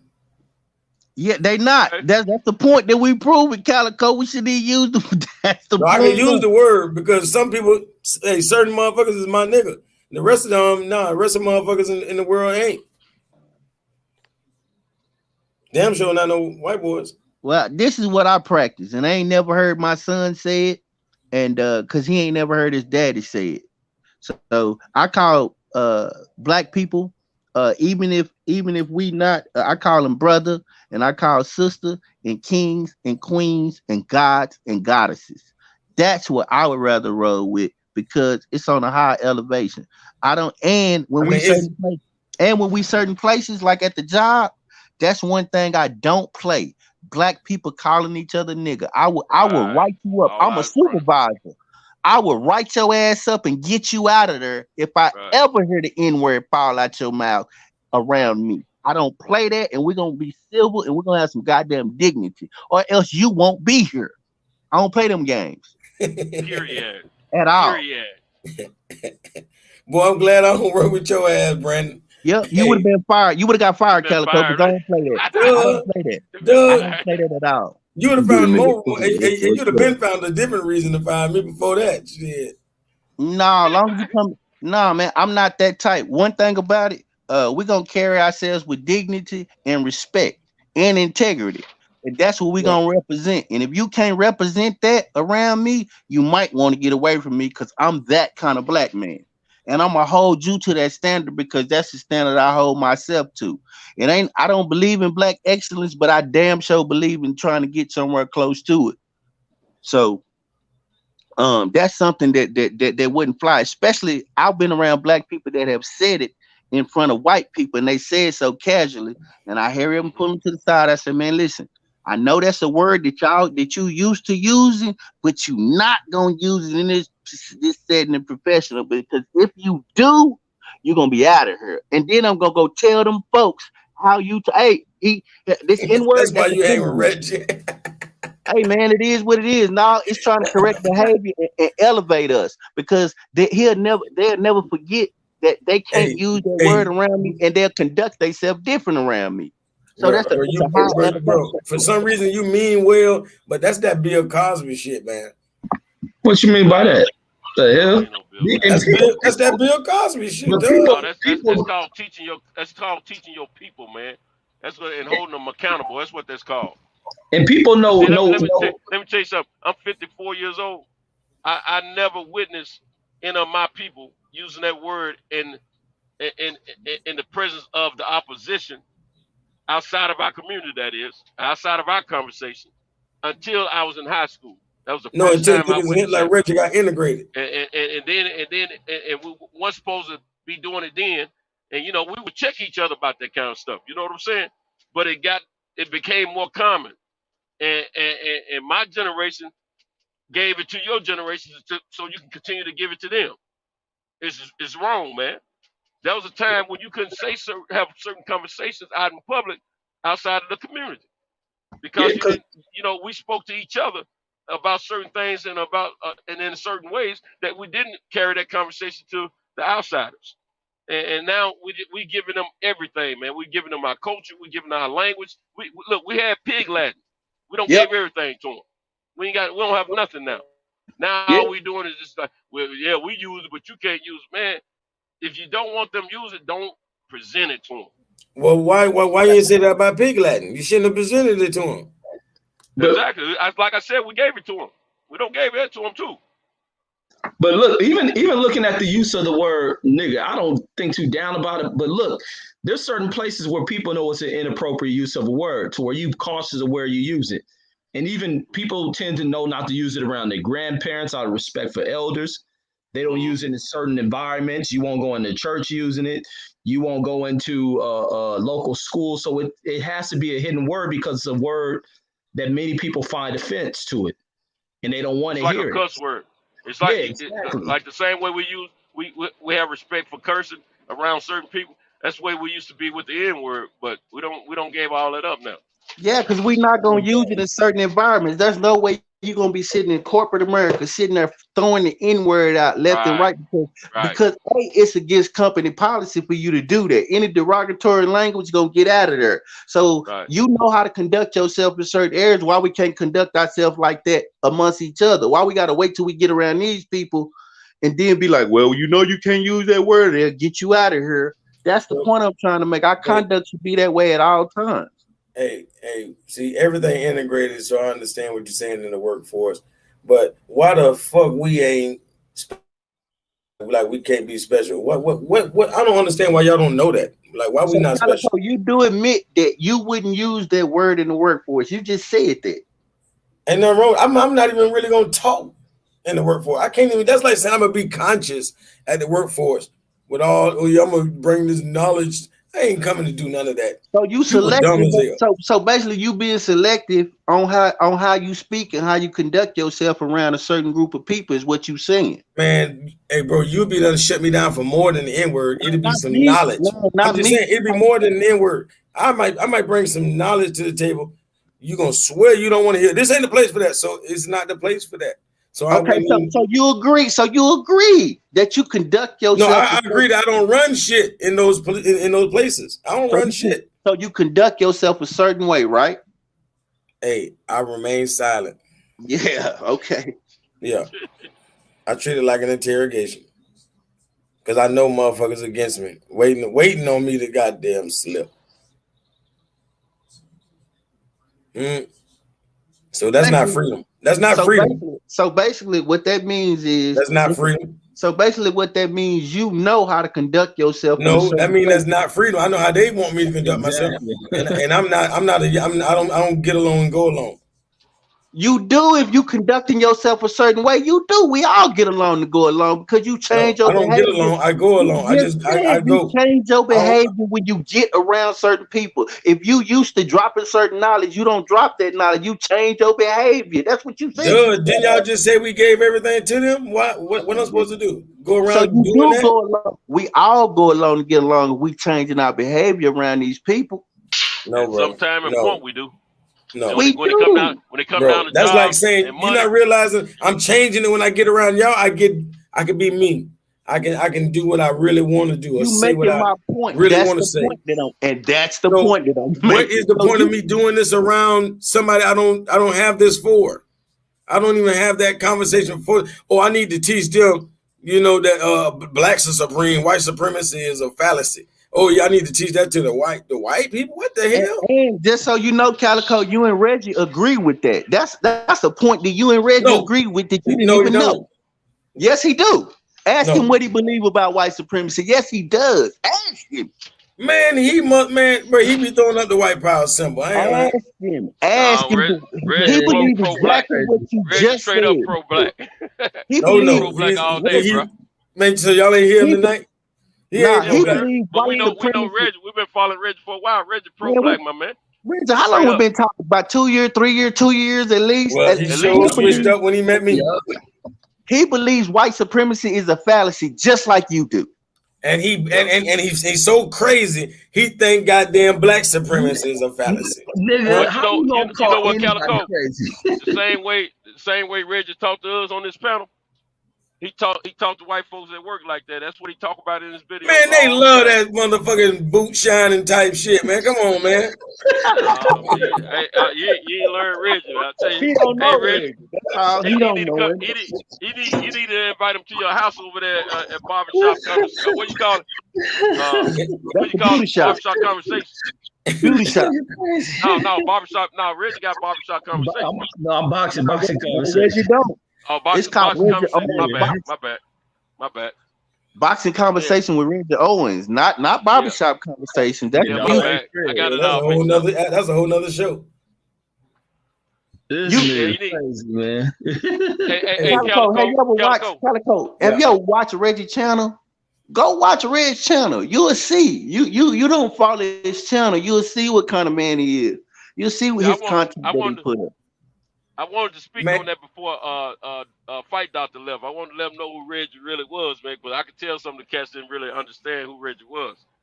But Reggie was just letting y'all roll with it because Reggie's a debater too now. So he was letting y'all roll so he can have a good time tonight. No, man, I'm telling you, man, Reggie had mean every word, boy. He ain't never played. No, I knew exactly what I was doing. You see, Fight Doctor left.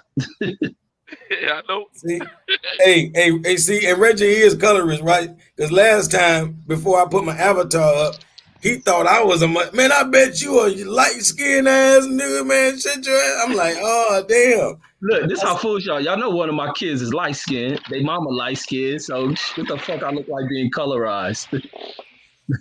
Hey, you still got a lot of Toby though. I think you picked Fight Doctor because you knew what part of the country he was from, and then you was able to surmise based on his education and the way he speaks. That's why he did. That's why he was able to pick him like that. No, you know how that shit happened? It was like a few days ago. I come on Mark's show, and this guy got to talk about we oppressors and this and that from the chat. And I was like, man, watch this dude gonna get on here and be spewing a bunch of shit he done recited from a book. And he got on here, y'all house Negroes, and you're listening to the oppressor and this and that. And I was listening like, man, so I asked him a question. I'm like, so where are you from? Because I knew where he's going. I was like, man, you fit everything I done already thought about you before you even spoke a word. So he got to talk. I'm from the South Side of Chicago. Oh, like, okay. So you, because I'm like, I already know Chicago because I lived out there. That shit is a deeply segregated city. So I'm like, was you one or two black families in the neighborhood? It was all black. So then as he talked more, he got to talking about, he forget where I was leading this question to try to figure him out. So he's like, he grew up and he was the only black kid in the class. I said, oh, okay. So you had an all-white school. And then so where you live? Then he get to talk about his parents moved into an all-white community. And I'm like, so you got no black experiences. You done grew the fuck up. Then realize when you try to intermingle with these people and you talking about how black people need to segregate, but you grew up in, you selected to grow up into white integration. And you know nothing about blackness except when you try to rub, and I say the same shit about Fred. You try to rub and mingle with these guys. Because I was just going to say that too. You rub and mingling with these white folks. I knew this conversation was going. He rubbing and mingling with these white folks and enjoying it. But now when the opportunity you think you're going to get because you rubbing and mingling and talking like them, listening to music like them, dancing like them and shit. And when you don't get that shit, now you want to reject them and try to parade around bringing black folks. We need to get up off of this shit. These motherfucking black this and black that. Man, Reggie talking about himself. Because they start turning down other black people, calling them names, and you're like, hold up, man, that's not blackness. When we turn down each other, we uplift each other. We don't tear down each other. Right. We don't tear down each other. We uplift each other. And I think that's when you could tell that they not really rooted in themselves because they start turning down, attacking other black people. This leader did this. You're like, hold on, we uplift our leaders. We don't let nobody turn down our leaders. Whatever they misgivings is, that's what it is. Y'all ain't said that when Reggie was talking that bullshit about Malcolm X and everything else, man. Come on, man. Reggie do tributes to Malcolm X. He just did a Malcolm X quote on his channel. He gonna do whatever for brownie points, man. The man don't. Come on, man. I don't. Brownie points from who? What you mean? Who the hell he trying to get brownie points from? That's what the like button for, bro. That's what the like button for. This drug, and then don't talk about how I had to checkmate this guy. This is my first checkmate on Mark's show. Lies. This dude's y'all got a little secret war going on that we ain't aware of. Yeah, because he believe in conspiracy, so I had to get on here the next day and kill off his whole theory of that stupid shit he was on. That's a lie. You ain't never debunked the damn thing. Got to talking scientific dumb shit. Like this nigga crazy. You ain't debunked one damn thing. If anything, you came back and be like, hey, I ain't gonna lie, you was right yesterday. Yeah, I know damn well I was. You hear me? Oh, when he was talking about the earth is flat and all of that, I think I got the tail end of that show. Yeah, I think I burnt off and went over the cow show once you went so far. I was like, yeah, I can't take this no more. Did Cal ever come on tonight? Nah, I don't know. I don't think he did. No, I don't think. I know he's on his. No, he did. He did. He said he was gonna crank it up, but I don't think he did though. He ain't at the fight.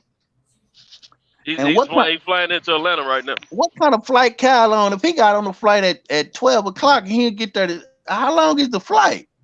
Well, he 2 hours behind us, Brandon. Oh, that's what I was missing. He's flying on one of World War I planes. And then Atlanta is an hour ahead of us. And then he go to East Coast time. Okay. Yeah. Okay. That's why Pimp C said Atlanta wasn't South, but we ain't gonna go there. Oh shit. I know. It's Florida the South? Yeah, But, I don't know. Florida might not be the South either. Yeah, it's southern. But see, Florida, like New Orleans, they have their culture is a little different than the average southern state and city in the city. I know y'all ain't just say what I think y'all said. Nah, man, we messing with you, Calico, man. We just messing with you, man. I'm gonna say, guys, Lee. Calico, hey, we I ain't gonna lie. messing Hey, Florida, man, we won't even count the rest of y'all as the South. We be like, man, this the South. Ain't nothing else the South but this. Yeah, y'all the deepest South. Y'all the You deepest live on South. the bottom of the map. That's why you got to Google Florida man. Google Florida man, you'll have a good time. Florida man does this. Florida man chases an alligator into the swamp. Florida man riding down the street. Hey, Troy Graham talking about okay, flat earthers don't sleep. Look like more globe tards motherfucking woke than flat earthers. This nigga Calico exemplified fucking Florida man. Like the facts. Y'all be listening to Charlemagne the God and shit. Y'all tripping. I gotta ask you a question, Calico. How did you come up with the concept that the earth was flat? Have you traveled the whole earth to know that? Bro, that's like saying you know it's round because you traveled the whole earth. No. The reason I know it's round is because they have mathematics and stuff to prove that it's round. And not only that, hold on, let me finish. And they've taken pictures of the so-called earth to show that it's round. Oh man, bro, there's no such thing as a picture of the earth. Okay. Yeah. What you seen? What you seen is called. That's that weed right there, bro. No, watch this. I hope y'all know how to spell. That's a different strand of weed right there. No. That so-called picture y'all talking about, it's called a composite. They don't do composites no more, motherfucker. No, it's a composite. That's a composite. They don't gotta use composites, motherfucker. Damn, boy, you crazy. So where's the composite of the flat earth that you talking about that you learned about? Where's that composite? Show me that. Man, bro, a composite is a collection of images. I don't have a collection of images. So how do you know? Huh? Come on, man. I'm the one with the math. What I'm asking, NASA math, whatever you talking about math, that shit was false. Hey, Brandon, you know what it is? He don't know your background. Oh, all right. Oh, that don't matter. That don't matter. You don't know your background. Cause watch this. Because don't know people always talking about education. Education means training. Now, training is for animals. See, we're not supposed to get educated. Education just means training. You hear me? You're supposed to get erudition. Erudition means okay. Like So you're getting taught from scholars. You hear me? Not no goddamn lame ass education. That's just a training, brother. This nigga sat in bed and just open a dictionary and shit. All of that. As we get older, as human beings, as we get older and we gain experiences and we learn different things, is that training or in education, or is that us? Hold on, my bad. I was reading Troy comment. What you say? One more time. As we age as individuals and as humans, as we age and we gain experiences, life experiences by doing things or being involved with things. You said experience. Those experiences gives us knowledge on how to handle things later. Yeah, but that's not education. Okay, well, how did you get knowledge? You just said it. Yeah, you got to get some training, experience. Training is basically gaining some experience of something. Training is educating yourself on getting better about something. You don't have to have a brain to be trained. You don't need a brain to be trained. You need a brain to survive. Yeah, we talking about training though. Or you just gonna be laying as a corpse. I didn't understand that, Calico. You don't need a brain to be trained. Hell no. It don't take much brain at all to be trained. That's like saying to be hypnotized or something. Like, it's gonna take a lot. Oh, those animals got so much brain. That's why they being trained. So are people potty trained, like trained to go use the restroom? I mean, of course, so many things. You just said we don't need. I said, of course, but what do you mean? What do that mean? You got trapped. No, everybody not the same anyway. He confused Some by people gonna have to be trained if they just can't figure it out on their own. Because I got my daughter never ever peed in her damn diaper, unless you just like take too long to take it off. But in her sleep, she never peed any night. She's just that tight. What about when I you got first come four home? kids. All of them, they really don't pee in their sleep. But you even train without a when diaper, they just when they were newborns, they didn't pee. Huh? They didn't pee on themselves or poo on themselves when they Nope. were newborns. No, come on, man. I ain't talking like bro. that. Come on, man. Now, bro. No. I really meant basically. I really meant when they sleep. I really meant when they sleep, like all throughout the night or whatever they sleep. They never used the pot when they was asleep as a newborn. They didn't. They can't change their own diaper. They can't reach spray. Their arms ain't long enough to reach down there and rub themselves. Yeah, clean themselves. I'm aware of all of that. You're not aware of what I'm saying, though. I am. I'm very aware. I get what he's saying, Santos. He's saying what he's saying is he wasn't there. No, I'm still here. 11 years, motherfucker. Now the point that I'll make, we do need training. You have to be trained to do certain things. We have, as human beings, we have been trained. Erudition. You just said we do need training. I asked you specifically about potty training, using the restroom. Have human beings been trained to go use that restroom, to how to use the toilet? That's a training, right?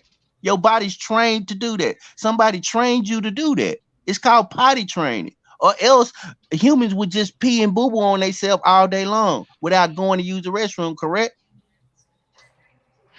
Correct.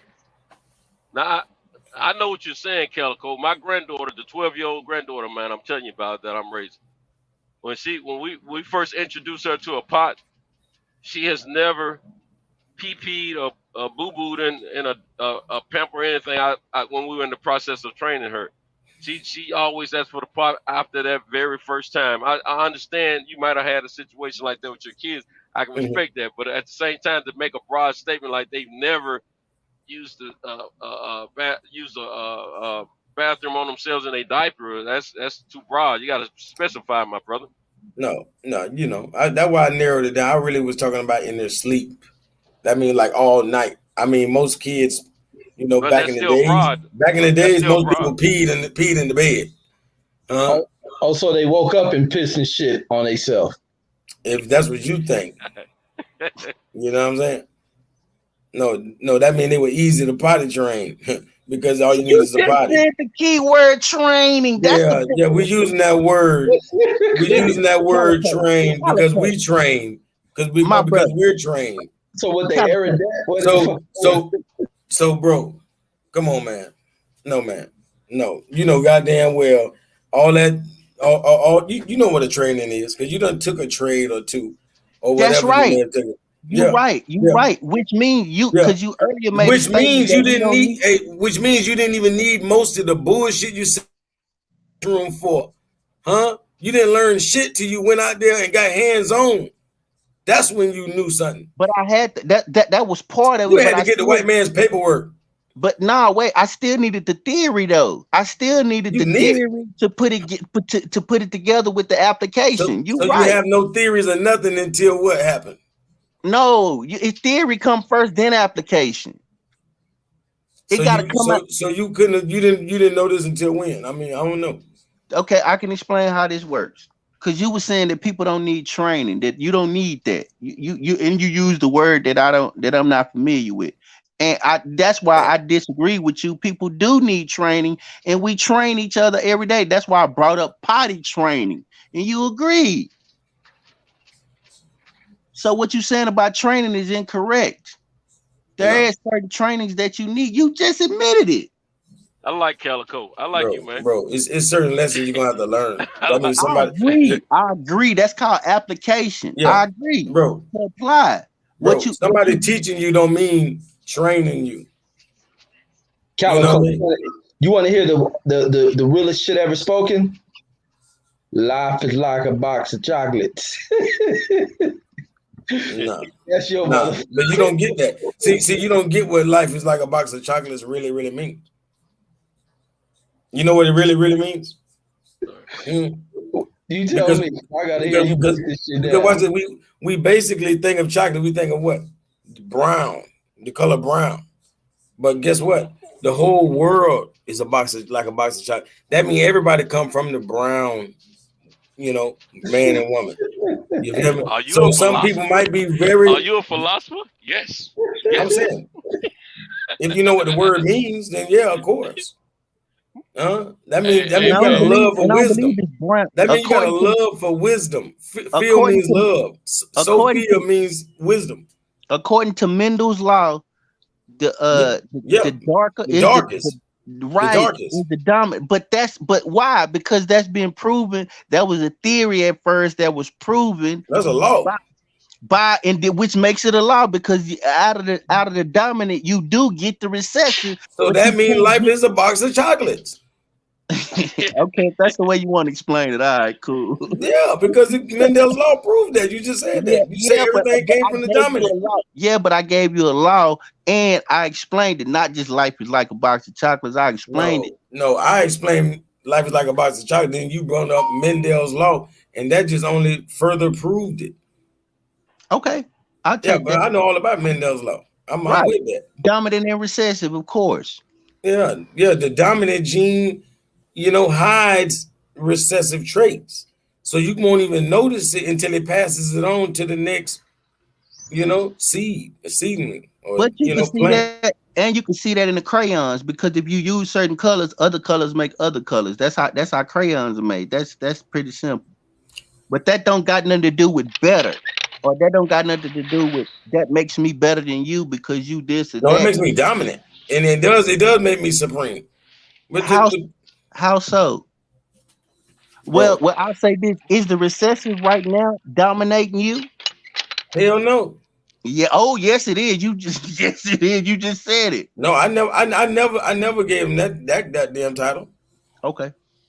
They ain't even supreme for me to even be acting like that. Now you sound like Reggie. Oh, I guess. I'm with you when you're right. I don't care who you is. That's why I told you don't know Reggie. That's Reggie's philosophy. He don't call it supreme. I do. I call it a system of supremacy. I do, and I believe that they do run this system of supremacy, and that right now, because they run this system, that not that they better, but that's what makes them the supreme, because they dominate. You just make my point for me. Well, that shows where your interest lies, because because we were just talking about Mendel's law. Right. Mendel's law has nothing to do with anybody's financial status. Box on the front side. No, I ain't say money. No, that's what you saying about them and they system. Yeah, but it's more than just money. I look at it as it covers all areas, not just money. It covers law, it covers transportation, it covers entertainment, it covers all of that.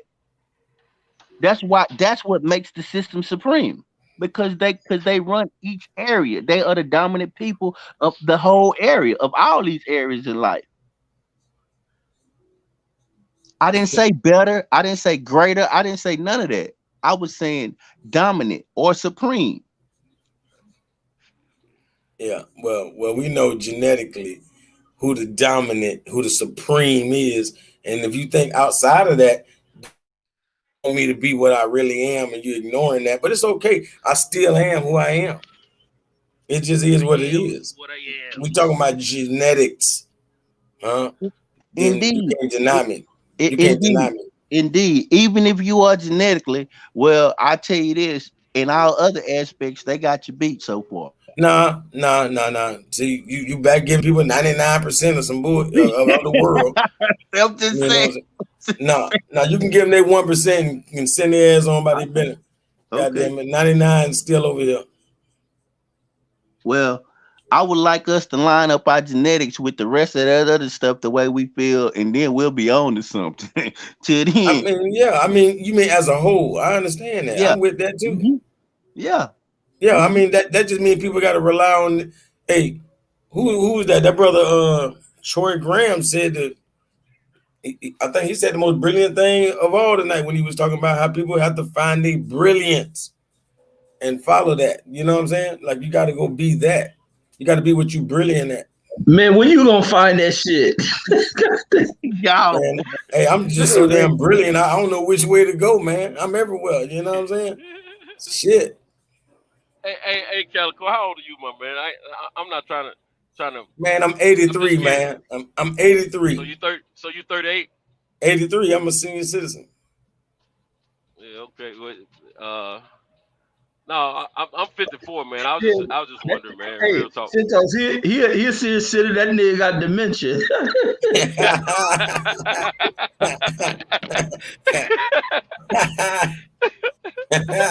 Yeah. Uh-huh. No, I was just wondering how old he was. I was just trying to. It would have gave me a more understanding of your thinking. Basically. Now you hit it on the head. I'm 38.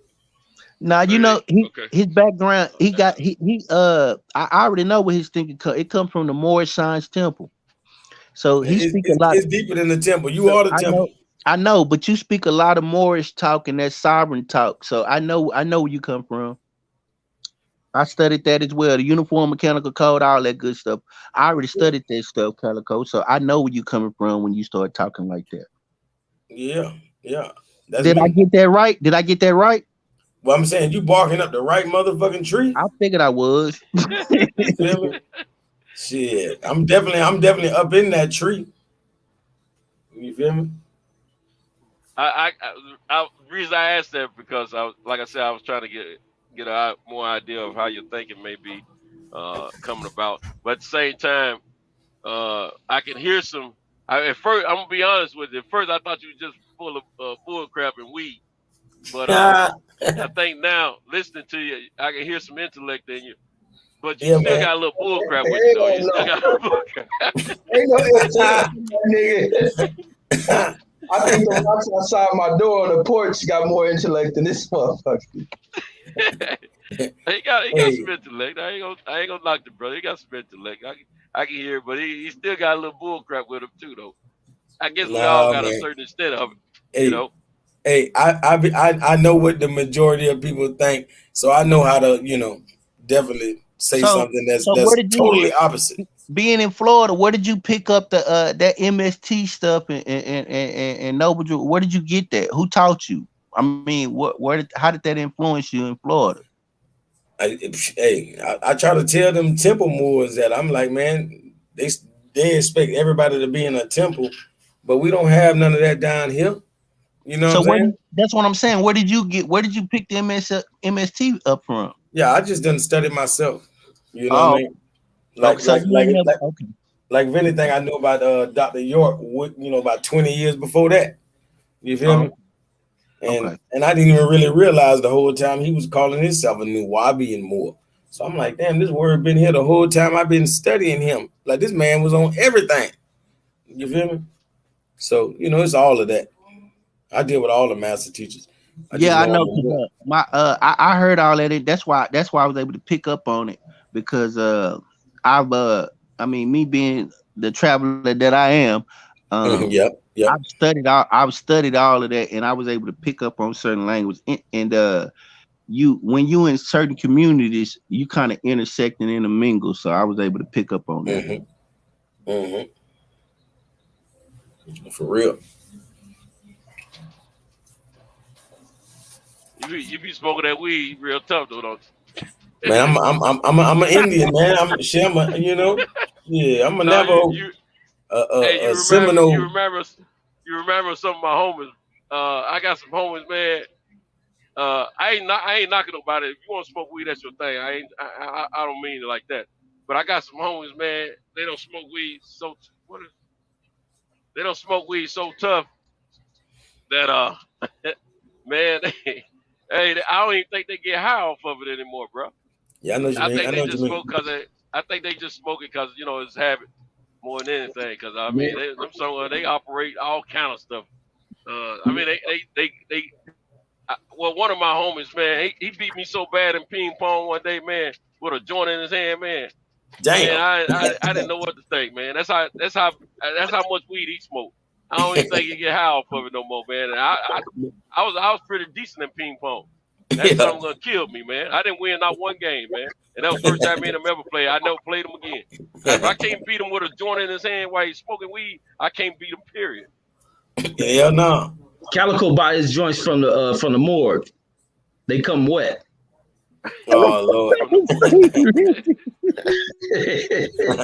See, only Reggie know about shit like that, man. Hey, Only Reggie, know about we call that. We call that. I know what y'all call it in Cali. We call it whack down here. Whack and wet. We call it whack and wet. Yeah, down here. yeah. Tupac. Speaking of him, matter of fact, Tupac used to smoke wet cigarettes and shit.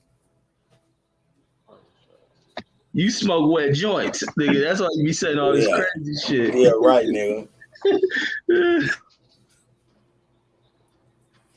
Goddamn Toby Owens. Goddamn it. You don't even remember your name used to be Kunta. You don't forgot about that. Hey, check it out. I forgot what I was about to say. Y'all got me cracking up. That's real, man. They just gonna go at it. That's what they gonna do. Got me cracking up, bro. I'm gonna be back tomorrow, same time. Oh, you know I know what what I I'm was gonna say. Hey, Calico. Are you on third shift every night or just weekends? You say I'm on what? I mean, are you off work on the weekends, or I mean, do you stay up on this time of night on the weekends only, or are you available at night during the week? Man, luckily I only need a little bit of sleep. When I get off, I pretty much sleep in the evening. You know, a little bit of the night, and I be up, man. I don't know how to go to sleep. The wet cigarette, the wet blunts. Nah, nigga, never that. The reason I was asking because we be kicking it on at the boxing section just about every night, man, Monday through Friday nights. Oh yeah, I definitely got to go ahead and subscribe. Yeah, man. Holler at us over there, man. We have all type of topics, you know.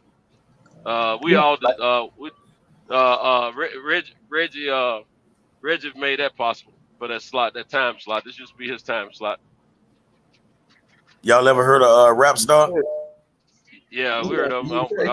But Rap Star full of crap though. yeah, he love his goddamn UK fighters. Yeah, that's my boy though. I rock with him. Yeah, I ain't got no big problem with him, but I already know what you mean. He's a little disrespectful though. He like to get all his out and then cut you off. Like if you get on his panel, he'll cut you off in a minute. So I went over there once or twice, and after that I subscribed to him there because I liked him when I met him through H Money's site. I went over there his panel, man, he cut me out, and I said, okay, you can have your little panel, bro. I think I remember that too. I swear, I think I remember your voice, and you said it just like that, and you got the hell up off there, like, don't worry about it. Yeah, you can have it. Yeah, he thought he was trying to say I was disrespecting Lisa Bell. Me and Lisa Bell cool. Mm-hmm. Lisa Bell and I speak to each other every morning. Nah. Yeah, Lisa Bell, my girl, man. Yeah, I love her. That's my baby. That's my girl. You know, we don't agree on everything, but that's my girl. Yeah, exactly. And she even spoke up for me when I left the panel. You know what I'm saying? But no, I let him have it. He can keep that over there. Mm-hmm. I've been thrown out of better houses. That's the thing. You know what I'm saying? If somebody want to throw me out, no problem. Look, you ain't even got to open the door. I'm gonna kick it open for you. I'm gone. Yeah. You know what I'm saying? Shoot. Yeah, I remember that night though. Yeah, I've been by myself. Probably about a month or so ago. No, it was longer than that. It was a while ago, man. It was like probably about 4 or 5 months, man. Okay. It's been a minute. Yeah. Now you might have it's been a few months ago. Me and H Money had a little falling out on his panel too. I left. Man, you ever go to H Money? H Money show so fucking crazy, man. Man, they be tripping. Man, Reggie, you be taking the words out of my mouth. I don't know how you did that one. I peeked over there one time. I was like, man, hell no. They disrespect each other so that it's just too much chaos. Oh, that's bad over there. I'll be laughing at crazy ass people, man. I peep in on them every now and then, but I don't stick around, man, because they be going at it so tough, man. When I used to get on his panel, man, I used to try to try to orchestrate a little peace between the brothers. Man, they don't want peace, man. They all they talk about. Hey, I want all the smoke. Call each other out of their names and all that, man. See, I'm gonna tell you, man. I'm a peaceful person, but when you disturb it, man, I ain't gonna act right. You can call me out my name and all that. I'm ready to come see about you, man. Forget all that bull crap. I ain't finna talk all That day. shit be having me dying. I want you. I be wanting the niggas' location and everything. Where your location at? I put my Yeah, them niggas be on there talking boxing, they go pleasant, and then nigga, I kill you, nigga. Where the fuck you at? Nigga, drop the link. I'm showing up, nigga, I'm driving right now. Nigga's crazy. You know what's crazy about it, man? All them cats that be on that panel, man. They be straight gutter talking and everything, hood talking, man. And I bet all of them grew up in the subs, man. I bet you there ain't not one of them come up in the hood, man. Neither one of them. And they be straight talking gutter, man. I be like, man, listen to this crap. Everybody because they wouldn't talk like that. They wouldn't talk, man. Most people who because you know what another man will do to you, so you gonna watch your tone and watch how you talk to another man. So certain things you can't say to. It's certain things you can't say to the next man. See, I believe that, and I don't. I won't go. I won't unless I'm trying to get at you. That's the only time I cut you way below the belt. But until then, I ain't cutting you below the belt because I know I'm gonna have to stand there and stand on that. Yeah, and then them dudes, some dudes, they invite you to their genitals. Thank you, man. I was just gonna say that, man. Thank you to the word I'm about. Hey, man, Reggie do that shit too, man. Reggie a motherfucker, man. I seen it. He did it last show, man. He did it last show, man. I went in the comment section. I say, man, he dead serious too. No, he didn't. I don't talk like that, nigga. That shit gay to the motherfucker to me.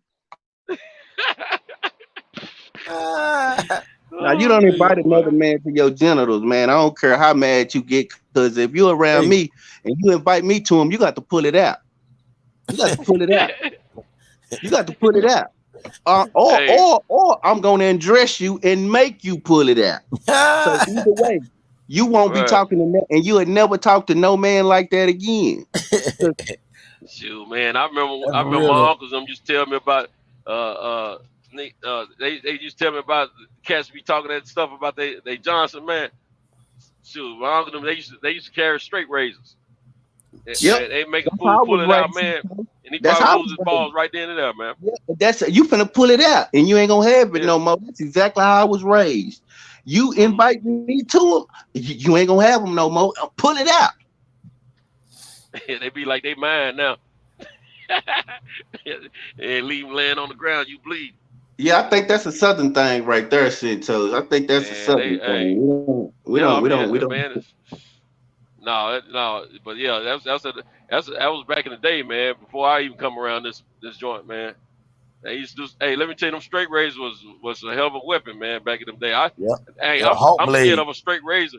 I'm scared of a straight razor to this day because of how things were when I was a little kid. And the stories I heard about what was going on back then, man. Hey, them old coons be having them Hawk blades. You know what I mean? For real. Motherfucker, the $150. Yeah, $150. Yeah, man. I don't play that SMD. I don't play that. I don't play that. I don't play that SMD. That's a no-no. Yeah, man. That's man, it's a wild cats be coming out here on these platforms, though, man. I don't. Hey, YouTube y'all don't look. They don't change me up. See, a whole lot of stuff I normally wouldn't talk about, man, on a daily basis, man. I'm a funny guy myself, though. Don't get me wrong. I'm an open book, transparent, talk about whatever. You know what I'm saying? But there's certain things I normally wouldn't say because I don't want the opposition to hear us speaking that way. Yeah. But I don't got so comfortable out here trying to blend in, I guess. I say a whole lot of stuff I shouldn't be saying out here as well, you know. And I hey, be come mad on, man. myself. I'm the worst, man. I'm the worst. So shit, hey, come on. I'm the umbrella, man. You ain't gotta do nothing but hide behind the shade, man. For real. But now I like talking about women and past relationships and Yeah, that things of that nature. You know, we know that's why you changed your name to the Coxman. We see that. Yeah, man. You know what, man? Normally I put my name back up there when I go to other panels, but I forgot to do it tonight, man. I used to. That's why Kyle won't let me change my name on his platform, and so I just hadn't changed it. But usually when I go to somebody else's platform, I go ahead and put Cento back in there. You know what I'm saying? But yeah, I noticed earlier tonight that I still had the Coxman in there. You know what I'm saying? Hey, Reggie, you calling the fight tonight? Hell yeah. Oh yeah, it's hard for me to come over. I usually rewatch you call the fight because I can't watch it while you calling it at the same time. I can never do that. But usually I always go back and watch it. I don't know how you do that. I don't have the temperament to do that. I can't do that. I don't know how you do that. Man, I'll be amped up by fights. That's why I don't be going to them all the time. I'll be in there acting like motherfucking fool. And plus the views from TV is much better than being at the fight. But I'll be amped up by that shit. Yeah, I agree. You know what, Reg? Go ahead, my bad. No, go ahead, Cento. I'm on mute. Hey, I was just gonna say what Reggie said about the views better from television than being at the fight. I agree with you on that. But and see, when I go to a live fight, I'm always watching the jumbotron, man, because I'm gonna say format. Yeah. You got 99 TVs in that motherfucker. Shit. Yeah, see, when I go to a fight, I usually ain't gonna go unless I could sit ringside. Like, I'm not going. Like, because I don't get the camera angles. Like, the last fight I went to was the Cholo fight down in San Antonio, and I was ringside. But when I rewatched the replay, I saw stuff that I just didn't see. Yeah. Man, I ain't been to a fight since Antonio Tarver, man. I ain't lying. For real. Hey, I need more fights down here around my area, man. Fuck that. That's why I like when he was fighting. He brung it back down here. You feel me? Yeah. I tell you what, he probably should be fighting down there in Florida sometime soon, shouldn't he? Ain't that where he's from? He stay right. He's from St. Pete. That's what I thought. And with Winky White, with Winky White. I was just gonna say that. Yeah, they. I don't know why. None of them never brought a fight down here, bro. Never. Only Antonio Tarver. I wonder why they ain't tapped that Florida market. I know Floyd was just in Miami, but I don't know why they didn't tap that. I don't know why won't nobody tap that Florida market. Y'all must only Miami. They only do Miami. They don't go nowhere else. Y'all must don't spend no money or something. I ain't gonna lie. They might not be big boxing fans. Is that what it is? That's football country, man. It's football. Oh, okay. Now, if they want to impress Florida, you got to come fight in the hot ass sun. You feel me? Fuck, you know what I'm saying? No building. I'm talking about Thriller in Manila, for real. They can do the what's that stadium that the Heat play in? What's the name of it? Miami Heat. No, there's a company name. Ain't that shit named after the airline or some shit? American Airlines. American Airlines. That ain't gonna hold but like 10 or 12,000 people. I don't think, Cento. I thought it was 18,000 or so. Is it? So it ain't 12,000. It ain't. It couldn't be that. I mean, Miami ain't been around that long. I thought it was 12,000. Cause I think like Miami. Yeah, cause we got American Airlines Center too where the Mavericks play, and did Earl fight there? No. Remember, shoot, what's the little dude? That Floyd was calling Pamper, Chocolatito. He fought there, and I think they got like 13 or 14,000 in there. So I thought they had something bigger than that, man. See, Errol Spence be putting on for for the whole state. I like that. Yeah, he do. I mean, but Virgil Ortiz fought her too. Virgil Ortiz is from Gort, so yeah, he just fought her. All them Texas motherfuckers do that. Texas motherfuckers different when it come to. They act like man. Texas support anything a motherfucker from Texas do.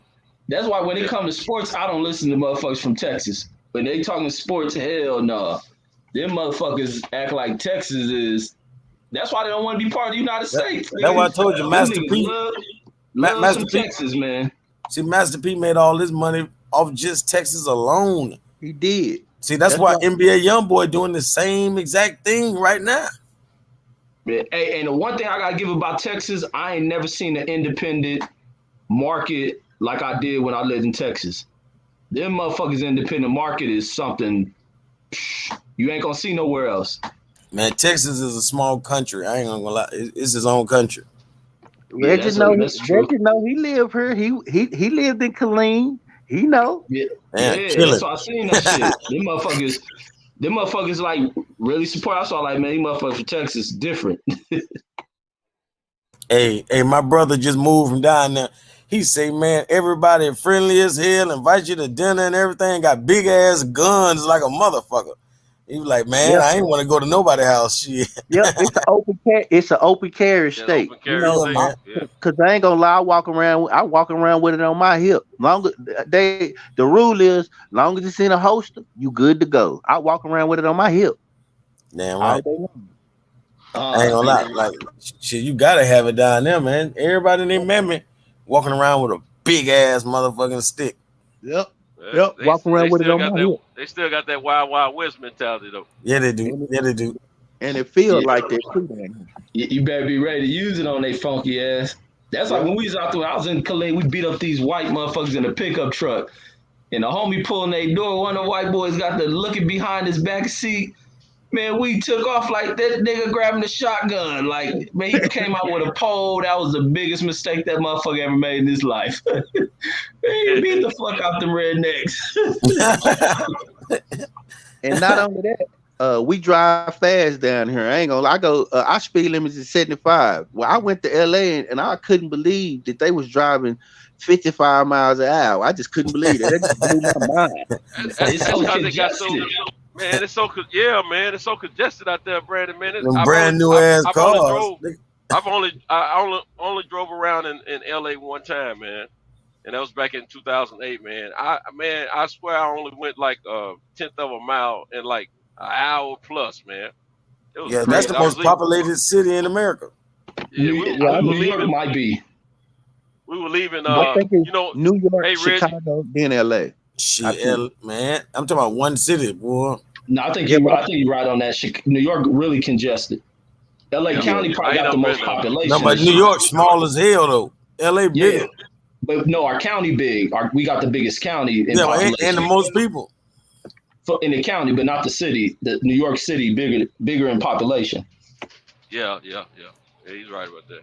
Yeah, but I was so shocked that how slow everybody was driving. That was just blowing my mind because everywhere I go, I'm going 80 to 85 or better. You know, it just depends on what's going on. But I'm going 85 miles an hour everywhere I go.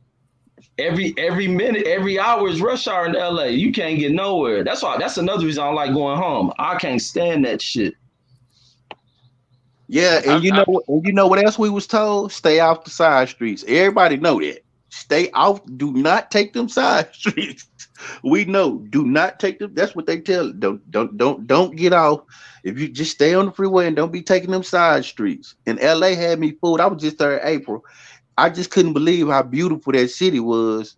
But then the other side, like Reggie was talking about earlier, how all the crime. I couldn't believe that how I'm like, why they acting like this? And this place is so beautiful. They got beaches and palm trees and Hollywood, and they just acting a nut. I just couldn't believe that because when you go to the hood, man, it's a little different. Yeah, it fool you. LA will fool you. Yeah. If you don't, it will. And look, in the hood, they got some real narrow streets, man. Real narrow. I said, man, when I was driving, I don't know what projects I was by, man. But the street was so narrow. They had cars on both sides of the street. What makes so bad? And only one car can go up and down the summer gun, you know. And we were kind of lost at the time. I was driving, and everybody in the car going to try to pull over here. Let's ask them little boys how to get. I said, hey, ask them little niggas nothing. Them little niggas tell us go around the corner, and next thing you know, we hemmed up and robbed. I said, shoot, I wish I could do a business district. Shoot, I found a business district. And then I went into this business and asked them, you know what I'm saying? I ain't stupid. But yeah, man. Yeah, you don't do that. You don't do that shit in no city, really. No. It used to be funny, man. Everybody in the car with me was straight up squares. It was me, my wife, and her cousin, her husband. But everybody was lame to the streets except me. And so I just like, man, I wish I would. Shoot, I keep on running around until I run into some businesses. You know what I'm saying? That's what I did, man. I ain't, man. I'm no. I can look. First thing came to my mind when I was in that little hood, man. I said, shoot. I said, how these niggas get smoked so easy out here? Shoot, they ain't got nowhere. They trapped in. Can't run nowhere. You know what I'm saying? Well, I'm from. You got room to run. You know what I'm saying? Yeah, and what tripped me out too, it be the next street over, like they blocks are so close to each other. I'm like, how can you be with a dude right on the neck? I didn't understand that. Like we be with neighborhoods, but the neighborhoods is down the street. They not right next to each other or alleys separate them. I didn't understand that either. I said, oh, I see like you saying, Santos, I see why I go down around like an alley or something only separate them, and the alleys are weird. Yeah, it be some people share the same hood and be enemies. That shit way out. That's even like when people used to ask, because I used to go to everybody's town when I was in the army, like going to their town to be cool. They be wanting to come to LA. And me and the other homies from LA, like, hell no, it ain't like that. How we can go around where y'all move to y'all towns and shit, like in LA, hell no. That's like if somebody was bringing up hood to hood. And then that LA one where the dude was talking about somebody came out there for a funeral, because that's the homie who was on there talking about it.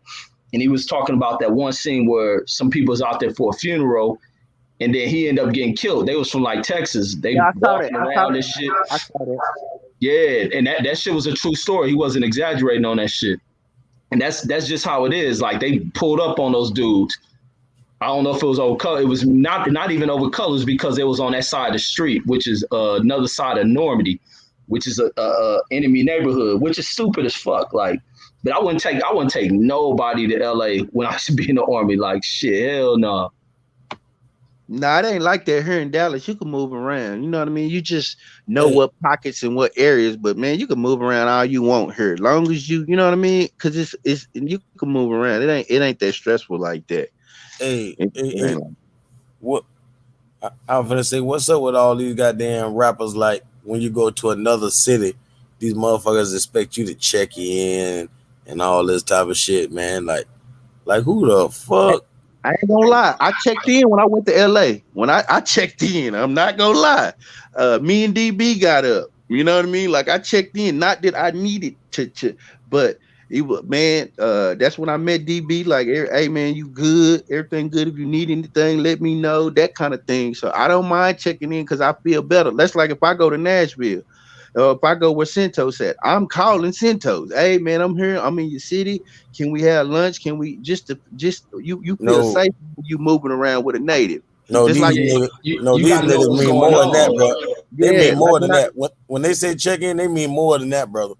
On the rap side of shit, they talking about you gotta pay your taxes and shit. Oh no, that's that whole shit. That's that whole culture in rap music. But like, checking in is important. You never know what hood's beefing, where you can be, what not to wear, what not to look like. Like you gotta know that shit. Cause like they say, in LA you'll get your head knocked off. You may want to wear some shit like hats. Hats out there don't mean like you like a team. That shit mean you from this hood. Like yeah, that's why I didn't wear no Cowboys. I didn't wear no Cowboys gear, nothing with a star on it. You know what I mean? And I'm from Dallas. I didn't wear no Texas, nothing with the T on it. You know what I mean? Because I already knew. I already done my research. Yeah, I already done my research. I knew it's just certain things I didn't wear. I made sure I looked like a tourist. I wanted to be known, and I stayed out of the hood. I went to the beach, and I just made sure that I stayed out the way. I didn't want nothing to do with that. But that checking in thing, I think that's good. Like when you with a native, that's like if Reggie came to Dallas, he hit my line, I'm gonna make sure he good. Hey, you need anything? No, put it like this, like Jay Prince. Like Jay Prince don't expect the motherfucker to come to Texas without checking in with him. Like you gotta rub his palm. Like you can't come make no money in their city without them making money off you. I'll be like, if them niggas don't do that shit to guard the Brooks, then fuck them. You feel me? That's real nigga shit, that one. Yeah, that's why when I hit Vegas, me and Reggie gonna go have a cup of coffee, and we're gonna rap and cap. We're gonna, you know what I mean? I don't necessarily. Most definitely. Tell me when you out here, shit. Yeah, and it's gonna feel good just hanging out with a native. That way, where we eating at, Reg? Where he gonna know where to go and where not to go. Plus, I want to see the best parts of the city. You know what I mean? I don't want to. Some people, when they hit certain cities, they want to go to the hood. I don't want to go to the hood. And when you come to my city, I'm not gonna take you to the hood. I'm gonna take you to the best part where you can enjoy it. You know what I mean? I ain't gonna take you nowhere where something could pop off, because I don't want to be nowhere where something could pop off. I'm 40 years old. And like man, and everybody strapped up. So you know what time it is around here. Everybody's Right. strapped up. Hey, Mark, you still up? Some brothers want to talk about send the link. We got Kyle in the building. I think he landed. Man, Matter Mark, of fact, Kyle did land. I see him on Instagram. Mark, you still up? Is knocked out. Mark is done. Oh yeah, y'all shit out of luck. So why Kyle talking about 10 o'clock? It's 7 o'clock where he at. If he already landed, maybe he don't check into his hotel till then. He probably can't check in till 3. Oh, check-in at hotels is 3? Why they do that shit? Because I guess they want to check out is at 12 most of the time. So I guess they get him time to clean the room and all that other stuff. You know what I mean? That's what I'm thinking. Oh yeah, man, I'll fly in late to a town then. Cause I do always get to towns at night and shit. So that's why I never knew that shit. Yeah, I usually try man? to midday for me. As much as I've traveled, man, I keep forgetting check-in is like 3 something at most hotels. Yep, Until it's I heard 3. y'all say that. Because, you know, I thought about driving to Atlanta when I got finished working today and going down and taking the fight, but I'm not going to now. I'm just going to watch it at home. But, man, shoot, I would, because I was thinking to get down there, you know, a few hours early so I could take me a nap. Man, I wouldn't be able to take no freaking nap, man, if I got down there before 3.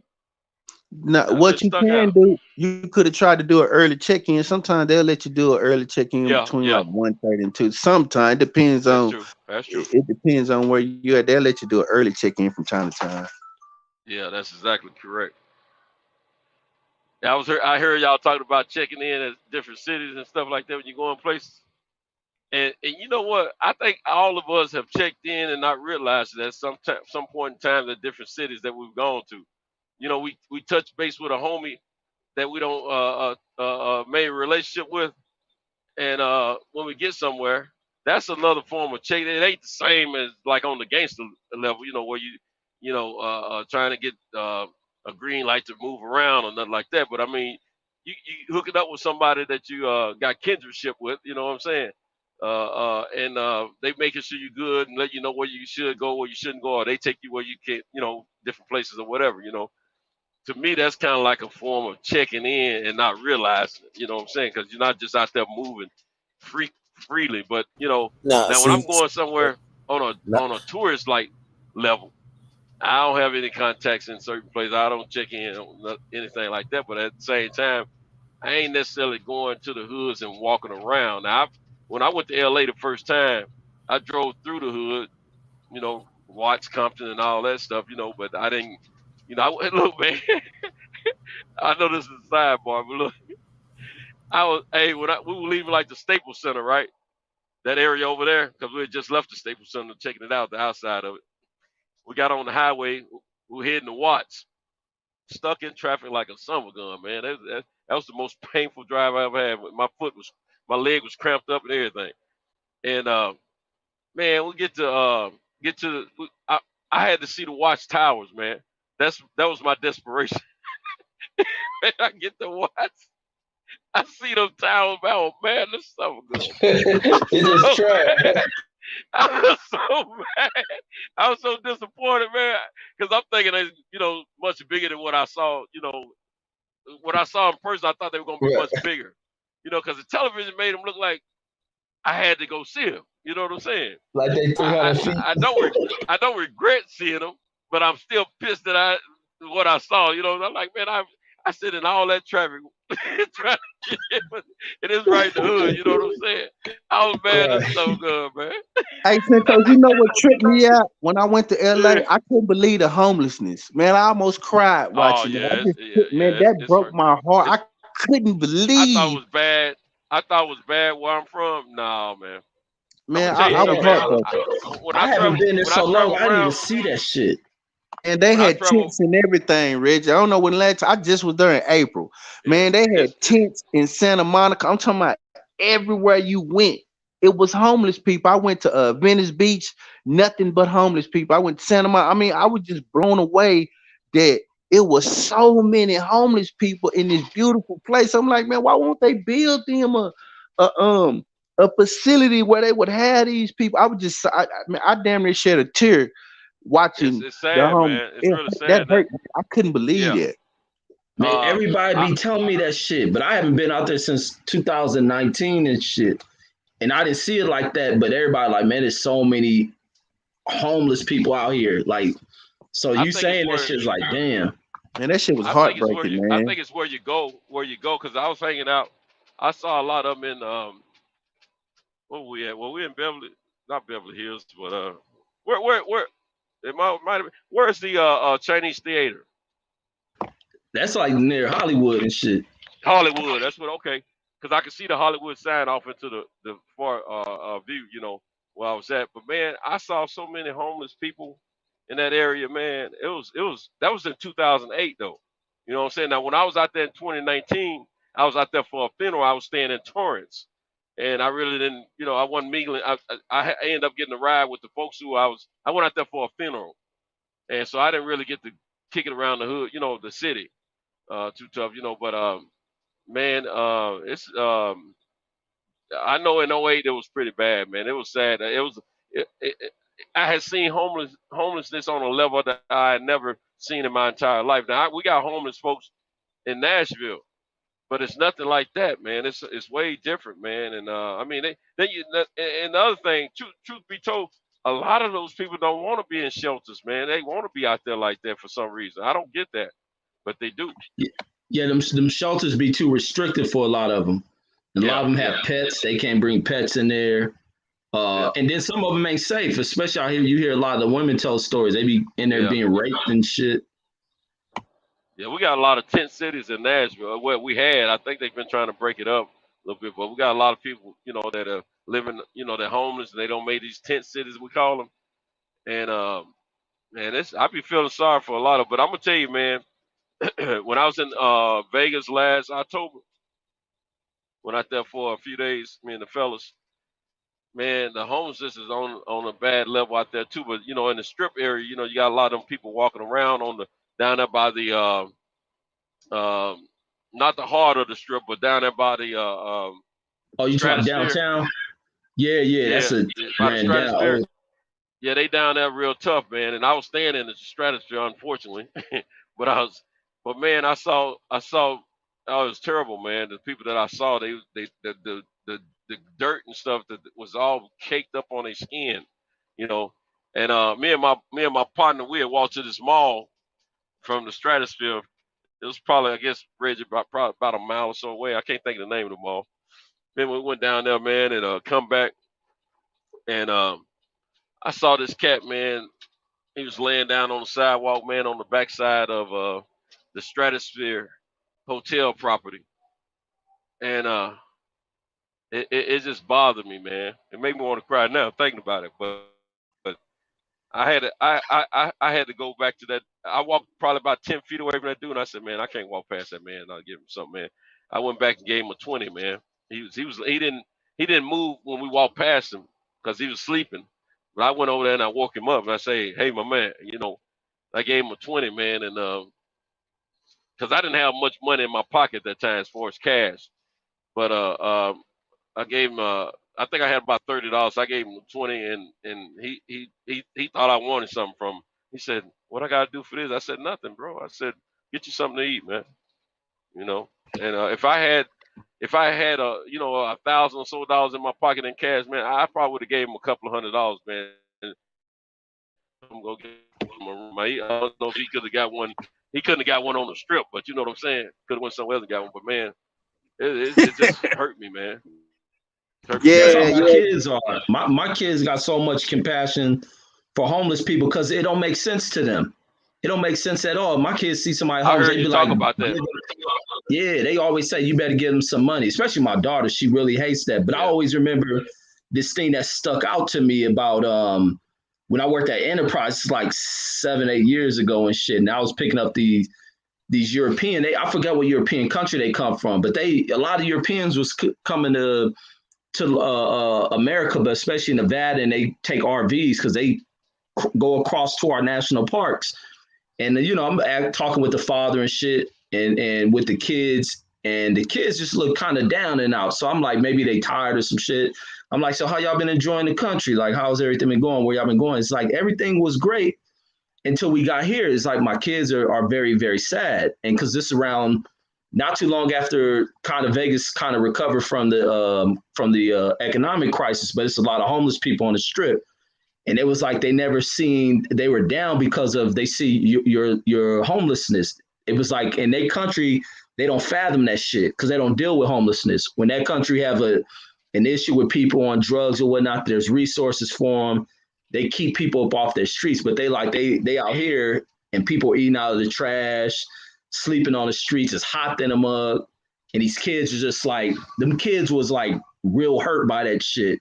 And I was like, damn, man, these kids got a different perspective on life. And then I end up having kids these years later. My kids feel the same way about homelessness. Like, it's crazy. As a matter of fact, my high school project was about homelessness. I need to find that shit and put on here, but it was dealing with homelessness on LA Skid Row back in '99. And one of the cats we interviewed was a goddamn ex-surgeon who ended up getting hooked on drugs and shit, sleeping out there on one of Skid Row's like main streets and shit. But my kids like so compassionate about looking out for, people who got less than them, or especially the homeless and shit. Yeah, it's sad, man, because you would think that the government would come up with some funds, man, that would put some homeless facilities in each major city, and that would be large enough to hold a certain amount of people, but and also get them put them on a program to where they have to get better and try to get jobs and things, get them on a path of where they can survive and be productive citizens or something, man. Because, with security, with enough personnel in the place to keep people protected, like the women being raped and then folks having their stuff stolen and all that old kind of stuff, if they can come up with, they came up with projects a long time ago. They developed the projects, housing for poor people, mostly for their own ones that look like them. It started off that way, and then we end up in them. But if they came up with something, man, if they come up with those projects, whatever gave them the idea to come up with the projects for people, they can come up with something for homeless folks, man, because this is really bad. It's not getting any better over here. It's getting worse. And because I'm seeing more and more homeless people in my city. And you know what, Santos was sad? Yeah. This government is too busy trying to figure out China hypersonic missiles or spying on everybody, listening to everybody with the Patriot Act, or steal something from another country. Y'all still got pages? You said what, Santos? Y'all still got pages? Sound like a page. Like it's just sad that that this country focuses on it, man. I mean, I just looked at, they say they just upped the Pentagon, the defense budget again, and I'm like, God damn, how much is y'all gonna keep upping this thing? Like, when are you gonna start spending money on your people? All right. That's why the people got to get on these motherfuckers' asses. That's like, man, like I said, I was having that talk with that white lady earlier, and I was telling her that shit. This shit is about the people, putting pressure up on these damn folks, because we allow too many of these people to play in and out of government, to go into the government side, back over into the industry after they fucked over the system, to allow their corporations to do whatever and to make millions upon millions and shit, while sticking it to the American people. You see so much with elderly people who can barely get by. living off of Social Security, fixed incomes after giving 30 years to a corporation, and then become marginalized within society. Like, that shit ain't cool, especially people going through the latter stages of life, working all the way up until 60 and having nothing there to enjoy themselves. Like, it ain't cool. That shit ain't cool at all. And everything is a fight in this country. Everything is a fight, like in inside of America, but it can't be to where you be like, oh man, this is just the way. No, you can't be like that. Because anything can be defeated. Many things in this country have been defeated. Things aren't the way it was with our grandparents and shit, because barriers have been knocked down. But when we don't pay attention to the tricks being done by a lot of these slick ass people and shit, they continuously go on. Man, I was just thinking about something, man. Think about all the money that was raised during the political campaigns for those for the Democratic and Republican parties. All that money that was raised, man, that they use, and it does us no good when they could have been applying that money to helping the homeless situation in this country. If you think about all the political, not just the presidential race, but all the governor races at every state, the congressional races in every state. I mean, the money that is put toward those campaigns, all of them, I'm sure is a few $1 trillion, or at least more than $1 trillion. That's a lot of help, money-wise, for a lot of people. Brandon jumped off. Yeah, I think he dropped this. Somebody got a call or something and dropped out. Oh, okay, yeah. But yeah, that's a lot of help that could have been applied to people in true need. And I'm thinking if we could reduce some of this homelessness and get these people to work, get them in some housing and things of that nature where they can be productive for themselves, that's more, this is something for the government to think about. They end up getting more tax money. You know, they get more, the economy should increase behind it and all that. You know what I'm saying? So, because I mean, people, when they doing okay, they making money, they're going to spend money because they're going to buy things. Yeah, most definitely. Sad, man. And there was another thing, man, brought up in that conversation I had with that white lady. She was speaking about the town she come from out in Massachusetts.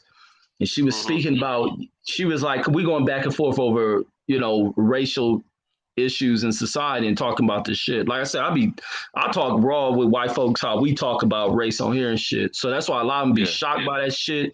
But then they come back and they be like really wanting to have these engagements because they never heard, like in their circles, they tend to want to lead conversations. Like me, nah, how we talk on here about race is this how white folks gonna hear this shit. But she was talking about in her town where there was like no black folks. So she was like speaking, and I get her perspective. She doesn't have racial views because she never lived around that shit in her world. And I've spoken about that before. Like everything can be counted as far as a white person being racist because a lot of times some of them never have experiences of black folks. Yeah, so they have an ignorance because in their world it's an all white world. Some of them feel cheated by that shit, being that they haven't experienced being around other groups of people. And she was saying what led to in her town, because I was telling her, like, man, shit, black folks don't want to live up in New England, like, She was like, that wasn't the case. She was like, what was going on was the unions back then. A lot of the unions fought against the hiring of black folks in this town. And I was like watching something the other day, because I'm always intrigued by Gary, Indiana, because I never seen a town as fucked up like that in my life. Like nowhere, no hood in LA, no hood in Chicago, nowhere I've seen look like Gary, Indiana. And I was like tripping. And when I watched this shit about the influx of black migration going through those areas for the steel jobs, and one of the first place hit when these unions decided to cut back or some shit. When the unions decided to cut back, the first place they hit was Gary, which had a large black population, a large percentage of black workers within those steel mills. Those are the first mills that they end up hitting before outsourcing a lot of that work. And I was like, man, it's always something that's a challenge, because Gary also ended up becoming a black politically controlled town. And the steel mills employed like 60% of the damn population out there. And that was a way for them to hit them. So a lot of these hits that we take are deeper than politics. A lot of them go into the corporate side of shit. Corporations have really taken over, and especially you deal in corporations where the same biggest you deal in the politics side of shit, you deal with way more of them running corporations and shit. And that's why corporations have to be held responsible for a lot of shit. They have to, because they affect society just as much as the government. I think they ought to come up with some kind of fund that businesses as well as individuals that can like businesses should have to pay, and I'm including my own business. We should have to pay a certain percentage, or maybe not a certain percentage, maybe a certain minimum fee per year, and that money goes into an account for homeless people of America, and then same time, have different little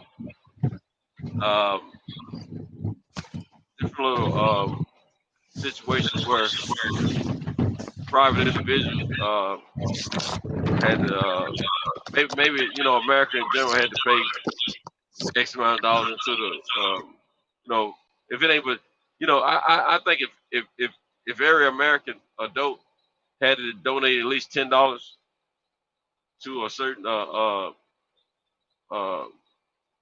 part of some organization, but they will have to administrate that. Like I'm saying, like when you do your taxes, if $10 of your returns or $10 of your taxes had to be paid to a particular fund that provided funds for people trying to transition from the streets to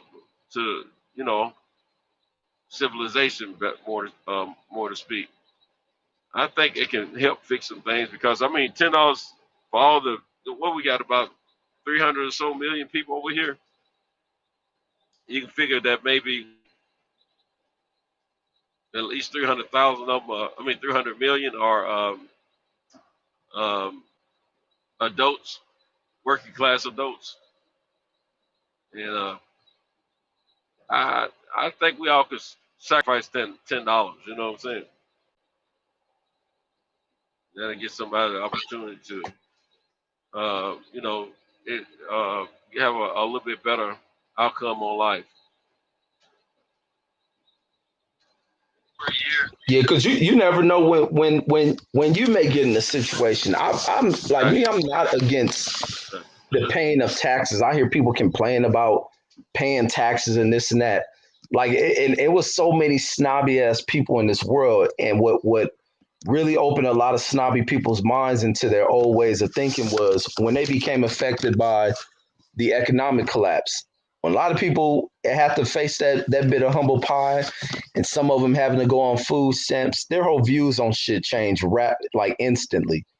And people never know. People never know where they're going to go. You can be living good, making great amount of money, living up to these certain standards, and then all of a sudden your health hits you. And how does that change you economically? You're not able to work the hours you used to work. Your medical cost is costing you more, and it's taken away from your savings and all that shit. These are the issues that plague this country. It's the fact that what used to break people a lot, and it still breaks people, is some medical shit happens. And especially when you reach these critical points in life, and a lot of people don't think about health like this. Even me, myself, and I got the knowledge. That's what's so ignorant about the fact of me knowing that shit, is that you hit these certain points in life, things begin to change inside of your head. All these internal changes, the head, the heart starts to have issues. the all your systems start to have issues, and at any moment something significant can clog up and just wreck your whole fucking world. And it changes everything. Now, how do you go about getting the right benefits? You deal with this Medicare, Medicaid. There's holes within those. What do they call that shit? Like donut holes as far as coverage. And some people will use all their coverage and have to pay. Yeah, or the donut hole where they may cover. Say you get 10,000 in coverage, and it takes you so like how a regular donut hole in that gap. If you from the 0 to maybe 5,000 is what they'll cover. From 5,000 to you cross to the other side of the donut is what you have to pay out of pocket. So when you're dealing with seniors don't have money like that, so they have to forego a lot of these, a lot of the checkups from doctors, health related shit. It's fucked up in the system the way they have it structured, and it has to change. And that's why I believe in more diverse. I don't believe in all these white motherfuckers coming into the political office, and I don't believe that supremacy shit, because you can put in other people, and it ain't even just gotta be black folks like that, but people with more progressive mindsets who think of taking care of the people. Like people gotta have that mindset, especially when they're young, because we all gonna get old in a motherfucker at some point. Right. Yeah, it's crazy, man. I agree with you 100%. It's sad, man. It's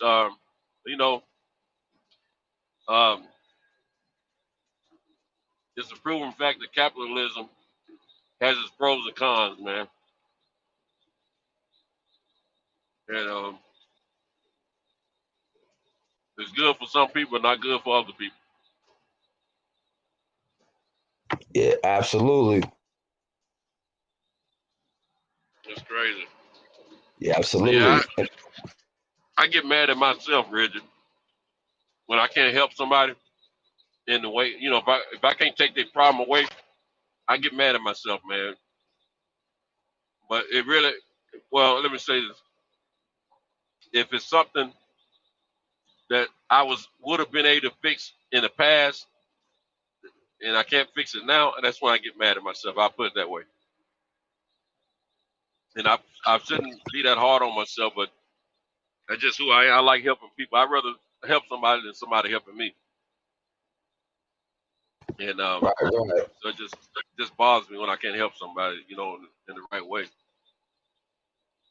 Yeah, I just hate to see people struggle within this country, like knowing damn well what this country can provide. And even like speaking on the homelessness, a lot of this homeless shit, and I always factor in the mistakes of what's that punk Ronald Reagan and shit, and the changes he made with dealing with mental health and shutting down facilities and pushing that off onto families, and even some of the greed of some of these families, where families be like, oh, he getting this, whatever the checks they used to give for taking care of a crazy relative who they wouldn't provide no care for. It's like, inside checks. Yeah, and they wasn't caring for those relatives. They was just taking that extra money to spend it however they did. But these were the people that, plagued our neighborhoods.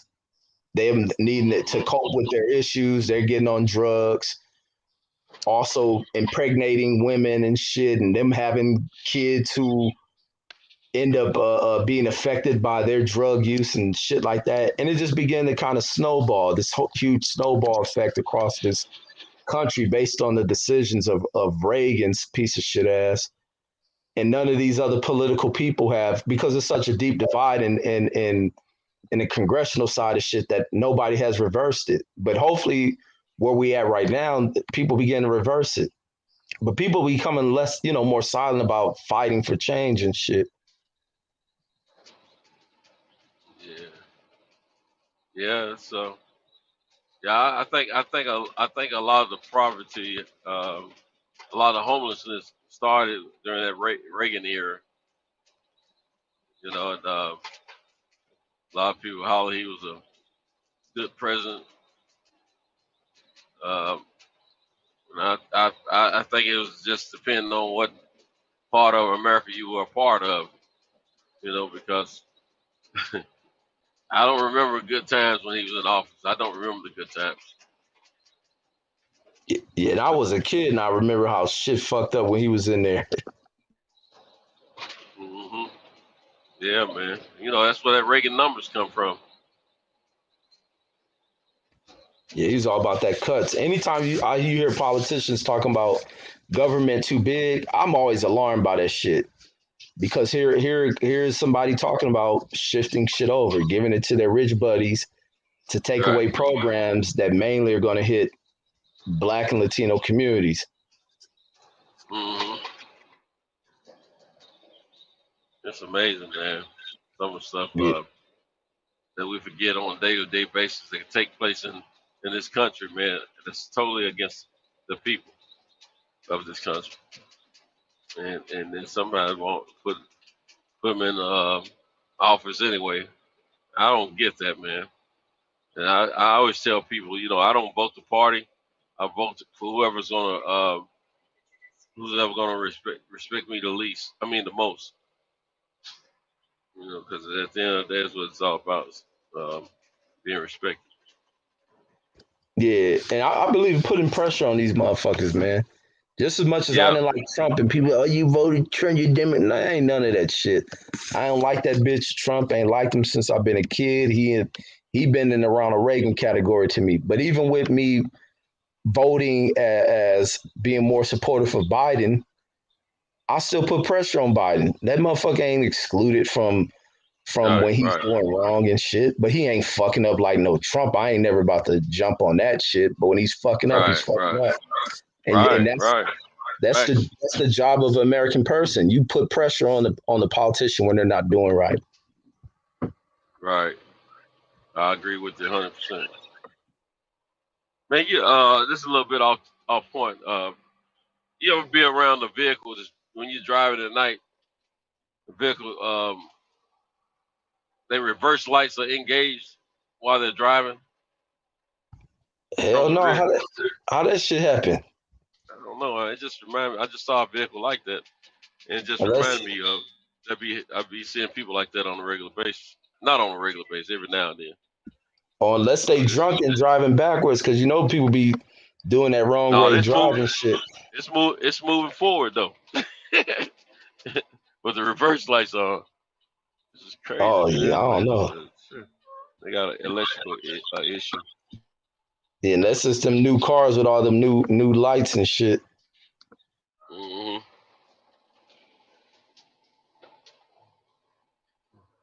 But yeah, shit, I'm about to call it a day, OG. Yeah, I appreciate y'all though, man. I'm at my last stop right now, bagging in. So it's been great. Sir. I call a buddy, man. He should still be on the road driving, trying to do his deliveries, and let him talk to me. I got about an hour and a half to get home, hour 15 minutes, something like that. And I'll let that do. But yeah, I appreciate you guys, man. It's been it's been intriguing tonight, man. Been very intriguing. We had some conversations, man.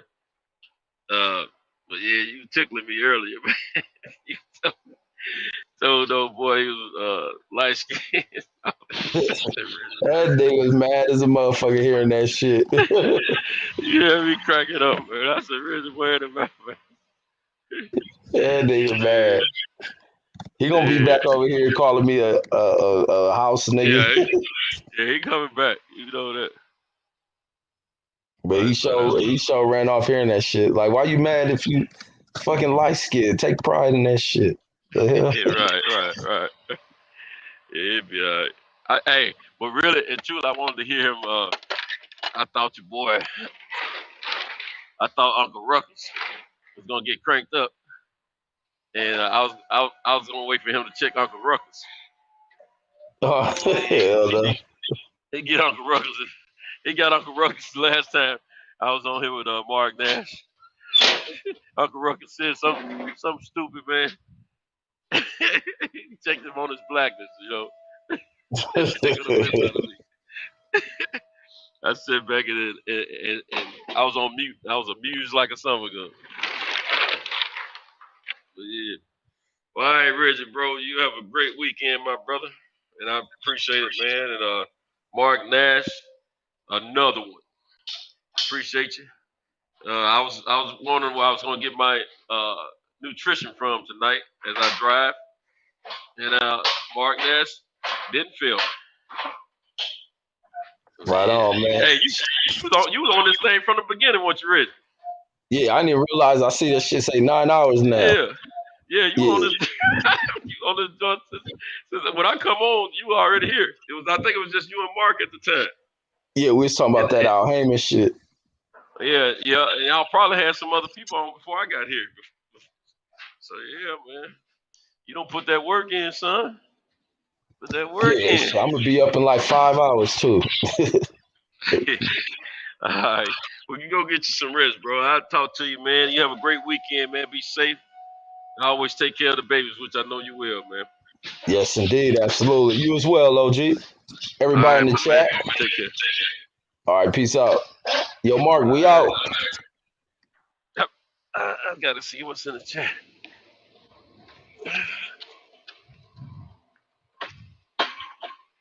Hey, batteries. Yeah, I ain't on mute. I'm not even on mute. Hey, how you doing? All right. Foggy out here. Have a good one.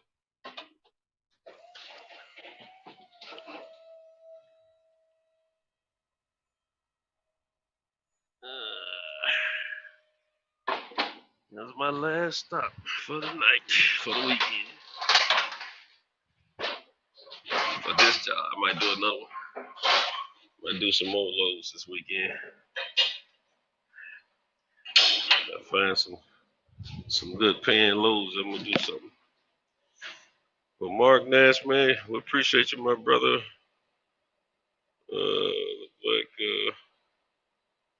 Let's see how many we got here. Dude, I'm trying to see if how many still in. I can't tell who else in the. Let's see what we got.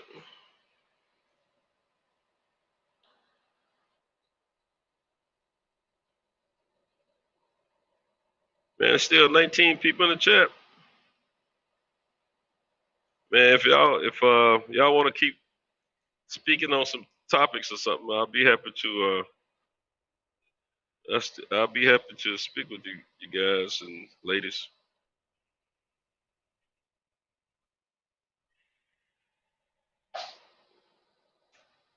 Let me know. What's up, 17 now? Let me know who's all still here or who wants to continue to speak or communicate or whatever. And with your comments. And if not, I'm gonna get out of the way if no one wants to continue to communicate.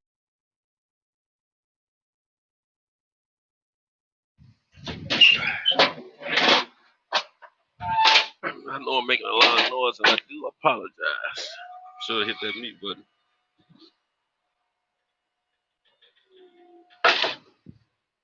But didn't do it in time. I do a little paperwork before I pull off.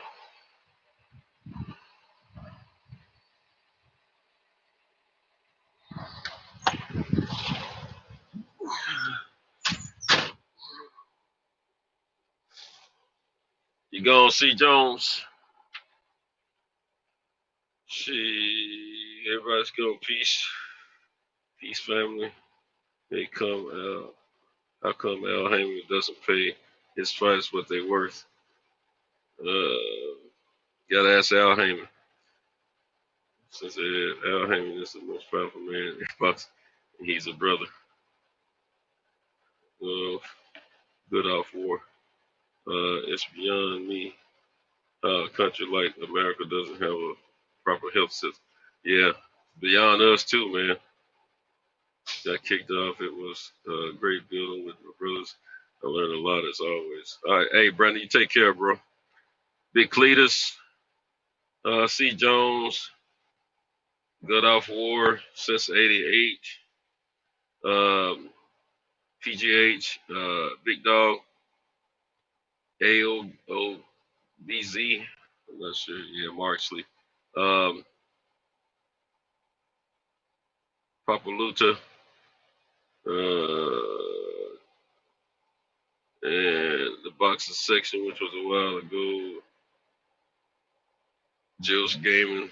Well, for everybody in the chat, appreciate you guys riding out with us tonight, and thank y'all for keeping us company, especially me, giving me an opportunity to survive through the night. You understand? We got to say a special shout out to my man Mark Nash for keeping this panel open for us. Mark's my man. He knew how important it was to us to have a place to communicate or what have you. But in between time, until next time, and in between time, y'all do y'all thing and I'll do mine. And we'll, chop it up once again at another time. But everyone have a great weekend. Have a safe weekend. And y'all come back now. You hear? I'm out. Peace.